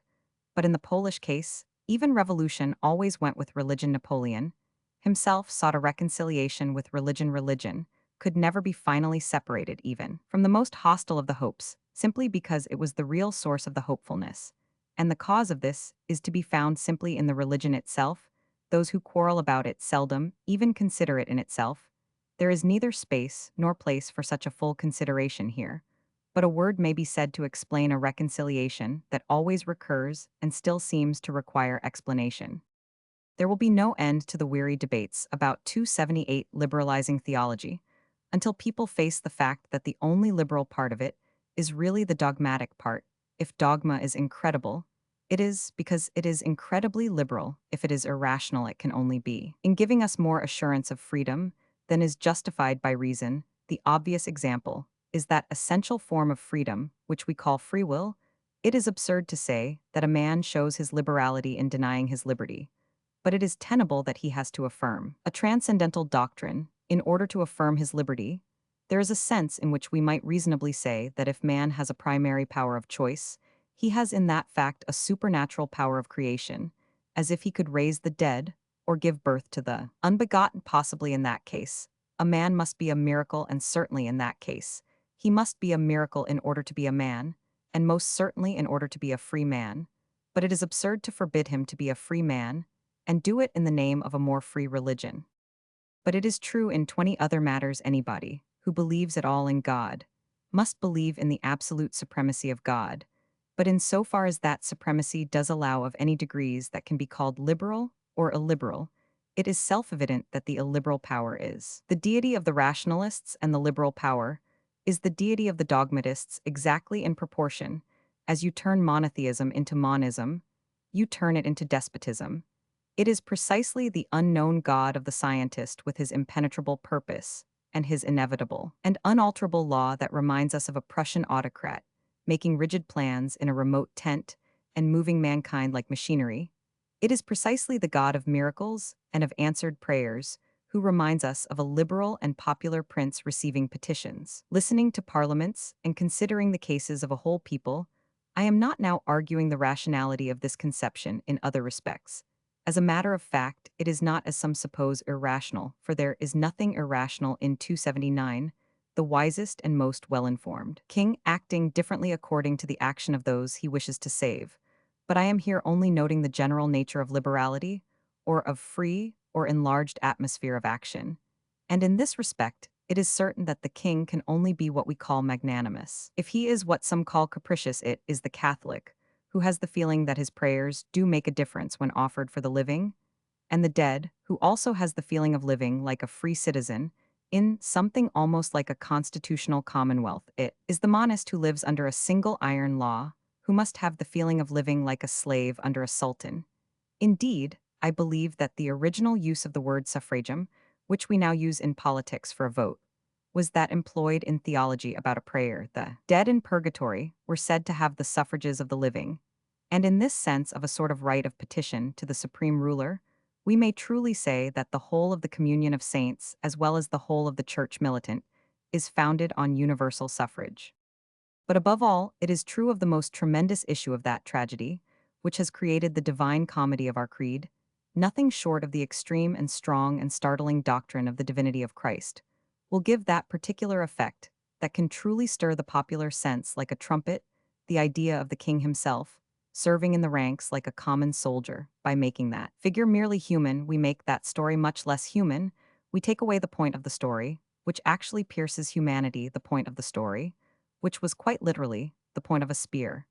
It does not especially humanize the universe to say that good and wise men can die for their opinions, any more than it would be any sort of uproariously popular news in an army that good soldiers may easily get killed. It is no news that King Leonidas is dead any more than that Queen 280 Anne is dead, and men did not wait for Christianity to be men, in the full sense of being heroes. But if we are describing for the moment the atmosphere of what is generous and popular, and even picturesque, any knowledge of human nature will tell us that no sufferings of the sons of men, or even of the servants of God, strike the same note as the notion of the master suffering instead of his servants. And this is given by the theological and emphatically not by the scientific deity.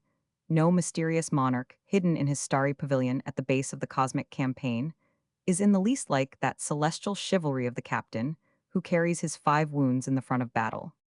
What the denouncer of dogma really means is not that dogma is bad, but rather that dogma is too good to be true. That is, he means that dogma is too liberal to be likely. Dogma gives man too much freedom. When it permits him to fall, dogma gives even God too much freedom. When it permits him to die, that is what the intelligent skeptics ought to say. And it is not in the least my intention to deny that there is something to be said for it. They mean that the universe is itself a universal prison, that existence itself is a limitation and a control. And it is not for nothing that they call causation a chain in a word. They mean quite simply that they cannot believe these things, not in the least that they are unworthy of belief. We say not lightly, but very literally, that the truth has made us free. They say that it makes us so free that it cannot be the truth to them. It is like believing in fairyland to believe in such freedom. As we enjoy, it is like believing in men with wings to entertain the fancy of men. With wolves, it is like accepting a fable about a squirrel in conversation with a mountain to believe in a man who is free to ask, or a God who is free to answer. This is a manly and a rational negation for which I, for one, shall always show respect, but I decline to 281 show any respect for those who first of all clip the bird and cage the squirrel, rivet the chains, and refuse the freedom, close all the doors of the cosmic prison on us with a clang of eternal iron, tell us that our emancipation is a dream and our dungeon a necessity, and then calmly turn round and tell us they have a freer thought and a more liberal theology. The moral of all this is an old one, that religion is revelation. In other words, it is a vision, and a vision received by faith, but it is a vision of reality. The faith consists in a conviction of its reality, that, for example, is the difference between a vision and a daydream. And that is the difference between religion and mythology, that is the difference between faith and all that fancy work, quite human and more or less healthy, which we considered under the head of mythology. There is something in the reasonable use of the very word vision that implies 2 things about it: first, that it comes very rarely, possibly, that it comes only once, and secondly, that it probably comes once. And for all a daydream may come every day, a daydream may be different every day. It is something more than the difference between telling ghost stories and meeting a ghost. But if it is not a mythology, neither is it a philosophy. It is not a philosophy, because being a vision, it is not a pattern. But a picture, it is not one of those simplifications, which resolve everything into an abstract explanation, as that everything is recurrent, or everything is relative, or everything is inevitable, or everything is elusive. It is not a process, but a story. It has proportions of the sort seen in a picture or a story. It has not the regular repetitions of a pattern or a process. but it replaces them by being convincing as a picture, or a story is convincing in other words. It is exactly as the phrase goes like life. For indeed it is life, an example of what is meant here, might well be found in the treatment of the problem of evil. It is easy 282 enough to make a plan of life of which the background is black as the pessimists do, and then admit a speck or two of stardust, more or less accidental, or at least in the literal sense insignificant.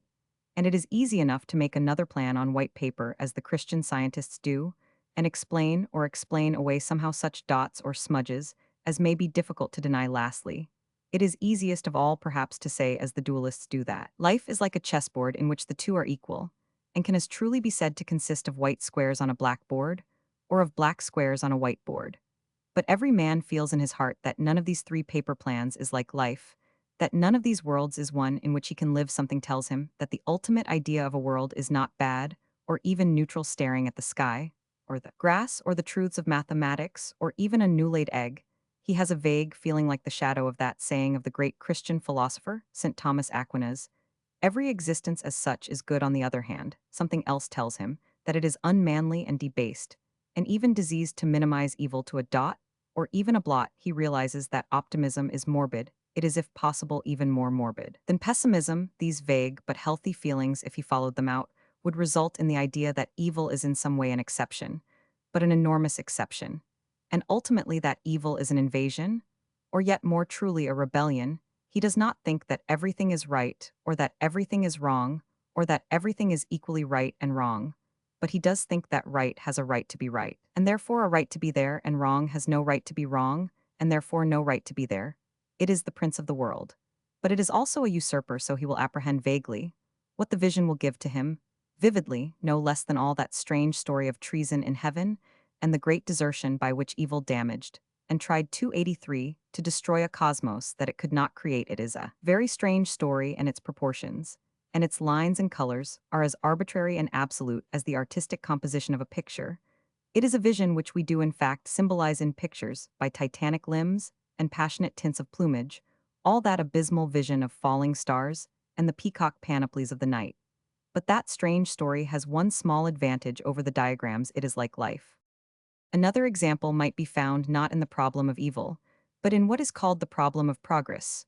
One of the ablest agnostics of the age once asked me whether I thought mankind grew better, or grew worse, or remained the same. He was confident that the alternative covered all possibilities. He did not see that it only covered patterns, and not pictures, processes, and not stories. I asked him whether he thought that Mr. Smith of Golders Green got better or worse, or remained exactly the same between the age of 30 and 40. It then seemed to dawn on him that it would rather depend on Mr. Smith, and how he chose to go on. It had never occurred to him that it might depend on how mankind chose to go on, and that its course was not a straight line, or an upward or downward curve, but a track like that of a man across a valley, going where he liked and stopping where he chose, going into a church or falling drunk in a ditch.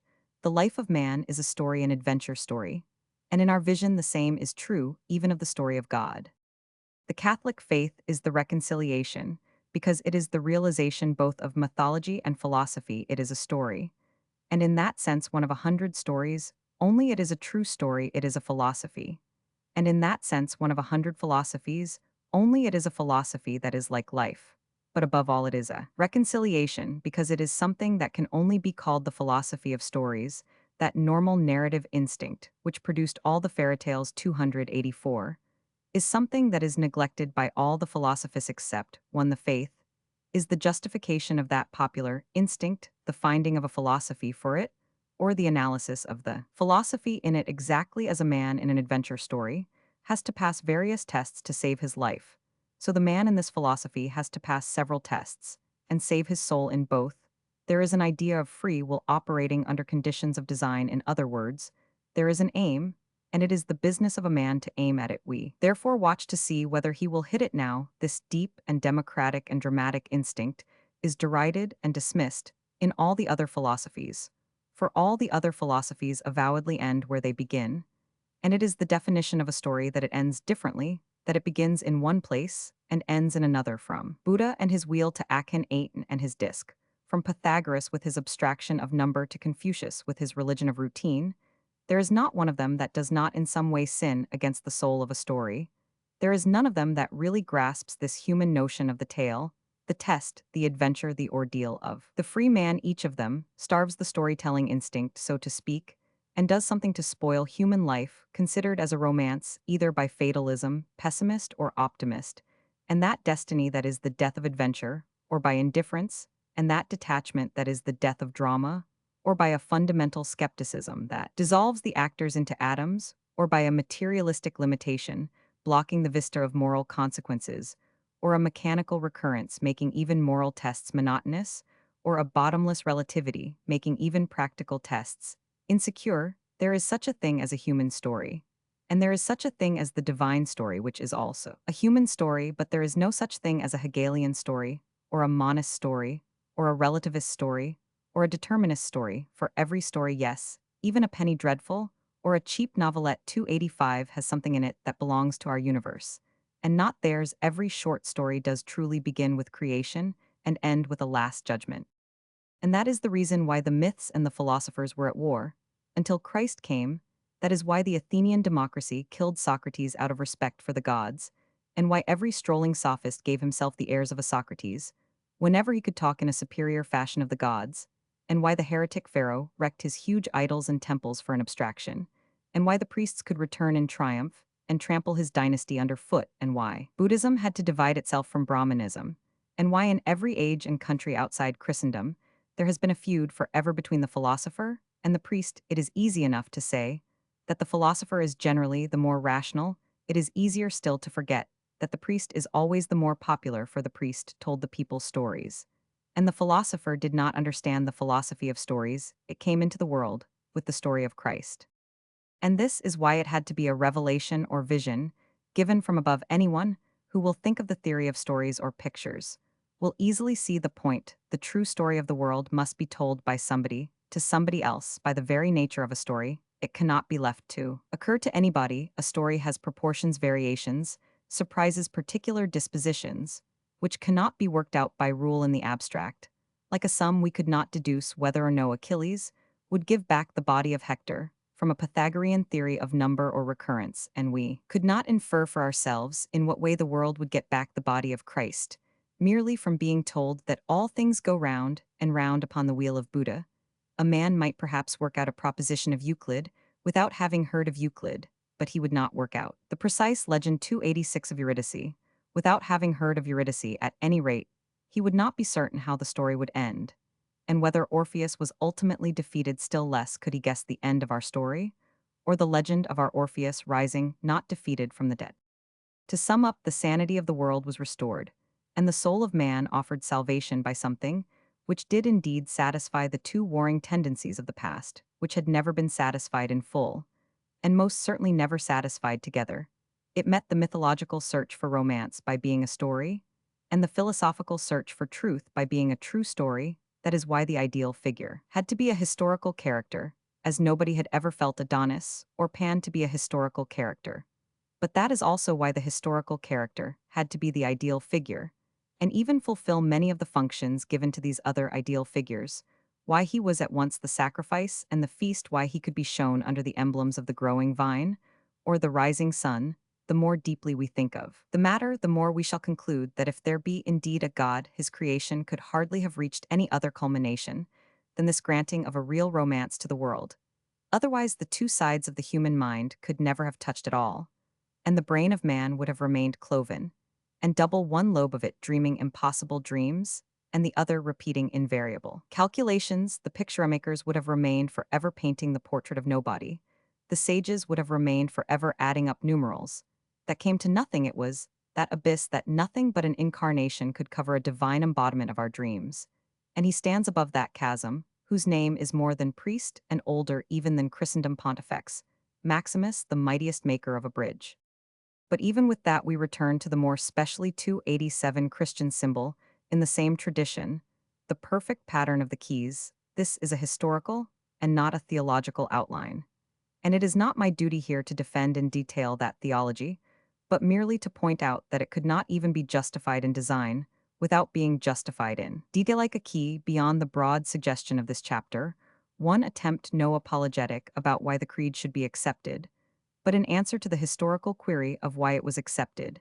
And is accepted I answer for millions of others in my reply, because it fits the lock, because it is like life, it is one among many stories, only it happens to be a true story, it is one among many philosophies, only it happens to be the truth we accept it, and the ground is solid under our feet, and the road is open before us, it does not imprison us in a dream of destiny, or a consciousness of the universal delusion, it opens to us not only incredible heavens, but what seems to some an equally incredible earth and makes it credible. This is the sort of truth that is hard to explain, because it is a fact, but it is a fact to which we can call witnesses.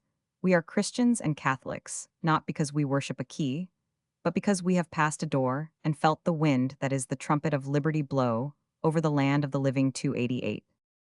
In Chapter 6, The Five Deaths of the Faith, it is not the purpose of this book to trace the subsequent history of Christianity, especially the later history of Christianity, which involves controversies of which I hope to write more fully elsewhere.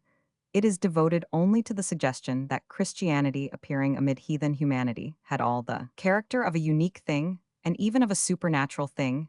It was not like any of the other things, and the more we study it, the less it looks like any of them. But there is a certain rather peculiar character, which marked it henceforward, even down to the present moment, with a note on which this book may well conclude. I have said that Asia and the ancient world had an air of being too old to die. Christendom has had the very opposite fate. Christendom has had a series of revolutions. And in each one of them, Christianity has died. Christianity has died many times and risen again, for it had a God who knew the way out of the grave. But the first extraordinary fact which marks this history is this, that Europe has been turned upside down over and over again, and that at the end of each of these revolutions, the same religion has again been found on top. The faith is always converting the age not as an old religion, but as a new religion. This truth is hidden from many by a convention that is too little noticed. Curiously enough, it is a convention of the sort which those who ignore it claim especially to detect and denounce. They are always telling us that priests and ceremonies 289 are not religion, and that religious organization can be a hollow sham, but they hardly realize how true it is. It is so true that 3 or 4 times at least in the history of Christendom, the whole soul seemed to have gone out of Christianity, and almost every man in his heart expected its end. This fact is only masked, in medieval and other times, by that very official religion, which such critics pride themselves on seeing through. Christianity remained the official religion of a Renaissance prince, or the official religion of an 18th-century bishop, just as in ancient mythology remained the official religion of Julius Caesar, or the Arian Creed long remained the official religion of Julian the Apostate. But there was a difference between the cases of Julius and of Julian. Because the church had begun its strange career, there was no reason why men like Julius should not worship gods like Jupiter forever in public and laugh at them forever in private. But when Julian treated Christianity as dead, he found it had come to life again.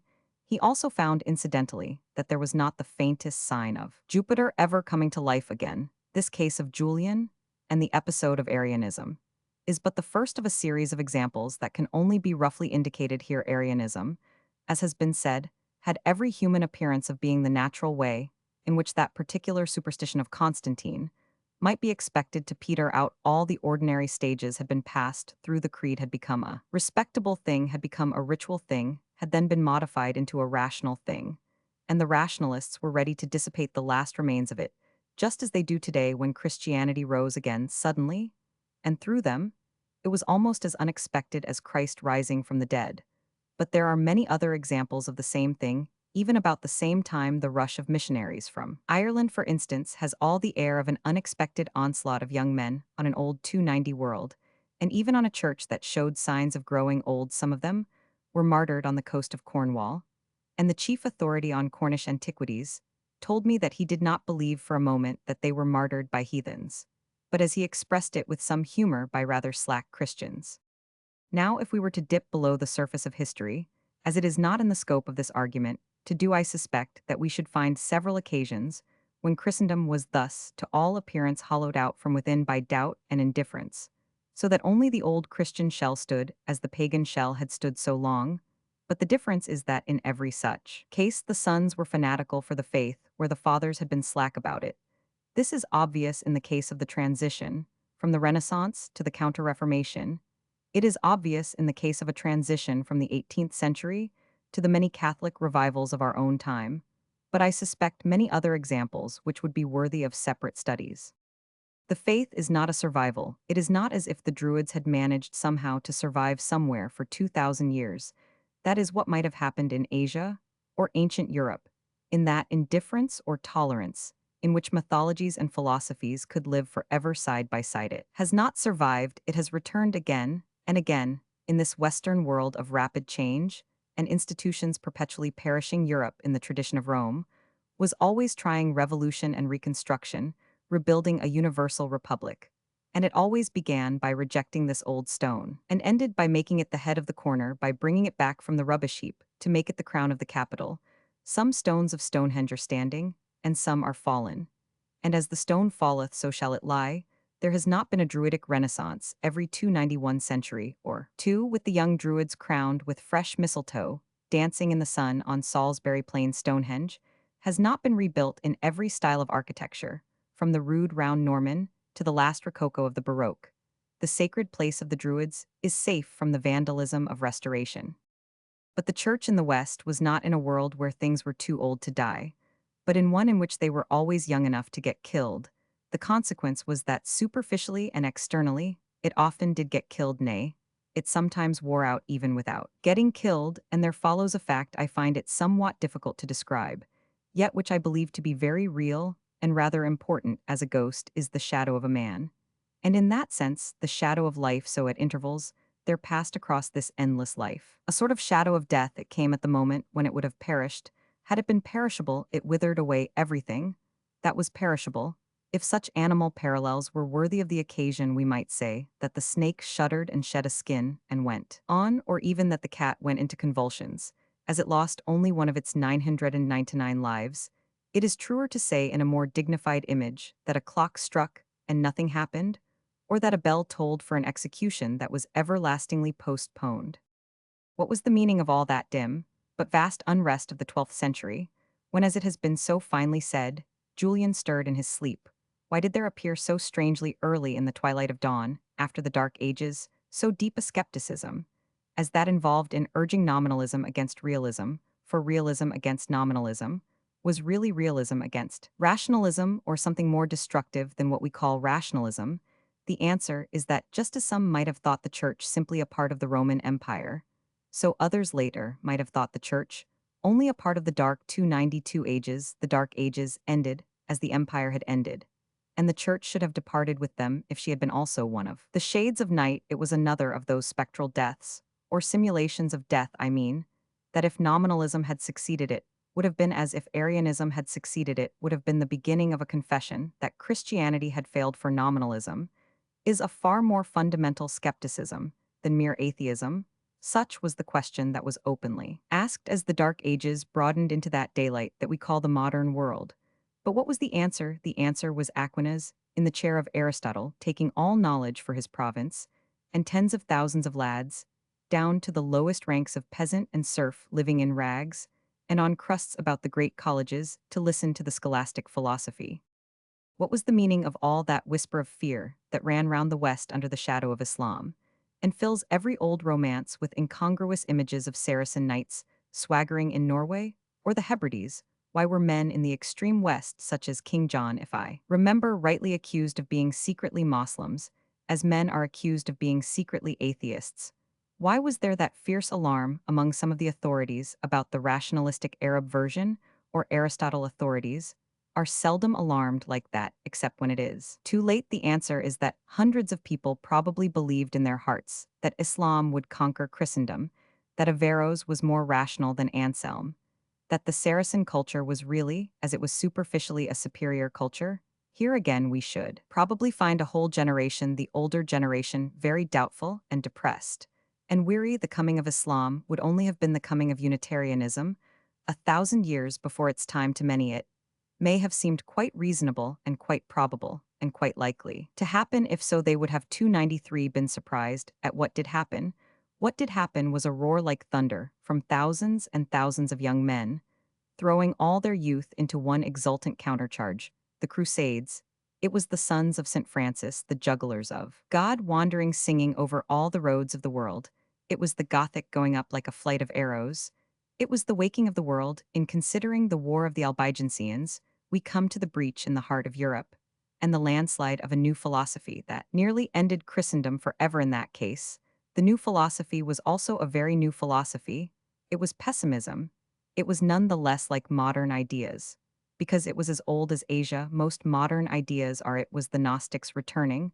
But why did the Gnostics return? Because it was the end of an epoch like the end of the empire, and should have been the end of the church. It was Schopenhauer hovering over the future. But it was also Manichaeus rising from the dead that men might have death, and that they might have it more abundantly. It is rather more obvious in the case of the Renaissance, simply because the period is so much nearer to us, and people know so much more about it, but there is more even in that example than most people know apart from the particular controversies, which I wish to reserve for a separate study. The period was far more chaotic than those. Controversies commonly imply when Protestants call Latimer a martyr to Protestantism, and Catholics reply that Campion was a martyr to Catholicism. It is often forgotten that many perished in such persecutions, who could only be described as martyrs to atheism, or anarchism, or even diabolism. That world was almost as wild as our own. The men wandering about in it included the sort of man who says there is no God, the sort of man who says he is himself God, the sort of man who says something that nobody can make head or 294 tale of. If we could have the conversation of the age, following the Renaissance, we should probably be shocked by its shameless negations. The remarks attributed to Marlowe are probably pretty typical of the talk in many intellectual taverns. The transition from pre-Reformation to post-Reformation Europe was through a void of very yawning questions. Yet again, in the long run, the answer was the same. It was one of those moments when as Christ walked on the water, so was Christianity walking in the. But all these cases are remote in date and could only be proved in detail. We can see the fact much more clearly in the case when the paganism of the Renaissance ended Christianity and Christianity unaccountably began all over again. But we can see it most clearly of all in the case which is close to us and full of manifest and minute evidence, the case of the great decline of religion that began about the time of Voltaire, for indeed it is our own case. And we ourselves have seen the decline of that decline. The 200 years since Voltaire do not flash past us at a glance like the 4th and 5th centuries or the 12th and 13th centuries in our own case. We can see this oft-repeated process close at hand. We know how completely a society can lose its fundamental religion without abolishing its official religion. We know how men can all become agnostics long before they abolish bishops, and we know that also in this last ending, which really did look to us like the final ending, the incredible thing has happened again. The faith has a better following among the young men than among the old. When Ibsen spoke of the new generation knocking at the door, he certainly never expected that it would be the church door. At least 5 times, therefore, with the Arian and the Albigensian, with the humanist skeptic after Voltaire, and after Darwin, the faith has to all appearance gone to the dogs. In each of these 295 cases, it was the dog that died. How complete was the collapse, and how strange the reversal we can only see in detail in the case nearest to our own time. 1,000 things have been said about the Oxford movement and the parallel French Catholic revival, but few have made us feel the simplest fact about it, that it was a surprise. It was a puzzle as well as a surprise, because it seemed to most people like a river turning backwards from the sea and trying to climb back into the mountains. To have read the literature of the 18th and 19th centuries is to know that nearly everybody had come to take it for granted that religion was a thing that would continually broaden like a river till it reached an infinite sea. Some of them expected it to go down in a cataract of catastrophe. Most of them expected it to widen into an estuary of equality and moderation. But all of them thought its returning on itself a prodigy, as incredible as witchcraft. In other words, most moderate people thought that faith like freedom would be slowly broadened down, and some advanced people thought that it would be very rapidly broadened down, not to say flattened out. All that world of Gizot and Macaulay, and the commercial and scientific liberality, was perhaps more certain than any men before or since about the direction in which the world is going. People were so certain about the direction that they only differed about the pace. Many anticipated with alarm, and a few with sympathy, a Jacobin revolt that should guillotine the Archbishop of Canterbury, or a Chartist riot that should hang the parsons on the lampposts. But it seemed like a convulsion in nature that the Archbishop, instead of losing his head, should be looking for his mitre, and that instead of diminishing the respect due to parsons, we should strengthen it to the respect due to priests. It revolutionized their very vision of revolution. and turned their very topsy-turvydom topsy-turvy 296. In short, the whole world being divided about whether the stream was going slower or faster, became conscious of something vague, but vast that was going against the stream. Both in fact and figure, there is something deeply disturbing about this, and that for an essential reason, a dead thing can go with the stream, but only a living thing can go against it. A dead dog can be lifted on the leaping water with all the swiftness of a leaping hound, but only a live dog can swim backwards, a paper boat can ride the rising deluge with all the airy arrogance of a fairy ship. But if the fairy ship sails upstream, it is really rowed by the fairies, and among the things that merely went with the tide of apparent progress and enlargement, there was many a demagogue or sophist whose wild gestures were in truth as lifeless as the movement of a dead dog's limbs, wavering in the eddying water, and many a philosophy uncommonly like a paper boat of the sort that it is not difficult to knock into a cocked hat, but even the truly living and even life-giving things that went with that stream did not thereby prove that they were living or life-giving. It was this other force that was unquestionably and unaccountably alive, the mysterious and unmeasured energy that was thrusting back the river that was felt to be like the movement of some great monster. And it was none the less clearly a living monster, because most people thought it a prehistoric monster. It was none the less an unnatural and incongruous, and to some a comic upheaval, as if the great sea serpent had suddenly risen out of the round pond. Unless we consider the sea serpent as more likely to live in the serpentine, this flippant element in the fantasy must not be missed, for it was one of the clearest testimonies to the unexpected nature of the reversal that A did really feel that a preposterous quality in prehistoric animals belonged also to historic rituals, that mitres and tiaras were like the horns or crests of antediluvian creatures, and 297, that appealing to a primitive church was like dressing up as a primitive man.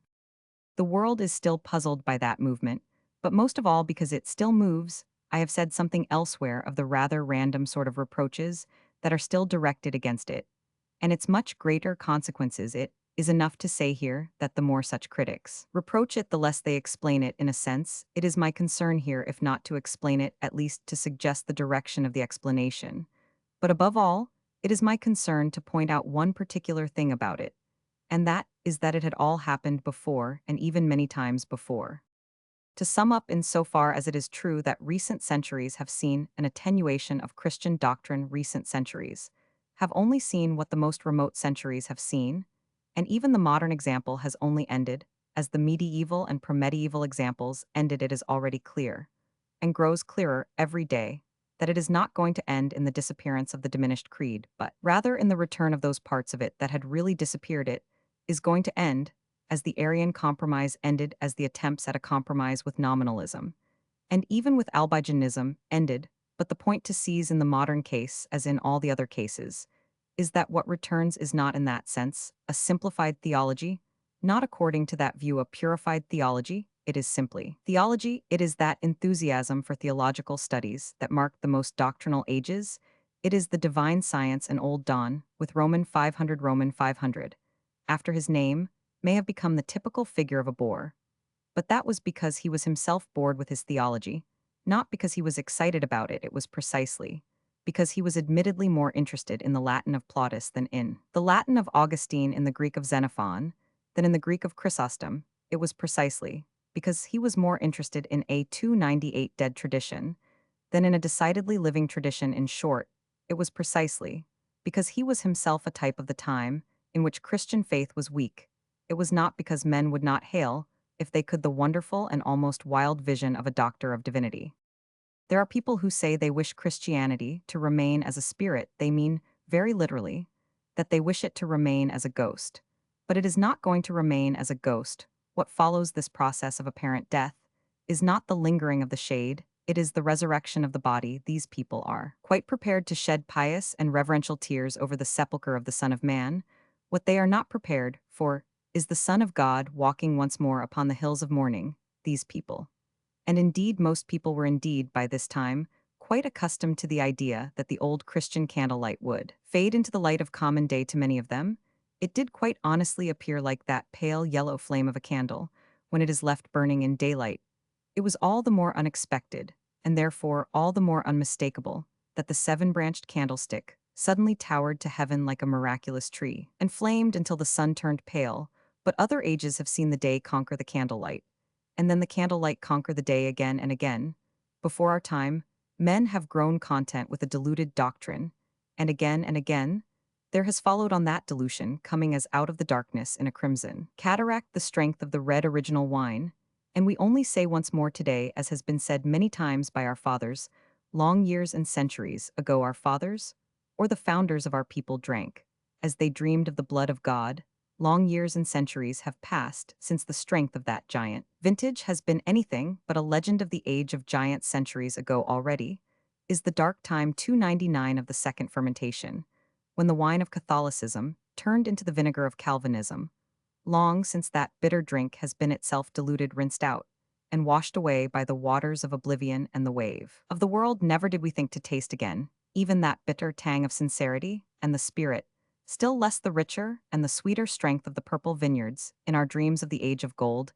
Day by day and year by year, we have lowered our hopes and lessened our convictions. We have grown more and more used to seeing those vats and vineyards overwhelmed in the waterfloods, and the last savor and suggestion of that special element fading like a stain of purple upon a sea of gray. We have grown used to dilution to dissolution, to a watering down that went on forever, but thou hast kept the good wine until now. This is the final fact, and it is the most extraordinary of all. The faith has not only often died, but it has often died of old age. It has not only been often killed, but it has often died a natural death, in the sense of coming to a natural and necessary end.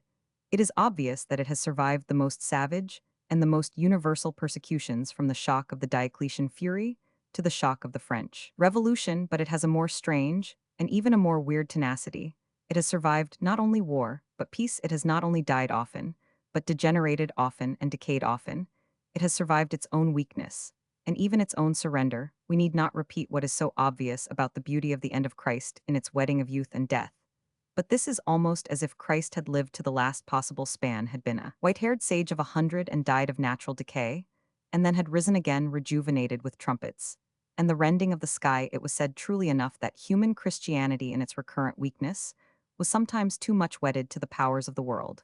But if it 300 was wedded, it has very often been widowed. It is a strangely immortal sort of widow. An enemy may have said at one moment that it was but an aspect of the power of the Caesars, and it sounds as strange today as to call it an aspect of the pharaohs. An enemy might say that it was the official faith of feudalism, and it sounds as convincing now as to say that it was bound to perish with the ancient Roman villa.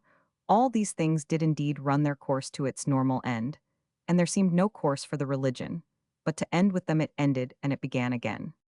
Heaven and earth shall pass away, but my words shall not pass away. The civilization of antiquity was the whole world, and men no more dreamed of its ending than of the ending of daylight. They could not imagine another order, unless it were in another world. The civilization of the world has passed away, and those words have not passed away in the long night of the Dark Ages. Feudalism was so familiar a thing that no man could imagine himself without a lord, and religion was so woven into that network that no man would have believed they could be torn asunder. Feudalism itself was torn to rags and rotted away in the popular life of the true Middle Ages, and the first and freshest power in that new freedom was the old religion. Feudalism had passed away, and the words did not pass away. The whole medieval order, in many ways so complete and almost cosmic a home for man, wore out gradually in its turn, and here at least it was thought that the words would die. They went forth across the radiant abyss of the Renaissance, and in 50 years were using all its light and learning for new religious foundations, new apologetics, new saints. It was supposed to have been withered up at last in the dry light of the age of reason. It was supposed to have disappeared ultimately in the earthquake of the age of revolution. Science explained it away, and at 301 was still there. History disinterred it in the past, and it appeared suddenly in the future. Today, it stands once more in our path, and even as we watch it, it grows. If our social relations and records retain their continuity, if men really learn to apply reason to the accumulating facts of so crushing a story, it would seem that sooner or later even its enemies will learn from their incessant and interminable disappointments not to look for anything so simple as its death. They may continue to war with it, but it will be as they war with nature, as they war with the landscape, as they war with the skies. Heaven and earth shall pass away, but my words shall not pass away. They will watch for it to stumble, they will watch for it to err, they will no longer watch for it to end insensibly, even unconsciously. They will, in their own silent anticipations, fulfill the relative terms of that astounding prophecy. They will forget to watch for the mere extinction of what has so often been vainly extinguished, and will learn instinctively to look first for the coming of the comet or the freezing of the star 302. Conclusion. The summary of this book one have taken the liberty once or twice of borrowing the excellent phrase about an outline of history, though this study of a special truth and a special error can of course claim no sort of comparison with the rich and man-cited encyclopedia of history, for which that name was chosen. And yet there is a certain reason in the reference and a sense in which the one thing touches and even cuts across the other, for the story of the world, as told by Mr. Wells, could here only be criticized as an outline. And strangely enough, it seems to me that it is only wrong as an outline, it is admirable as an accumulation of history, it is splendid as a storehouse or treasury of history, it is a fascinating disquisition on history, it is most attractive as an amplification of history, but it is quite false as an outline of history. The one thing that seems to me quite wrong about it is the outline, the sort of outline that can really be a single line like that, which makes all the difference between a caricature of the profile of Mr. Winston Churchill and of Sir Alfred Monde, in simple and homely language, I mean. The things that stick out, the things that make the simplicity of a silhouette, I think the proportions are wrong, the proportions of what is certain, as compared with what is uncertain, of what played a great part, as compared with what played a smaller part of what is ordinary, and what is extraordinary of what really lies level with an average, and what stands out as an exception. I do not say it as a small criticism of a great writer 303, and I have no reason to do so, for in my own much smaller task, I feel I have failed in very much the same way. I am very doubtful whether I have conveyed to the reader the main point I meant about the proportions of history, and why I have dwelt so much more on some things than others. I doubt whether I have clearly fulfilled the plan that I set out in the introductory chapter, and for that reason, I add these lines as a sort of summary in a concluding chapter. I do believe that the things on which I have insisted are more essential to an outline of history than the things which I have subordinated or dismissed. I do not believe that the past is most truly pictured as a thing in which humanity merely fades away into nature or civilization, merely fades away into barbarism, or religion fades away into mythology, or our own religion fades away into the religions of the world.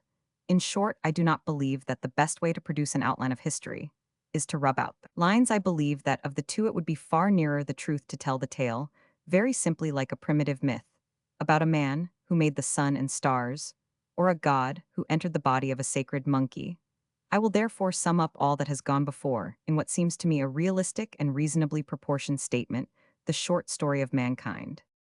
In the land lit by that neighboring star whose blaze is the broad daylight, there are many and very various things motionless, and moving there moves among them a race that is, in its relation to the others, a race of gods. The fact is not lessened, but emphasized, because it can behave like a race of demons. Its distinction is not an individual illusion like one bird pluming itself on its own plumes. It is a solid and a manicided thing. It is demonstrated in the very speculations that have led to its being denied that men, the gods of this lower world, are linked with it in various ways, is true. But it is another aspect of the same truth that they grow as the grass grows 304 and walk, as the beasts walk, is a secondary necessity that sharpens the primary distinction. It is like saying that a magician must after all have the appearance of a man, or that even the fairies could not dance without feet. It has lately been the fashion to focus the mind entirely on these mild and subordinate resemblances, and to forget the main fact altogether. It is customary to insist that man resembles the other creatures, yes, and that very resemblance he alone can see. The fish does not trace the fishbone pattern in the fowls of the air or the elephant, and the emu compare skeletons even in the sense in which man is at one with the universe. It is an utterly lonely universality. The very sense that he is united with all things is enough to sunder him from all. Looking around him by this unique light, as lonely as the literal flame that he alone has kindled, this demigod or demon of the visible world makes that world visible he sees around him, a world of a certain style or type. It seems to proceed by certain rules, or at least repetitions. He sees a green architecture that builds itself without visible hands, but which builds itself into a very exact plan or pattern, like a design already drawn in the air by an invisible finger. It is not, as is now vaguely suggested, a vague thing. It is not a growth or a groping of blind life. Each seeks an end, a glorious end, radiant end, even for every daisy or dandelion we see in looking across the level of a common field, in the very shape of things. There is more than green growth, there is the finality of the flower, it is a world of crowns. This impression, whether or no it be an illusion, has so profoundly influenced this race of thinkers and masters of the material world that the vast majority have been moved to take a certain view of that world. They have concluded rightly or wrongly that the world had a plan, as the tree seemed to have a plan, and an end and crown like the flower.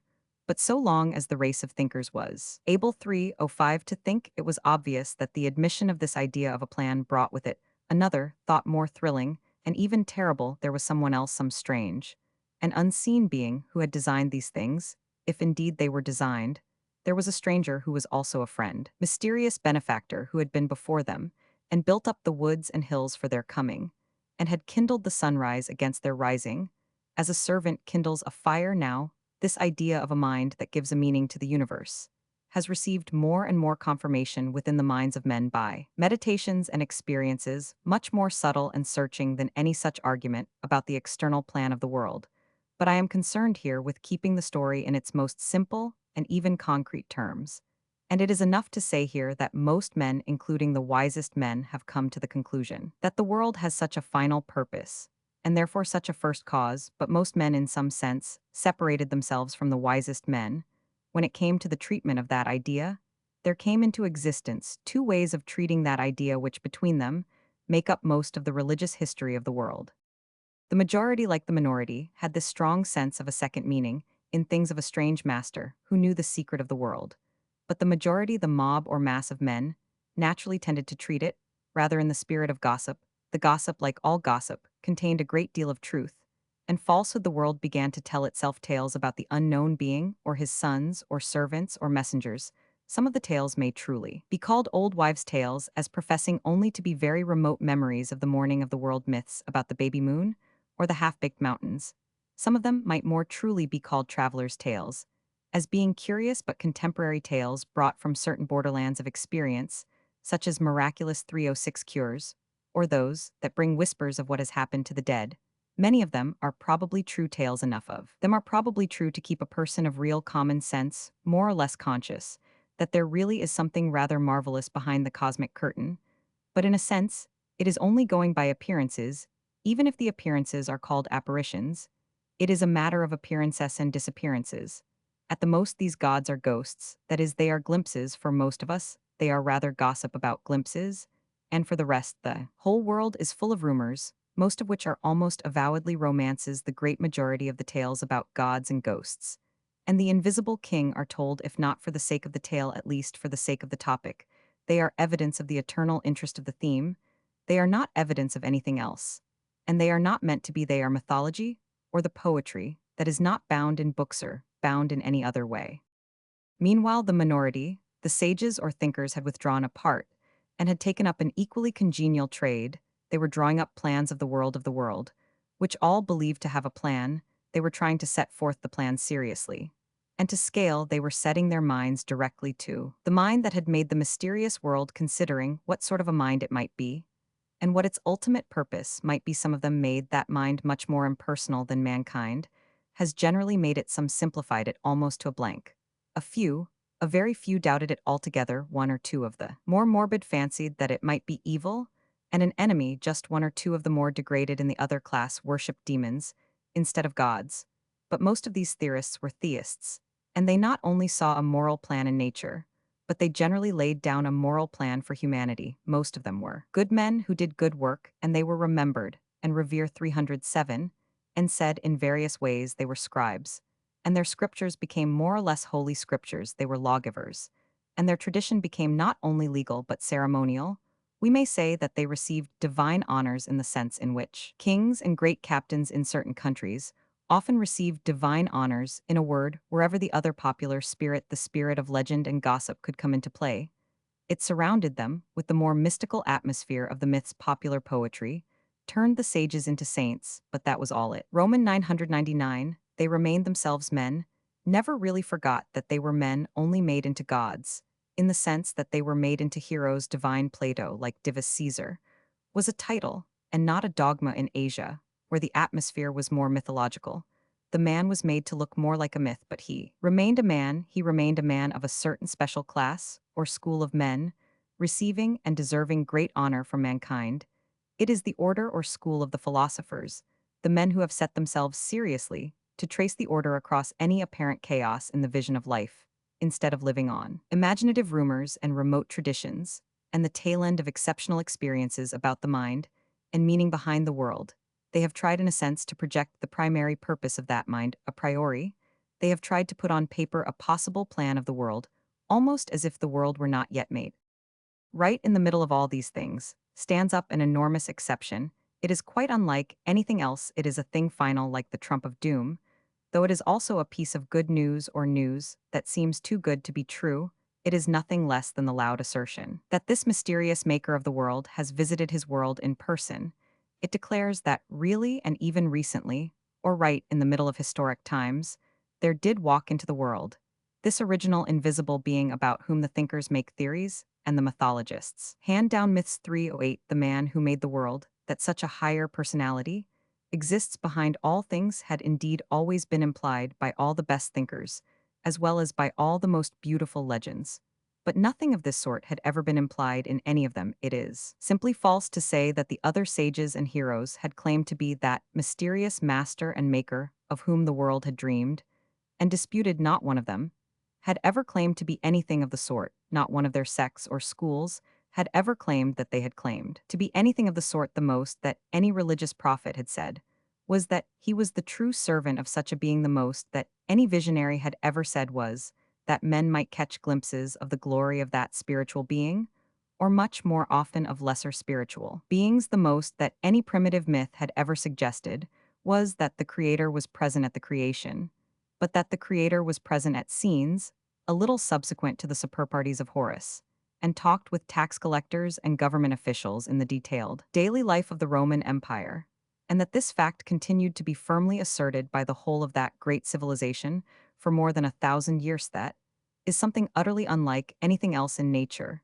It is the one great startling statement that man has made since he spoke his first articulate word instead of barking like a dog.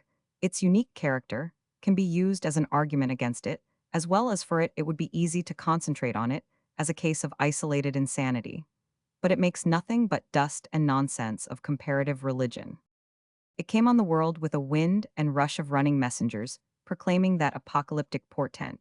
And it is not unduly fanciful to say they are running still. What puzzles the world and its wise philosophers and fanciful pagan poets about the priests and people of the Catholic Church is that they still behave as if they were messengers. A messenger does not dream about what his message might be. 309 or argue about what it probably would be. He delivers it as it is. It is not a theory or a fancy, but a fact. It is not relevant to this intentionally rudimentary outline to prove in detail that it is a fact, but merely to point out that these messengers do deal with it as men deal with a fact. All that is condemned in Catholic tradition, authority and dogmatism, and the refusal to retract and modify, are but the natural human attributes of a man with a message relating to a fact. I desire to avoid in this last summary all the controversial complexities that may once more cloud the simple lines of that strange story, which I have already called in words that are much too weak the strangest story in the world. I desire merely to mark those main lines, and specially to mark where the great line is really to be drawn. The religion of the world in its right proportions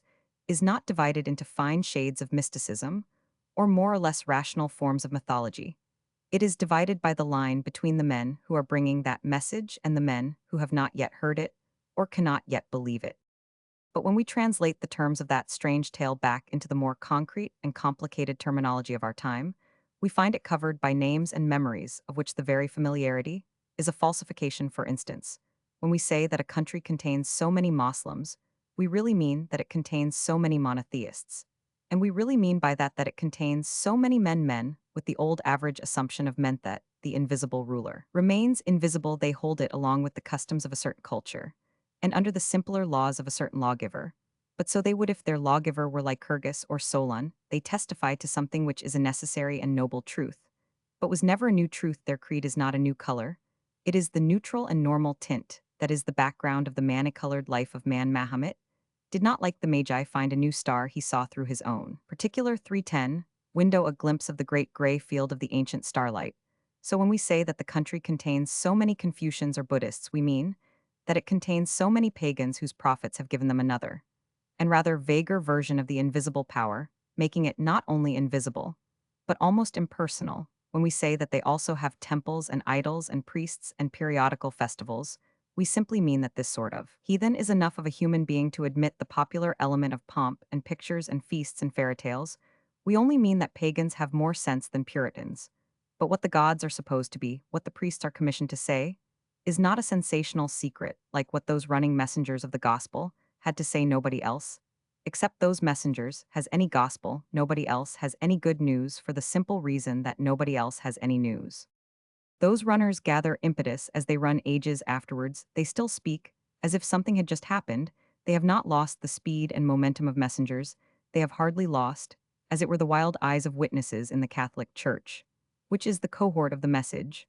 There are still those headlong acts of holiness that speak of something rapid and recent, a self-sacrifice that startles the world like a suicide, but it is not a suicide, it is not pessimistic, it is still as optimistic as St. Francis of the Flowers and Birds, it is newer in spirit than the newest schools of thought.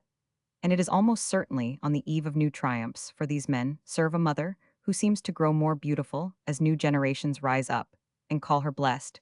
We might sometimes fancy that the church grows younger as the world grows old. For this is the last proof of the miracle that something so supernatural should have become so natural. I mean, that anything so unique when seen from the outside should only seem universal when seen from the inside. I have not minimized the scale 311 of the miracle as some of our milder theologians think it wise to do, rather have I deliberately dwelt on that incredible interruption as a blow that broke the very backbone of history. I have great sympathy with the monotheists, the Moslems, or the Jews to whom it seems a blasphemy that might shake the world, but it did not shake the world, it steadied the world. That fact, the more we consider it, will seem more solid and more strange. I think it a piece of plain justice to all the unbelievers to insist upon the audacity of the act of faith that is demanded of them. I willingly and warmly agree that it is in itself a suggestion at which we might expect even the brain of the believer to reel when he realized his own belief. But the brain of the believer does not reel, it is the brains of the unbelievers.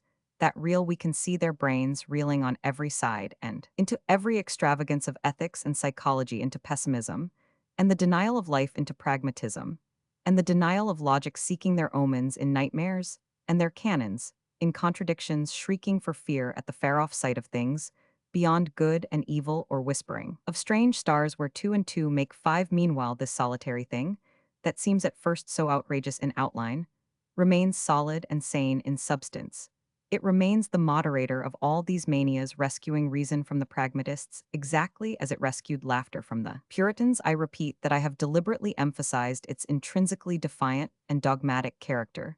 The mystery is how anything so startling should have remained defiant and dogmatic, and yet become perfectly normal and natural.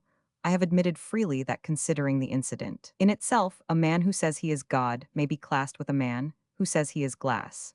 But the man who says he is glass is not a glazier making windows for all the world. He does not remain for after ages as a shining and crystalline figure, in whose light everything is as clear as crystal. But this madness has remained sane, the madness 312 has remained sane. When everything else went mad, the madhouse has been a house to which age after age men are continually coming back. As to a home, that is the riddle that remains, that anything so abrupt and abnormal should still be found a habitable and hospitable thing. I care not if the skeptic says it is a tall story, I cannot see how so toppling a tower could stand so long without foundation, still less can I see how it could become, as it has become, the home of man. Had it merely appeared and disappeared, it might possibly have been remembered or explained as the last leap of the rage of illusion, the ultimate myth of the ultimate mood, in which the mind struck the sky and broke. But the mind did not break, it is the one mind that remains unbroken in the breakup of the world. If it were an error, it seems as if the error could hardly have lasted a day. If it were a mere ecstasy, it would seem that such an ecstasy could not endure for an hour. It has endured for nearly 2,000 years. And the world within it has been more lucid, more level-headed, more reasonable in its hopes, more healthy in its instincts, more humorous and cheerful in the face of fate and death than all the world outside. For it was the soul of Christendom that came forth from the incredible Christ. And the soul of it was common sense. Though we dared not look on his face, we could look on his fruits. And by his fruits, we should know him. The fruits are solid. And the fruitfulness is much more than a metaphor, and nowhere in this sad world Are boys happier in apple trees or men, in more equal chorus singing, as they tread the vine, than under the fixed flash of this instant and intolerant enlightenment, the lightning made eternal as the light 313. Appendix I. On prehistoric man. In a sense, it would be better if history were more superficial. What is wanted is a reminder of the things that are seen so quickly that they are forgotten, almost as quickly. The one moral of this book, in a manner of speaking, is that first thoughts are best, so a flash might reveal a landscape with the Eiffel Tower or the Matterhorn standing up in it. As they would never stand up again in the light of common day, I ended the book with an image of everlasting lightning, in a very different sense, alas. This little flash has lasted only too long, but the method has also certain practical disadvantages, upon which I think it well to add these two notes. It may seem to simplify too much and to ignore out of ignorance. I feel this especially in the passage about the prehistoric pictures, which is not concerned with all that the learned may learn from prehistoric pictures, but with the single point of what anybody could learn from there, being any prehistoric pictures at all. I am conscious that this attempt to express it in terms of innocence may exaggerate even my own ignorance without any pretense of scientific research. I should be sorry to have it thought that I knew no more than I had occasion to say in that passage of the stages, into which primitive humanity has been divided. I am aware, of course, that the story is elaborately stratified, and that there were many such stages before the Cro-Magnon or any peoples with whom we associate such pictures. Indeed, recent studies about the Neanderthal and other races rather tend to repeat the moral that is here most relevant. The notion noted in these pages of something necessarily slow or late in the development of religion will gain little indeed from these later revelations about the precursors of the reindeer picture-maker. The learned appear to hold that whether the reindeer picture could be religious or not, the people that lived before it were religious already. Men were already burying their dead with the care that is the 314 significant sign of mystery and hope. This obviously brings us back to the same argument, an argument that is not approached by any measurement of the earlier man's skull. It is little use to compare the head of the man with the head of the monkey, if it certainly has never come into the head of the monkey to bury another monkey with nuts in his grave to help him towards a heavenly monkey house. Talking of skulls, we all know the story of the finding of a Cro-Magnon skull that is much larger and finer than a modern skull. It is a very funny story, because an eminent evolutionist, awakening to a somewhat belated caution, protested against anything being inferred from one specimen. It is the duty of a solitary skull to prove that our fathers were our inferiors. Any solitary skull, presuming to prove that they were superior, is felt to be suffering from swelled head. 315. Appendix Roman 2. On authority and accuracy. In this book, which is merely meant as a popular criticism of popular fallacies, often indeed of very vulgar errors, I feel that I have sometimes given an impression of scoffing at serious scientific work. It was, however, the very reverse of my intention. I am not arguing with the scientist who explains the elephant, but only with the sophist who explains it away. And as a matter of fact, the sophist plays to the gallery, as he did in ancient Greece. He appeals to the ignorant, especially when he appeals to the learned, but I never meant my own criticism to be an impertinence to the truly learned. We all owe an infinite debt to the researches, especially the recent researches of single-minded students in these matters. And I have only professed to pick up things here and there from them. I have not loaded my abstract argument with quotations and references, which only make a man look more learned than he is. But in some cases, I find that my own loose fashion of allusion is rather misleading about my own meaning. The passage about Chaucer and the child martyr is badly expressed.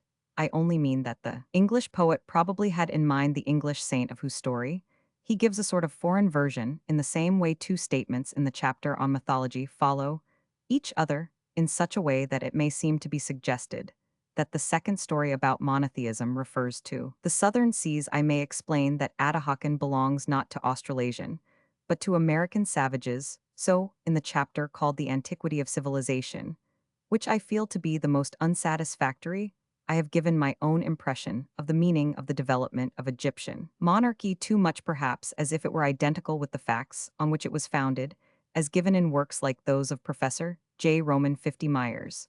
But the confusion was not intentional. Still less was there any intention to imply, in the remainder of 316, the chapter, that the anthropological speculations about races are less valuable than they undoubtedly are. My criticism is strictly relative, I may say, that the pyramids are plainer than the tracks of the desert, without denying that wiser men than I may see tracks in what is to me the trackless sand.